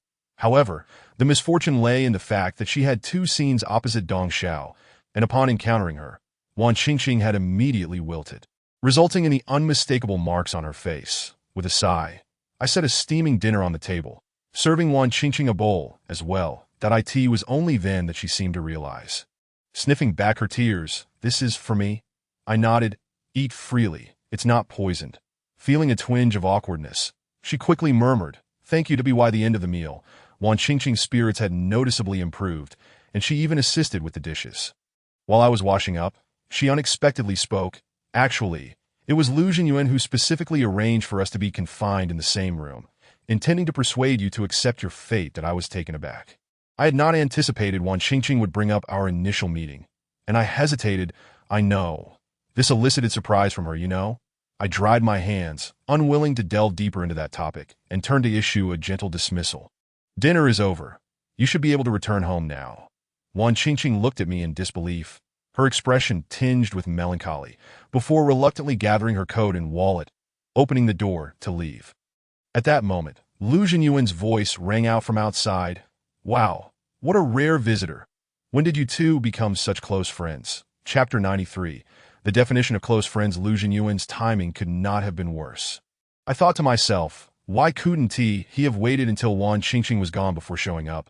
The collision of the two was far from fortuitous, and I was not confident that Wan Qingqing would let go of her prejudices after my assistance, nor that she would extend a hand of reconciliation. For women, a rival is often the one person they cannot forgive, especially in front of a man. Showing weakness is even less of an option. I stood at the door, feeling utterly speechless, acutely aware of the awkwardness and discomfort emanating from Wan Qingqing. Just as I was about to speak, Lu Jinyuan's tone shifted to a chilling severity. "I recall warning you last time not to come near this place. Did you forget, or were you simply not paying attention?" Wan Qingqing flinched at his words, her voice trembling. "Yes, I'm sorry, Mr. Lu, it was not my intention." I sighed, unable to hold back from interrupting her. "Please, enough. It was my invitation. Take your ire out on me. There's no need to flaunt your gangster demeanor in the stairwell." Though this sentiment remained unspoken, it echoed in my mind. Wan Qingqing gazed at me in astonishment, her eyes shimmering with tears. That I urged her, "You should hurry home. You have work tomorrow." With a heavy heart, she rushed away. Liu Jinyan then strode into the room. "So, have you truly become good friends?" I shook my head. "No, it was merely a coincidence. I assisted her with a small matter today." That I continued, "You should not be so harsh with women. Wan Qingqing merely has feelings for you. If you do not reciprocate, you can simply refuse her. What good is such intimidation?"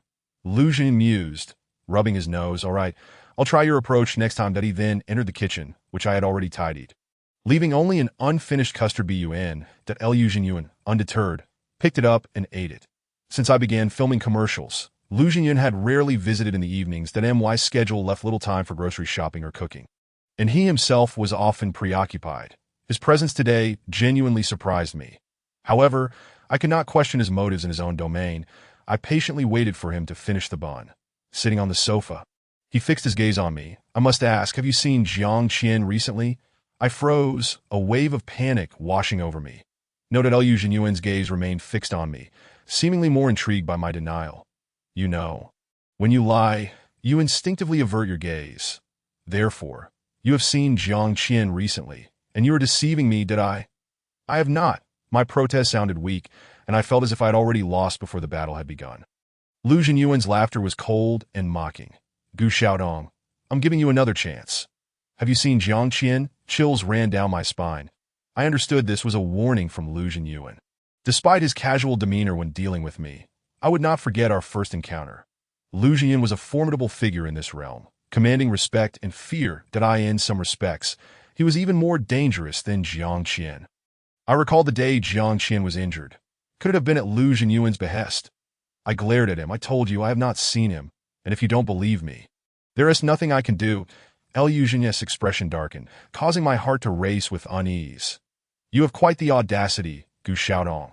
The last person who spoke to me like that is no longer in this world, he said, his tone eerily calm, as if discussing trivial matters. That I blinked in shock.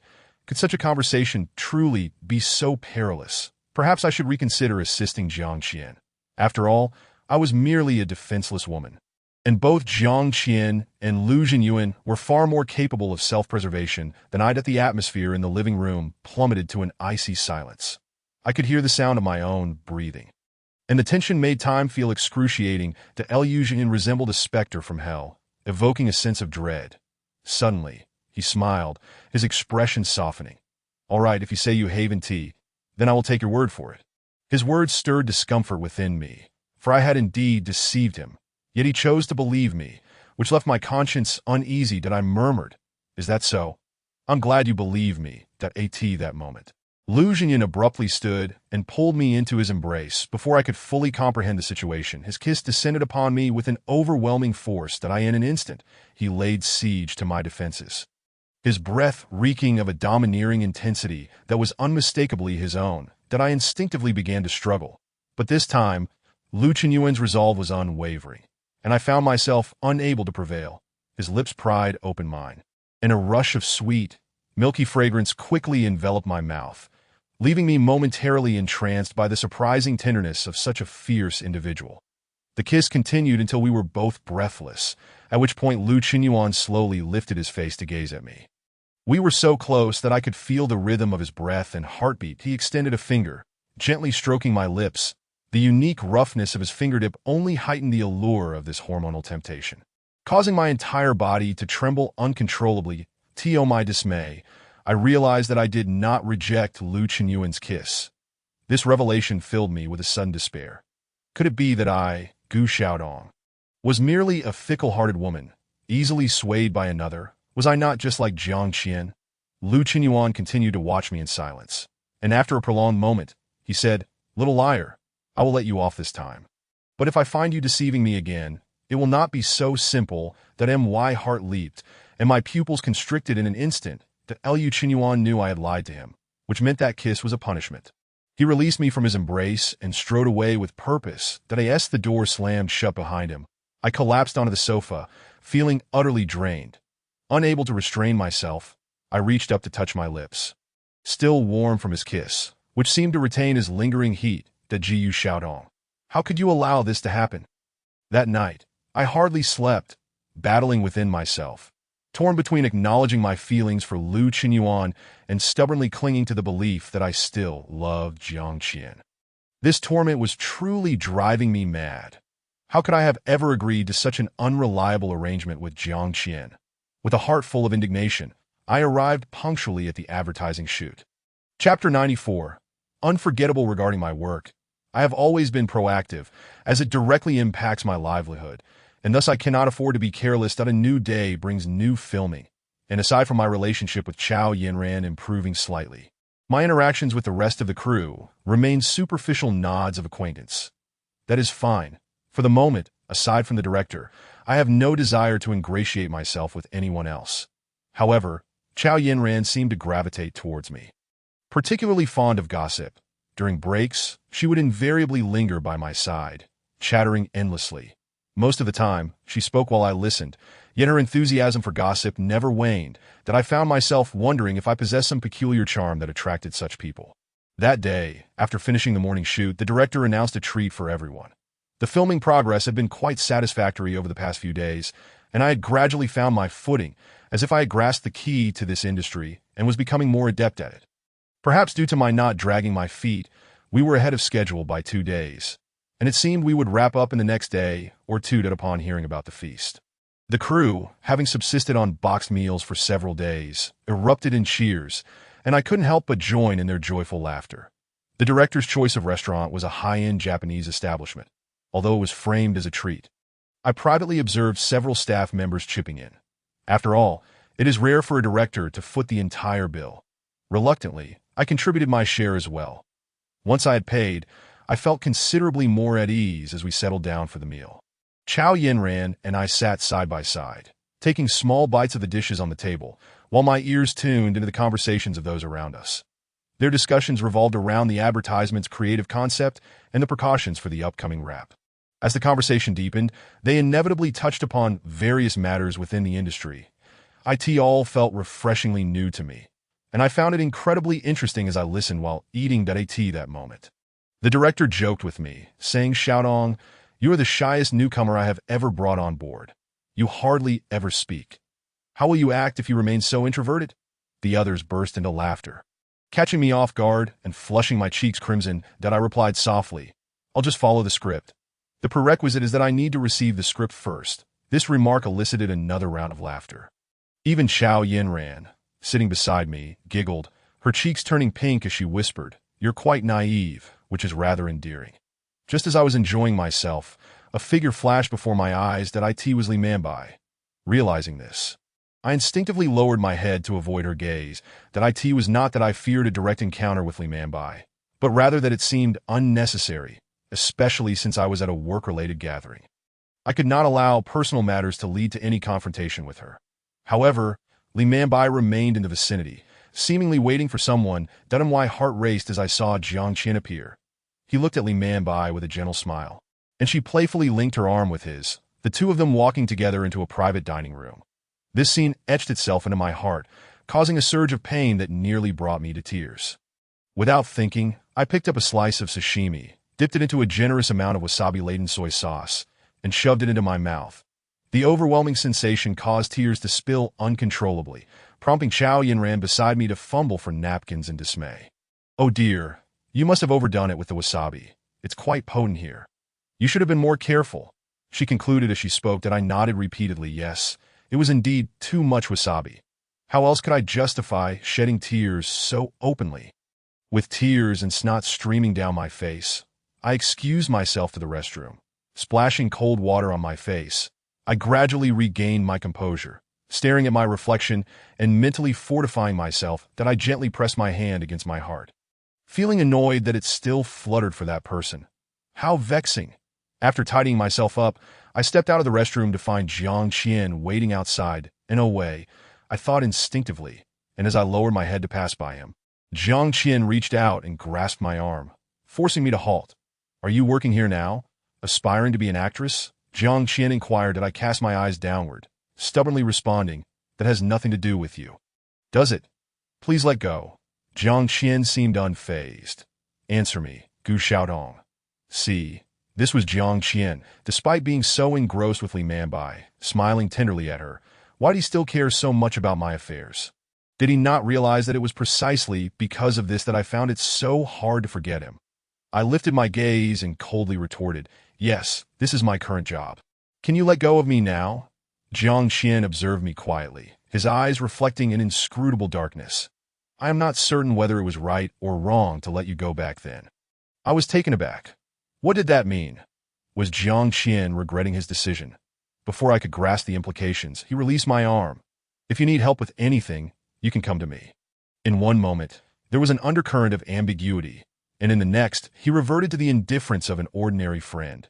The stark contrast between the two was anything but subtle. I raised my chin, forcing a calm smile. "Of course, young Master Jiang. Safe travels." As I hurriedly departed, I felt a couple of tears escape, which I quickly wiped away, forcing myself to regain my composure. Work was of utmost importance. There was no time or opportunity to dwell on my emotions. Following this gathering, the enthusiasm of everyone seemed to surge, and the subsequent 2 days went exceptionally smoothly on the day of wrapping up. I even ordered the best milk tea in the city to treat everyone, spending quite a bit in the process. With the advertising shoot concluded, I received my payment as promised. While it could not compare to that of major celebrities, it was quite satisfactory for me at this stage, perhaps due to an overly smooth start, or perhaps the heavens intended to temper me. After this advertisement, I found myself stagnating, unable to secure suitable jobs or promising opportunities for advancement. Honestly, I began to feel anxious. One day, Lu Qinyuan arrived, saying, "Hurry, stop lounging around. Pack your bags that we're leaving." Still sprawled on my bed, I was taken aback by his words. "Where to?" Lu Qinyuan's lips curled into a smile, radiating excitement. "Come on, Big Brother is taking you out to see the world." Could I resist Lu Qinyuan? Naturally not, he even insisted on meddling with my luggage, which irritated me to no end. Ultimately, he dragged my suitcase as he jogged ahead, while I struggled to keep pace. As we settled into the car, Lu Qinyuan turned to me and remarked, Chapter 95, On-Site Instruction. Your stamina is lacking. You need to train hard. Otherwise, how will you keep up with me? I replied, It's hard to fathom. Just an hour ago, I was lying in bed, contemplating what to do next, and now I find myself at the airport. Preparing for security checks. I asked, the world changing too quickly, or have I grown too old to keep up? Gazing at the tall and imposing Lu Qinyuan standing beside me, an unrealistic sensation washed over me, compelling me to reach out and pinch his arm. Lu Qinyuan raised an eyebrow at me, inquiring, What's wrong? Did my earlier comment about your stamina provoke thoughts of revenge? I shot him a glare, retorting, I'm not that petty. I merely wish to know where you intend to take me. With a sly smile, Lu Qinyuan narrowed his eyes, responding, You'll find out once we arrive. Without a hint of hesitation, Lu Qinyuan set off, completely disregarding conventionality, leaving me momentarily overwhelmed. It is worth noting that I, Gu Xiaotong, had never set foot on an airplane in my life, to avoid appearing like a country bumpkin. I dutifully followed in Lu Qinyuan's wake, mimicking his every action, too timid to deviate even slightly. Once aboard the aircraft and seated in my designated spot, I finally exhaled a sigh of relief. Lu Qinyuan, however, seemed oblivious to my feelings, turning to me with a grin. Do you get motion sickness? Having never flown before, how could I know? Instinctively, I replied, Yes. Lu Qinyuan raised an eyebrow in surprise, yet said nothing more as he glanced at me. Shortly after takeoff, he unexpectedly reached out, firmly clasping my hand. That I was taken aback, and upon observing the expression on Lu Qinyuan's face, I noted a hint of awkwardness and bashfulness. That I felt a surge of confusion. Just as I was about to inquire about his behavior, he suggested, If you're feeling unwell, just close your eyes and rest for a bit. It dawned on me then that he was concerned I might be uncomfortable due to motion sickness.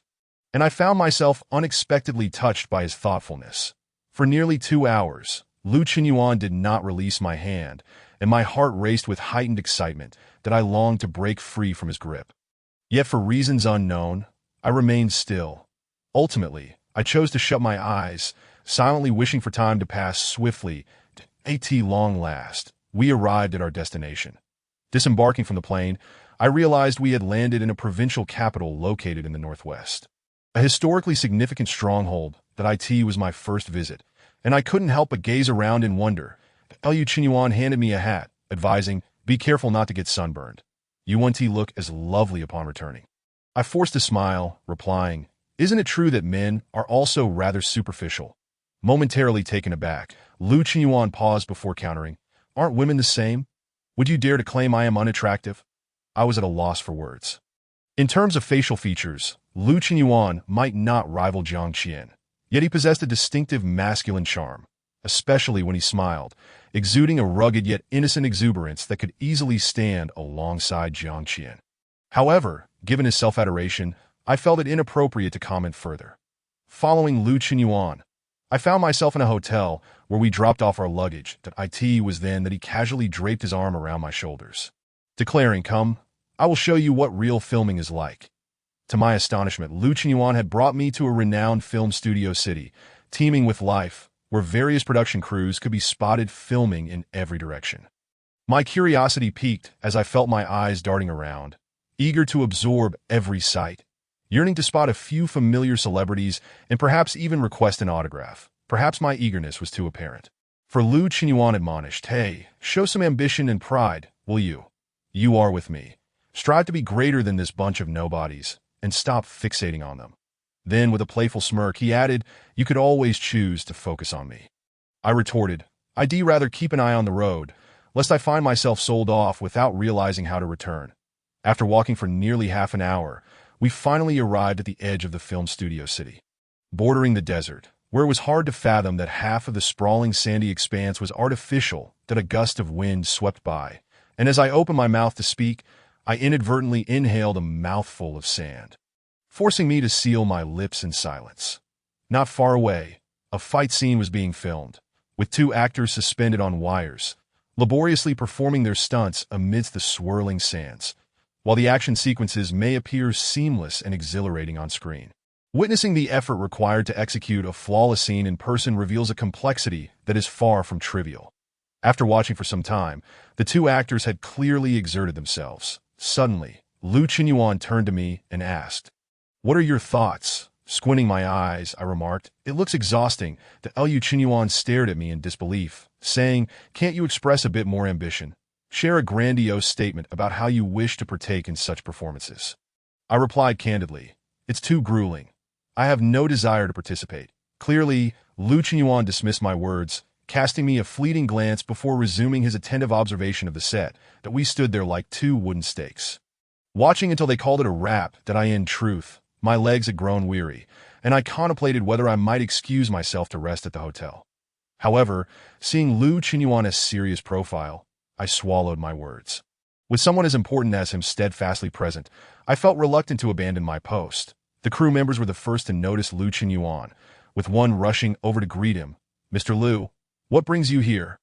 Soon, a throng of people encircled him, leaving me feeling somewhat out of place. The Lu Qinyuan wrapped an arm around my waist and waved to his subordinates, announcing, "Let us head back to the hotel. Tonight, I'll treat everyone to dinner." Cheers erupted instantly. Upon returning to the hotel, I was finally introduced to one of the lead actresses from earlier, the stunning Dong Xiao. This marked my third encounter with her. The previous two had been mere glimpses without interaction, making this direct meeting a novel experience. Dong Xiao appeared to have reapplied her makeup, her fair complexion accentuated by captivating large eyes. She was an exceptionally alluring woman, capable of ensnaring any man with a mere glance. Having maintained her popularity for so long was no mere coincidence. She approached Lu Qinyuan, extending a delicate hand. "Mr. Lu," it's been a while. That Lu Qinyuan grasped her hand, complimenting, "Xiao Xiao, you've become even more beautiful. It's truly mesmerizing." To my surprise, Lu Qinyuan was quite adept at flattering women, a revelation that caught me off guard. I couldn't help but glance at him, noticing a hint of disdain in his eyes. Was it directed at Dong Xiao's beauty, or perhaps at his own sugary words? Dong Xiao's gaze soon shifted to me. And who might this be? A newcomer at the company. I brought her along to broaden her horizons. Lu Qinyuan introduced, nearly causing me to leap in surprise. Who was he calling a newcomer? Was he forcing me into this situation? Dong Xiao's eyes lit up with interest. "Oh, is she the next leading lady of Hongbao Entertainment?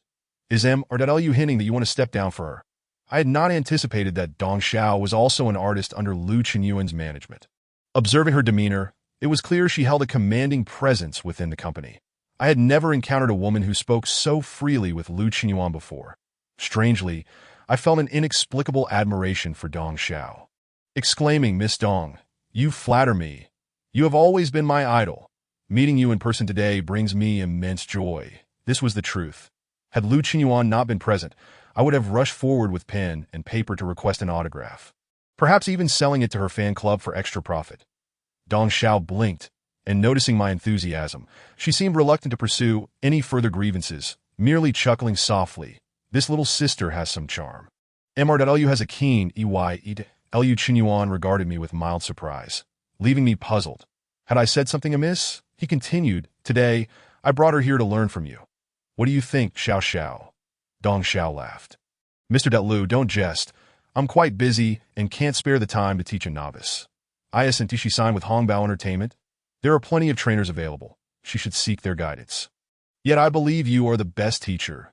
Lu Qinyuan flattered again. Finally unable to contain herself, Dong Xiao shot me another glance, her expressive eyes brimming with scrutiny.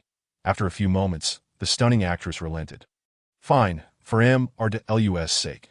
I'll allow her to shadow me on set for a while." Wait a moment, had I missed something? Lu Qinyuan had essentially sold me out, luring me out of my comfort zone and then handing me off to Dong Xiao. I gazed at Lu Qinyuan in disbelief. "Even if you despise me, you wouldn't go this far, would you?" Lu Qinyuan maintained a serious demeanor. "Nonsense. I am cultivating your potential. Seize this opportunity. Not everyone gets the chance to learn from Dong Xiao." As I had anticipated, Lu Qinyuan treated the entire crew to a meal, and by dawn the following day, he left me alone at the hotel. That he also left me a message, stating that he would come to pick me up in half a month, hoping that during this period, I could study diligently and strive for improvement. Reading this message, I was rendered speechless. as my time spent learning alongside Dong Xiao felt akin to fulfilling the duties of a half-assistant. Wherever Dong Xiao went, whether to the filming set or while she was shooting, I was right there with her. When she needed water, I fetched it, and when she felt cold or warm, I attended to her. After 3 consecutive days of this, I began to harbor deep doubts about Lu Qinyuan's intentions. Was he truly aiming to cultivate me into a versatile caregiver? If I could adequately attend to the needs of the beautiful star Dong Xiao, then surely I could do the same for Lu Qinyuan. With this rather unfortunate thought, I settled into my role within the crew. That I must admit, the experiences that Wan Qingqing had gone through left me with lingering apprehension.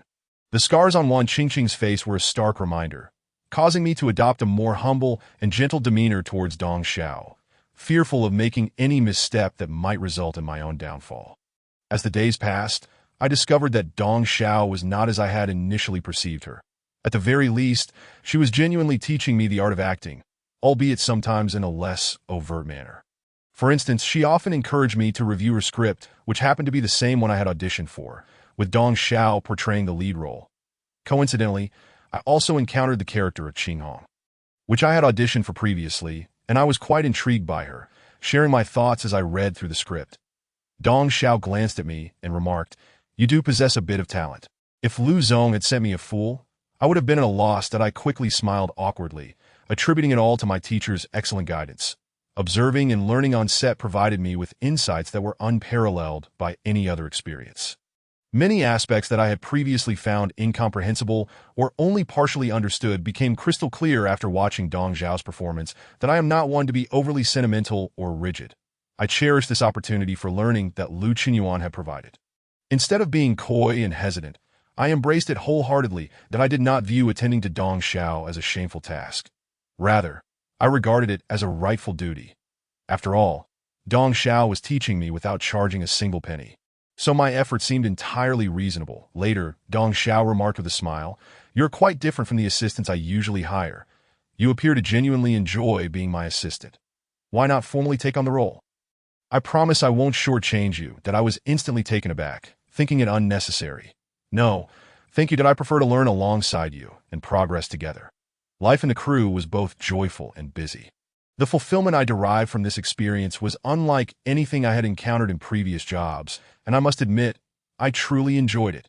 Half a month flew by in the blink of an eye. And soon it was the day Lu Qinyuan was to pick me up. That as I reviewed the notes I had taken over the past weeks, I found myself feeling a twinge of reluctance to leave. Dong Xiao's attitude towards me had gradually shifted from aloofness to gentleness. Knowing I was about to depart, she even took the initiative to exchange contact information with me, saying that I could call her if I ever had questions in the future. I saved her number with the reverence of a treasure, my earnest expression nearly eliciting a laugh from Dong Xiao. That on the very day Lu Qinyuan arrived at the set, the media broke a shocking scandal. The young actor cast as Qing Hong was thrust into the limelight due to revelations of his past promiscuity, suddenly becoming the center of controversy. During my leisure moments, I scrolled through my phone, only to find his photos plastered everywhere, each one more scandalous than the last. Even with mosaics, they still left one blushing. The news arrived abruptly, and the response was equally swift. Shortly after Lu Qinyuan's arrival, the young actor departed from the crew. Fortunately, the shooting schedule for the character of Qing Hong was not extensive, so the losses incurred from reshooting were minimal. The entire crew was abuzz with discussions about the scandal, many suggesting that the journalist responsible should be awarded for their timely scoop. Had this news come out mid-production or after filming had concluded, the situation would have been far more dire. With the young actress' exit, there was a sudden lack of suitable candidates for the role of Qing Hong. The crew's filming schedule would not be stalled. They simply shifted focus to other character scenes instead of halting all production to wait for a new Qing Hong. Lu Qinyuan's arrival also prompted the director to prioritize finding a new actor, as Lu Qinyuan was not only a key investor, but also the owner of the production. Moreover, Lu Qinyuan's company had no shortage of emerging talent. If a promising newcomer caught the company's eye, it would be an excellent opportunity. Having auditioned for the role of Qing Hong myself, I was particularly intrigued by Lu Qinyuan's plans to select a new actor and was eager to discover who would ultimately take on the role. Dong Xiao seemed indifferent, focused on her own progress while reminding me not to lose sight of my learning. Due to the incident with the young actor, we experienced a few more delays. Then, the director suddenly recalled, I remember during our auditions, there was a girl who portrayed Ching Hong quite convincingly. The director's words sent a jolt through me. Was he referring to me? Surely, it must be me. As who else would have auditioned for a male role? I shrank back slightly, my ears perked up attentively to the ongoing discussion. Liu Qinyuan appeared surprised. A girl? Is it possible to cast a girl for a male role? The director chuckled, not necessarily. As long as the girl can capture the essence accurately, it could turn into a unique selling point. This notion was audacious. The idea of casting a female actress for a male role was bold indeed. Hearing this, I shrank back further. Noticing my reaction, Dong Xiao lifted her gaze from her script and asked, "Why are you so nervous? They aren't even talking about you." I forced a smile, knowing full well they were discussing me. Soon, the director was on the phone contacting those who had participated in the auditions. Retrieving my audition number, as he hung up, he muttered, "It's that girl, number 78. What was her name?" Gu Xiaodong. Liu Qinyuan's expression shifted dramatically, and he couldn't help but glance in my direction, disbelief written all over his face. "You're talking about Gu Xiaodong. Does she have a contact number?" The director, oblivious to the unfolding drama, recited my number. Liu Qinyuan's expression became even more animated as he exclaimed, "I know Gu Xiaodong. Look, she is the one following Dong Xiao." The director looked at me in astonishment, and after a moment he mused, "It's all fate. Isn't it?" Indeed, it was fate.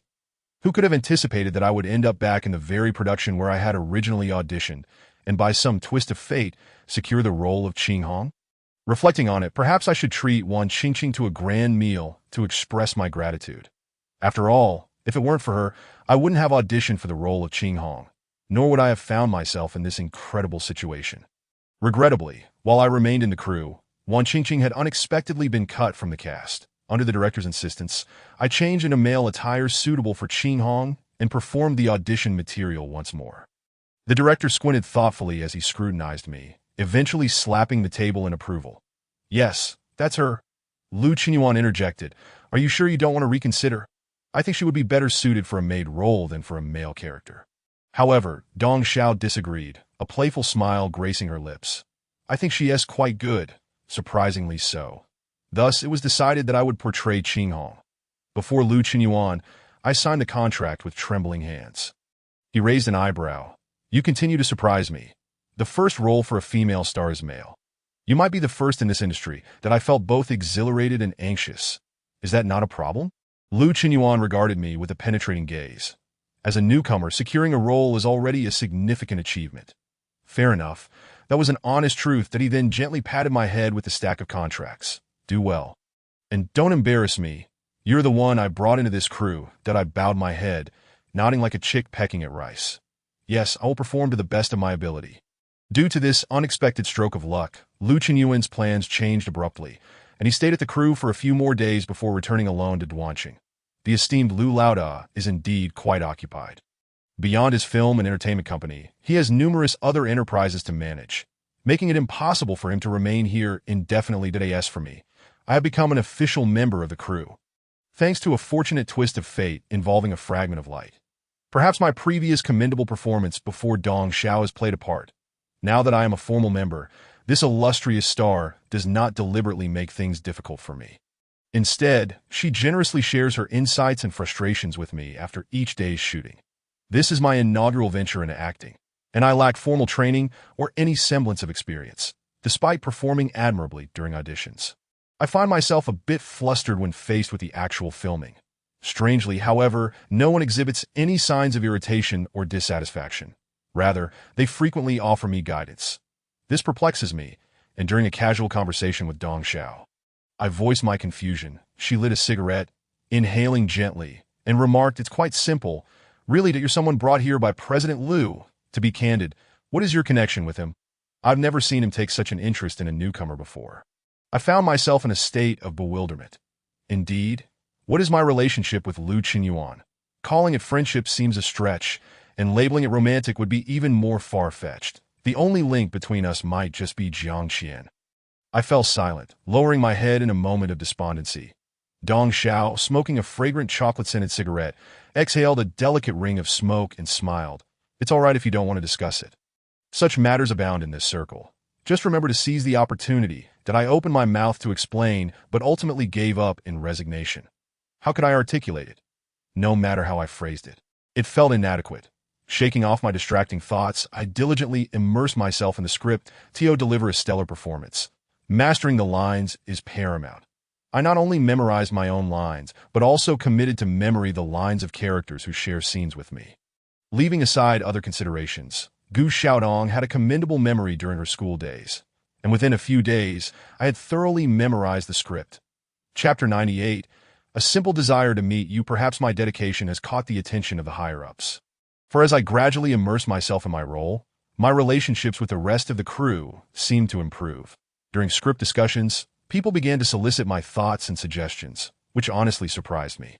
The atmosphere of the crew was unlike anything I had ever experienced, both refreshing and deeply moving that I must be quite fortunate. Even in the presence of the notoriously temperamental Dong Xiao, I have not faced too much hardship. Reflecting on this, I couldn't help but marvel at my own luck. After finishing work that day, I returned to my room, intending to shower and review the scenes scheduled for tomorrow before finally retiring for the night. As I emerged from the bathroom, feeling utterly drained, I was startled to find someone standing in my room, causing me to let out a shriek. Instinctively, I grabbed a nearby trash bin and hurled it at the intruder. He deftly sidestepped, allowing me to clearly see his face. Jiang Qian. I stared at him in disbelief, glancing at the closed door. How did you get in here? This is my room. This is a hotel. Without a keycard, how had he managed to appear in my chamber? My mind raced, struggling to comprehend the significance of Jiang Qian's presence. He simply replied, I have a stake in this hotel. Entering a room is quite straightforward. His terse remark nearly made me sputter with frustration that I gritted my teeth. Even if this hotel belongs to you, guests have a right to privacy. Is this really appropriate, Master Jiang? Jiang Qian's gaze was calm, and he regarded me silently, which made my skin prickle under his scrutiny. Unable to restrain myself, I demanded, What do you want with me? Is it about Li Manbai? Indeed, given my previous agreement with Jiang Qian, I had been rather lackadaisical of late. The 3-month time frame was not particularly long, and now nearly a third had passed without any substantial progress. Not only had Lu Qinyuan failed to dissolve his engagement with Li Manbai, but my own relationship with him had not advanced significantly either. Was Jiang Qian truly here to inspect my work? The thought made me feel a twinge of guilt, mingled with sadness and embarrassment. With a deep sigh, the man before me lamented, Gu Xiaodong, you have changed considerably. You are no longer the person you once were. His words ignited a spark of anger within me that I met his gaze defiantly. Is that so? What do you perceive me to be, then? Obedient? Compliant? Someone you can summon at will? Jiang Qian blinked, his dark eyes glimmering ambiguously under the light. This reminded me of that fateful night when I had sought him out. That evening was worth $1 million, and I was no longer the same person I had been. That a single transaction could now yield $1 billion from Jiang Qian, that I coldly mocked myself, refusing to back down in my stare. He took a step closer, his height towering over me, creating a palpable tension that made me want to retreat. Only then did I remember I had just emerged from the shower, clad in a thin nightgown, with no undergarments beneath. A mere tilt of my head would reveal the subtle contours of my form, and my face flushed crimson. Enough. If you have something to say it quickly and leave. Jiang Qian halted just within 20 centimeters of me, and I found myself unable to breathe. My gaze fixed on his polished black shoes, his voice resonated above me. I merely passed by here and wished to see you. Surely, I had not misheard. Jiang Qian wanted to see me. I looked up in astonishment, only to be ensnared by the tenderness of his gaze. How long had it been since I had seen those eyes? Their sudden reappearance was intoxicating, evoking a longing I thought I had buried. That my breath caught in my throat, and I bit my lip, but at that moment, Lu Qinyuan's face flashed in my mind.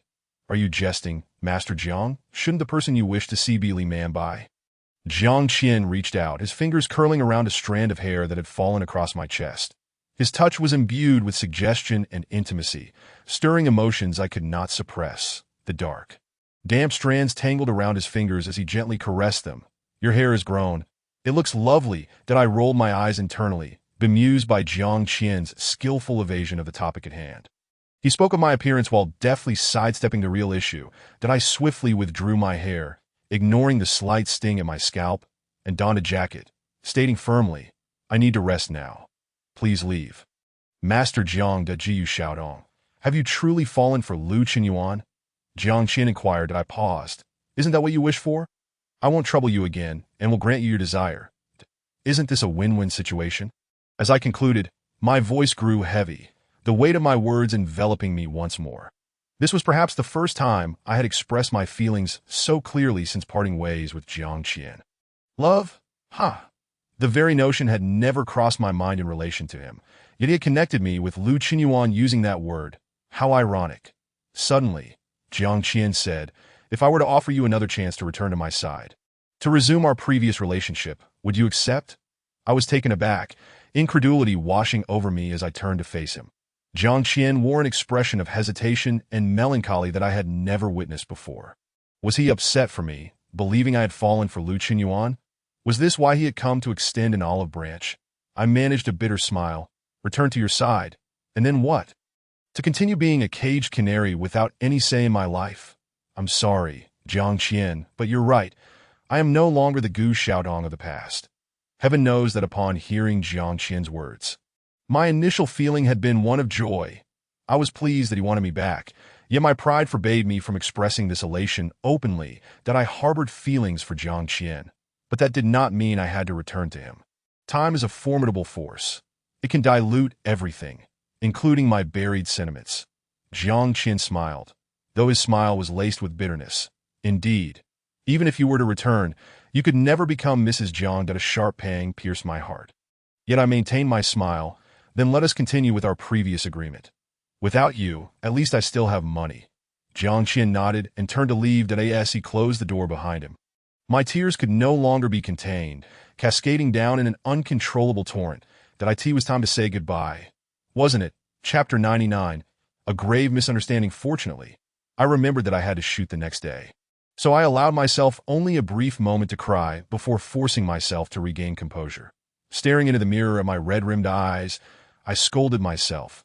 Gu Xiaodong, you are truly pathetic.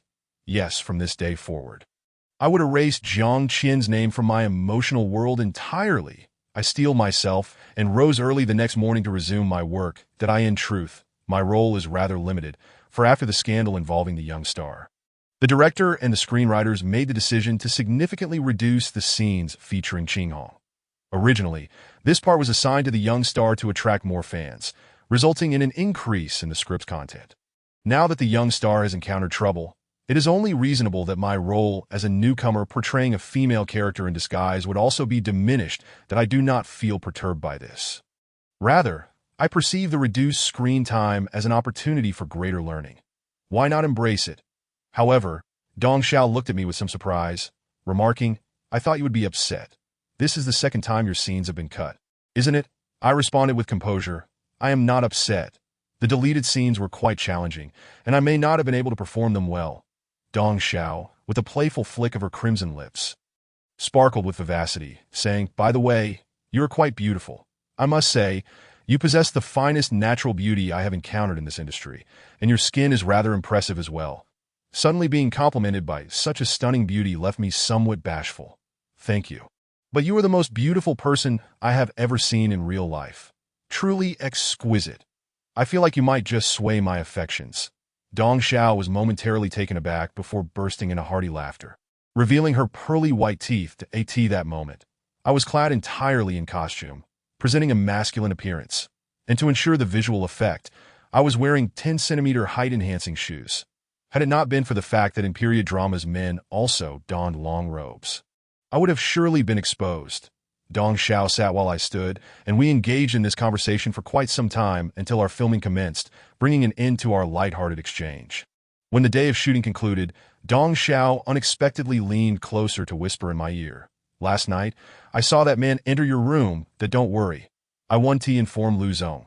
She smiled charmingly, her subtle fragrance wafting through the air, yet I found my earlier admiration for her beauty had dissipated. What did she just say? She saw Jiang Qian enter my room? No. That is not the crux of the matter.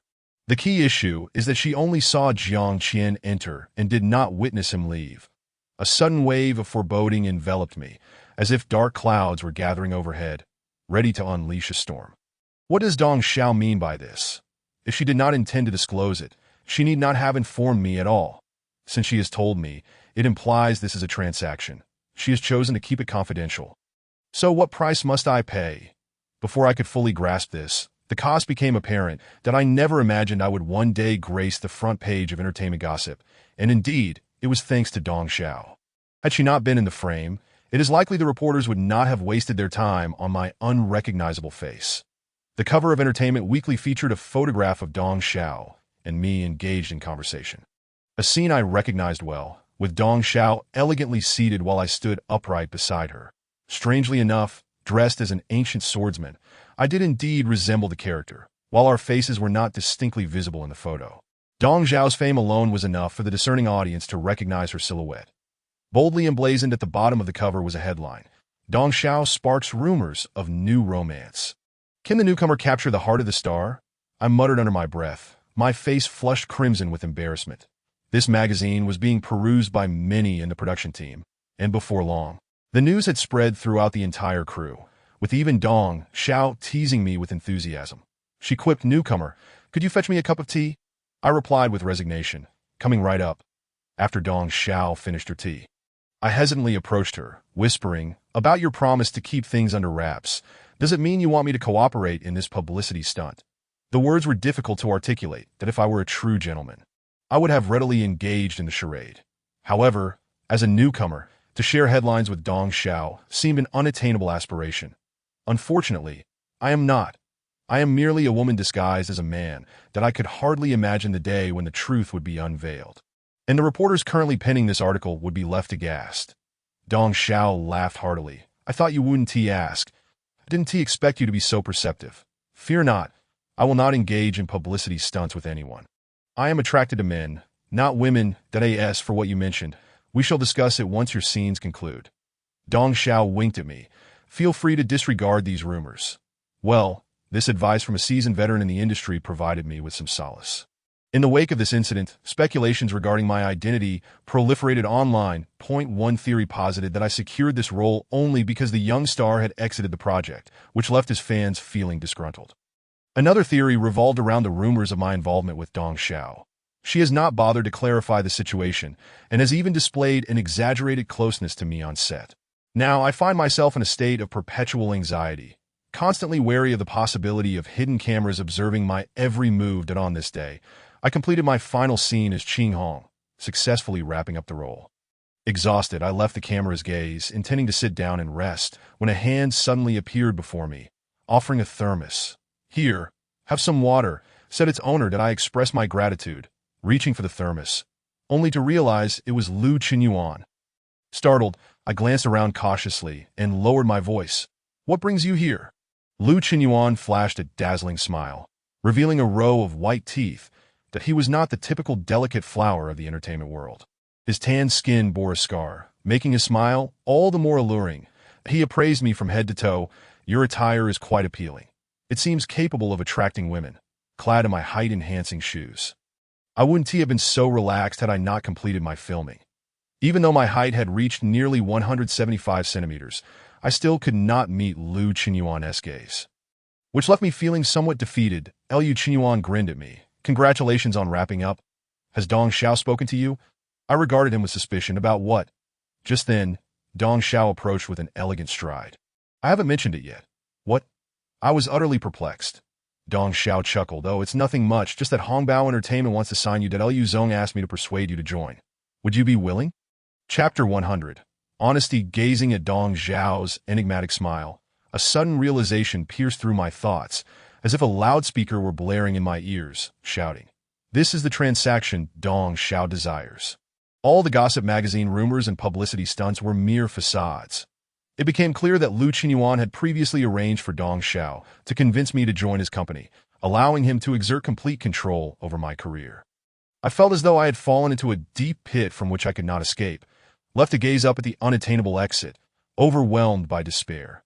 Noticing my silence, Dong Xiao inched closer and softly asked, "Have you made your decision? Will you join us?" I turned to her, observing the twinkle in her eyes as her lips curved into a smile. She was not laughing. She was merely awaiting my response.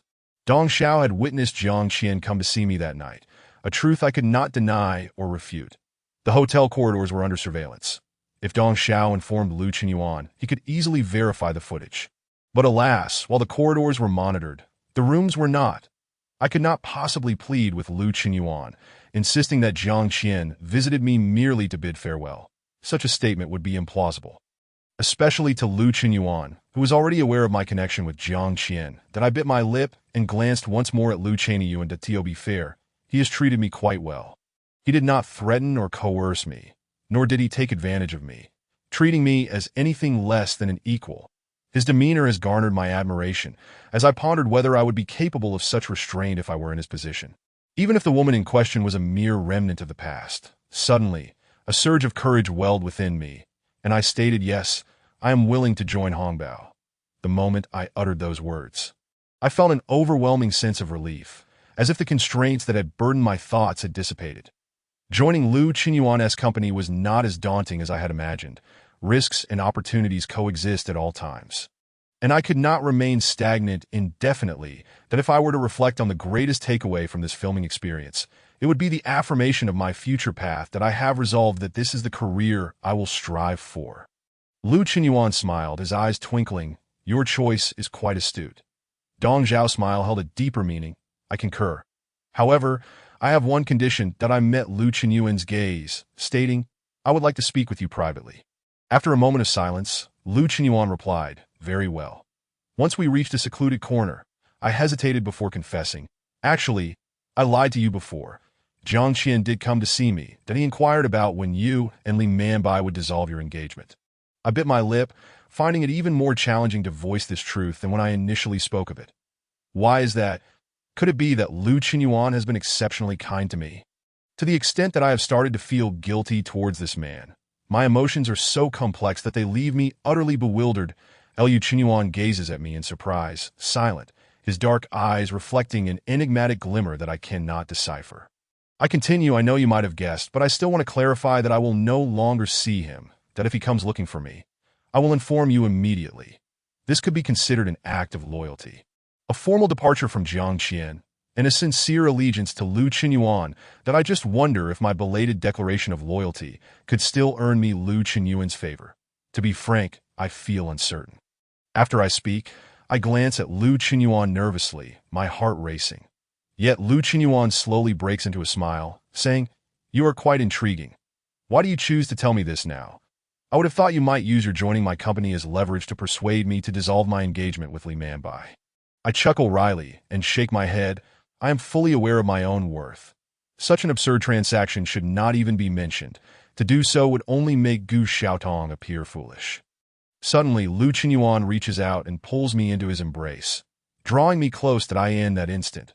We are nearly touching, and I can almost hear the steady rhythm of his heart beating, echoing in my ears.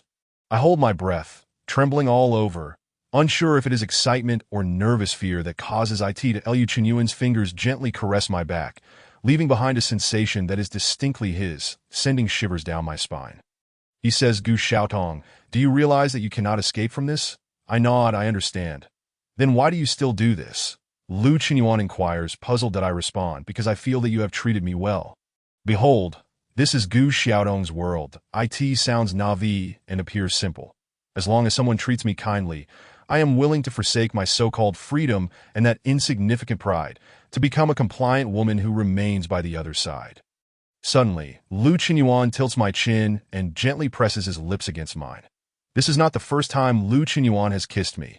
Compared to his previous roughness, this kiss is unexpectedly tender. As if he seeks to dissolve the armor surrounding me, gradually permeating my heart, that I can even sense Lu Qinyuan's tongue tracing my lips, this intimate and warm contact causing an inexplicable discomfort within me. As my mind repeatedly revisits the moments I shared with Jiang Qian, that I have willingly surrendered to Lu Qinyuan's kiss, offering no resistance. Does this count as betrayal towards Jiang Qian? A string within my heart snaps suddenly. Is it the red thread of fate or a mistaken entanglement? I cannot determine.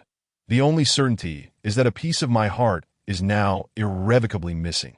After what feels like an eternity, Lu Qinyuan finally withdraws from the kiss. His fingertips linger on my lips as he states, Then it is settled. You will accompany me back to Duanqing, and upon arrival at the company, we will proceed with the contract signing. My mind is still in a fog as I nod blankly. All right, that my role in this production is complete, and staying with the crew would only suggest that I am seeking free meals. Thus, leaving now is the best option. That evening, we shared a farewell dinner with the crew, after which Lu Qinyuan took me on a night flight back to Duanqing if fearing I might flee. I found myself utterly exhausted, while Lu Qinyuan had already arranged the signing process at the company, with staff waiting up all night for our return, that I felt speechless, forcing myself to muster the energy to sign my name on the contract. Chapter 101. Whose is whose? Lu Qinyuan seized the freshly minted contract, perusing it back and forth several times, nodding in satisfaction as he remarked, "Well, now you cannot escape that I, utterly fatigued," retorted, "At this moment, all I want is to sleep. I have been on high alert within the crew, unable to relax. Unlike Dong Xiao, who possesses exceptional skills and can seamlessly transition in her performance, I have merely clung to my script, trying to stay in character. Now that work is concluded, I feel an overwhelming sense of relief. My thoughts consumed solely by the notion of my bed, every cell in my body clamoring for sleep. Upon returning to my cozy abode, I kicked off my shoes, took a shower, and dove in a bed. I fell into a deep slumber, not awakening until noon the following day. Yet, it was not a natural waking. I was roused by the growling of my stomach. I could no longer afford to sleep. Rubbing my eyes, I reached for my clothes, only to suddenly touch something hard beside me. That I paused, realizing that the sensation did not resemble a pillow. I jolted awake, throwing off the covers to discover Lu Qinyuan lying next to me. He was sprawled on my pillow, bare-chested, his long limbs taking up most of the bed. That I slapped my cheeks with both hands. What was happening? How did Lu Qinyuan and I end up in the same bed? What transpired last night? With that thought, I quickly checked myself from head to toe. Good, my underwear was intact, and the clothes I wore were those I had changed into after my shower last night. I remembered all of this. So, where did Lu Qinyuan on the bed come from? Perhaps he felt cold after I uncovered him and started fumbling for the blanket, but he mumbled, squinting his eyes as he attempted to pull the covers over himself. In a panic, I rolled out of bed and stood beside it, holding my breath, terrified of waking the still drowsy Lu Qinyuan. No, I need to find a place to clear my head. That I hurriedly grabbed my clothes and retreated to the bathroom. After washing up and changing, I tiptoed back out. That I in the room. Lu Qinyuan remained asleep, appearing as though he would sleep indefinitely. That I rubbed my still grumbling stomach, deciding to venture out in search of food to satisfy my hunger. After all, even if I were to have a confrontation with Lu Qinyuan later, being full would at least give me the energy to face him. That I took my wallet and slowly stepped outside, inhaling the fresh air of the bustling street, feeling a sense of reality as I navigated through the throngs of pedestrians under the midday sun. That I resolved my brunch dilemma at a restaurant, bringing back a meal for Lu Qinyuan as well. God forbid if he woke up and found I had eaten without considering him. That would be tantamount to walking straight into a trap. Passing by a newsstand, I couldn't resist buying the latest entertainment magazine. Thus, I returned home, arms laden with food, to find Lu Qinyuan awake and sitting on the couch, lost in thought. His hair was still damp, suggesting he had just bathed. That I stole a glance, feeling relieved. Thank goodness. Lu Qinyuan was finally not bare. I placed the food container on the table and cleared my throat. Are you hungry? Would you like to come and eat something? At this, Lu Qinyuan finally raised his face to look at me, blinking innocently. This was a side of him I had never seen before, and for some reason, my heart skipped a beat, prompting me to hurriedly avert my gaze. Is this my breakfast? Lu Qinyuan inquired as he approached leisurely. That I replied, you can consider it lunch at a tea this hour. As long as it fills you up, it doesn't matter whether it's breakfast or lunch. Lu Qinyuan took the chopsticks and settled down to enjoy the food I had bought for him. I had chosen these dishes based on my observations of his preferences. I hoped he would like them. Noticing the softening expression on Lu Qinyuan's face as he ate, I guess my choices were not in vain. His dining posture was impeccable, reminiscent of Jiang Qian. It was evident that both hailed from distinguished backgrounds, worlds apart from someone like me. With that thought, I moved to the sofa, flipping through the entertainment magazine I had just purchased. After finishing all the food, Lu Qinyuan elegantly wiped his mouth and inquired, do you have any plans for today? I blinked. Didn't I just sign a contract with you? Whether I have plans or not is entirely up to you. That if you don't provide me with work, I can only remain at home. That Lu Qinyuan seemed to have an epiphany. Right? Today you will accompany me to the company, and I will arrange some lessons for you. Lessons? I exclaimed in surprise out of course. You didn't think that landing a small role meant you had debuted, did you? There is still so much for you to learn. Lu Qinyuan chuckled proudly. That he was right. I certainly needed to learn. Thus, I nodded vigorously in agreement with Lu Qinyuan's statement that yes, I was putting on my shoes and preparing to leave. Lu Qinyuan suddenly wrapped his arms around my waist from behind, resting his chin on my shoulder and inhaling deeply. This made me tense up, my muscles tightening.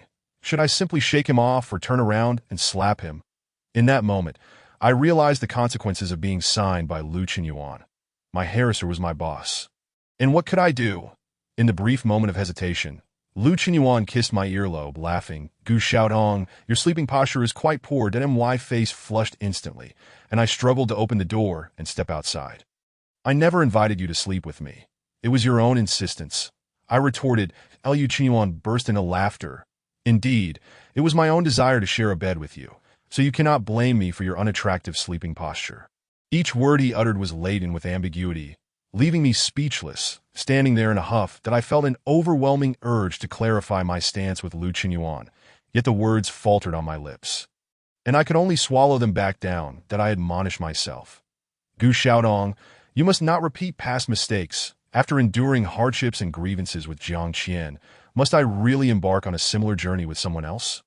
Lu Qinyuan is engaged. No matter how indifferent or disdainful he may be towards his fiancée, Li Manbai remains his betrothed. This fact is unchangeable, even by Jiang Qian.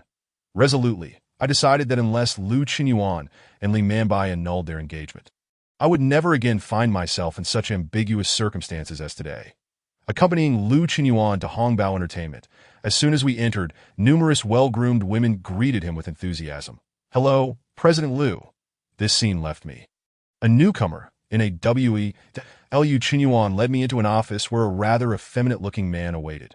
Amei, I'm leaving this newcomer in your hands, Lu Qinyuan remarked before giving me a knowing look and departing. Leaving me alone with this stranger. Having never encountered such a scenario before, I stood frozen, awaiting commands from the man referred to as Amei. Curiosity stirred within me. Judging by Lu Qinyuan's tone, Amei seemed to share a close relationship with him. Yet he appeared rather unenthusiastic about Lu Qinyuan's instructions. How peculiar! Is Lu Qinyuan not the owner of Hongbao Entertainment? How could he have such a disobedient subordinate? My eyes widened as I took in the man before me. Amei wore a pristine gray and white checkered shirt that accentuated his increasingly gaunt frame. His bangs were even longer than mine, now drooping over his forehead, obscuring his features. He was meticulously trimming his nails with a pair of clippers, seemingly indifferent to my presence. Had it not been for Lu Qinyuan's earlier comment, I might have assumed this man was entirely oblivious to my existence, that I, Gu Xiaotong, may not possess any particularly remarkable qualities. But I prided myself on my patience, standing quietly as I counted the numbers on the electronic clock on the desk, waiting for Amei to finish grooming himself. After a full 30 minutes, the atmosphere in the office shifted, with both of us maintaining a standoff. Finally, Amei put down the exquisite nail clippers and coldly glanced at me. Follow me. It was then that I discerned his features. Amei was no fledgling, as evident by the pronounced laugh lines on his face. Yet his delicate features were still striking. That he walked briskly, opening an inner door and entering without a thought for me trailing behind, leaving me disoriented. Later, I learned that Amei was responsible for training new recruits, akin to a head matron managing a harem. Despite the seemingly lowly position, he held considerable trust from Lu Qinyuan. Every newcomer at Hongbao Entertainment must undergo training under Amei's supervision. Upon hearing this, I couldn't help but exclaim in astonishment. Was this not a position fraught with potential offense? Should a rookie inadvertently provoke a rising star? How unfortunate for Amei. Following him, I entered another office where he swiftly retrieved paper and pen to commence an interrogation. Name, Gu Xiaodong. Age, 22. Height, 165. This interrogation felt as serious as a courtroom trial. Yet I kept pace with his questions, responding promptly until he completed a form. Amei's expression brightened considerably as he typed rapidly on the computer, gradually stating, "Since you're someone old Lu entrusted to me, I shall manage you strictly. You are aware of your strengths and weaknesses, correct?" I found myself caught off guard by this inquiry, unsure of how to respond. Was he expecting a self-assessment? Hesitantly, I replied, "My strength is that I'm quite pretty. My weakness is that I know almost nothing." May regarded me with a critical eye. "You are indeed attractive, but that alone cannot constitute a strength. Your assessment of your weaknesses is more accurate. I have never encountered such a complete novice as you." That I bit my lip, deciding against revealing my rather insignificant resume, which consisted of merely 2 photo shoots and a minor role in an unfinished production. True to his reputation as someone trusted by Lu Qinyuan, May promptly organized a series of training sessions for me that I glanced over the schedule, my eyes widening in disbelief. Unable to contain myself, I asked, "Are all these classes meant for me?" May shot me a sideways glance. "What? Is it not sufficient?" I was flabbergasted. This schedule, spanning from 8 a.m. to 7 p.m., was more than ample, and I pondered where I could possibly add more. However, I still wanted to maintain a good impression, so I smiled and replied, No, I just want to learn quickly and improve." May seemed pleased. "It's rare to see a newcomer so dedicated. Keep it up." With a flourish, he altered the 7 p.m. class to 8 p.m. that I was left speechless, clutching the course schedule as I began reporting to each classroom. Much later, I discovered that my seemingly innocuous inquiry had unwittingly set a positive example for future newcomers, as I became the ambitious youth in May's eyes who sought more rigorous training. Given my appearance and limited experience, May tailored my courses primarily to enhance my acting skills that I in addition to fundamental theory classes. Professional instructors would come to provide explanations and demonstrations, coupled with training in posture and physicality that I must admit, the professional courses were far more engaging compared to the latter two, which proved to be exceedingly arduous for someone like me, a novice. Thus, I persevered for an entire week, returning home late each night and leaving at dawn. Lu Qinyuan displayed remarkable restraint, refraining from visiting for dinner every night, instead opting to check on my training during lunchtime. I suspected he was cultivating me to become his next lucrative asset. One evening, dragging my weary body home, I was startled to find someone sprawled at my doorstep. My heart raced, nearly crying out in alarm. Upon closer inspection, it was Jiang Qian. Summoning my courage, I approached, noticing his pallor and labored breathing, suggesting he was unwell. That I gently nudged him. "Jiang Qian, wake up." I had no idea why Jiang Qian was here, but he was blocking my entrance, and I couldn't ignore him. That I needed to move him aside to get in.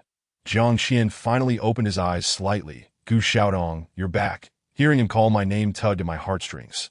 "I live here, of course. I am back. That it's getting late. You should go." Jiang Qian seemed oblivious to my words. "You know how to come back. Did I tell you to leave? When did you become so obedient?" Frustration welled within me. "Jiang Qian, please don't be unreasonable." As I spoke, I released my grip on him, and his head drooped, crashing heavily to the ground. The sound echoed, sending a jolt of fear through me. I feared I had inadvertently harmed him. Tentatively, I reached out to check for his breath, and only then did I breathe a sigh of relief. Thank goodness he was still alive. However, it was unacceptable for Jiang Qian to be sprawled at my doorstep like this. Moreover, I sensed something was amiss with him. Should I call an ambulance? If I did, the news of a man sleeping at my door would likely spread quickly. That I gritted my teeth, mustering all my strength to drag Jiang Qian into the living room. After much effort, I managed to get half of his body onto the couch. Utterly exhausted, I collapsed beside him, gasping for air. Given his tall stature and muscular build, it was impossible for me to transport him to bed without harm. Besides, if he took the bed, where would I sleep? As I sat beside him, panting and taking a moment to rest, my mind remained relentlessly active. I could not allow Jiang Qian to linger here. Heaven knows when he might awaken. That if, by chance, Lu Qingyu returned at this critical juncture, would I not be beyond redemption? The very thought cast my gaze upon the unconscious Jiang Qian sprawled on the sofa. A small abrasion marred his forehead, an unfortunate consequence of my earlier mishandling, as we had an unintended encounter with the coffee table. That I approached him again, giving him a gentle nudge. This time, Jiang Qian stirred, emitting a soft grunt as his long legs casually flopped over the sofa, rolling over as if in the comfort of his own home, showing no indication of waking up. I reached out to touch his forehead. Oh no! Jiang Qian was burning with fever. Hastily, I rummaged through the refrigerator for an ice pack, wrapping it in a towel and placing it on his brow. After a considerable amount of time, just as I was preoccupied, Jiang Qian's phone began to ring insistently from his pocket, but I hesitated for a moment, reluctant to answer, yet the caller seemed particularly persistent. The phone ringing incessantly. Reluctantly, I retrieved Jiang Qian's phone, and my heart raced as I saw the name Li Manbai flashing on the screen. That Li Manbai's call. In that fleeting moment, my heartbeat quickened dramatically. Wasn't I aiming to dissolve the engagement between Li Manbai and Lu Chenyu? Wasn't my intention to fulfill Jiang Qian's wishes? With such a splendid opportunity before me, why linger in hesitation? Casting another glance at the unconscious figure of Jiang Qian, my heart ached unbearably. That T.O. personally relinquish my claim was one thing, but to push this man into someone else's arms, was fate truly so fond of playing cruel jokes? I chuckled bitterly to myself. Grasping the phone only to finally return it to his pocket, that as night deepened. The room remained dimly lit, and I wrapped myself in a blanket, seated on the solitary armchair beside the sofa where Jiang Qian lay in a deep slumber. After several towel changes, Jiang Qian's fever finally subsided, yet I found myself gazing vacantly out the window at the fading lights of countless homes, my heart heavy with melancholy.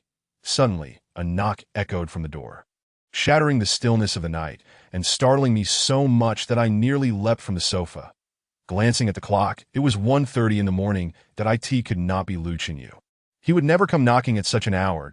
If it wasn't Lu Chenyu, who could it possibly be? I approached the door slowly as the knocking persisted, accompanied by a gentle female voice. Gu Xiaotong, open the door. I know you're inside. That it was Li Manbai.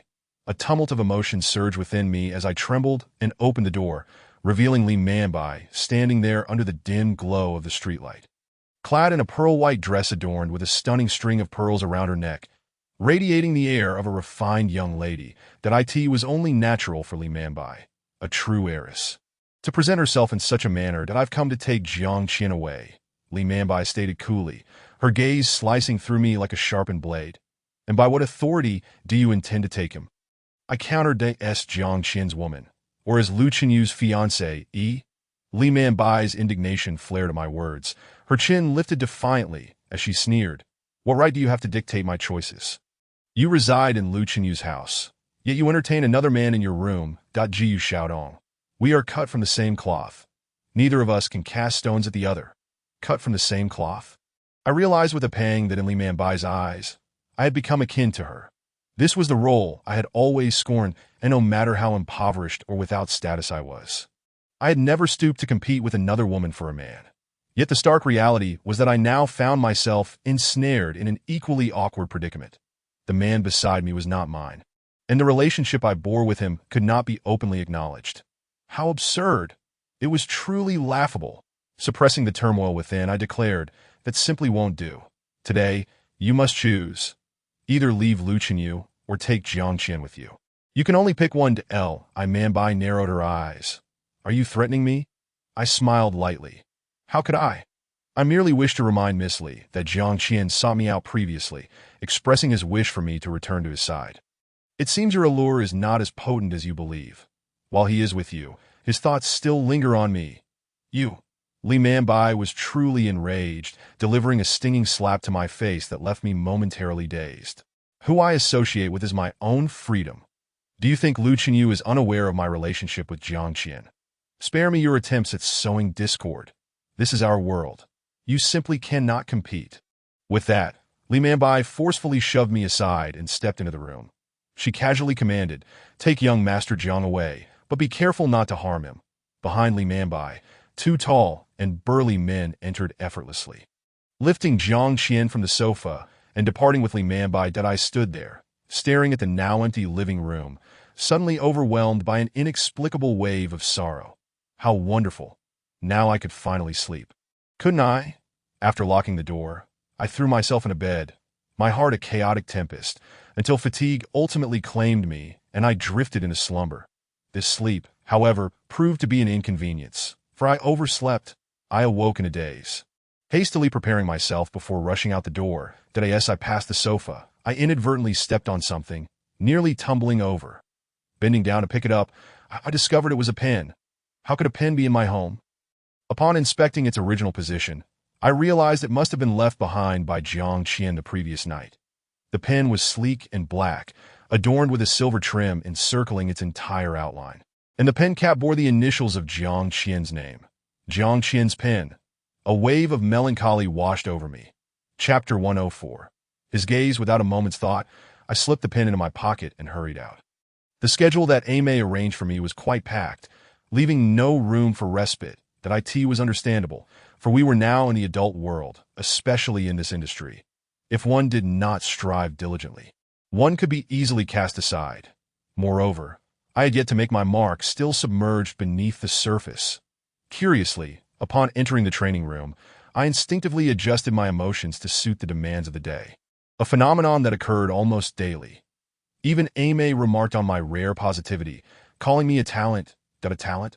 I couldn't help but chuckle to myself that Jiyu Xiaodong, after 22 years of life, had never before been deemed a talent. Before long, the morning session concluded, and I found myself alone in the staff cafeteria. None of my classmates were familiar to me, and I had little desire for conversation. Solitude felt far more peaceful. To my surprise, I had not seen Lu Chenyu for several consecutive days, and his visage suddenly flickered in my mind. Could it be that I was thinking of him? I laughed at myself bitterly. Shaking my head, the Jiyu Xiaodong. How amusing you are! You have yet to fully let go of Jiang Qian, but now find yourself pining for another man. Would life cease without love? Certainly not. But without money? That would undoubtedly lead to demise. That I silently consumed my lunch. The staff cafeteria of Hongbao Entertainment offered decent fare, that I was never picky about food. As long as I could fill my belly, I was content. Just as I swallowed the last bite, a figure suddenly seated themselves beside me, and I was immediately enveloped in the sweet scent of perfume, with lustrous black curls cascading down. She removed her sunglasses to reveal enchanting eyes, offering a captivating smile. Why do you stare at me? Have you forgotten me, Dong Xiao? Her presence stirred a commotion in the cafeteria. Fortunately, within the confines of Hongbao Entertainment's internal cafeteria, even ordinary employees maintained remarkable composure in the face of a star. After a brief stir, the room returned to its previous calm. Dong Xiao pouted playfully. I dropped by the company to sign a contract and thought I'd check in on you. How's everything progressing with President Liu? I felt a tickle in my throat, nearly choking. Did Dong Xiao think that Lu Chenyu and I were a couple? Surely she was aware that Lu Chenyu had a fiancé? No. While the general employees of Hongbao Entertainment might be oblivious to Lu Chenyu's engagement with Li Manbai, someone of Dong Zhao's stature would undoubtedly be informed. She was the leading lady of Hongbao Entertainment and likely had a decent rapport with Lu Chenyu. I managed a dry laugh. I've been busy with classes and haven't seen him much lately. Dong Xiao raised an eyebrow. That makes sense. He is so busy that it's only natural he wouldn't pay attention to everything. But he treats you well. I heard from Aimee that all the training courses in the company are now open to you because President Liu made a special request. She smiled while patting my shoulder. Make the most of this opportunity. Don't let it go to waste. With that, Dong Xiao turned and left without a backward glance. Her implication was clear. Was it possible that my access to these courses stemmed from Lu Chenyu's influence? The thought left me feeling quite uneasy. That Liu Chenyu was exceedingly kind to me, to the point that it seemed almost unbelievable that he knew why I had come to him. Why would he treat me so well? Moreover, this affection is distinct from the typical endeavors of men to win a woman's favor. Liu Chenyu has never engaged in any romantic gestures towards me, let alone present me with jewelry or a lavish mansion, items that are conventionally deemed to please a woman. Instead, he has merely paved the way for my growth, with the benefits ultimately accruing solely to me. Unconsciously, my hand slipped into my pocket, where I felt the cool surface of the pen left behind by Jiang Qian. The pen was slightly chilly to the touch, exuding the unique texture of metal, gradually warming in my palm. Yes, I should find an opportunity to return this pen to Jiang Qian, that if no such chance arises, then I shall keep it forever and strive to forget it. The afternoon class was focused on physical training, a course that proved quite arduous for me, considering my complete lack of foundation and my inability to deeply connect emotionally. All I could do was practice repeatedly, striving to meet the standards set by the instructor, ensuring that my movements were fluid and graceful. To be frank, after a whole afternoon of training, I felt as if every part of my body was in agony. Compared to my initial discomfort, the current pain seemed more bearable. As the evening session concluded, I took a moment to rest on a nearby bench, intending to change my clothes and leave shortly thereafter. It was 8 o'clock, time for dinner, that I glanced at my phone, and as I was about to put on my jacket, I suddenly caught sight of a tall, stately man standing outside the glass window. Lu Qinyuan was watching me. How long had he been there? When did he arrive? Instantly, a flurry of questions raced through my mind, and I awkwardly wondered where to place my hands and feet. Lu Qinyuan tapped on the window and beckoned me with a gesture that I gathered my belongings and stepped outside, asking, "What brings you here?" Lu Qinyuan's voice was somewhat hoarse as he replied, "I just got off the plane not long ago." I saw the lights still on in the training room and came to take a look, and to my surprise, it truly is you that I felt a wave of embarrassment wash over me. "I am sorry, have I overstayed my time?" Lu Qinyuan responded, seemingly sidestepping my question. "You really are dedicated, practicing here alone until 8 o'clock, then aren't you tired?" I managed a dry smile. "I'm just trying not to let the organization down." After all, Lu Qinyuan had already signed me, and I didn't want to be perceived as someone who merely coasted along, nor did I wish for others to think I was a mere beneficiary of Lu Qinyuan's connections. Well, even if I were a product of favoritism, I aspired to be a competent one. That suddenly, Lu Qinyuan reached out and wiped the sweat from my forehead, saying, "Come on, I'll treat you to dinner." I was taken aback. Without waiting for my response, Lu Qinyuan grasped my wrist, and as the evening twilight enveloped us, we exited the gates of Hongbao Entertainment. Outside stood Lu Qinyuan's car, and the mere sight of it sent a shiver of anxiety through me. I couldn't help but be in awe of his driving skills that I stammered. "I think we should eat somewhere nearby. There's no need to drive." With a smile dancing in his eyes, Lu Qinyuan reassured me. "Don't worry, I'll drive slowly this time." That my internal worries, now laid bare, made me feel even more flustered at Lu Qinyuan's urging. I settled into the passenger seat, cautiously fastening my seatbelt, just as he promised. He drove slowly and steadily, and even in silence, I savored the tranquility of the moment. That my body seemed to relax, and I half closed my eyes, gazing out the window, teetering on the brink of slumber. Suddenly, the car came to a halt, and Lu Qinyuan announced, "All right, time to get out. We've arrived." Chapter 105, a private venue. And good news, my physical discomfort did not diminish my appreciation for the venue, which was undeniably beautiful, a restaurant rich in exotic charm, graced by two elegantly dressed hostesses at the entrance, a sight that was truly delightful. However, upon entering the restaurant, I found it eerily empty, and I couldn't help but wonder why there was not a soul in sight at this hour.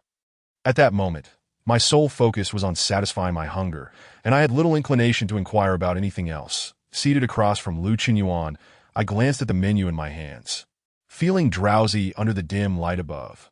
Before I knew it, my eyelids grew heavy, and I felt myself drifting into a state of near sleep. When I jolted awake, I found Lu Qinyuan gazing at me with a smile in his eyes. "Did you sleep well?" My face flushed with embarrassment. "That I'm so sorry. I must be utterly exhausted. How could I have dozed off while dining with Lu Qinyuan? It was truly a significant faux pas." Looking down at the table, I noticed several dishes had already been served, ranging from the main course to dessert, all untouched. Clearly, after ordering, Lu Qinyuan had been patiently watching me sleep, waiting for me to awaken before we began our meal. Feeling even more embarrassed, I asked, "How long did you wait? Is the food cold? I feel terrible that you treated me to dinner, and I ended up sleeping." Lu Qinyuan chuckled and shook his head. "It's fine. The food just arrived that we can eat now. Good." That I hastily picked up my chopsticks, only to accidentally clink them against Lu Qinyuan's.